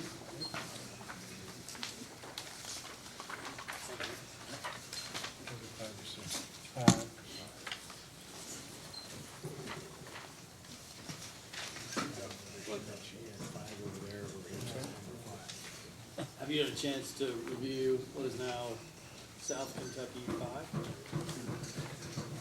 That's what you just handed me? Yes, sir. Yes. Okay. Are you familiar with that document? I am. For the record, this is it not? It's an email with an attached memorandum dated Friday, December 29th, 2017. December 27th. Thank you. December 29, 2017. It's sent on behalf of Tony Campbell to representatives of the East Kentucky system, correct? It's sent to the directors and CEOs, it appears. Okay, great. And you're copied, Mr. Moser copied, Tony Campbell's copied, and David Smart's copied, correct? Correct. Okay. And then turning to the next page, which is the first page of the memorandum, correct am I not, you drafted this memorandum? That's correct. Okay. I want to turn your attention to the second paragraph of the memorandum that's beneath the heading South Kentucky Building. Yes. One question, and I just appreciate if you could straighten me out. The fuel adjustment charge, that's an increase that's reflected here, correct? Or at least in your memorandum, you're discussing that the immediate impact would be an increase. You're in the first paragraph under the heading. Yeah, I'm sorry, but second on the document. Okay. Yeah, there's a small increase in the FAC. And what's causing that increase? I go from my memory here, if I recall correctly, there's a bit of a shift in the FAC. As I mentioned earlier, the difference in which plants are operating. As we reduce load, we lose our highest cost units. So there's some cost reduction in FAC is not proportionate to fuel costs. It's the highest cost that would come off. So there is a change in total cost, and that gets shuffled a little bit. but shuffled back in terms of, so it gets reallocated to the benefit of the other members, correct? Yes. Okay. And help me, is that not somewhat related just to the notion, I think you talked about in your testimony, I would think all the costs associated with the FAC are what one might call avoidable costs, correct? Yes. Okay, so, I mean, to the extent you're no longer, let's just say fuel, to the extent you're no longer using fuel to supply the energy associated with the alternate source designation, then that's a cost that's got avoided, right? That's correct. Okay. Yeah. That's not the only type of avoidable cost, right? No, it's not. Okay, I wanted to ask you, and I thought you had a really interesting discussion about sort of the way your system dispatches, and I like the idea that, you know, the lowest cost units are serving native load. So then, I think what I heard you say is essentially what would be freed up technically by the election to serve, to potentially be used, to be sold into PJM, it wouldn't be the sort of the resource capacity that might necessarily be serving South Kentucky. It's actually, I don't want to use the wrong word, but it's a higher cost class of capacity that may not be dispatching regularly, if at all. Well, if it's dispatching today for South Kentucky, sorry, let me say it differently. If it's dispatching today for the entire system, then South Kentucky takes 508,000 megawatts away. It would be the highest cost units that we're dispatching that no longer dispatch until 508,000 megawatt hours are no longer being produced. So that would go from top or most expensive to least expensive until the full amount of South Kentucky's load reduction is realized. Sure, like top of the stack to bottom of the stack. Exactly. Yeah, I understand what you're saying. But I heard you reference like a Cooper unit? Cooper's a coal plant located near Somerset, about 300 megawatts total. And is that, I mean, maybe I misunderstood you, but I almost felt like you were implying that that sort of would be an example of a higher cost unit that would be the sort of thing, the capacity for which is freed up and then potentially, if you could, sold into the PJM market. That's correct. Okay. And, I mean, if it's a higher cost unit, am I wrong to assume that probably it doesn't dispatch as regularly as your lower cost units? That's correct. So the capacity factor associated with that unit, I mean, it's not gonna be in the 80s or 90s, right? It's a coal plant, it never was, yeah. Right, so, I mean, what are we talking about, teens, 20s, 30s? I don't know off the top of my head, but it's low, probably below 50%. Below 50, okay. And that's something about units, just, I think, for my edification, the capacity factor of a unit, I mean, I understand it's affected by a lot of things, outages being one of them, but it's going to be higher or lower, I mean, ultimately based on runtime, right? That is what defines capacity factor. Yes. Okay, good, you just said it better than I could. And there are some units, I mean, at the end of the day, that don't run as often, correct? Oh, sure. And they Yes. have a lower capacity factor. That's correct. But they may be there for significant value because you might use them, say, at a peak. Correct. And that's what they're there for. That's right. Okay. For these higher cost units, I'm just wondering if they have a lower capacity factor, which implies they're not running as much, are there not potentially expenses associated with such units that you're also avoiding by virtue of the election? You're talking about variable operating expenses? Let's start with that. actually. Yeah, well, certainly there's fuel Okay. if they're not running, and then there might be some variable maintenance. Although plants that aren't operating a lot generally don't have high ongoing variable costs because it wouldn't make sense to operate that way. That's why gas peakers, for example, have very low staff and very low variable operating costs. But you mentioned just, I mean, my understanding of at least older generation coal units is that there tends to be a lot of maintenance capital associated with them. Maintenance capital? Uh-huh. Yeah, there can be. Yeah, we try to be good stewards of our plants, and we've spent the maintenance when required in the past, so they don't tend to require a lot of the sort of catch-up or catastrophic failure maintenance capital, recovery capital that you may see in some other systems, but there is ongoing expense associated with keeping them operable. And I haven't had the ability to study what, you know, is planned in terms of maintenance capital or other planned expense items associated with, say, a unit like Cooper, but, I mean, is that something that you have looked at as a result of the alternate source election to see if there might be avoidable costs there? We've begun to look at that. That's under Mr. Mosier's area of both expertise and control in the company, and so it's under his guidance that is being evaluated. But, I mean, you're the CFO, ultimately, like, what gets spent, I think. I have some concern $5 about that, that's Yeah. right. So, I mean, that's something you're gonna have an interest in. Oh, yeah. But it sounds like at this juncture, it's just being looked at. It's an operational question. It has significant cost implications, but Mr. Mosier will make the operational recommendations, and together we'll discuss the cost implications and how that might play out. Okay, and just so the record's clear, and at this juncture, no such analysis has been undertaken definitively to identify what, if any, costs might be avoided in connection with some of these units whose operations could be avoided. Not specific to this transaction. Okay, that's what I wanted to know, thank you. And let me just caveat that by saying, not by me specific to this. Mr. Mosier may have done some work that I'm not aware of. Okay, but in terms of, okay, well, that's Yeah, actually. we haven't gone that far. Thank you.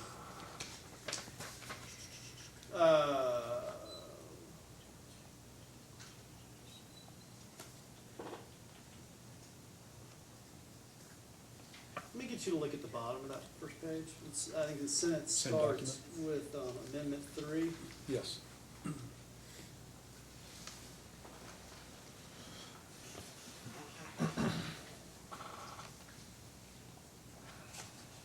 In the interest of time, I think this is consistent with what I feel like you've been saying, which is that, at least in the near term, there's sort of not a whole lot of options that you have in terms of mitigating the load loss. That's correct. Is that a fair characterization? Yes. And it looks like you state that there are only two options, sales and a base rate increase.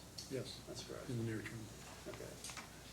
But then you go on and say,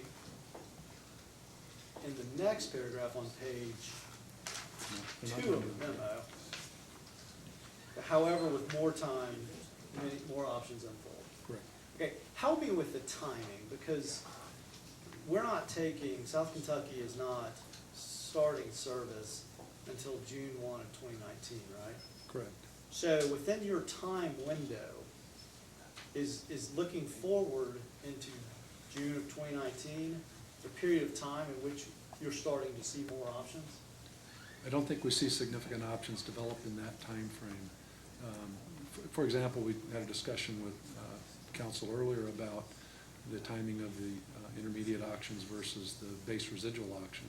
Base residual auction is a 3-year window, ongoing right now for 3 years down the road.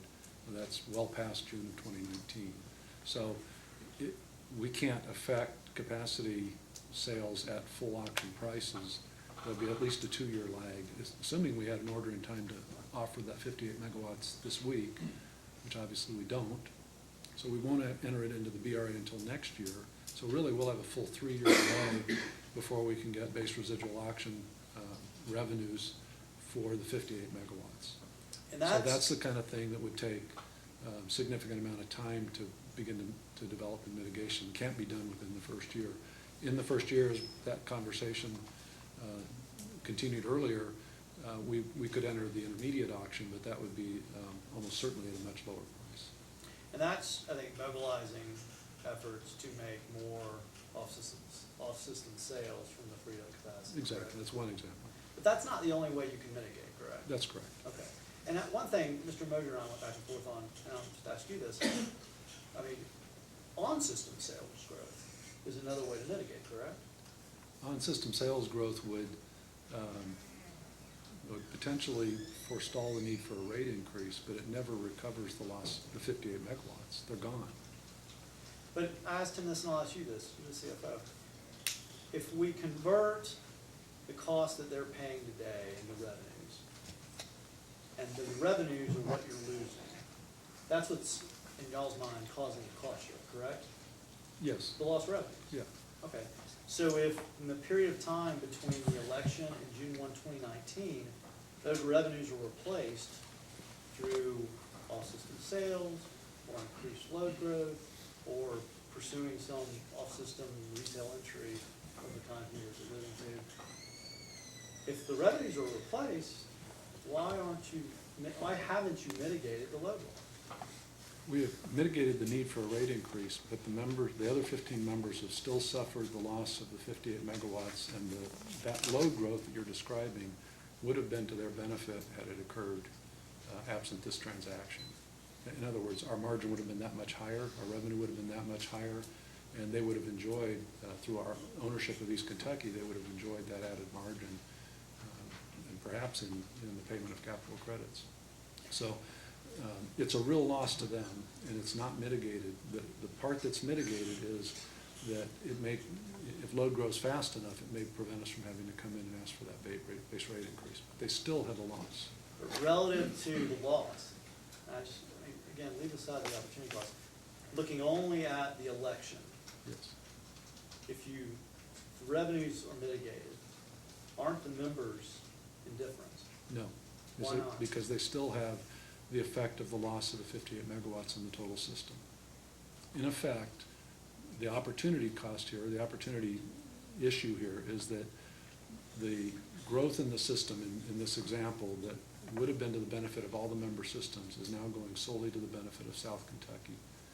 And until we're back to even, that's the case. And in fact, it's always the case that that's lost. The only thing that happens when we're back to even on load is we no longer need the base rate increase because of this transaction. So that's, I just want to be clear on your testimony. So you're saying even when the revenues are equivalent, we've reached equivalency, you won't discount the lost opportunity cost, and until that somehow is rectified. I don't believe it can be, yeah. Okay, and so in your mind it can't be. That's right. Okay, and so if it can't be, then It's the a other permanent members loss. haven't impacted. It's a permanent loss to the other member systems. Okay. That's my position. Very good. Go to your next paragraph. It says, load growth in our budget for 2018. Yes. Read the second sentence. If this is achieved, it is sufficient to absorb the loss of the South Kentucky load, although our East Kentucky Power EKPC results would be lower than projected because we have their entire load in our budget. And then go ahead and read the book out. Because the notice period extends beyond the 2018 budget year, it is reasonable to conclude that EKPC can grow load sufficiently to offset the SK loss by the time their load actually leaves. So, help me understand, at this point, it doesn't seem to me like you're saying, owner members, you're never gonna be the same after this. I think it does say that. That sentence that you had me start with, if this is achieved, it is sufficient to absorb the loss of the South Kentucky load, that is to say to avoid a rate increase, although our EKPC results would be lower than projected because we have lost the entire load in our budget. I think it very clearly says there's a lost opportunity that is lower, results in our results being lower than otherwise would have been achieved. But then you say again in the next sentence, because the notice period extends beyond 2018 budget year, it's reasonable to conclude that EKPC can grow load sufficiently to offset the SK loss by the time your load actually reads. Which if that plays out as true, then we wouldn't need a rate increase to cover it. But the member systems have still suffered that loss. So if let's say the opportunity arises, or to arise, are you saying that you're coming for a rate decrease? Potentially, yeah. When was the last Or- time y'all had a rate decrease? I don't know, since I've been here, there has not been one.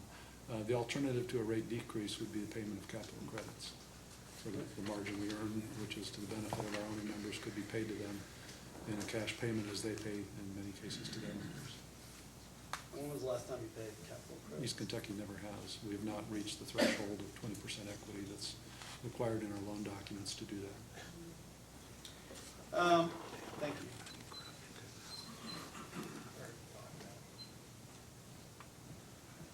So I'd like you to look at one thing, just because I want to be clear what Mr. Holt said. Do you have, if you don't, I get it, his rebuttal testimony? I don't have that.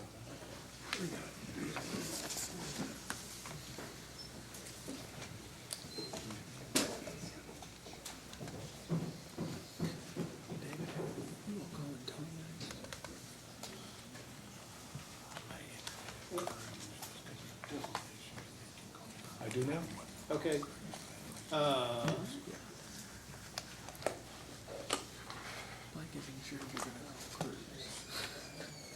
May I approach, Your Honor?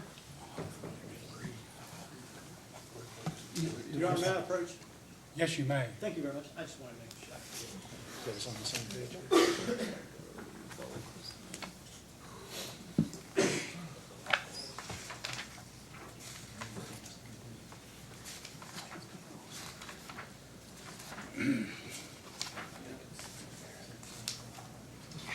I was wrong. Mary culpa. Okay.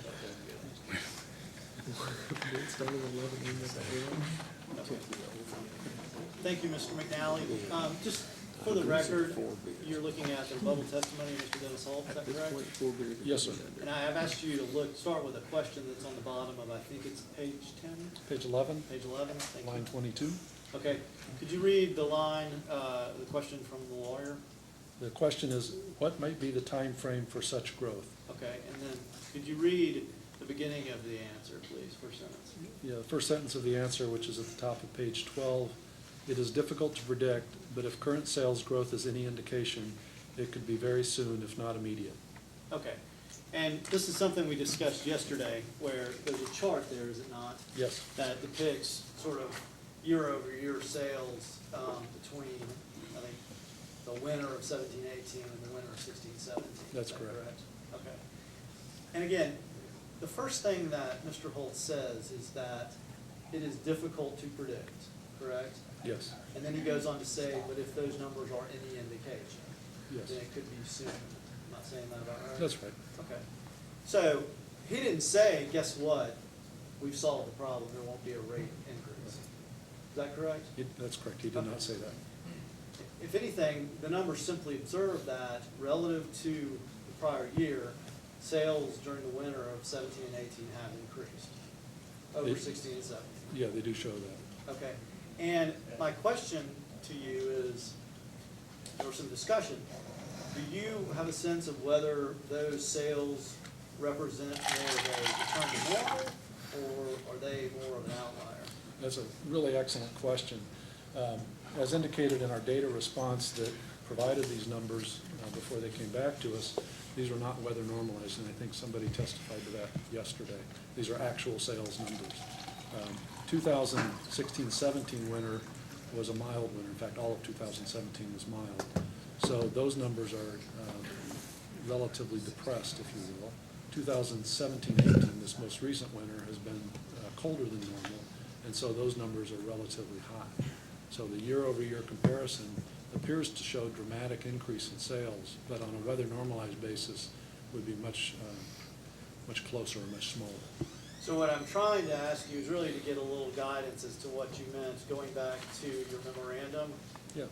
Which in the second paragraph on page 2 of the memorandum, second full paragraph, it says load growth in our budget for 2018, which includes a bounce back to weather normal, as well as some real load growth, and then it gives the figures of the projections. Yeah. And I'm just trying to understand, in East Kentucky's view, do the numbers that are reported in Mr. Holt's testimony represent a bounce back to weather normal or something else? Much of it is a bounce back to weather normal. A very small amount is apparently growth. I haven't analyzed it to see the sources. Okay, that's helpful, thank you. Quite a bit is weather normal. Okay. All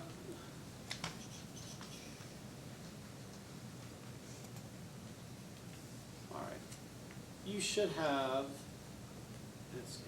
yeah, is it SK4 or SK4? Yeah, it's up there. Mr. Grover, we probably need to take a 10-minute break to allow the reporter to kind of refresh, and everybody else. We've been here, what, a couple hours since 6:30.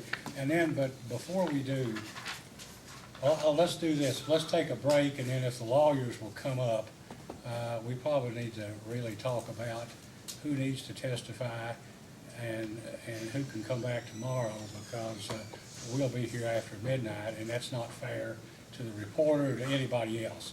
So we'll be in recess until 8:45. Mr. Glover, I have SK1, I don't have SK2. We're now back on the record, and despite our best intentions, we're not going to complete the testimony this evening. So the plan is, as discussed with all counsel, Mr. Spraggins, who represents Taylor County R.E.C.C., has been excused from the proceeding. The other CEOs or officers of the intervenor R.E.C.Cs will, all except 3, will have to come back tomorrow, and they've been excused so they can go home, get clothes, a good night's sleep or something. And we have 3 CEOs who will testify at the conclusion of Mr. McNally's testimony, and then we'll put on Mr. Campbell and adjourn for this evening. So with that, is any questions or anything the council has to bring to the attention of the commission? Thank you, Mr. Chair. If not, Mr. Royce, you may redirect the witness. You're You're trying still your going best. on. Yeah, I don't know why I've got an aversion to your cross here, but it's not intentional. I've got some. Mr. Grover, please continue. For the record, I am not affiliated with the University of Alabama. It'd be worse if it were Tennessee. More that. Okay, Mr. McNally, I have handed you SK1. Yes, sir. Okay, thank you. I discussed this with Mr. Mosier, and I'm interested in your sort of reactions to your comments, because I think you heard me ask Mr. Mosier that it seemed like Mr. McNally was suggesting that the load forecast that he was looking at appeared to be understated. Mr. Campbell was making that. Correct, I'm sorry if I missed that. So yes, so Mr. Campbell seems, from my take of the email, to be reacting to what he's perceiving as an understated load forecast. Mr. Mosier says he'll look at the assumptions Monday, and then, I mean, again, I know emails don't betray intent very well, but you've got a statement in here that says, let's discuss strategy first. A low forecast can be useful. Might be better to ask at what growth rate we are not concerned about mitigation. I read that right? Yes. Didn't I? Yes, sir. I'm going to ask you, what did you mean by that? Well, first off, we never had that follow-up discussion that's referred to. I don't remember everything that I was thinking about at the time, but the general comment about a low forecast being useful, a high forecast tends to drive a lot of changes in the system, including resource requirements, and it sort of opens the door to spend some money. A low forecast helps keep costs under control, keep things constrained. So I generally like to have a low forecast, all else being equal. I think it's a little bit easier to manage the organization if the right signals are sent across the whole organization about how revenues might grow. The second part might be better to ask at what growth rate we're not concerned about mitigation. It really goes to this question of over what time period would we be able to mitigate either the South Kentucky 58 megawatts, or if all systems took full elections, our 5%. Over what time period would we see load recovering to the, call it the initial point or the starting point? And based on your memo, it seemed like you were projecting mitigation by the time the election commenced around June of 19, correct? I don't have the graph that was a part of this email attached to it. I don't recall. I remember it being within a couple of years, but I can't recall if it was by that date. But I assume that. And that's with respect to the 58 megawatts of South Kentucky only. Correct. That's what I was asking about. Correct. So, in an effort actually to accelerate things, to try to make good on my promise, I don't think I need to show you the email to ask you. You're aware that you had an exchange with Bill Prather in which you seem to echo a comment that he made, or you know what, strike that, in which you make a comment that seems like he later echoes, in which you say, essentially, with respect to the application, you want to kill it. Now, I can show you the email, but again, I'm trying to. I recall it. I thought you might remember that. Yeah. Again, what did you mean by that? Well, that is in the context of the, what is Exhibit MM1, which is the analysis of potential ways that this arrangement with Morgan Stanley could have been shared, starting with the 15% all going to South Kentucky. Then it had a scenario where South Kentucky retained 10%, and the remainder was shared among the member systems equally. And then a third scenario, which was all member systems share it essentially equally at roughly the 5% level. 5% South Kentucky and the balance shared. What that analysis showed me, what I gleaned from that was that ultimately there's no way to split this deal up that benefits the member systems. It always results in a higher cost to the member systems. And I think there are good reasons for that, which we can go into if you want, but based on that conclusion, I then concluded that the best outcome for this transaction is for it to not be approved or to be killed at the commission. And so I was supporting a comment that had been made previously in conversation with Mr. Prather and been echoed several times, as you pointed out. And actually, I appreciate your candor. So you said after the words "kill it," I think you just have a simple statement that says "don't negotiate." Right. But you didn't see a solution, and so with respect to the application, I guess in another statement, or in other words, it needed to die. Yeah, I didn't see any negotiated, any potential for a negotiated solution that would benefit the other owner members and at the same time benefit South Kentucky. Let me ask you, there was some discussion, I think you helped clear it up. The wholesale contract that South Kentucky has, and actually all the owner members have, with EKPC, that runs right now, I think, until 2051. Correct. Correct. And, you know, this goes back to offering help. If South Kentucky wanted to calculate what it's sort of maybe reduce in terms of value, its overall obligation under that contract, I mean, do you have a sense, for instance, of what like a good discount rate would be to make that analysis? I'm not sure I understand the question. I'm just trying to, if I'm thinking about my entire financial obligation under that contract for the next 33 years, and then wanting to sort of reduce that to a current number, I mean, what would be the discount rate I'd use? Well, there's a stack of books of theory about discount rates. I think you'd start with their cost of debt and probably multiply it times their tier, and that would be a good starting point. And then you want to risk adjust that.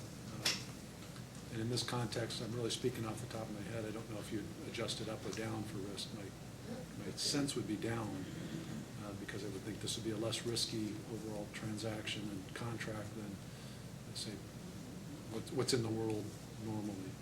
But that, I mean, is there a standard rate that's used for somebody like EKPC that y'all use? no, there are different rates used for different analyses based on the riskiness and the time period involved.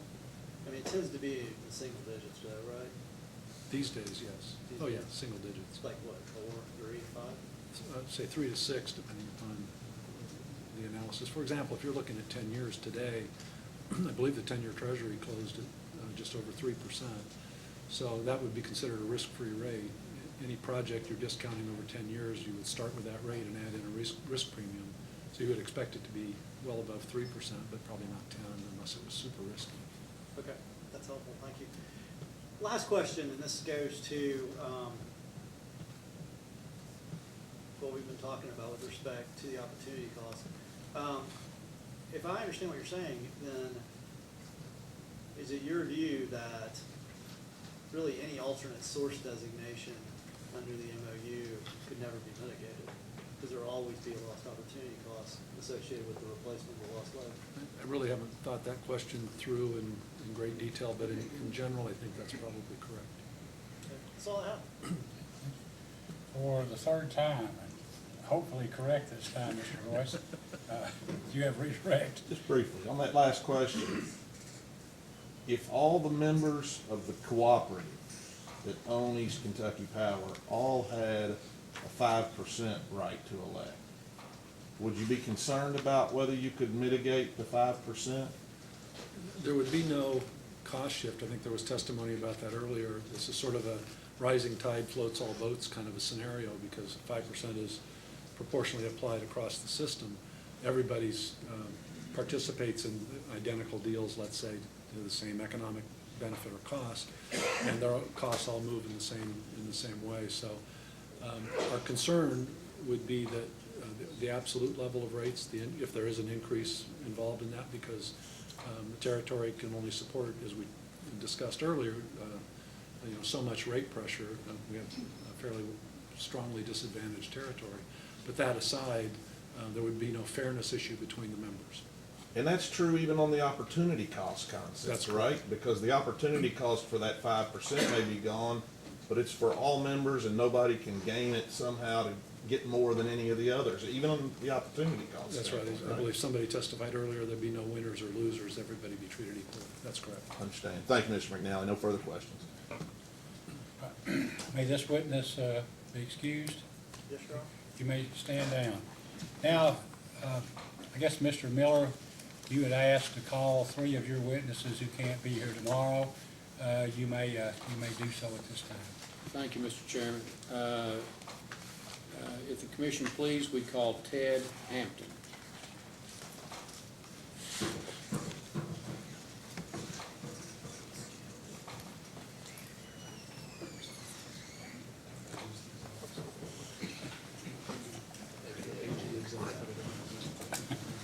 That's right.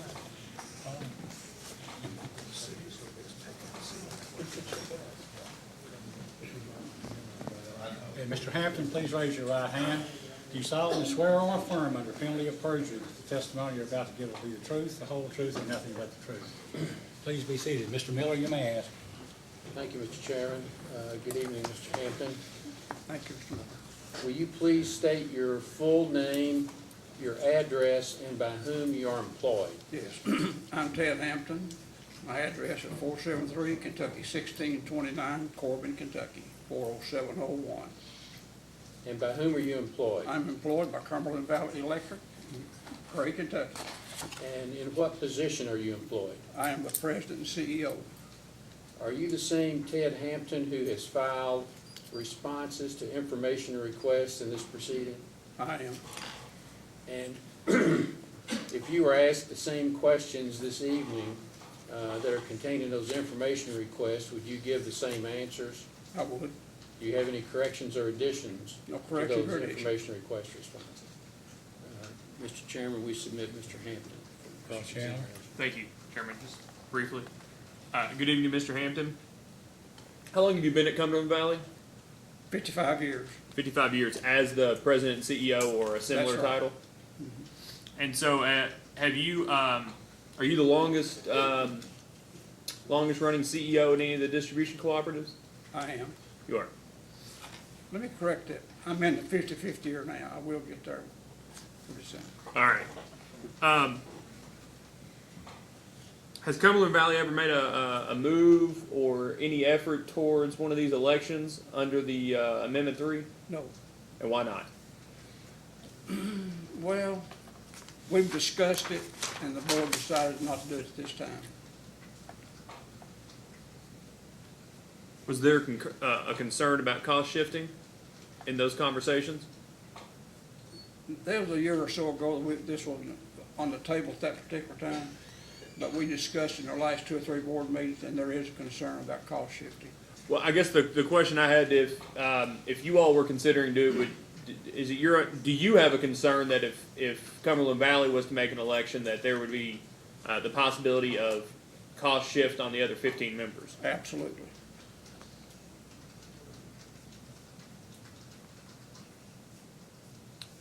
You're one of the most recent R.E.C.Cs to have come in for a rate case, is that correct? That is correct. And what size increase did you get? Percentage-wise, Let's just say monetary-wise. million plus, I don't know exactly, million two, I think. And you've seen Mr. Wolfram's analysis? No, I have not.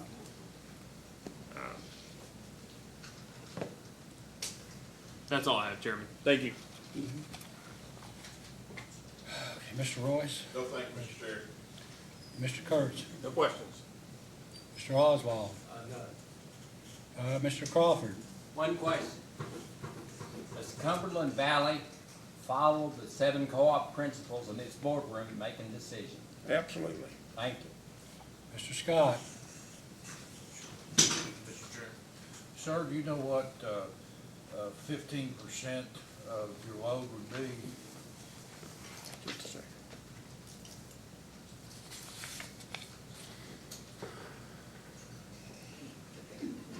20.5 megawatts.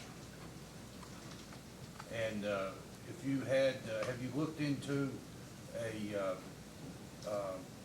power purchase agreement such as the one that's being proposed here? No. We've had a visit. Gas company came by and visited us one time, wanted to sell us some electricity, but we never followed up on it.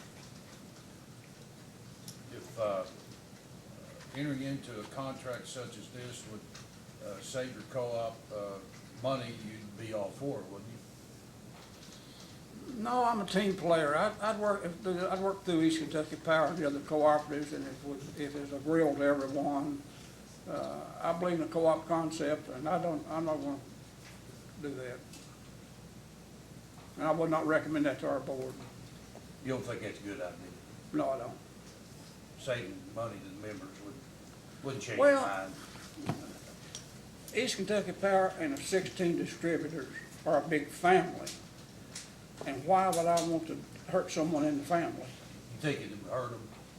Pardon me? You think it would hurt the other 15 members? Absolutely it'd hurt them. It would? Absolutely. Okay, go for it. Mr. Hubbard, questions? No questions, Your Honor. Okay, Mr.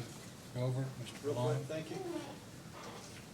Sir, I take it you were the CEO when the MOU was developed and executed by EKPC and the other owner members, is that correct? What's your question? Sorry, you were the CEO when the MOU was developed and executed by EKPC and the other owner members, correct? I was. Okay, and I just wanted to confirm, were you who signed that document on behalf of Cumberland Valley? No, sir, our board does that. Your board signed that document? I best I remember, I can verify that. I don't have that information right at my fingertips, but that would go to our board. Okay. I mean, I'm not privy to what goes on in your board. I would assume they don't sign a document unless they've at least thought about it. Is that correct? That's right. All right, thank you. That's all. Ms. Vincent, questions? No questions for Mr. Hampton. Commissioner Cicero? No questions. Mr. Matthews? I have no questions. Mr. Hampton, I have a couple. So are you, is Cumberland Valley R.E.C.C. against this proposal or against the application of South Kentucky in whole? Are you completely against it, your board, your organization? We are. I gather that there's that maybe not all of the distribution cooperatives are on the same page or hold the same opinions. So, I mean, if somehow East Kentucky Power Cooperative absorbed all of the costs so there wouldn't be any cost shifting to Cumberland Valley or the other co-ops, would you then support South Kentucky's position? No. Why not? Well, East Kentucky's not flush with cash. And if East Kentucky has to make a distribution, it's going to affect all of us. And this should be discussed in the family. The family should come to agreement on it. And if they can't do that, then you're all placed to assist and help and formulate something workable. This has been on the table for a long time. And it's been up and down, and so on and so forth. So it needs to be resolved where everybody can work together going forward. Well, I guess that was some of the questions I asked of the lady who was, I guess, the CEO of Jackson County. I mean, this problem has been in existence for, what, 15, 16 years? Long and it's time. never been resolved since. What makes you think that these cooperative boards can ever resolve the problem? If they can't do it within a certain amount of time, then you all should do that for us. Well, I was going to say, maybe that's the solution. If you can't fix the problem, maybe we should. Anyway, you have any other comments or No, anything sir, I you'd do like not. to tell us? I have nothing further. Can I make one comment? Yeah, yes, you can. So I think the biggest crime of all is to see this many people sit here for 2 days and knowing that this case is gonna cost between $500,000 and $1 million. The lawyers are gonna make money and the ratepayers are gonna pay for it. That's the crime in saying that you can't resolve this and it has to come to the commission. Thank you. Mr. Miller, any redirect? We have no redirect. All right, you may step down, Mr. Hampton, and you're excused. Thank you. Thank you. Call your next witness. If the commission please, we call Bobby Sexton.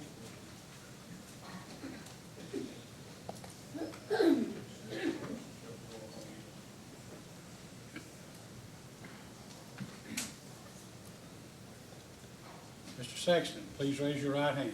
You solemnly swear or affirm under penalty of perjury that the testimony you're about to give will be the truth, the whole truth, and nothing but the truth? I will. Please be seated. Mr. Miller, you may ask. Good evening, Mr. Sexton. Good evening. Will you please state your name, your address, and by whom you are employed? My name's Bobby Sexton. I'm employed by Big Sandy R.E.C.C. as the president, CEO, and I live at Garrett, Kentucky. Okay,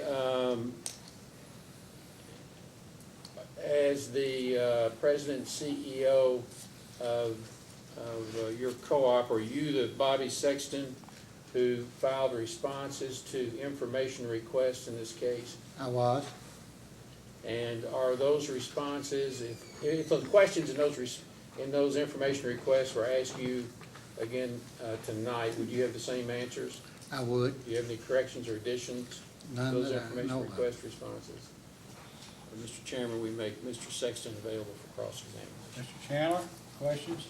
Thank you, Chair. Good evening to Mr. Sexton. Good evening.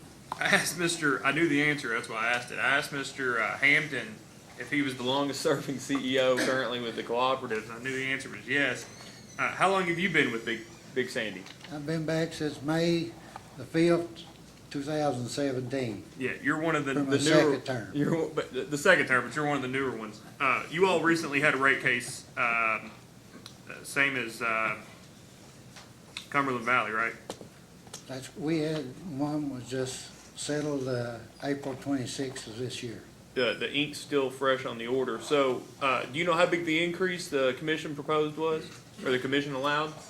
Approximately 7%. 7%, about $1 million, or a little less than that? It was about $1,008,000. Almost exactly on $1 million. Have you seen Mr. Wolfram's testimony in this matter? Yes, I have. And so when he proposes that the possibility of a $300,000 increase due to a cost shift, a conservative estimate of $300,000 due to, does that concern you? Does that concern you? There may be a cost shift of that magnitude? Yes, it does, very much. Do you know what level of tier the commission provided for you all in their last rate case? 2-0. 2.0. And what level tier you must have according to your debt service? That's correct. And is it what, are you required to have a 1.0 or 1.3? What are you required to have for a tier? 1-3, 1-2 West, 1-2-5. Has how long were you at Big Sandy before you left? 7 years. Has Big Sandy ever considered electing to take a alternate source? No, sir. And does Big Sandy intend to? No, sir. Not on my recommendation. Why would your recommendation be that? Well, I'm kind of old-fashioned. We signed an agreement with East Kentucky to accept their power. We signed a loan agreement. I think we ought to live up to that agreement. And so if you all could save $1 million a year under a PPA, that's not something you would necessarily recommend? Pardon? If you all could save $1 million a year under the PPA, under a PPA such similar as to South Kentucky, that's not something that you would recommend? We ain't that big. There ain't no way we could come up with $1 million. We're the smallest co-op in the system.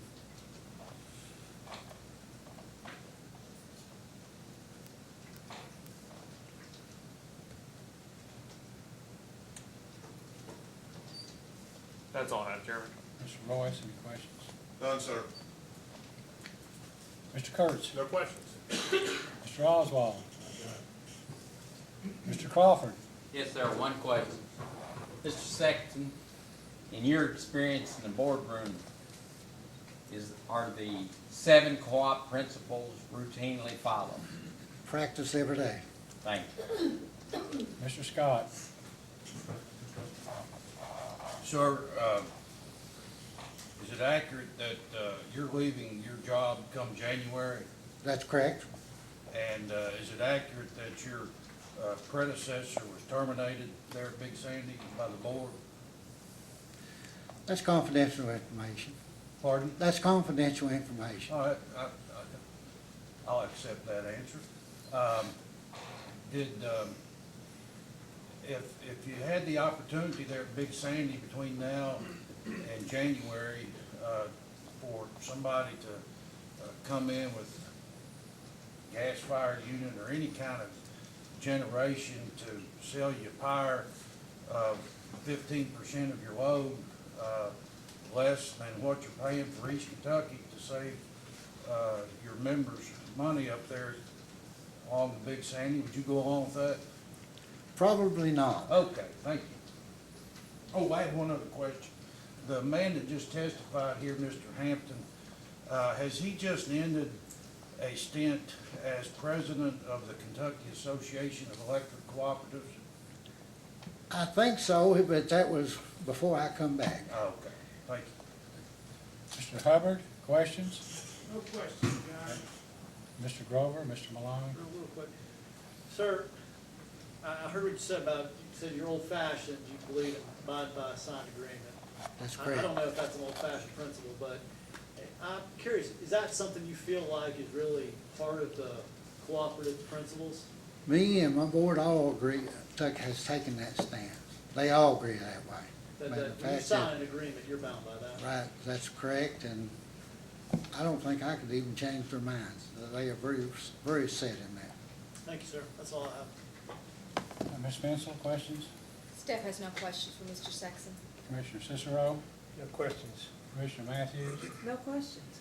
Mr. Sexton, your Big Sandy Rural Electric Cooperative, is it for or against the application of South Kentucky R.E.C.C., which is to approve the alternate purchase of power from Morgan Stanley? The board and I all agree, we're against it. Are you familiar with, I guess you were, you retired when, did you say? 2010. 2010. So do you recall anything about any prior disagreements among the respective distribution cooperatives over this amendment number 3 to the wholesale power agreement? It's pretty easy to remember that, Mr. Chairman, because there was a lot of fraction amongst that board at that time. There was 3 or 4 different factions, and they all had their own opinions. And it took a whole lot to bring, matter of fact, it took this Amendment 3 to bring an agreement amongst them all to sign the loan agreement. That's the only way they would sign it. So a number, they didn't want to sign the loan agreement? There were 7 co-ops that didn't want to sign it, but they was outvoted, so they signed it. In the process, and I don't know, apparently when the loan agreement was signed, there was an extension of the contract. Is that correct? That's correct. So they didn't want to sign the loan agreement, but did want to extend the power purchase agreement. That's correct. Is that the correct wholesale? I know you've only been back as president or interim president of Big Sandy for how long? 1 year. 1 year. Well, during the time you've been back, can you tell us what the state of the 16 cooperatives is now concerning this memorandum of understanding and Amendment 3? Are they any closer to agreement or to some sort of consensus on this now than they were then? Yes, I would think there's a lot more than 7 would like to see this settled one way or the other. and done away with. I have no further questions. Anything further? Nothing else for him. You may step down. Thank you, Mr. Commissioner. Call Mr. your next Chairman, we witness. call Kerry Howard.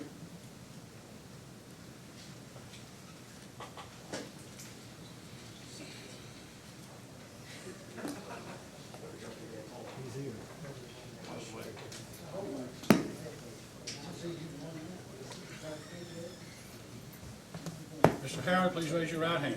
Do you solemnly swear or affirm under penalty of perjury that the testimony you're about to give will be the truth, the whole truth, and nothing but the truth? I do. Please be seated. Mr. Miller? Thank you. Good evening, Mr. Howard. Good evening. Will you please state your full name, address, and by whom you are employed? Kerry Keith Howard. I'm employed with Licking Valley R.E.C.C., 271 Main Street, West Liberty, Kentucky. Are you the same Kerry Howard who has responded to information requests in this case? I am. And if you were asked the same questions that were on those information requests again this evening, would your answers be the same? Yes. Do you have any corrections or additions to your prior answers? No. We make Mr. Howard available for cross-examination. Mr. Chandler? Thank you, Chairman. Mr. Howard, how are you tonight? Fine. Yourself? Good, all right. Can you hear me all right? Yes.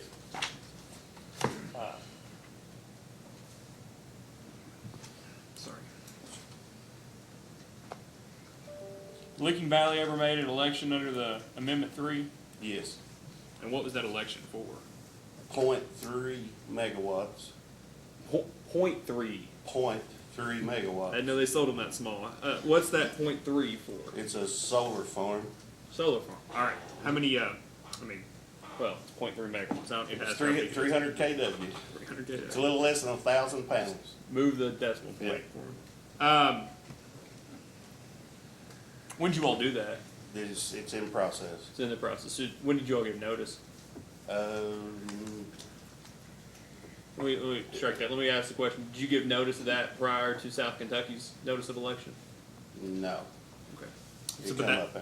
but that is not that's not 300 kilowatts of No. a defensive election. But you've made no other election? No. You have any intention of making any quote-unquote defensive elections? No. We've been approached, but no. You've been approached. You've been approached by a marketer, or you've been approached by another cooperative? Who have you been approached by? By a couple different entities. One that was using stranded gas, another one that was, I think, the Texas group that was mentioned earlier in the hearing. And that's a confidential? They didn't say it would be confidential. It was That's okay. Sky Global, I think was the name, and the other one was Wellhead Energy. Well, hey, and so stranded gas. What's stranded gas? Gas wells that are in an area that doesn't have a gas line to put it out in the system. So are these like gas, okay. How big was the stranded? That's been 3 or 4 years ago, probably about a megawatt and a half or something. Okay. Nothing to set the world on fire then? No, sir. Were you all interested in doing anything of that magnitude? We would have probably been interested in it, but there again, stepping through all the hoops, it really wasn't worth it. They couldn't give us a good guarantee at the time also. Either group? Either group.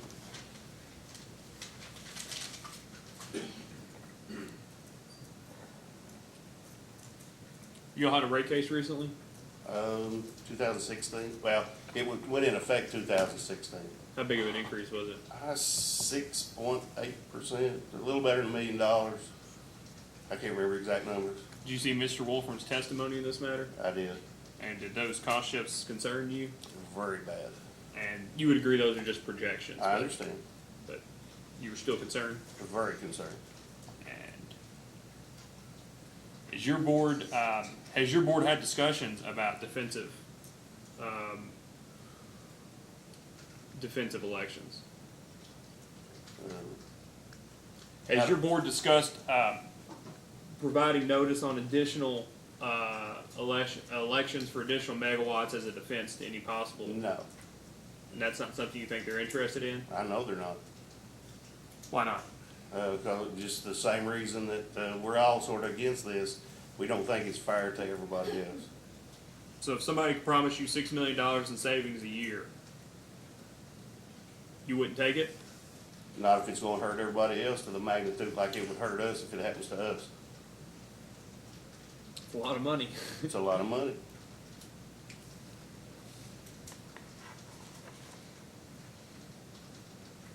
How long have you been at Licking Valley? 13 years. 13 years. So you were around Amendment 3. No, you were around after Amendment 3, but while the MOU was signed. Yes, sir. And you signed the Amendment 4, I assume? Reluctantly. And so did Amendment 4, this should have occurred to me earlier, but this is 9:30 and things come to you. Was there any discussion signing Amendment 4 about changing Amendment 3, readdressing Amendment 3? Or that, let me strike that, let me ask this again. When executing Amendment 4, was there any discussion in changing the portion related to these elections? The election portion for these off-system purchases in Amendment 3, was there any discussion of that?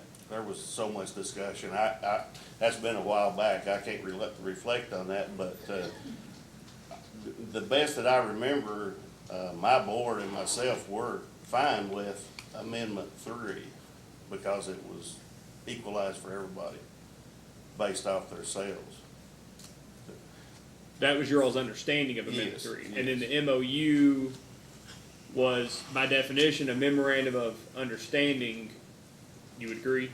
Yes. And that that you believe that those terms don't discuss that? Is that your position? The equal? I don't think it does. If an amendment, if this not yet signed, maybe drafted Amendment 5 out there made this election across the board 5%, would that be something that you would recommend to your board? I would have to see it first. Because that goes back, if it's gonna do that, it's the same as Amendment 3. Well, if everybody takes proportionally, if everybody takes their 5 and there's no such 15, nobody can take more than their fair share. Is that not what Amendment 3 says? Well, I can only ask questions. I understand, I'm sorry. That's okay. It may be more to it than that. I've not read it in a while, so. I think that if Amendment 5 was brought forward and it was all equal, yes, I think that we could support that. But I can't answer from my board. You can only answer as to what your recommendation might be. Yes. That's all I have, Chairman. Mr. Royce? Mr. Hatter, good evening. Good evening. Did I hear you say you all had recently made an election for that small solar source? Yes. Did you give a formal notice for that? Yes. Did y'all get any help from East Kentucky in formulating how to do that notice? Yes. Okay, thank you. Mr. Kurtz? No question. Mr. Oswald? No question. Mr. Crawford? Yes, sir, one. And I think you pretty well answered this. Licking Valley followed the 7 co-op principles in making decisions in that boardroom. Yes, sir. Thank you. Mr. Scott? Kerry, did you say that you wouldn't want to have your co-op go through giving a notice for outside power, because you wouldn't want to go through all the hoops? That ain't what I said. Okay. Did you say something about not going through all the hoops at some question? I may have, I don't remember what it was, which one it was. All right. But you're against this proposal that South Kentucky is seeking? Yes. And you would be against it for your own co-op too, right? I said that, didn't I? Pardon? I said that. Yeah, I'm making sure that it is what you said. If it hurts all the other co-ops equally, I'm against it. Okay. Did you also say that you were for Amendment 3? Well, I guess I should say that I'm for it to be equal 5% across the board. So I'm not sure, I'd have to go back and read Amendment 3. I'm not sure if it's got some other stuff in there that I've not read in a while. were you for the MOU? I was not. At what point in time did your co-op sign the MOU? When we got tired of paying legal fees, a lot of it. I'm sorry, I know there are a lot of attorneys in here, but it got to the point that the legal fees were so bad that we had to do something. Now, I don't know who's gonna be able to say that right up front, but I will. Well, we lawyers are thick-skinned, we can. I know you So, I'm pretty thick-skinned too, sir.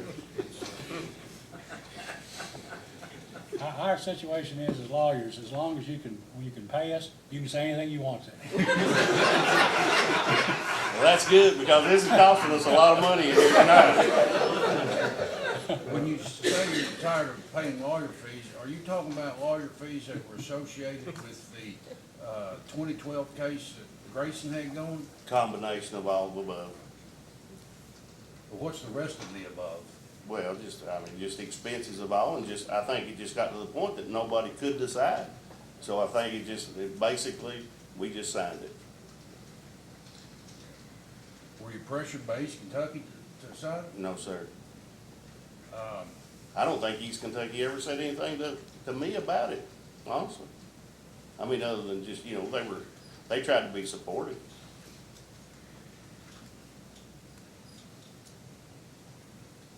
But it's your belief that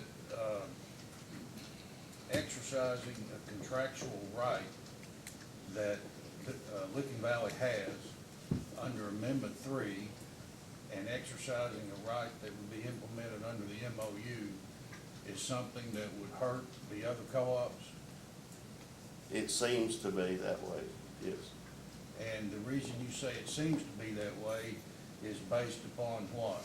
The information that's been given to us. And that information came from whom, and when did you get it? Came from Mr. Wolford. Okay, so in this case? In this case, yes.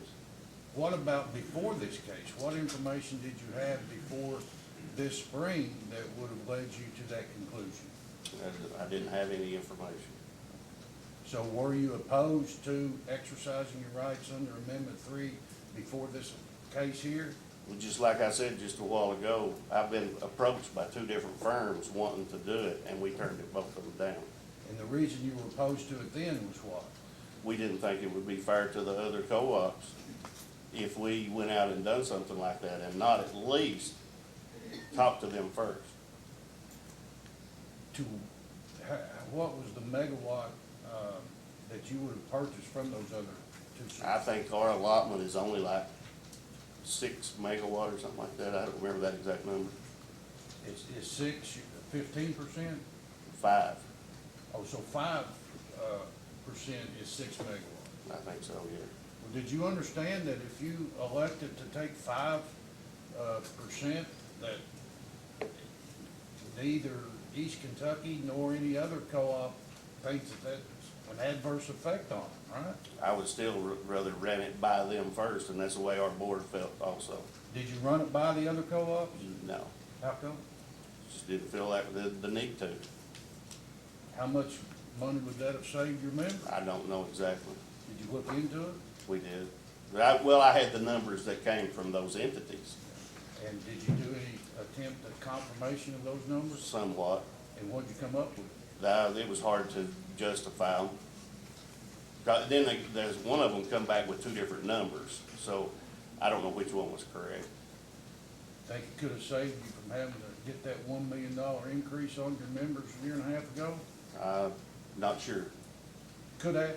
I'm not sure.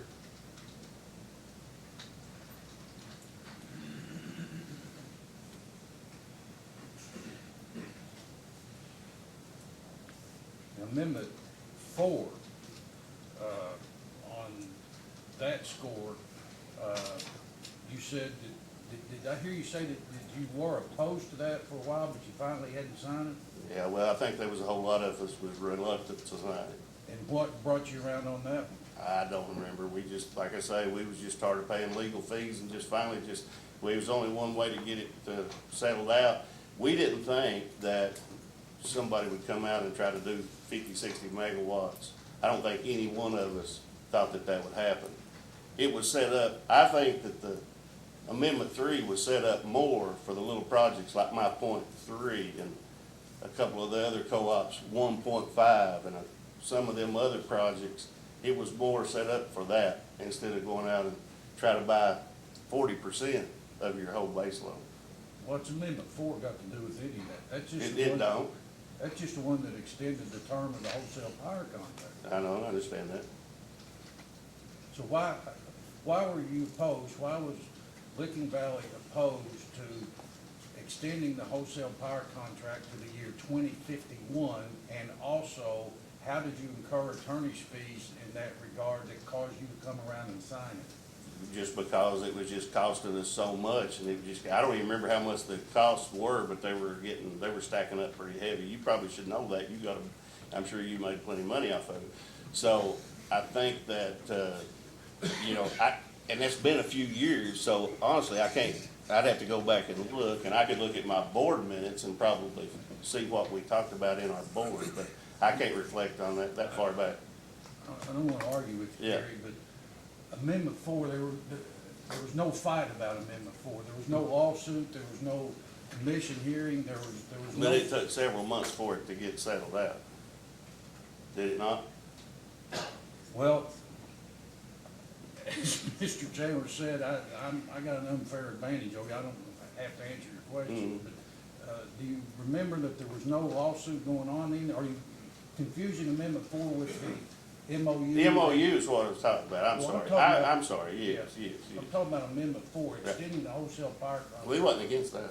Okay. They extended the power no, the power contract, we wasn't. All right, no I'm problem. sorry. I guess I was confused. Mr. Hubbard? No questions, Your Honor. Mr. Grover? Real quick, sir. That notice you made for the 0.3 megawatt facility, is there an actual facility yet, or y'all? There is. There is. So what is the facility? Solar panels. Okay. Solar farm. Who is somebody constructing that for you? Yeah, well, it's not for me, it's for an individual. Okay. Is that under contract? Yes. Okay. You understand that if the MOU were to go away, that potentially could jeopardize your ability to proceed with that project? You understand that? It's only three, you know, we don't have any investment in it, period. No dollar investment. So it would fall upon the owner of it. Is it a customer of yours or a member who's doing it? No, So it is. it's an individual. It's sort of a unique situation. Yeah, I make faces. It's not puzzling. Yeah, it's a very unique situation. This is an individual that wants to give back to his community. Okay. He's selling us power at 4 cents a kilowatt. Okay? He's doing this just because he wants to do it. I understand. But that arrangement is apparently under contract, correct? It is. Okay, thank you. That's all I have. Thank you. Ms. Fitz, no questions? No question. Commissioner Cicero? No questions. Commissioner Matthews? I have no questions. Any redirect? We have nothing else for him. You may step down. Thank you. Mr. Chairman, are Mr. Hampton, Mr. Sexton, and Mr. Howard released? Yes, they are released. Thank you.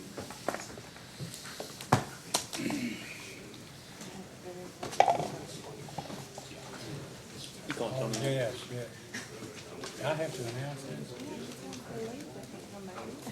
Hey, David, you mind giving us a second so we can switch people out? Okay. Wait, I have an announcement, okay, or a statement. I hadn't thought about this either, but when you all came in early this morning, you saw Patsy Newman. She's still out there, and she can't go home because if she leaves and someone leaves the building, they can't get back in because the doors. So I wanted to tell you, leave now, but if you do, don't come back because we're going to let Patsy go home. Don't worry. Tell Patsy she can go. I feel awful about that. Mr. Chairman, do you want to take a small break so I can run out and tell Patsy? Yes, why don't you, we'll take 5 minutes and go off the record and you can tell Patsy she can go. I told Gwen to go. No, it's. We're now back on the record. Mr. Royce, will you call your next witness? I call Tony Campbell. Mr. Campbell, do you solemnly swear or affirm under penalty of perjury that the testimony you're about to give will be the truth, the whole truth, and nothing but the truth? I do. Please be seated. Would you state your name for the record, please, sir? Tony Campbell. And by whom are you employed, Mr. Campbell? East Kentucky Power Cooperative. And what is your title? I'm the President and Chief Executive Officer. Okay, and you work at the same location as Mr. Moser and Mr. McNally? I do. Have you submitted testimony as well as some answers to data requests in this proceeding? I have. Did you answer those to the best of your ability and truthfully to the best of your knowledge? Yes, sir. If I ask you the same questions today that were asked in those written responses, would you give the same material answers? Yes, sir. Any updates or corrections to your testimony? Not that I know of. Tender the witness. Mr. Cook, cross-examination. Good evening, Mr. Campbell. Good evening. In the interest of time, I've cut way back on the number of questions I'm going to ask you, but I'm going to try to talk fast. Okay. So, going to jump right into it. The Third Amendment, which is the heart of the case here before us today, was executed on October 17 of 2003. Is that correct? That's correct. Okay. Do you think the wholesale power contract is a tariff? No, I don't think it's a tariff. Okay. Do you think that Amendment 3 is a tariff? I don't think Amendment 3 is necessarily a tariff either. Okay. Do you think the MOU is a tariff? I don't necessarily think that's a tariff either. Okay. When I was looking at your testimony, you said that Amendment 3 was principally drafted by the R.U.S. Is that correct? That's correct. Okay. Are you familiar with Mr. Seeley's testimony in this case? I listened to it here, yes. Okay. And did you happen to read his written testimony? I did not. Okay. Well, I probably did, I just don't sure I remember it. Okay. Sorry, it was given to me, all of them were. That's all right. And are you familiar with an exhibit to his testimony, Exhibit 2? I'm not, but I'm sure I looked at it. Okay. Do you know whether anybody on your team has access to that? Sure, we can get one. Yeah, thank you. I need for him to see that. You had by chance What do you need? Yeah, we can help. I'm sorry, I do have a copy of that. Oh, you do? Here, in mine. Oh, okay, all right. I apologize. Okay, according to that document, actually, can you tell us who wrote that document? The document or the memo? Is it a memo? Well, the memo I have here was written by Roy Polk. Okay. And then I have a document that's behind that. Okay, I guess I'm just concerned right now about the memo. Okay, who was Roy Polk? Roy Polk was the CEO of East Kentucky Power Cooperative in 2003. Okay, was he CEO, 2 CEOs before you? Or? That's correct, too. Okay, all right. And to whom is that memo written? It's written to the East Kentucky Power Cooperative Member System Managers. And what is the date? April 28, 2003. All right. Looking at the 5th paragraph, could you read that paragraph into the record? It starts with, R.U.S. has advised. R.U.S. has advised East Kentucky Power Cooperative that the Gilbert loan will not go to R.U.S. Loan Committee for approval until such time as the wholesale power contract has been extended by all 16 members. All right, and referring to the Gilbert loan, would that be for Spurlock 3? Yes, sir. Okay, which is also known as the Gilbert unit? Yes, sir. Okay, so if I understand that correctly, R.U.S. was saying we're not going to loan you money unless the members re-up. Yes, sir. They had to extend the life of that loan document to meet the financial life of the Gilbert unit. Okay, so the federal government has a way of getting their money back. One way or another, yes, sir. Right. Okay, and then in that same memo, a couple paragraphs up there, does it indicate that 5 members either wanted to have Amendment 3 or the option to leave the EKPC system? Yes, sir, it does say that. Okay. So it appears that the RUS, when they, would you agree that when the RUS decided to threaten to block the loan for the Gilbert unit, that that is sort of what gave rise, genesis to Amendment 3. Yes, sir, I think that was the birth of it. All right. Okay.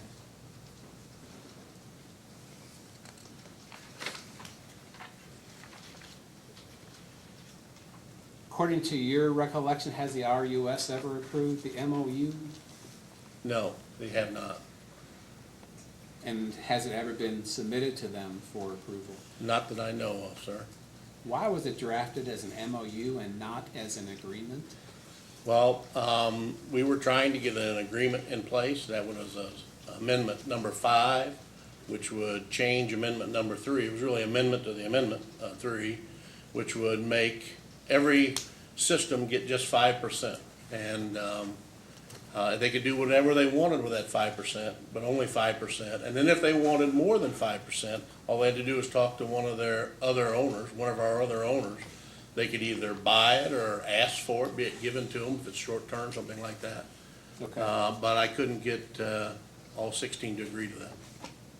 And so at that time, after they didn't agree to that, and there's a lot story before that, but after they didn't agree to that, I had 3 systems in particular, and 3.5 really, because one of them was silent, but 3 systems that refused to sign Amendment 5, they wanted that 15% in there. And we had just come out of the Grayson lawsuit, which cost us $1 million worth of legal fees and things like that. I think my board was exhausted from that, and I think some of my board members actually started to think, you know, because I kept saying, no, no, no, you can't. I blocked everybody. I said, it's just not fair.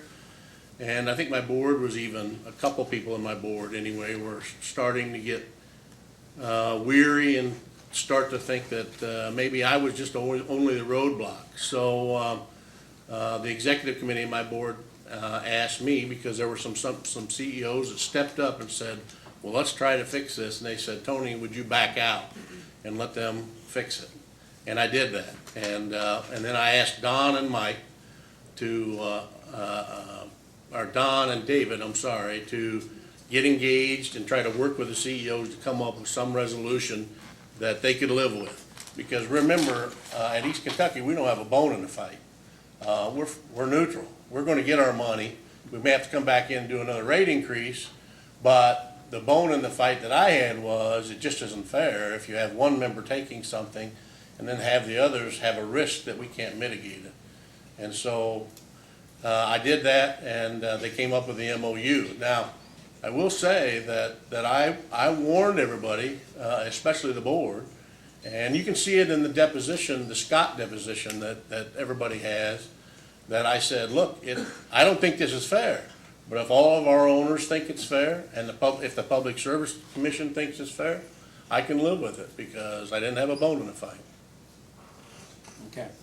Now, this is going back before your time, so if you don't know the answer, I understand, but early on, before all the acrimony really picked up about Amendment 3, was any thought given to the fact that a member owner that chose to exercise its Amendment 3 election could end up harming other member owners?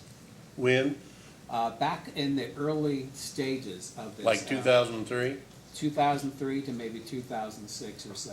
I don't know. I'm sorry. Okay. I really just don't know. That's okay. All right. And other than the documents already provided in discovery, do you know if there are any minutes or notes or memoranda of any discussions by the EKPC board or the boards of the member owners about any issues pertaining to Amendment 3? How long ago? I'm sorry, can I ask that one more time?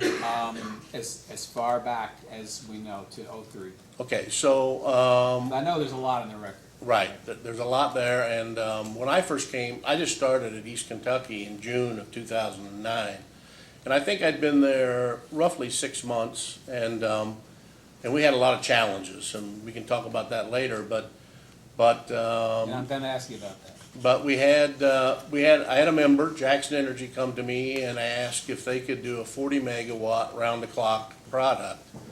And actually asked my power supply, head of power supply. And then I got involved, and and I had an attorney involved who didn't understand it either at the time, and I said, look, if we do this, they're going to take everything from the MOU, and that's gonna leave somebody out, and others that are only gonna get 5%.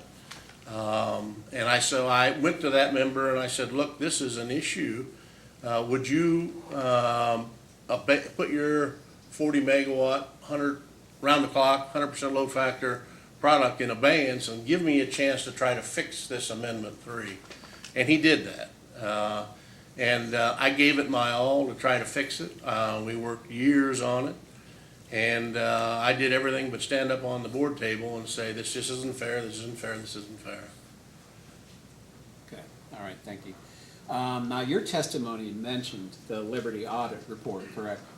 Yes. Okay. I'm going to ask you a series of questions about that.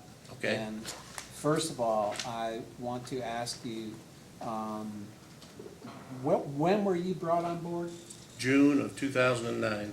Okay, could you describe what EKPC's financial condition was like?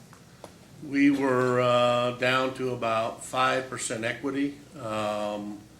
We had $140 million, $375 million on a $400 million line of credit that had to be moved. It was starting to roll off, that line of credit, and I had to get that refinanced.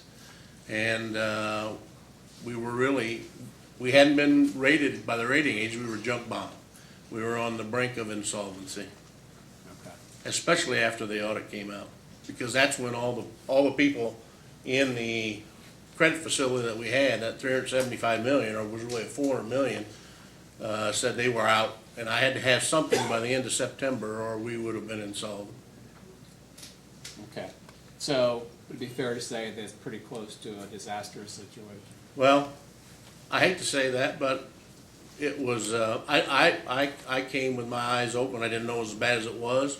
We had 2 consent decrees against us. I had a $150 million coal plant laying on the ground, which was going to take another $650 to $750 million to build, and we didn't need it anymore. So I had to kill that. And then I could not only kill that, I had to have a regulatory asset, or that would have bankrupted us because our equity was so low. So all those things were a challenge, and that's why they had the audit. The audit started 3 days after I started. Am I correct, too, that you had a TVA R.E.C.C. that had promised to join EKPC but then backed out? Yes, sir. Unfortunately, they didn't do a contract with them, but and they went ahead and started buying equipment, transmission line to feed that service. And when they backed out, we were hooked with some transmission line. But we worked that through with just building it into our system with time, but we didn't need it all at once.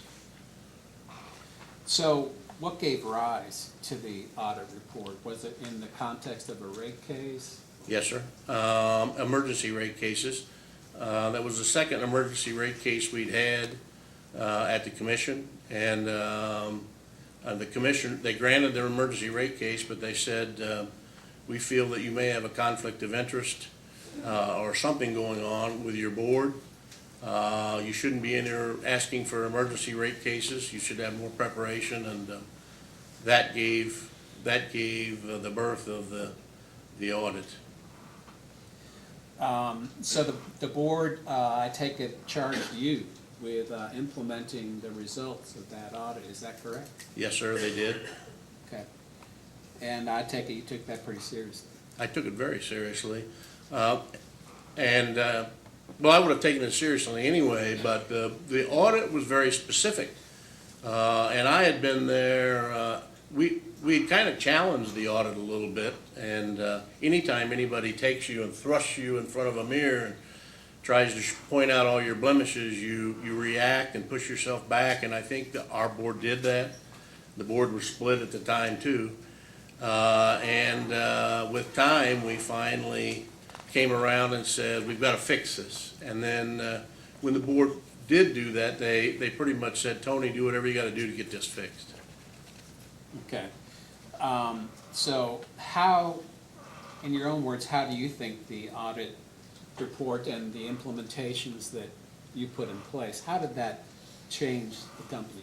Oh, I think if not but for the audit, there's a high likelihood that we might have been in bankruptcy.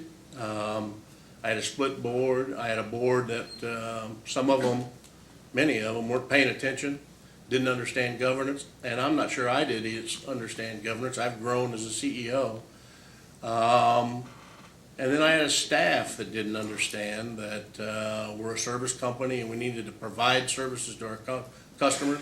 We need to be more engaged with our contracts, more planning. I mean, it just kind of goes down the line.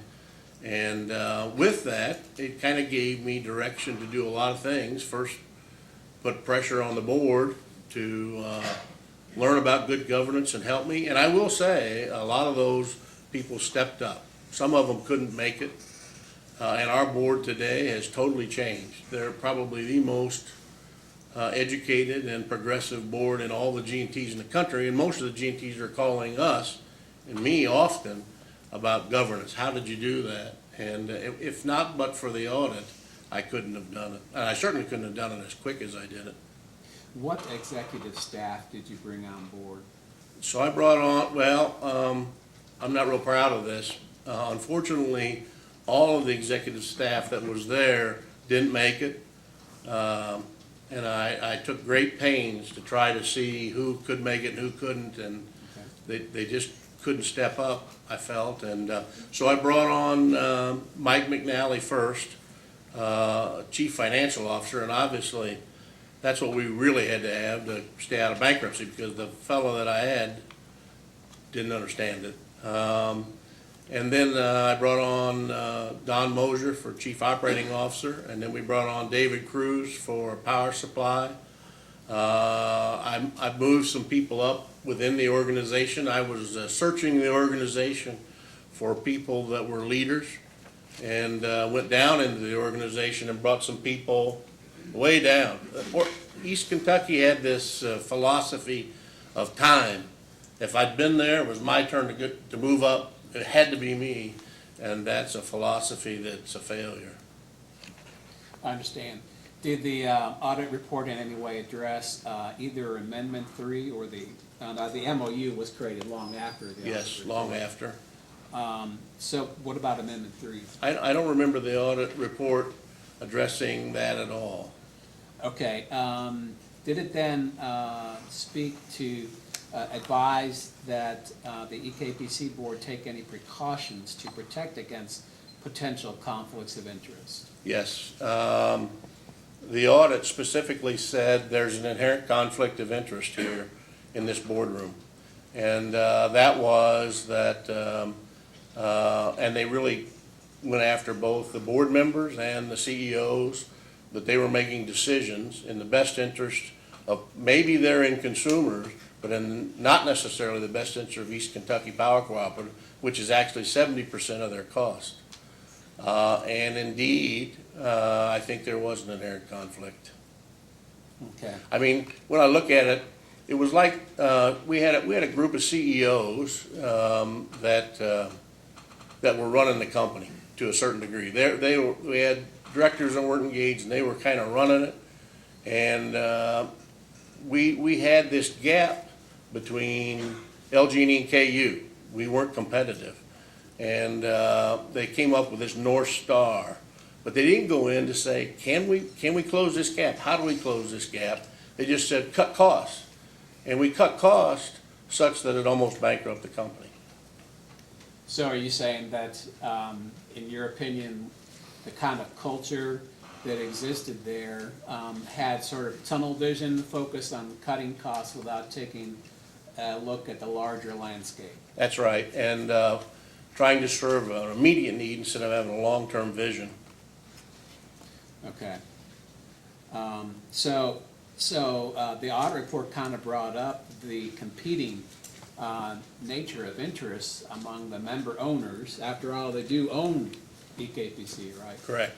It's their cash, it's their equity, everything. Yes, but at the same time, it's the G&T that is giving the member owners what they need to distribute the power to their members. Right? It's giving them a great hedge. Right, and obviously in today's day and age, it takes a lot of capital, a lot of knowledge, a multidisciplinary approach to run basically a utility, correct? Yes, this industry is no longer, I call it a mom and pop shop, but it's changed so much in the last 20 years, since 1999, when deregulation started to implement. Enron was there, and ever since, the industry is really rapidly changing. And there are a lot of outside forces changing it too, like renewables now is really changing our industry. To your knowledge, in any of the meetings that were had about Amendment 3 and the MOU, did anybody bring up that, gee, it looks like we're turning back the clock here if we're gonna be pursuing this where everybody is out for their own? Did anybody raise any concerns? Were there any reports, documents that kind of illustrated that? No, not that I remember.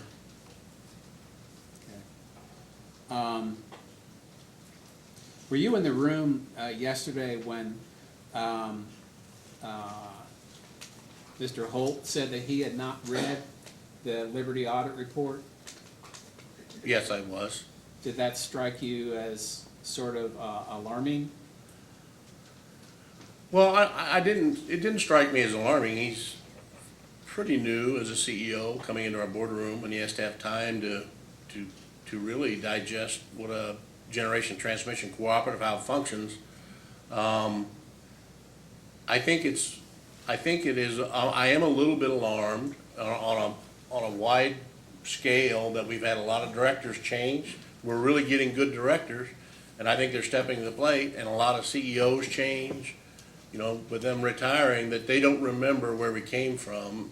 Occasionally we'll go back inside our boardroom, and we haven't done it often enough, but occasionally we'll go back and remind everybody about the audit. But I don't think you can appreciate it if you hadn't gone through it. Okay.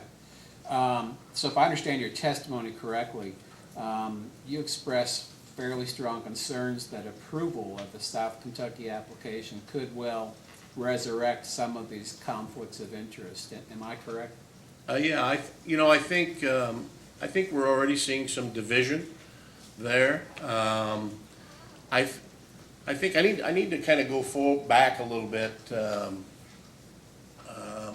So when the MOU was signed, I was not necessarily for it, and I warned everyone. But I said, if you can live with that, I can live with that, right? If you think that's fair. And so when I first heard of the South Kentucky deal, all I said was, you're going to really stir everybody up.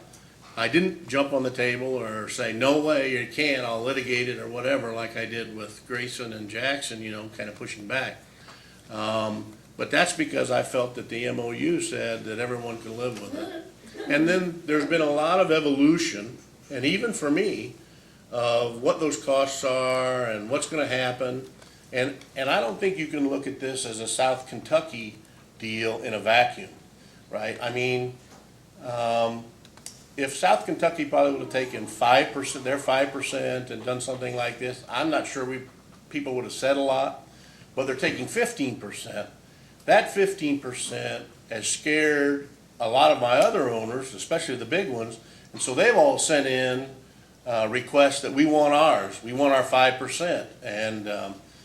And one of my emails that I sent, I said, look, we're going to do everything we can to mitigate this. And the reason I did that was because I was really afraid and had caught wind that some of these big guys were getting ready to sign a contract. And so not only then, I would have had this contract to deal with and the others.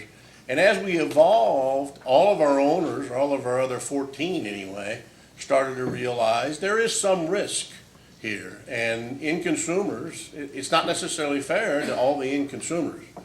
And with that, that kind of forced me to get back engaged and say, okay, so what are we going to do? How are we going to solve this? And we find ourselves here. Okay. So if I understand correctly, Amendment 3 does not provide an allocation methodology when one member owner seeks to purchase more than 5% of its coincident peak load.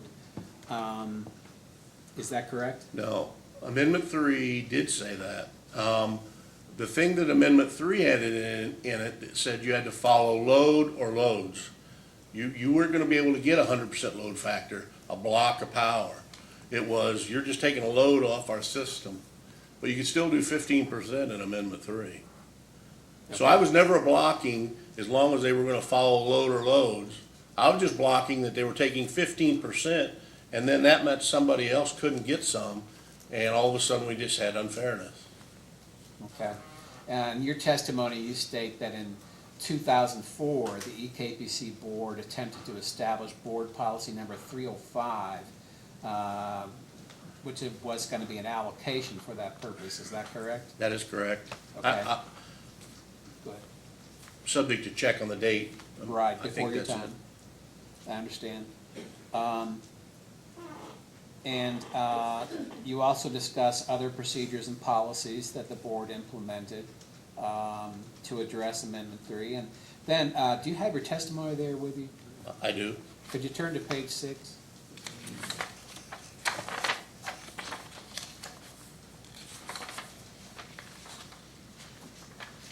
Okay. All right. And could you read lines 1 through 16 into the record? Sure. In the years after 2004, did this board policy adequately address the allocation issue? The answer, in some but not all respects. The first formal election under Amendment Number 3 occurred in 2005, with a second election in 2010 and a third election in 2011. In 2 of the 3 elections, the electing owner members did not request to go beyond the 5% threshold.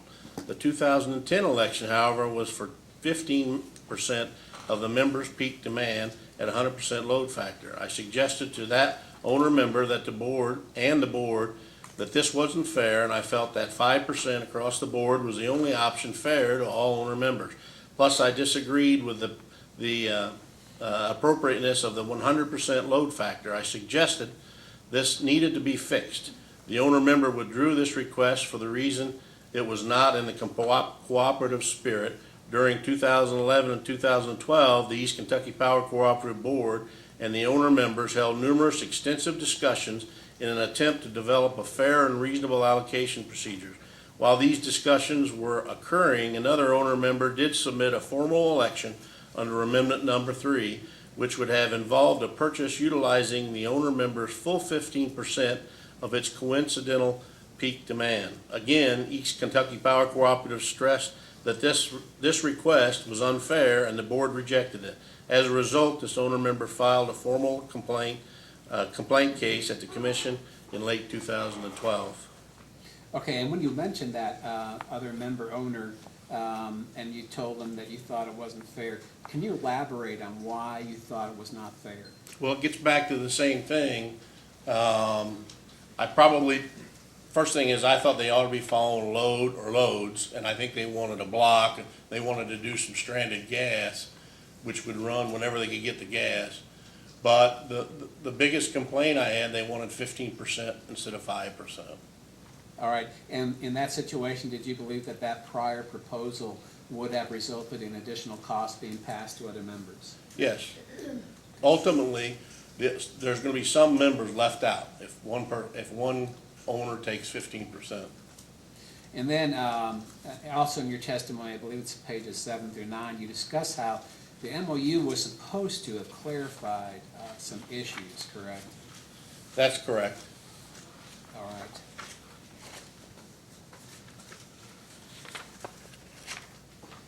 Then, again, in your testimony, can you turn to page 13? Let me know when you're there.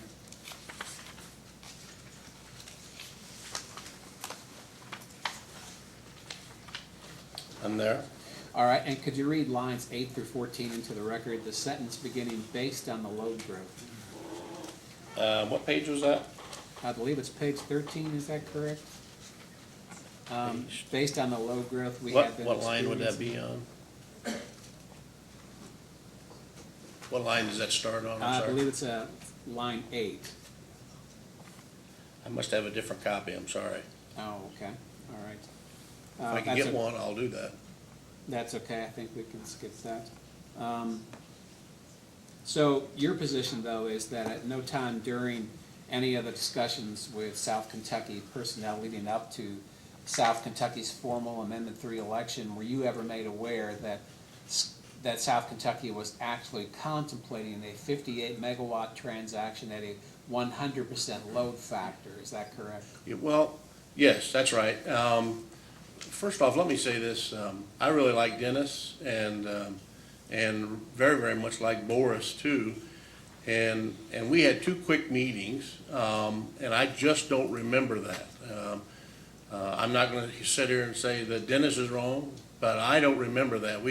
Boris and I, after, and that's their director, after a board risk oversight committee grabbed me by the arm and asked if he could speak with me, we ran into our little conference room. There's a conference room by our boardroom.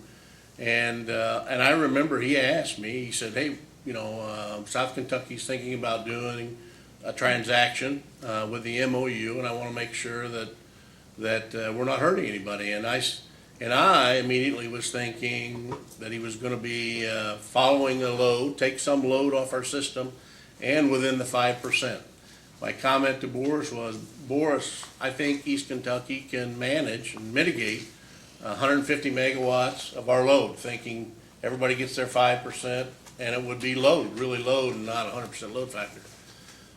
And so that's what I told Boris. And then with Dennis, I think it was right after a quarterly CEO meeting, he asked if he could speak with me, and we got a table in the lunchroom and grabbed a couple lunches and we're visiting, and there was nobody else sitting with us, and I'm sure he told me that they were getting ready to exercise the MOU, and I know I told Boris exactly the same thing, but I don't remember the 58 megawatts, nor do I remember 100% load factor. And I say that, and I don't remember anything about confidentiality, and I say that because I had 2 owners contact me to assist them in evaluating the Sky Global, I think it's Sky Global or Global Sky deal, and I did that for them and gave them all my thoughts, and it wasn't nice. I mean, it wasn't pretty, but I gave them all my thoughts. And after I had my meeting with Dennis, I gave those both a call, and I said, hey, look, they were both in that vicinity of Dennis. I say, hey, look, South Kentucky's thinking about doing something, thinking that they may want to call them to see what they're doing. When I realized and found out that it was a 58 megawatt deal at 100% was when Dennis had signed it, and he came in my office with David Cruz and was executing that document, had executed. That's when I said, you're going to stir everybody up. And I didn't, like I said, I didn't jump up on the table and say, you can't, we're not going to litigate, because I thought the MOU, everybody was going to be happy with it, or not be happy with it, but at least accept it. And then that's when Dennis said, I'd rather you not tell everybody and keep it confidential. And I did until we had the board meeting at the SI meeting, and it came out. But I also, as soon as he said that, to be confidential, as soon as he left my office, I called these 2 gentlemen and told them both, I said, look, I can't talk about this anymore. Okay. If I understand your testimony correctly, you're saying that if South Kentucky's application is approved, cost shifting will occur, correct? I'm going to be a little bit different than my staff, and I think there's a potential for cost shifting, and I think in today's environment that's true. I think if the markets would turn around later and be robust, we might be able to mitigate it, but that's a big risk with $2 gas, because right now I don't think at 100% load factor, that's different. I think if it was a load going off our system and just popping off our peaks, that's one thing. But I think at 100% load factor, it's going to be a lot more difficult. And I went from saying, hey, we can mitigate this, thinking it was load, just a piece of load going off our system, to, hey, we're going to do everything we can to mitigate it, because it's going to be a lot more difficult being 100% load factor, especially when we have coal legacy assets. And so if cost shifting occurs, you believe that it will start immediately, effective in the first month following approval, correct? Well, and that's the evolution of where I was wrong, and my staff has corrected me, and that is, I think the environmental surcharge will be spread immediately, and I just hadn't thought of that. And then a lot of the rest, hypothetically, if we can't get it mitigated, we'll probably wait until we do a base rate increase. But remember, this is not just South Kentucky that you got to think about. We've got South Kentucky here with this deal. I've got 3 or 4 or 5 other big guys waiting, and they're going to try to get their 5%, and they're going to eat up that MOU. There will not be enough. And then I'm going to have a whole host of my owners out here they're really at the bottom of the chain. They're going to get hurt the worst. I mean, if you think about it, I mean, even Grayson haven't submitted that they're not in line. So in trying to protect their members, I'm going to really have to go out and get another 5% for them, or they're not even going to be able to mitigate anything. And those end consumers are going to be hurt the worst. And that's really the smaller co-ops, right? That they serve the poorest people. So it starts to compound itself, and we'll be in here in the commission as this moves forward. So the compounding may force EKPC to be in here sooner for a rate case, is that correct? Yeah, I think if this goes through, the others are going to go through, and then I've got to do something to help the poor people in Eastern Kentucky, and we will be in for a rate increase. All right. Now, as I understand too, your testimony says that the MOU did not adequately address the application concerns that have always existed regarding Amendment 3, correct? Yes, sir. I've said that from the get-go. All right. Then, okay, in your opinion, as the CEO whom the EKPC board instructed to implement the recommendations of the Liberty audit, is it fair to conclude that one of the lessons from the audit should be that members cannot place their own self-interests above those of EKPC itself and the other members? I totally agree with that. I totally agree with that. Mr. Chairman, that's all I have. Mr. Miller? Nothing. Mr. Kurtz? Thank you. Briefly. Mr. Campbell, on page 23 of your testimony, you state that, this is your ultimate conclusion, I guess, you don't need to turn to it right now, the MOU must be amended or done away with. Do you recall that? I do recall that, and I think we can't keep doing this. Look, we've had consternation in my boardroom when the 40 megawatts came from Jackson, and I was trying to solve it. We couldn't get the resolution. Grayson filed a lawsuit. We spent $1 million of our end consumers' money for nothing on that lawsuit. And now we've got this, and we're spending money of our end consumers' money. We are wasting a lot of our end consumers' treasure. And it's really all of our owners' money. And you list 3 ways that you would amend the MOU. I suggested, yes, sir. Number 1, no PPAs, no purchase power agreements, correct? That would be my recommendation. Number 2, it would be limited to 5% of the members' load. Correct? Not more than 5%. Not more. And then number 3, it would be limited to behind-the-meter type generation. Yes, and I limited to 3 megawatts. Mr. Kurtz, the only reason I did that was because I didn't want big aggregation. I mean, we could have the same problem with it, we aggregated a bunch. That's not the intent. I don't believe that was a spirit. Now, I wasn't there, but I don't believe that was the spirit of Amendment 3 when it was signed, that it was to take advantage of each other. I think it was really to meet our cooperative principle of commitment to community. And I believe that most of our CEOs would agree to that. Okay. Counsel, could you give this would be very brief, give Mr. Campbell Nucor Exhibit 3. I want to ask you some questions about this document. Okay. You're familiar with that? I think I've seen it. Okay. I don't. Well, I Doesn't need, have a copy. do you, You put it on his stand, I'll have it run. this the allocation spreadsheet? Yes. The allocation? David's got one. Let's make sure that's right. Can I just get it in front of it? There was, Pardon me. Is this on the cover of it? no, here, that's fine, you can just have my copy. I'll go with it. This was, a Mr. Holt. Data response, are you familiar with that document? No, I'm not. This will be the first time I really looked that up. Well, let me ask you some questions then. And that's a dated one, yes. David, let me ask you questions. This document shows that the noticed projects for the MOU Amendment 3, and let me just ask you, because you've mentioned these. Salt River gave notice in February of 2018 for a 12.7 megawatt PPA. Yeah, that, subject to check, that's correct. Okay, and that was the defensive move to kind of get in line so they don't get left. That's what I was told. And then Owen, on same February 2018, gave a 19.3 megawatt notice. Subject to check, that is correct. PPA defensive move. Yes, sir. That's what I was Okay. told. Jackson in February of 18 gave notice for an 8 megawatt PPA defensive move.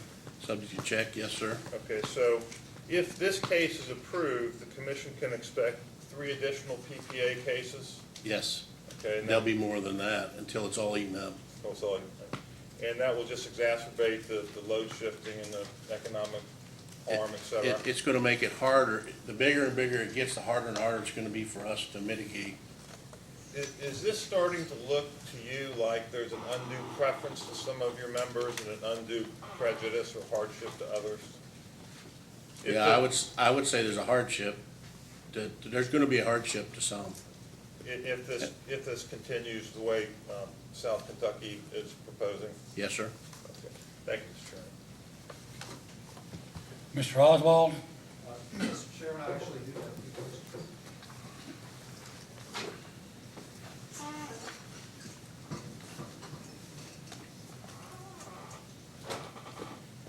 If you use this mic in the middle, be sure you're always speaking into it, otherwise the table faces.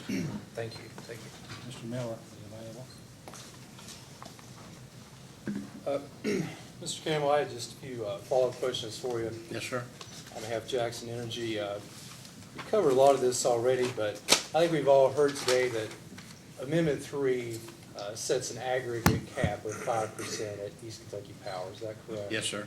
And we just heard some testimony from you about how that if the commission approves South Kentucky's application, that there are several other distribution cooperatives, including Jackson and Owen and some others, that are sort of waiting in the wings to make this defensive move to mitigate at their level. Yes, sir. By off-system purchases. I think we heard testimony earlier that if you added together South Kentucky's election and the other defensive elections, they don't currently reach 5%, but that if this application is approved, you fully expect that there'll be enough elections that will reach 5%. Yes, sir. Okay. We've also heard testimony today that Jackson and several other distribution cooperatives have other projects, some of which may be behind the meter, some of which may be so large they may go past the meter on certain occasions, whether they're hydro, solar, stranded gas. You're aware of those projects? Yes, sir. Right? Once that 5% cap is reached at East Kentucky, under the current Amendment 3, as it stands now in the MOU, will these distribution cooperatives lose the ability to entertain proposals like that from other companies that may want to have a hydro project, a solar project, any kind of renewable power project? Once our 5% cap is reached, that's it. Yes, sir. We're not That'll just gonna eliminate be- anybody else. Okay, so it's not just going to be an end to off-system blocks of power, it's going to be an end to any purchased power outside of East Kentucky. Is that fair? Yes, sir. I have a question for you, just out of curiosity, which will probably just reflect my ignorance of federal law, but isn't there a provision of PURPA that requires utilities to buy distributed generation. Yes. How would that work here if we reached the cap of 5% in East Kentucky, and a producer came along and said, under PURPA, you have to take it?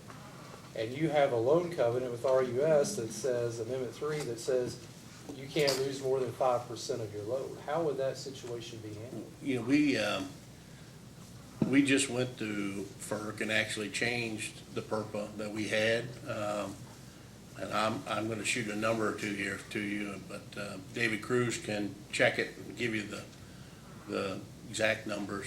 But I believe we were going to have to take up to 80 megawatts. And given PJM and the fact that we can give people access to PJM, we felt that that was way too high. And they've moved that down substantially now. And what we have to do, but it's at their cost, is give them access into the PJM market so they can sell into the PJM market. And that's kind of what we were trying to push through to. They would have to pay for any interconnection fees or anything, but they could be at the market. Okay. So they would still have access, just kind of going around these. Yes, sir. Okay. And I'm not sure the very small ones we may still have to take, but we've reduced that substantially because FERC agreed they have a market now. So they can't force us to take the big ones. Okay. There's a provision, I think it's in the MOU, that basically says if a distribution cooperative gives a notice that it's going to go off East Kentucky's system, and it's such that it requires the 18-month notice, it's of that size, Yes, sir. similar to South Kentucky's case, that after they give the notice, but before they begin to take the power, either their application's denied or they change their mind and say, I'm not going to leave, that for whatever time period passed from the point the notice was given until the notice was withdrawn, that utility that gave the notice could have to go and buy power off the market. Are you aware of that provision? Well, I'm aware of that.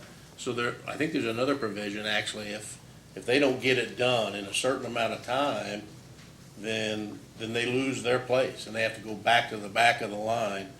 If they're done and they're operating, let's say the 18 months go by and they start operating, and then let's say they get upside down in the market or whatever happens. We have a 2008 and Morgan Stanley goes bankrupt like Lehman Brothers.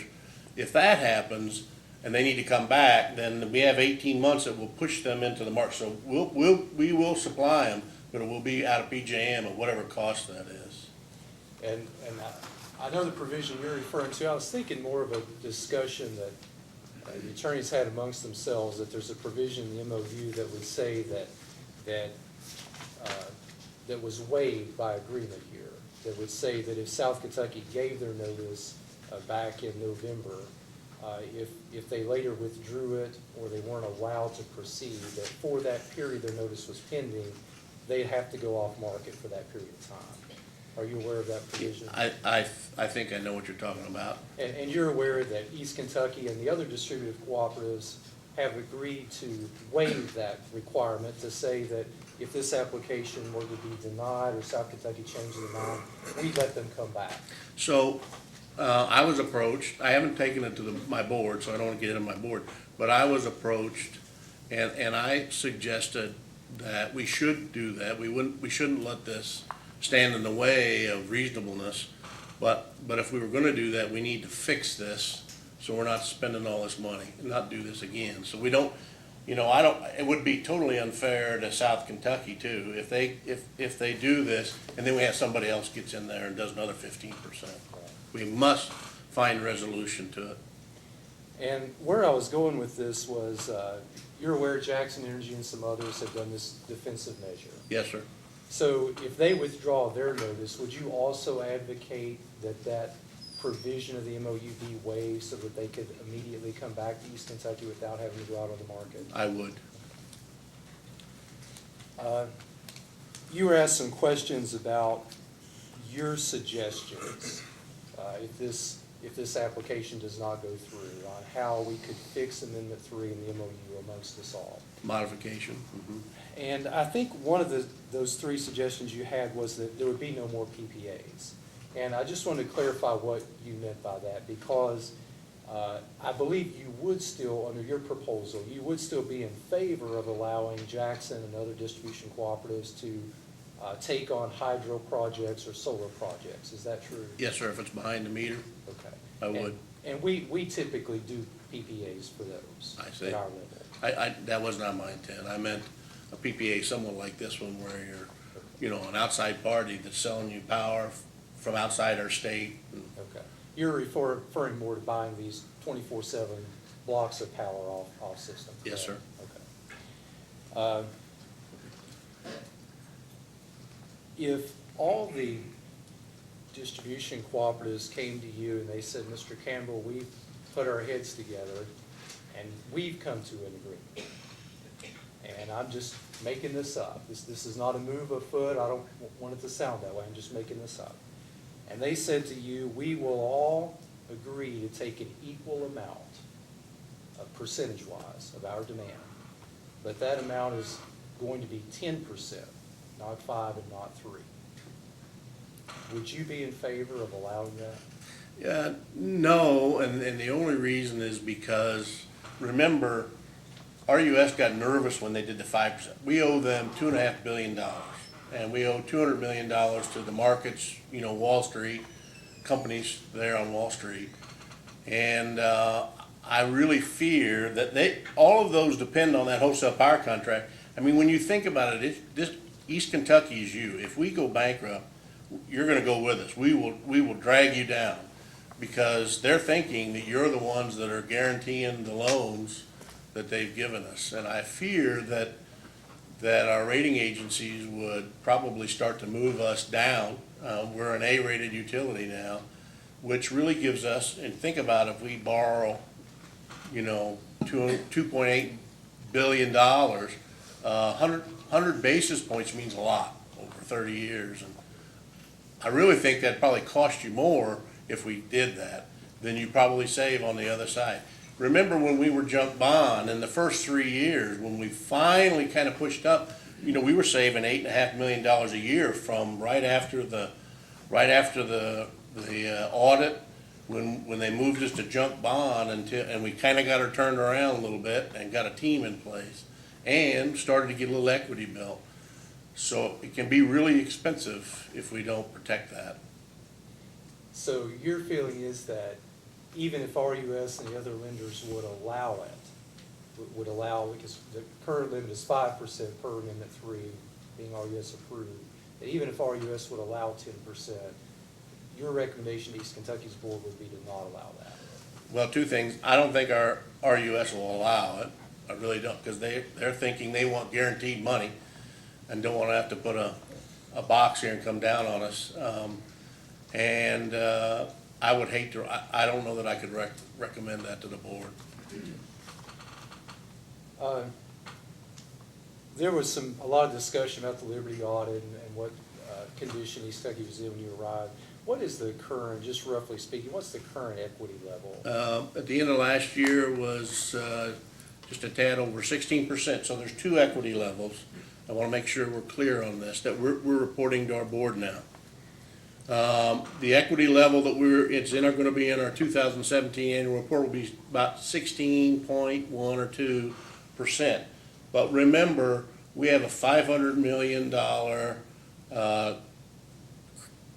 bunch of cash in the credit cushion of credit, RUS cushion of credit.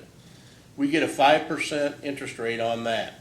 Our interest rate in our credit facility is about 2.7 or something like that, and I'm not sure of that, but the delta on that brings in about somewhere between $16 to $18 million worth of cash. Has helped us reduce our rates, right? Our rates have been going down every year, and we're using that too. So if you included the 500, let's say that arbitrage goes away and we pull that 500 back, then we'd probably be in the 18.5, maybe today, maybe 19+% range. My hypothesis to the board, I don't know if they will agree to it, but is we really keep that 500 million in mind, and as soon as it gets to 20% and added, you know, when we add those two together, we get to 20%, we should start paying capital credits. Now let's talk about capital credits. We've heard about that today. I've gone to the board 3 times and asked them to pay capital credits back. The last time, they said, we're going to wait until we get to 20%, because that's what our US said. And they also said, don't come back to us anymore until we get to 20%. So that's it for that. But I think we'll reach that fairly quick if you consider that $500 million we got in that cushion of credit. Well, you actually just answered all my questions, I think, I'm going down sorry. this road of capital credits, and I appreciate that. So when you take operating cash and you put it into your cushion of credit, it sounds to my simple mind like it sort of disappears out of your equity unless you add it back in there. Oh, yeah. Well, it does. It does. And all the cushion of credit goes to pay debt, it comes out of that. But every month to the board, we try to share both. I don't know if it's every month, but every other month or so, we try to show both of that equity so they understand that's still your cash that's up there, but it's generating money to help us keep rates down. So you would be in favor once the equity plus the cushion of credit reaches 20% of paying capital credits? Yes, I'll be recommending that to the board. Okay. Do you have any goal in mind of when 20% might be reached? I don't have a goal in mind. So last year was a really tough year for all of us, right? Weather didn't come in, and it was just, we only had $22 million in margin when we have been having 36 to 50. But this year we're having a reasonably good year. If we can have a real barn burner of a summer, I think we'll hit it. And Mike's probably over there saying, that's crazy, Tony, but I think we're going to get there towards the end of this year, first part of next year. If you take 58 megawatts out of East Kentucky's system, will it make it harder to reach that 20% so that the other cooperatives can get capital credits? So if we can't mitigate, it's certainly going to make it harder. And I will say that my staff has really poked me hard on the fact that there's that lost opportunity, because I wasn't considering that at all. So I think those two, it's probably going to make it a little harder. So even if you could avoid a rate increase because of the loss of 58 megawatts, you're saying that it would still take East Kentucky longer to reach 20% if Yes. 58 megawatts is lost? I think a little longer. Remember, this last year, I think we did about $860 million worth of electricity.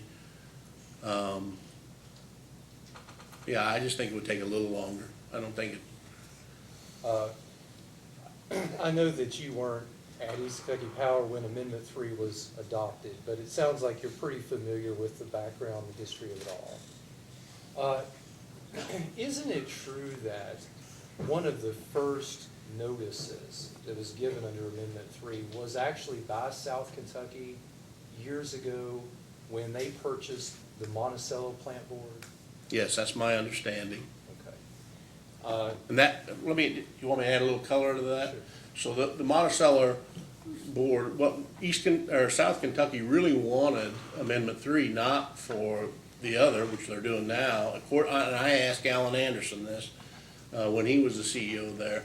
What they really wanted was to be able to acquire, and they were close to doing the Monticello board, and that was served by TVA.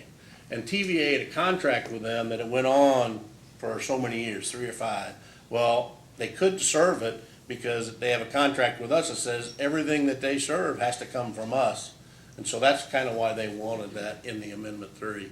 And that happened. TVA served it for a period of time, and then.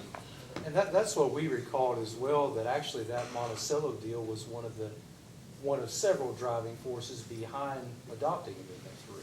Would that be fair to say? Yes, sir. Okay. Are you familiar with the provision in Amendment 3 that I read to say that once there's been some portion of distribution cooperative's load that's been served elsewhere, and that portion comes into East Kentucky's system, that portion cannot leave again? Are you familiar with that? Could you say that one more time? I'm sorry. So under Amendment 3, not the MOU, Okay. it appears to say that once there's been a portion of distribution cooperative's load that's been served by someone other than East Kentucky, and then that load comes into East Kentucky's system, that load can't leave again. Yeah, that was, in Amendment 3, it said you had to have serve load or loads.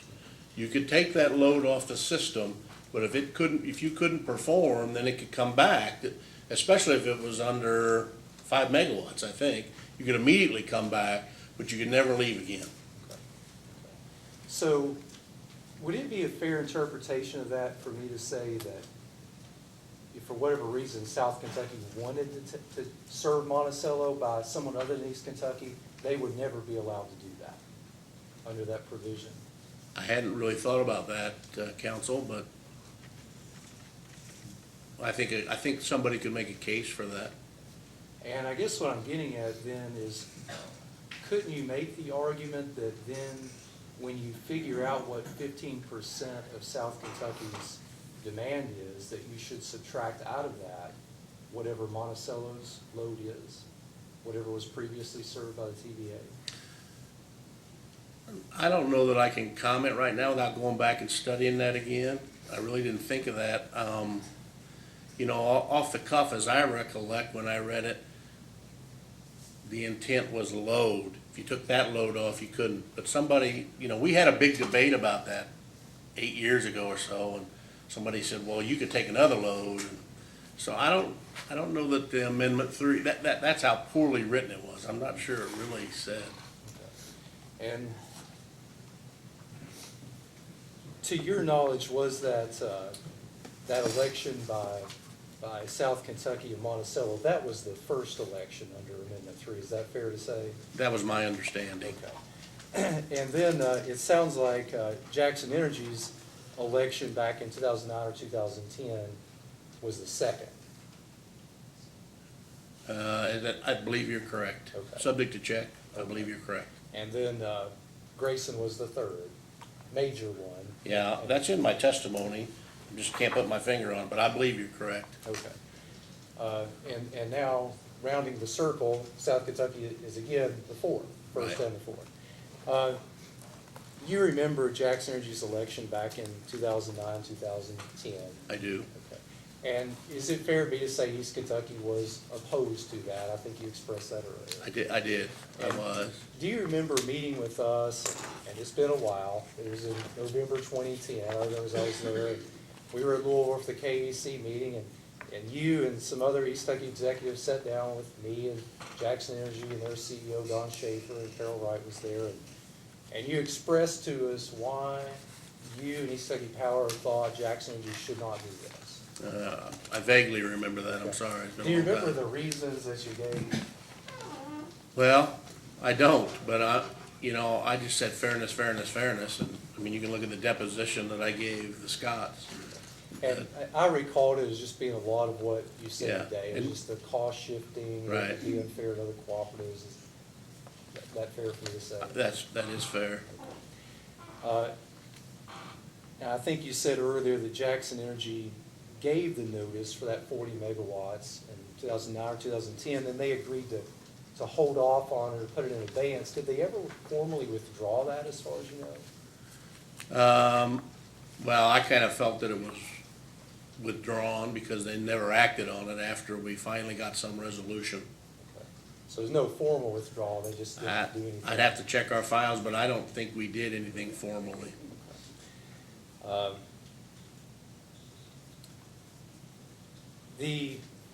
When Grayson came along, made their election, it's fair to say East Kentucky was opposed to that as well. That's correct. Mr. McNally was asked a lot of questions earlier about why didn't East Kentucky earlier oppose South Kentucky's election in this particular matter. And at least before they filed this application, which I think was late January. Yes. Can you answer that for us? Yeah, I think that's real fair, a fair question. So when they first made the election, I knew it was 100% load factor and over at the 15%. I immediately told everybody in my staff, do it just like we've done everybody else to the SI committee, make sure we're consistent. And then I really kind of in my mind assumed that the MOU was going to rule because all the member systems had gotten together without me and came up with that resolution. So I thought they understood the risk and that South Kentucky was gonna move forward. And then, like I said, as we evolved and we learned more, not necessarily East Kentucky, but our owners, it became clear to me that our owners signed something that they didn't understand. And I don't think they were listening to me while I was jumping up and down. And so, you know, just from a fairness and trying to work with our members and our owners, the preponderance of our owners wanted us to get engaged because they said, you're the only ones that know anything about that. And that's when I pushed my team into it and said, get out there and do evaluations, do whatever. And in fairness to Dennis, Dennis probably didn't know, and maybe this is on me, but because I didn't tell Dennis that we were going to be opposing it. Well, that's not true. I kind of told his attorney at the time that we had a lot of members that were unhappy and that we needed to try to find resolution, and this was going to be ugly. And that's when he asked me, I saw him at a Christmas party, and he asked me to call Dennis the next day. And I told Dennis that I got a number of CEOs that are not happy, and Dennis said, I haven't heard anything, have them call me. And was that, I hope I didn't interrupt you, but was that phone call you made to Mr. Holt, was that before they filed their application? No, that was after. It was one day, I think it was 1 day or 2 days after they'd signed the Darncan contract. Oh, okay, but before they filed their PSC application, but Oh, after they had. Well, I don't know when they filed their Public Service Commission, I'm sorry. January 31st. Oh, yeah, it was before. It was December 20th or 21st. Prior to the adoption of the MOU, it was your belief that Amendment 3 did not allow the purchase of power at 100% load factor? Yes. And that was my interpretation of it. And I was asked in the boardroom, you know, who says that? And I said, as long as I'm here, we're gonna be interpreting Amendment 3 this way, because it really wasn't clear, but it did say load or loads. And I don't know any load that's 100% load factor. Now, Mr. Kurtz is as close as you can get probably on our system to 100% load factor, but it did say load or loads. Did you believe that the adoption of the MOU changed that such that that 100% load factor off-system purchases would be allowed under the MOU? Well, it says it in the MOU, and it says it, and I guess, so when Dennis and David Cruz came in my office that day, and where everything really registered with me, that's when I called the guy and said, I can't talk to you anymore, and I immediately called, when they walked out, I immediately told my administrative assistant, give me a copy of the MOU, because I didn't remember the 100% being in there, but it's in there. Now, having said that, in my due diligence after that, we started looking back through, and if you look at I wouldn't say approval by the commission, I'm not sure they approved the MOU, but they kind of accepted it, but they said the MOU can't supersede Amendment 3. And Amendment 3 says load or loads, and it's not necessarily 100% load factor, so I think that could be debated. All right, that's all the questions I have. Thank you. Certainly. Mr. Crawford. I have no questions, sir. Mr. Scott.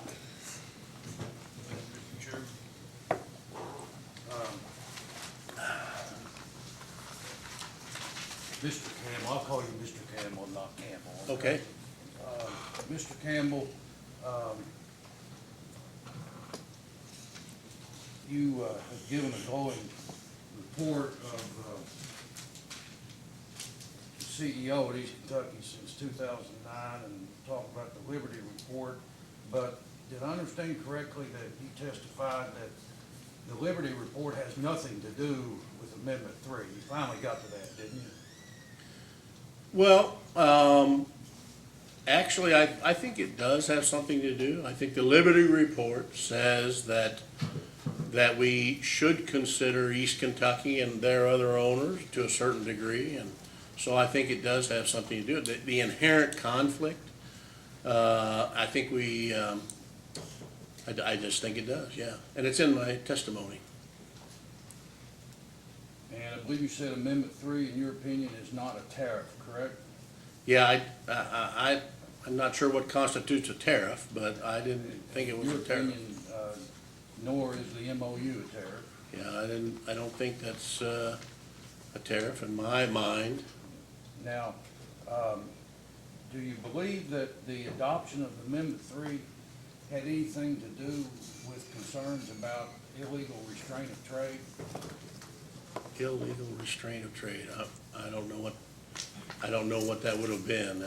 Back in You've heard 03? You've heard that term, haven't you? Yeah, but just share with me your thoughts on what is that? Well, the case that Grayson had, the chronology that you gave, sir, I'm finding a little bit difficulty with it. I've been around this program myself since I was a little boy lawyer, but would you agree with me that October 11, 2012 was the date that the Charleston Bottoms case was filed by Grayson, and that November 19th, 2012 was the date that Grayson filed its application here for the 15% outside power? Was subject to check, I would agree with those. Certainly the Charleston Bottom was the first. And then if November 19th, 2012, and action number 2012-503 here at the commission,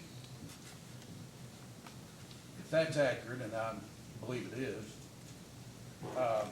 wasn't the language that's in the MOU that's in the record now and that was adopted already done?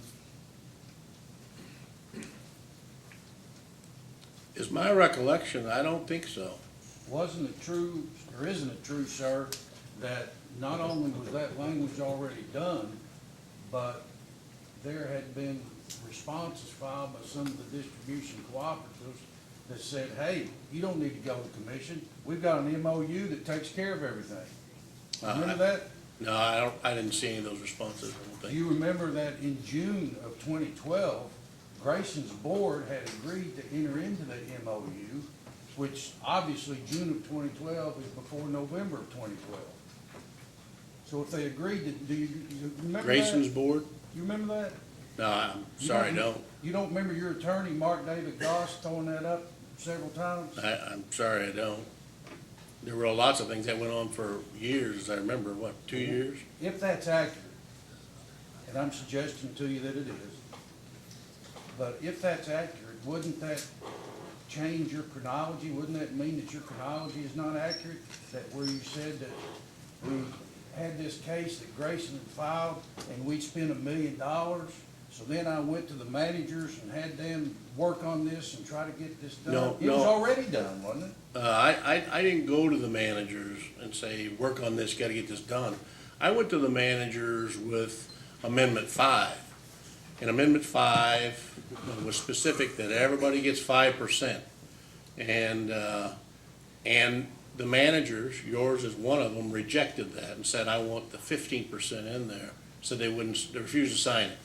After that, the CEOs got together and said, let us try to fix this, Tony. And the executive committee of my board then finally came to me and said, back away from it if you would, and let them try to fix this. And that all predated June of 2012, didn't it? I don't think so, Mr. Scott, but And I'd have speaking to of check it. Amendment 5, there's Amendment 4 that's in existence, right?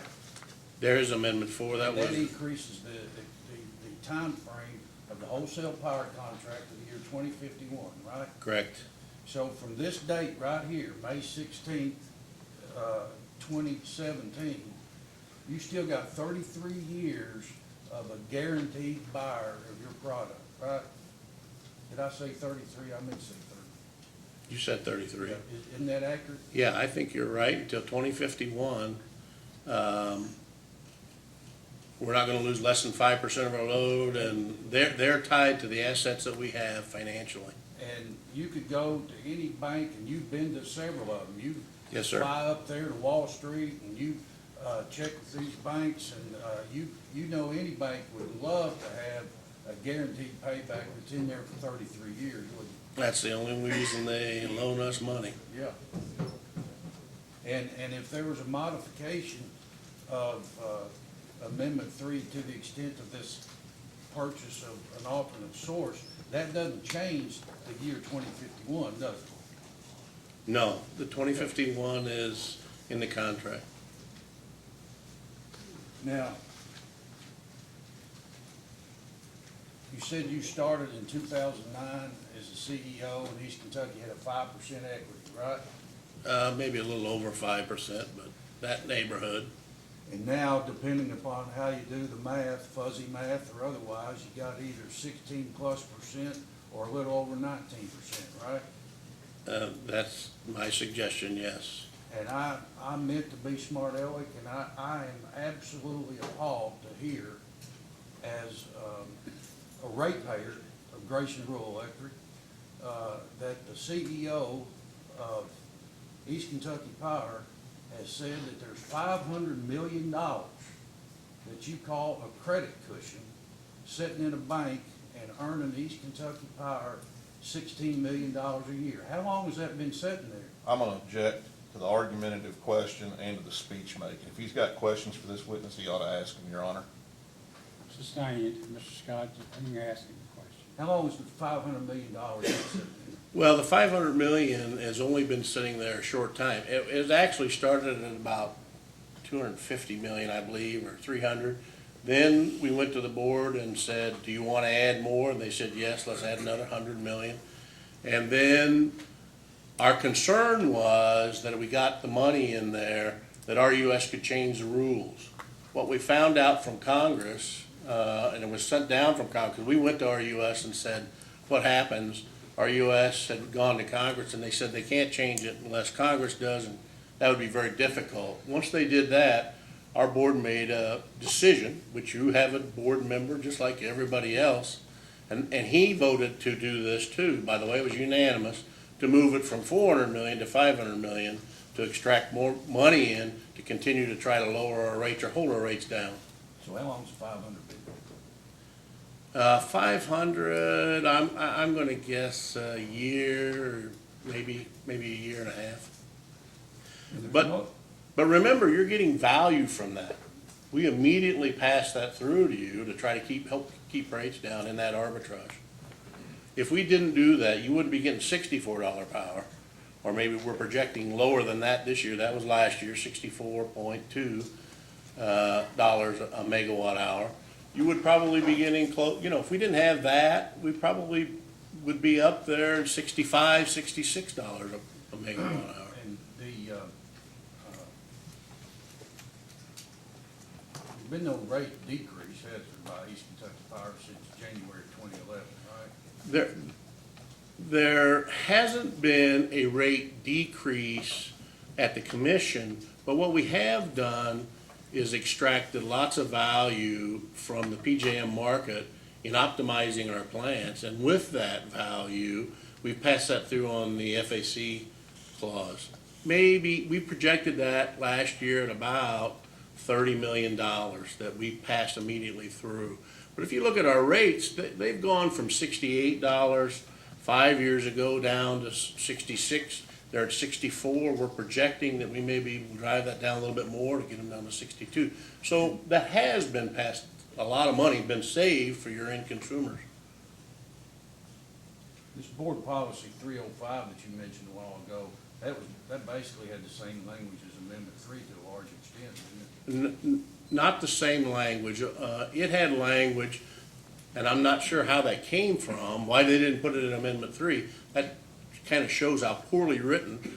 I think they got Amendment 3 done and they realized they really didn't have a way to manage it, and it was poorly written. People didn't know what to do, and so they created this policy 305 and said this is the way we're going to manage the Amendment 3. I said Amendment 3, I meant to say MOU. Oh. 305 was basically. That was a policy.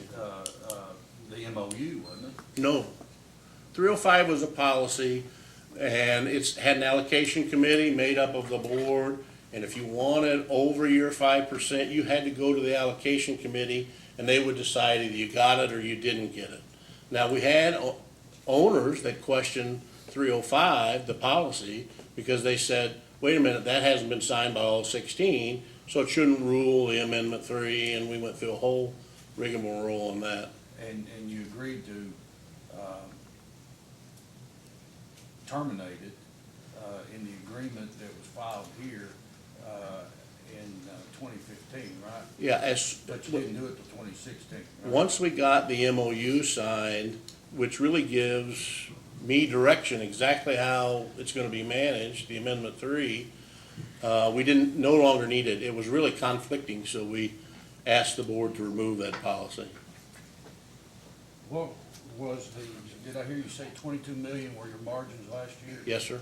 And before that, you had 36 million to 50 million? Yeah, in the early years of PJM, we got in the $56 million range. We had some good years and cost reductions, and that was early on when we really needed to build the equity of the organization. Mr. Scott, we just got a note here, we think the batteries are dead in your microphone. It may have been picked up anyway, but you probably ought to move to the table to make sure. I'm about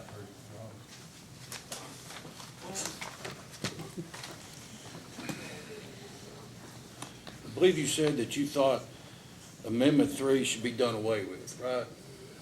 I didn't say do away with it. I said it's got to be modified. Okay, how does it get modified other than in the boardroom? So I'm not, this is 9 years into my relationship here in Kentucky, and we have had no resolution. We've spent millions of dollars at East Kentucky of our end consumers' money, somewhat foolishly in my mind. I don't think we can come to resolution. And given that, I think the commission must stop this foolishness. Stop this what? Foolishness. What foolishness are you talking about? Amendment 3 or the MOU? All of us fighting about Amendment 3, the MOU, all of that. And do you think the commission has the authority to, in this case or any other case, to abrogate that contract? I totally believe they have the power to do that. If they have the power to take over East Kentucky Power Cooperative, which they said they were going to do if we didn't make the changes they said to make after the management audit, I think they have that power. Are you asking, is East Kentucky asking that as part of this proceeding, the commission do that? I would advocate that. I don't think we can go on like this. So today, you believe that the part of the position of East Kentucky Power in this case is that the final order should include language that abrogates Amendment 3? That specifies what can happen and that no other owners can get damaged. Specifies what happens and what is the last thing? That specifies how it's going to be managed and that no other owners can be damaged. And then damaged is in the eye of the party who is claiming the damage under your scenario, isn't it? That is our suggestion, yes. And we don't know, nor does the commission know, more importantly. The commission doesn't know today, tonight, tomorrow, what damage East Kentucky's going to have by the implementation of Amendment 3 under its terms as applies to this South Kentucky case, do they? Could you repeat that question, please? The commission has no real data upon which to base a conclusion that East Kentucky is going to be damaged if this PPA is approved, right? I don't think anyone knows for sure if we can. Good.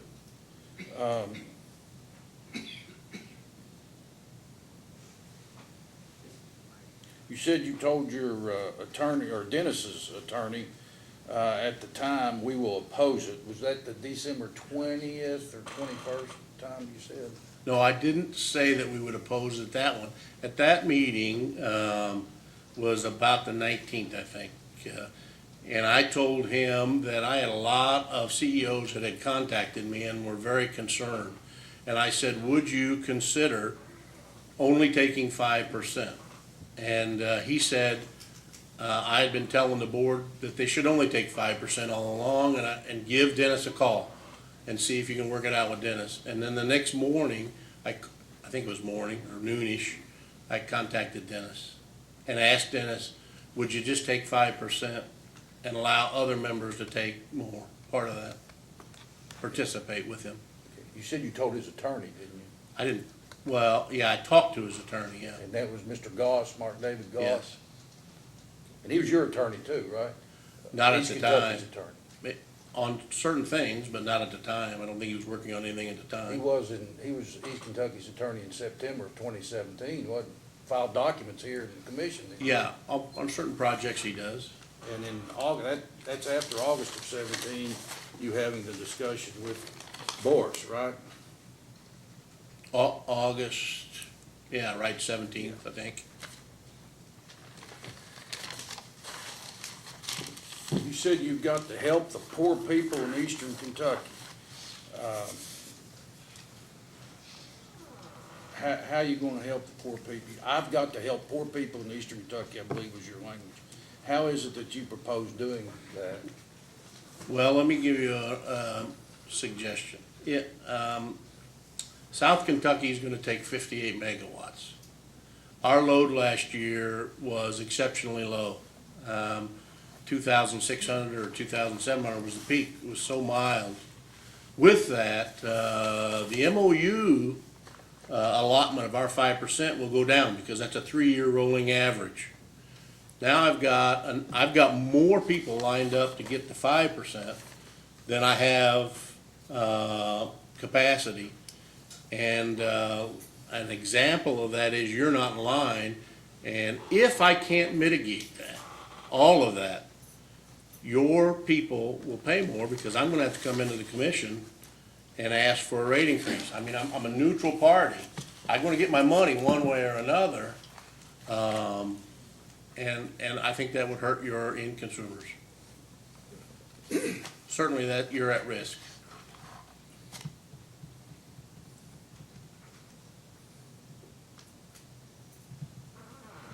You agree with Mr., I believe it was McNally, that said that you cannot quantify the dollars that will affect East Kentucky by virtue of this PPA being approved?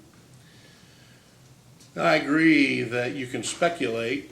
I mean, let me put it this way, and I've said this all along. At East Kentucky, I have a fiduciary duty to try to protect everybody. So if this goes through, I'm going to push my team to do everything they can to mitigate it. Everything. And we're thinking outside the box, talking about becoming a vertical integrated utility in Ohio, anything to sell it, to try to mitigate this. And if I can't, what was your question? I'm getting a, How much Ask your money question. do you have to make? I mean, do you need more than this $500 million cushion on top of what you already got? I mean, if you have the $500 million credit cushion, and with no more numbers or no more dollars that have been talked about here, I'm not understanding the financial I see what you're downside of asking. East Kentucky, and therefore I'm not getting how that's gonna, well, just strike that. I have no further questions. Mr. Hubbard? No questions, Your Honor. This reminds me of the old-time political conventions when somebody would say, Arkansas, 2 votes. All right, I guess, Mr. Glover, any questions? Thank you. Mr. Campbell, it's late.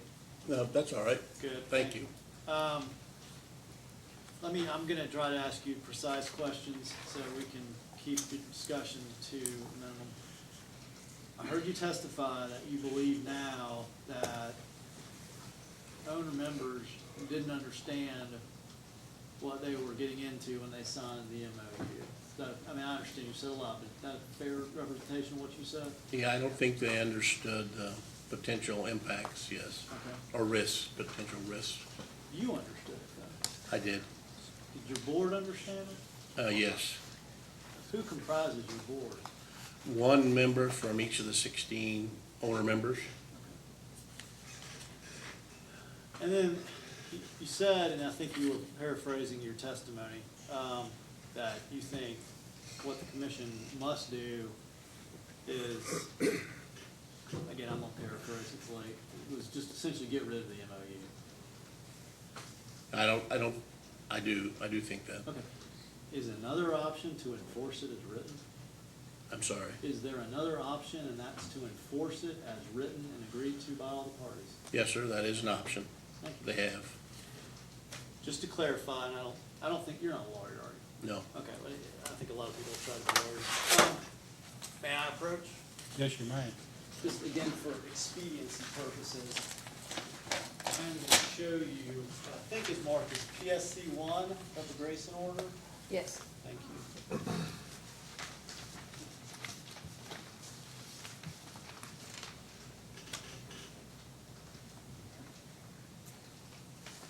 I'd like you, Mr. Campbell, Okay. to start on page 5, PSC 1, with the words "in addition," Right here. and read until, no, let's go sit down, so I'm not standing over you, You're fine. until the end of that paragraph. Okay. Thank you, sir.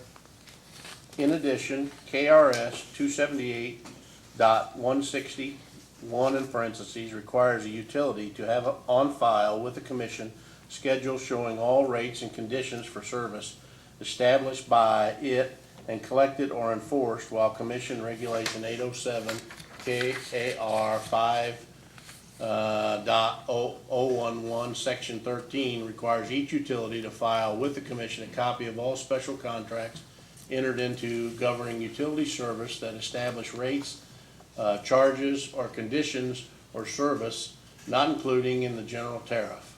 Thus, it grants the pending motions to dismiss. We will require East Kentucky Power Cooperative to file in the Commission's tariff file system one copy of the Amendment 3 MOU with the signature pages of each of the 16 members. Well, apparently I didn't know that we had that was called a tariff. It's okay, thank you very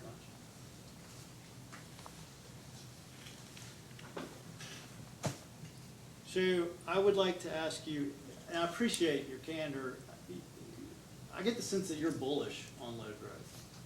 I am.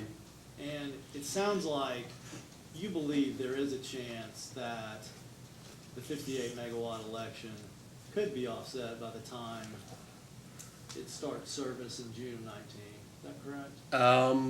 I don't know about that quick, but I've been bullish for a while, and I keep telling the board and telling my staff that power markets are going to change, and when they go upside down, we got to make sure we have steel in the ground to protect ourselves. And the thing that keeps leading me down that path, and I keep proven wrong, and that is the fact that coal plants continue to be closed and retired. And if you look at the polar bomb back in January, this January, gas froze up. There were a lot of gas plants offline. Prices took off for a day or two. And if that happens, we could be in a good position. But we just don't know when that will happen. And I've been wrong for 3 years now, because I really thought Casper was going to start that process. But And you're referring to Casper, the cross-state air pollution? yes, sir. And actually, just to clarify, the polar bomb, and some other folks call it the vortex, there was one of those in 2014 too. That's correct. Big impacts in the capacity markets, correct? That's correct. Prices flew out, didn't they? Of the capacity market, let me back up just a little. They went higher. Yeah. Because we were enjoying some capacity in the $135 range, a megawatt day. Today, last year, we sold capacity at $71 a megawatt day. This year, we're hoping that the BRA that we entered into just this last week will come in at above 100, but could be at 80. 135, we're excited. At 80, we're not so excited. Let me ask you a question, and it's some clarification. I believe earlier, someone asked you about the fact that the Amendment 3 language allowing for an election seem to have been tied to RUS approval of that Amendment 3 and the loan associated therewith. Is that fair? Yeah, I think I heard you right. What you're saying is that RUS had to approve the Amendment 3 language. That's correct. And I think they developed it, actually. That's what I was told in 2003. But you weren't with EKPC in 2003. No, I just came in 2009. Right. Who told you this history behind that? I think we went through records and found it, I think it's in one of the documents that we filed here. Okay, fair, very fair. My question is, do you have any sense of whether cooperatives provided input into the language of Amendment 3? Well, I don't know. I can't say that for sure, but they came up with an Amendment 3, and then it was modified to the Amendment 3 that was accepted. I would have to suggest either East Kentucky or the cooperatives had input into that, but I don't know for sure. And just so the record's complete, and this is going to help, I think, truncate testimony, can we grab the what is it? Polk, the Polk memo? How was it all? Roy Polk.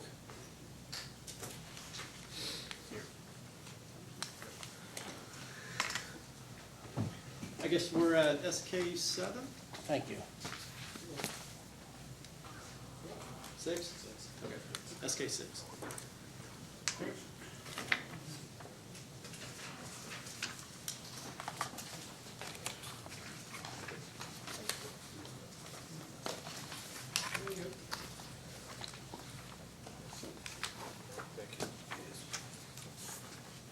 And just briefly, Mr. Campbell, I want to return your attention to page 2 of what I provided you, or what Mr. Malone has provided you. Yes, sir. And I think, am I correct, this is labeled in the upper right, discussion draft, and then it's Amendment 3, is that correct? Yes. Okay. What I'd like you to do is really, the second, the bigger paragraph in section 1 general, that begins notwithstanding. Yes, sir. Am I wrong that that section does not contain any reference to a 15% election? That is correct. Okay, it just limits it to 5, correct? Yes. Okay. But whereas Amendment 3 allows for a 15% election. Yes, sir. And I just want to be clear, you don't know whether it was a cooperative, RUS, EKPC, who ultimately contributed to the change in the draft. I'm sorry, I sure don't. That's fair.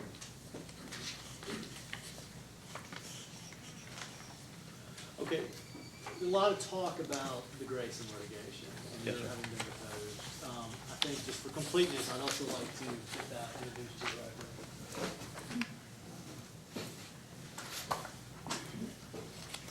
And I'm not gonna ask. Thank you.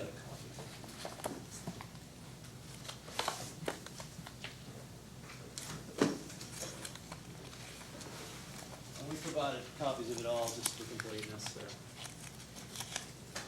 I don't know if I can copy.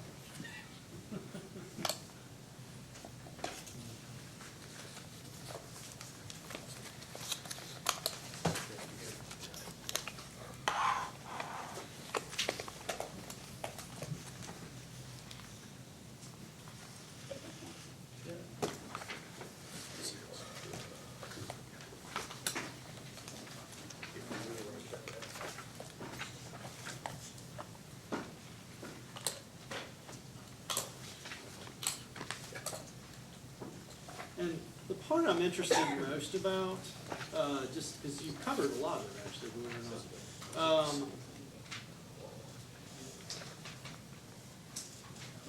Can I get you to, and just to be clear, this is your deposition, correct?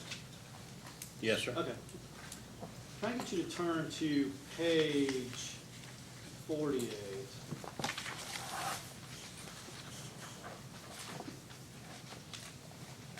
And what I'm trying to do there is just orient you. There's a very long question on page 48 that starts with, would you agree with me, Mr. Campbell? Do you see that? Yes, sir. Okay. And again, this is in the record, so to the extent, I don't mean to misrepresent anything, but for the interest of time, let me get you to turn to page 49. Okay.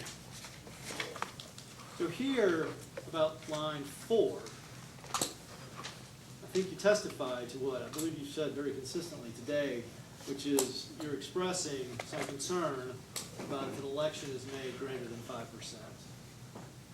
I'm just gonna read it here. Please do. Just for a second.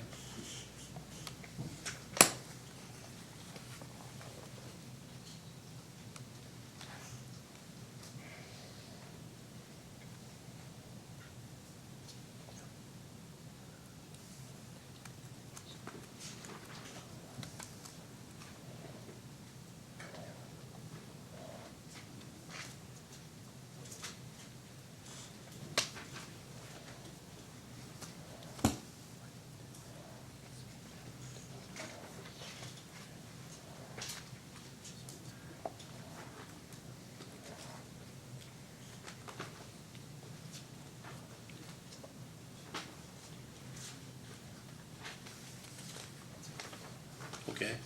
Okay, the part I'm interested in, line 12, this is you talking, and you say, I mean, I'm not really worried about, let's say, the 150 megawatts, our 5%, our 3-year rolling average 5%, which is going to go up now that we had this big peak yesterday, but roughly it was about 150 megawatts.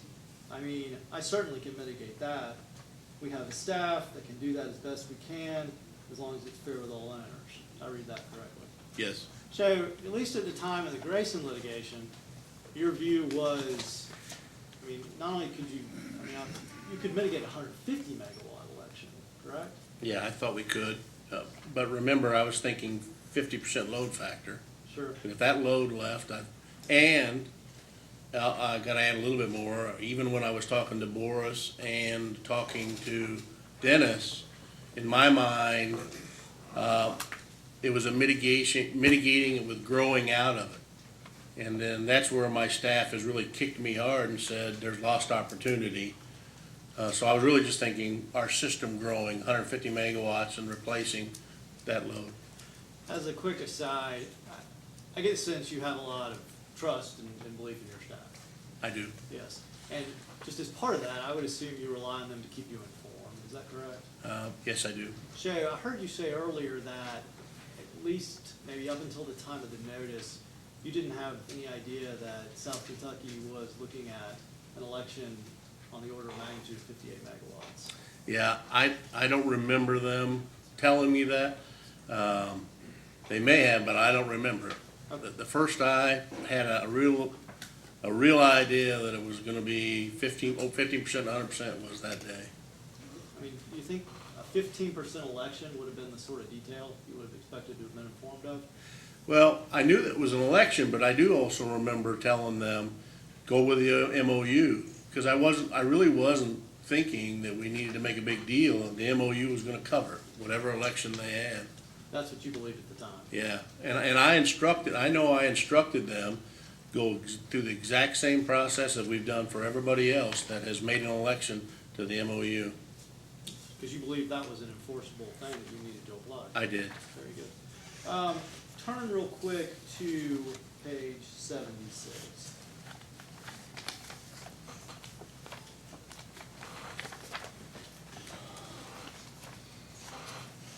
And I'm going to point you to line 6. Okay. Again, I think this is very consistent with what you've been saying. Starts now, my interpretation of the MOU is that it's not necessarily fair. However, as I have said, East Kentucky Power Cooperative doesn't have a bone in the fight. If all our owners construe that the MOU is fair, then we will be all right with it, and we will say that it is fair, and I think the same thing with the commission. And then start to say something, looked like council cut you off. I did say that. Is that fair? Yes, sir. Is that what you believed at the time? Yeah, I did. Y'all actually acted on that, didn't you? Yeah, we did. You did. Let me show you. Not because I thought it was fair. I acted on it because all my owners presumed it was fair. I said, if you guys consider it fair, we'll be with you.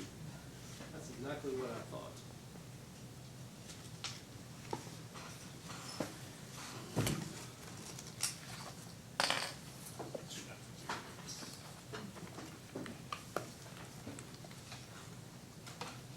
South Kentucky egg?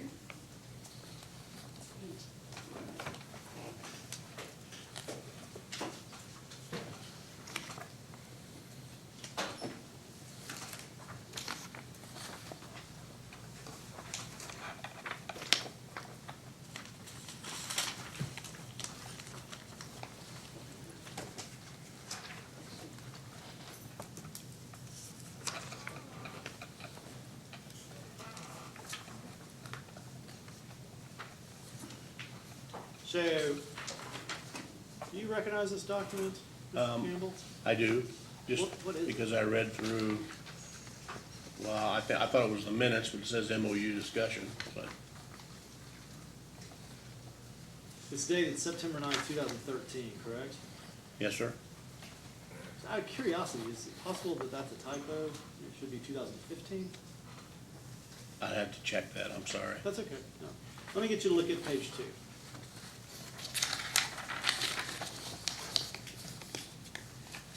And before I go there, this document purports to reflect what appears to be a conversation or a discussion among a number of people concerning the MOU. Is that correct? Yes, sir. Who are the people indicated? I recognize, Well, you recognize some that are in this room, but a lot of those are directors, Lonnie Weiss, Landis Cornett, the director. Sherman Goodpasture was actually a council that's no longer with us. Buddy Rosenberger's a director. David, I don't know which David that was, but Ken is actually the director from Grayson.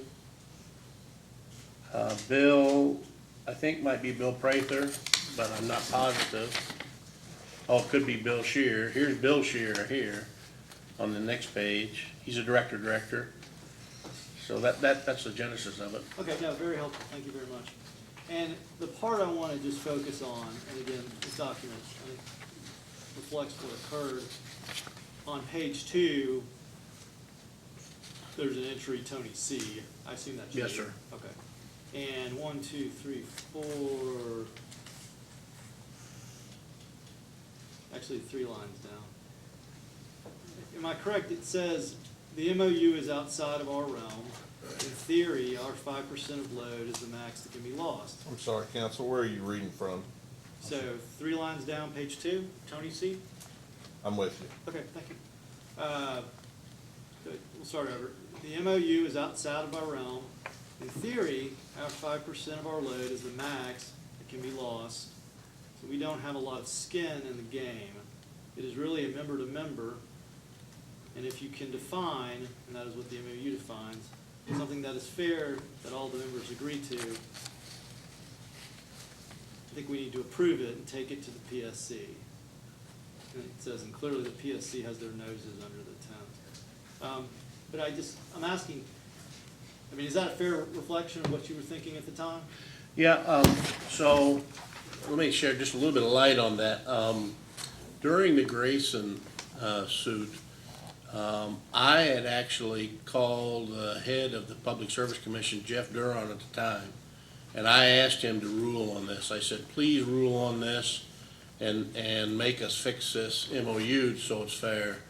And the commission pushed back on us, which I would expect them to do, kind of, and they said, I think it needs to be fixed. You got 45 days to do it. And so I was pushing on our board, and I told all the managers, I'm sure, that you got 45 days. We've got to have this back to the commission. So there was some understanding on the part of the commission that, I mean, obviously with respect to the Grayson litigation, but that matters were evolving toward a resolution through the MOU. I'm sorry. Say that one more time. I just, with the discussion with the commission, actually, let me put a little more context there. Look at the bottom of the page, page 2. There's Sure. an entry that says David Smart. Is he your general counsel? He is. And that entry says, we had a long discussion in the IC informal conference with the commission. The commission is very interested. And it goes on to say what it says. And so that's the framework for my question, which is, it sounds like you reached out to an individual at the commission, and it sounds like there was an informal conference that was held. The commission sort of had an understanding of what was going on, correct? Well, I don't want to speak for the commission. Sure. but I would assume.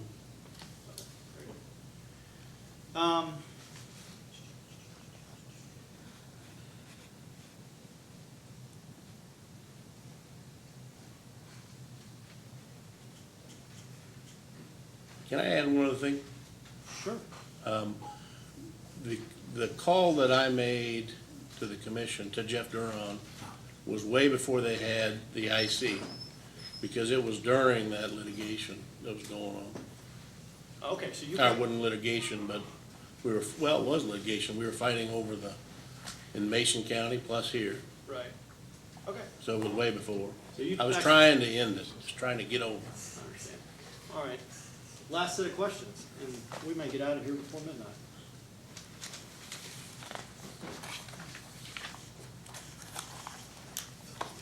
You wouldn't get good odds on that. Big stack. I'm a guess. That was an accommodation. This is, you only got two of these, right? No, do we have a big stack?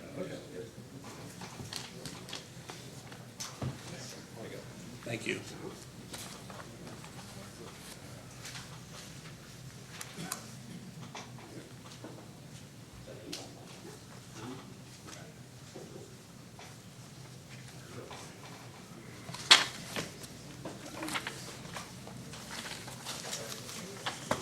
Just to speed things along, Mr. Campbell, and by all means, take your time on it, and I'll represent to you that this is an assimilation of all the different amendments to the wholesale contract and the original wholesale contract. Please subject to check any corrections need to be made, but that's what it was attempted to be. We've talked about Amendment 3 and obviously its substance. Just as a general proposition, do you understand that the cooperatives typically are permitted to provide input to amendments to the wholesale contract? Well, we've never done them, and I haven't. This was done before I came, but I would assume their input would be very valuable. We would bring it up in the boardroom and discuss it, certainly.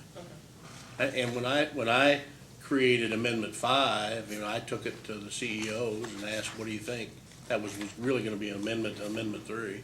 Right. Nothing ever came out of that, did there? No, couldn't get it signed. Here's the document that I really want to cut the chase to. You'll see they're almost like bait stamps on the upper right corner of the document.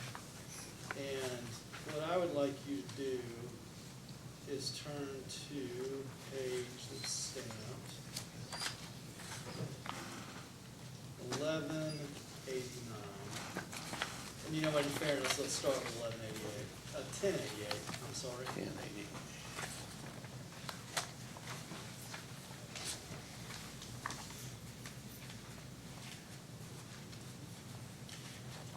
Are you correct, or am I correct? At the bottom, there is a section 1 entitled Limitations on Transfers of the Members' Assets. Correct. Okay.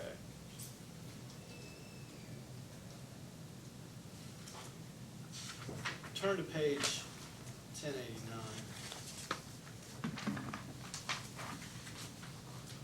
Section B, I'm going to read it. It says, notwithstanding paragraph A of this section, the member may take or suffer to be taken any steps for reorganization or dissolution, or to consolidate with or merge into any corporation, or to sell, lease, or transfer, or make any agreement therefore, all or a substantial portion of its assets, whether now owned or hereafter acquired, without the seller's consent, so long as the member shall pay such portion of the outstanding indebtedness on the seller's notes or other obligations as determined by the seller, as shall be determined by the seller, prior written consent of the administrator, and et cetera, et cetera.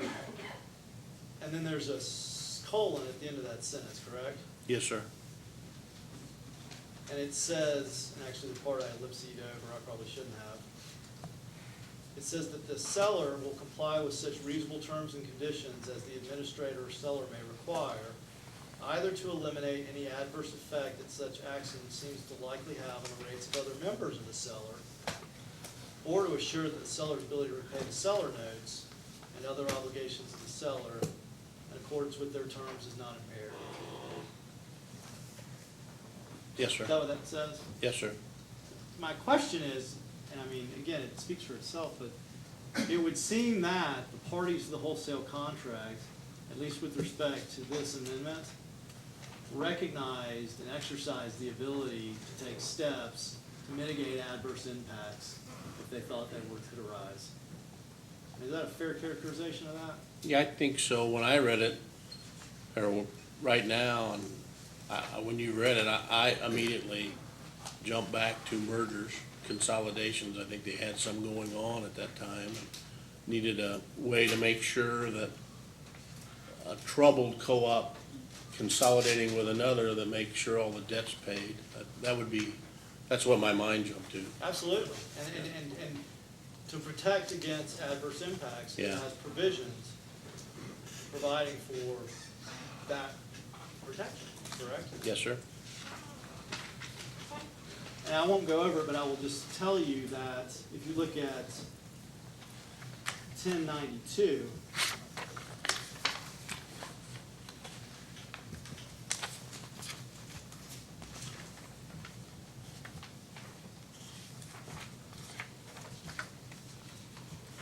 there's a provision that says, that's a memorandum of agreement, correct?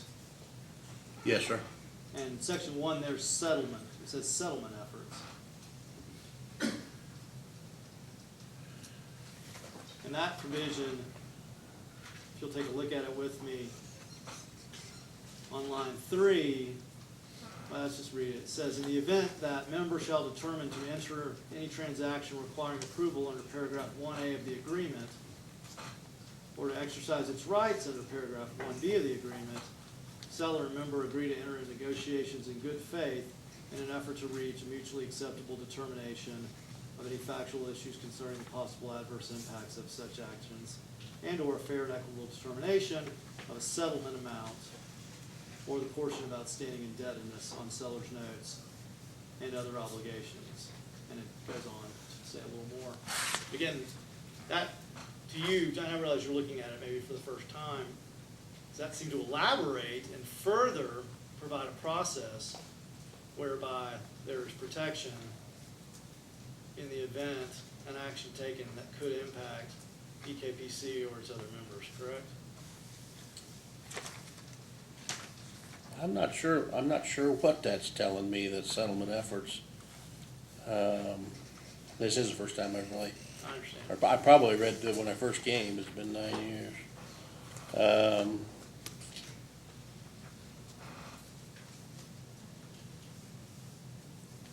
I think it says that we'll work together mutually to try to fix issues.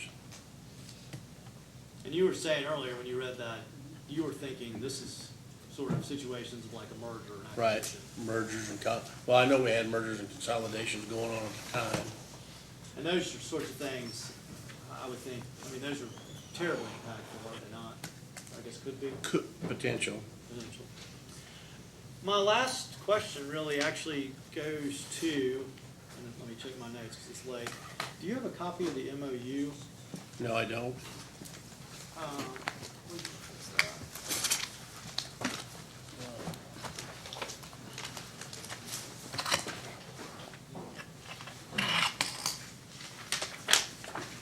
You got it? If you don't mind, what, Just page 1 and page 2. I got it.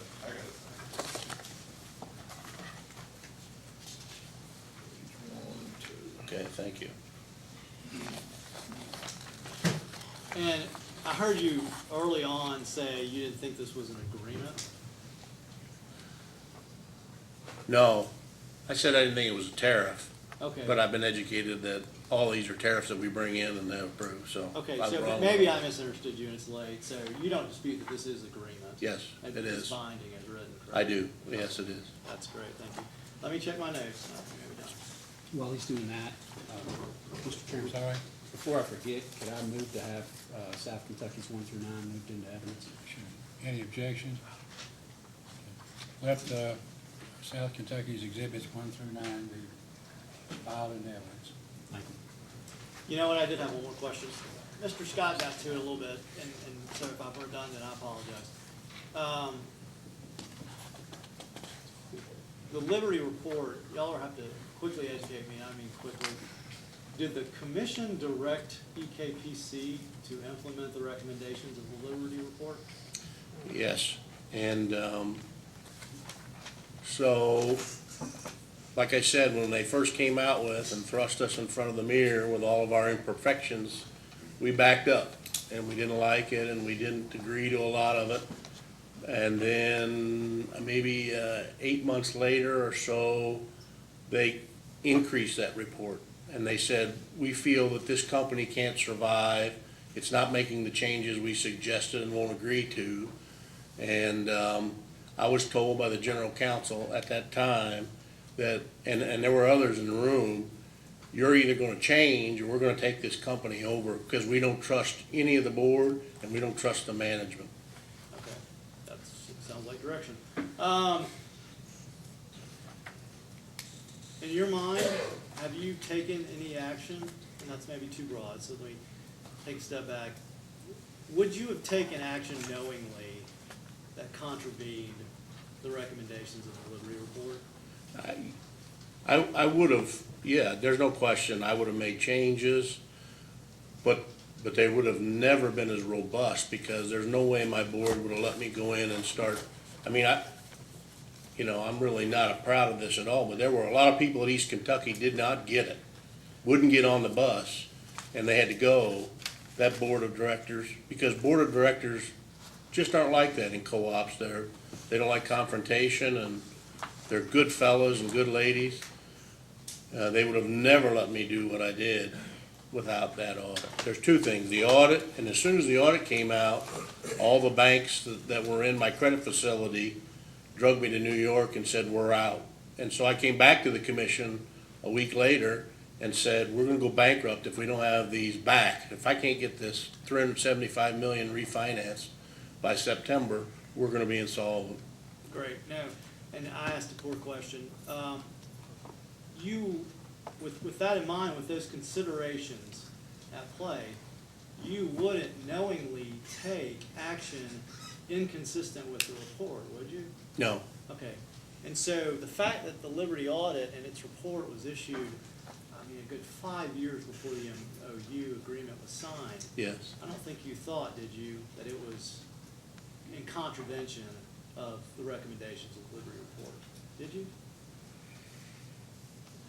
At the time it was signed, I believed that it wasn't fair, but if all our owners thought it was okay, I could live with it too. And so to that extent, you didn't think you were doing anything inconsistent with the recommendation of the Liberty report? Well, I certainly didn't bring it up.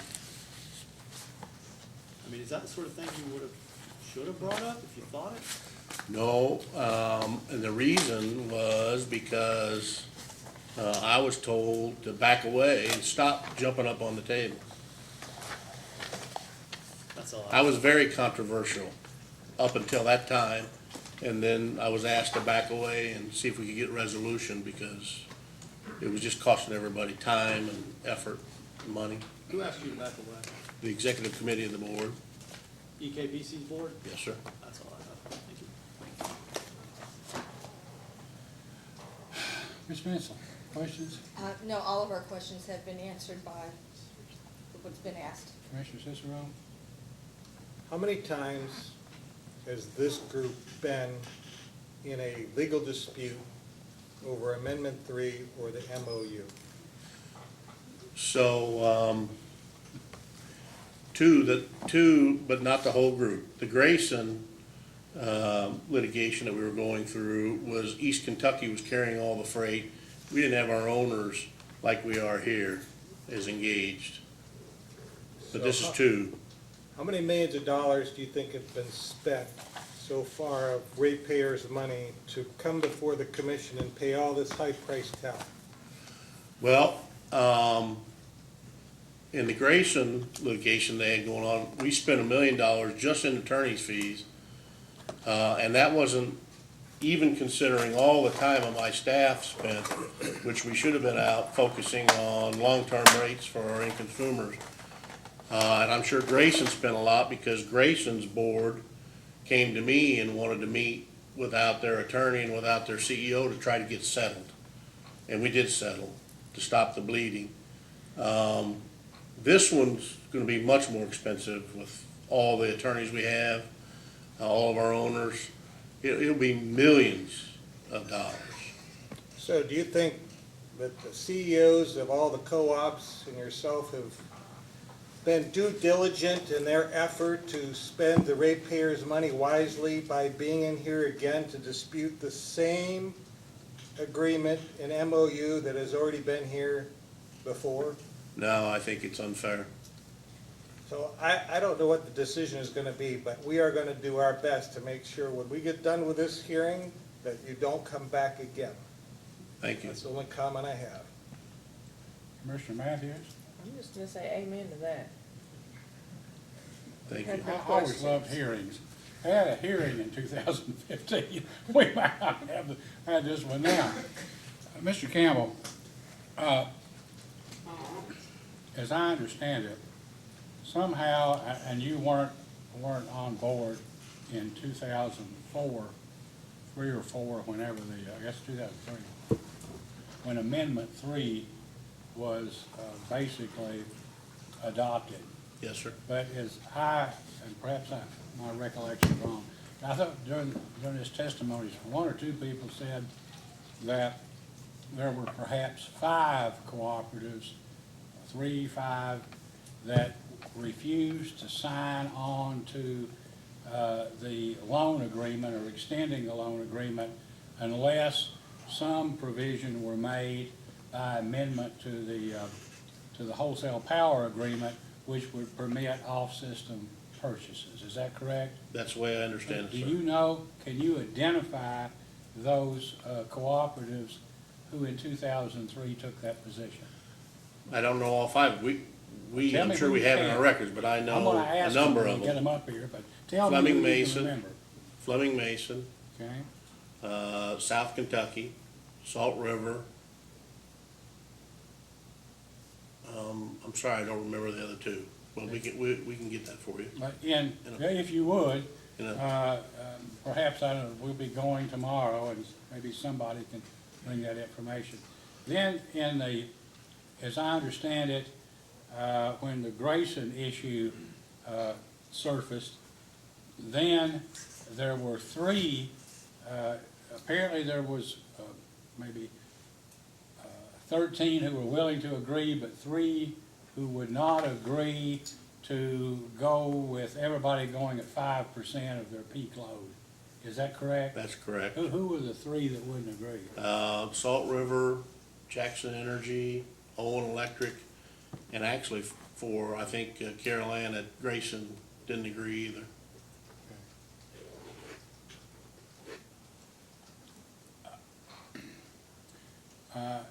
I've asked this question, I guess, of a couple of others, but do you see any way, short of a definitive ruling by the Public Service Commission on this MOU, Amendment 3, the purchase of, off-system power, a final definitive commission ruling, do you see any way that your member co-ops are going to agree to anything? Yeah, I'm sorry, but I don't think so. I'll tell you what I think. I think that you have serious problems with your board. I've read, the other day, I went through different versions, I don't know how many changes, I'm not sure I had the most current one of your bylaws. And I didn't see a provision in your bylaws about conflicts of interest for your directors.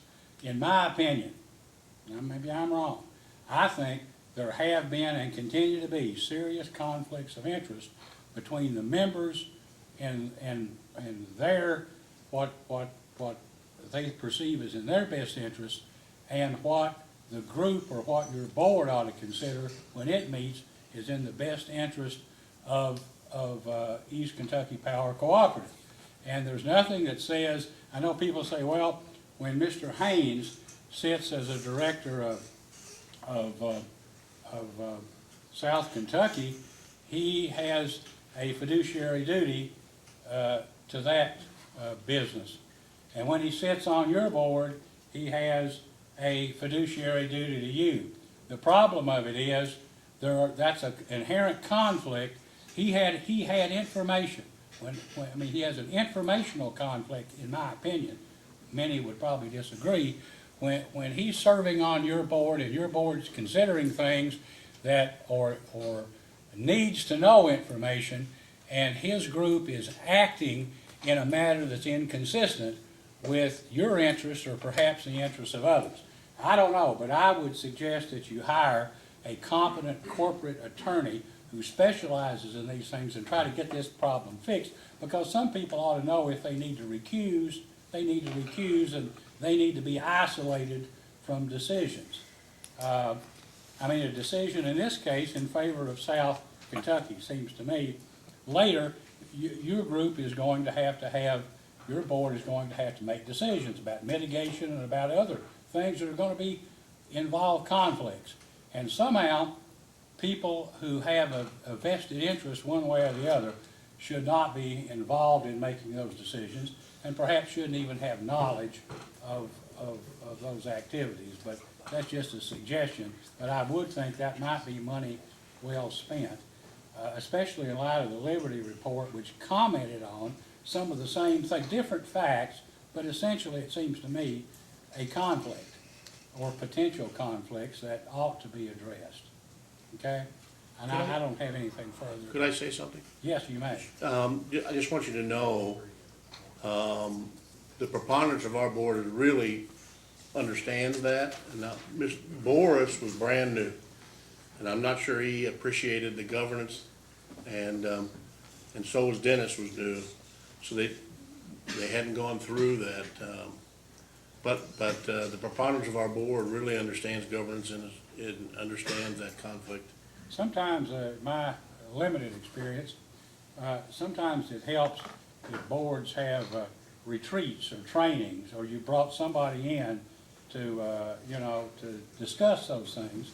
Yes, sir. From time to time. People change, and sometimes people forget, and we're all human. And but I would think that it might be beneficial if you had. The reason I say this is that I was involved in a situation with a corporation that had multi-state ties, and the same kinds of things came up. And I was in a meeting where a corporate lawyer was employed for the very purpose, because one director had knowledge that if he attended other board meetings and did things, would he have to disclose it? And the issue was that he would. Now, I don't know if that applied exactly to this situation, but I would think that you ought to at least get some advice on conflicts and what the duties of board members are. And if you had situations where board members wouldn't recuse, I would take action to remove those board members, because, well, I just think that's good governance. Okay? Thank you. Mr. Royce, any redirect? Just a little bit. Mr. Campbell, do you know if East Kentucky filed in the record of this proceeding in response to a data request the full Liberty Report? I think we did, yes. Okay, and for the record, I will identify that as being at beginning at page 1 of South Kentucky Request 29 and 31. As a result, and this is only for purposes of supplementing the record to the extent it needs to be, and not to necessarily quarrel with anything that was just said. In response to the Liberty Report, did you and your board enact a number of new board policies about conflicts and ethical duties to the board, and also specific bylaws for the board about conflict of interest and direct Yes. qualifications. Yes, sir, we did. I would invite a data request from the staff, and we will be happy to put I would those. like to do that because I wondered, and I tried to get copies of what we had on file. Yes, sir. And I didn't see, I read through at least 3. Some of them, we didn't, all the pages weren't there, but I didn't see a conflict of interest or a fiduciary duty clauses in the bylaws. So please send a data request because I'd like to see that. And we'll produce those so you at least got access to them. Now, you told the story of when you started of what this cooperative looked like when you came in. I think you said you were under 2 consent decrees. You were drawing $370 million on a $400 million loan.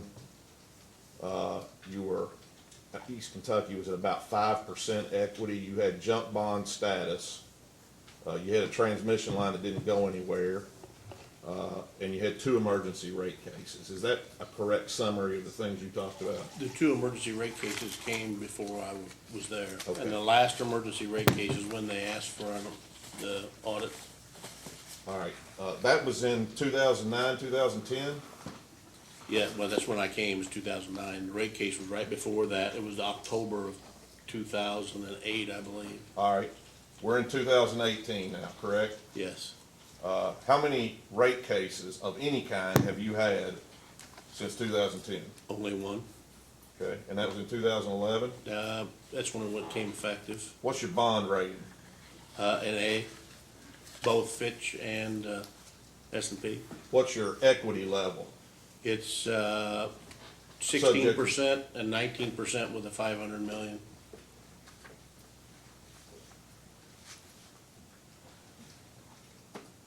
What do you attribute that to? Is that all Tony Campbell, the brilliant CEO?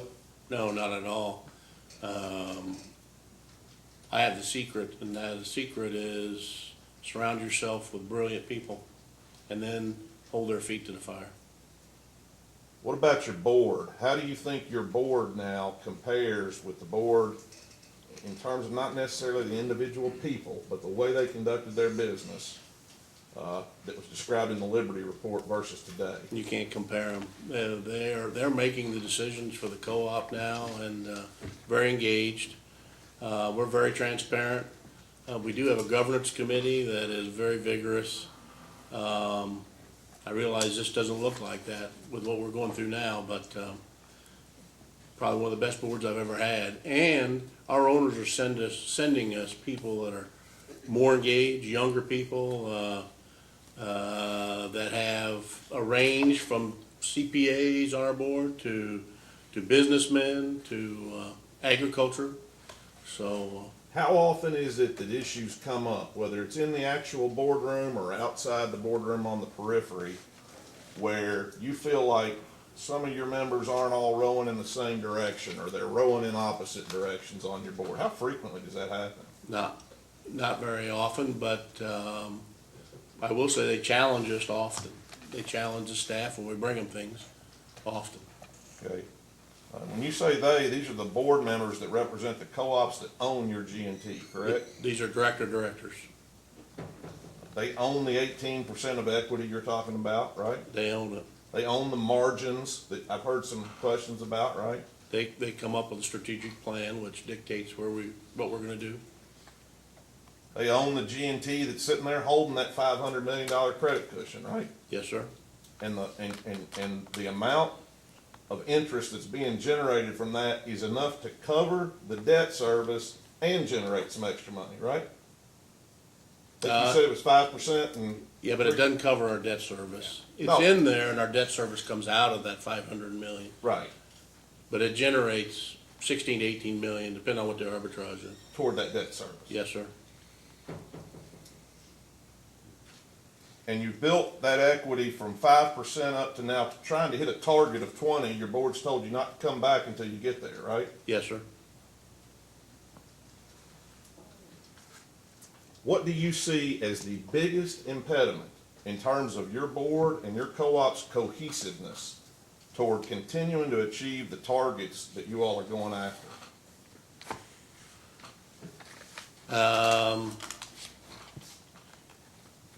Well, I don't understand it because we were never competitive. We're competitive now for the first time in our history that I know of. When you say competitive, with whom?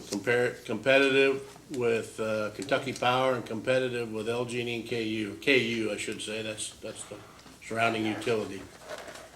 And I think we still have a few CEOs who are still out there spinning. They want to jump on something low cost. But when we're competitive, and we have those legacy assets to protect us if this market turns upside down, I don't understand that. Is there any single issue that has caused more consternation among your board and more conflict among the co-ops than this dang A3 MOU issue of allocation in the last 10 years? No, that is the biggest. Has all that consternation, aside from what Mr. Cicero said about the costs, has it added 1 penny of value to this G&T, all that infighting? No. I don't have any other questions.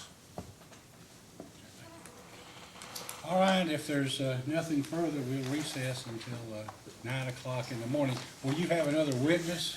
I'll make Mr. Cruz available, obviously. We did not put him on our witness list other than to say he would be available. I think he was on maybe Mr. Miller's list. Well, we just listed Yeah, all but 26. anybody can call a witness that's been listed by someone else. You may be excused, Mr. King. Thank you.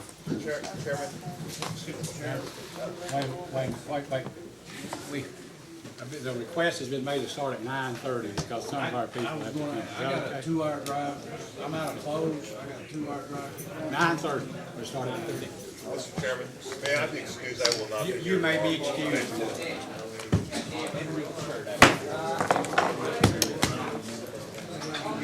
We're off the record.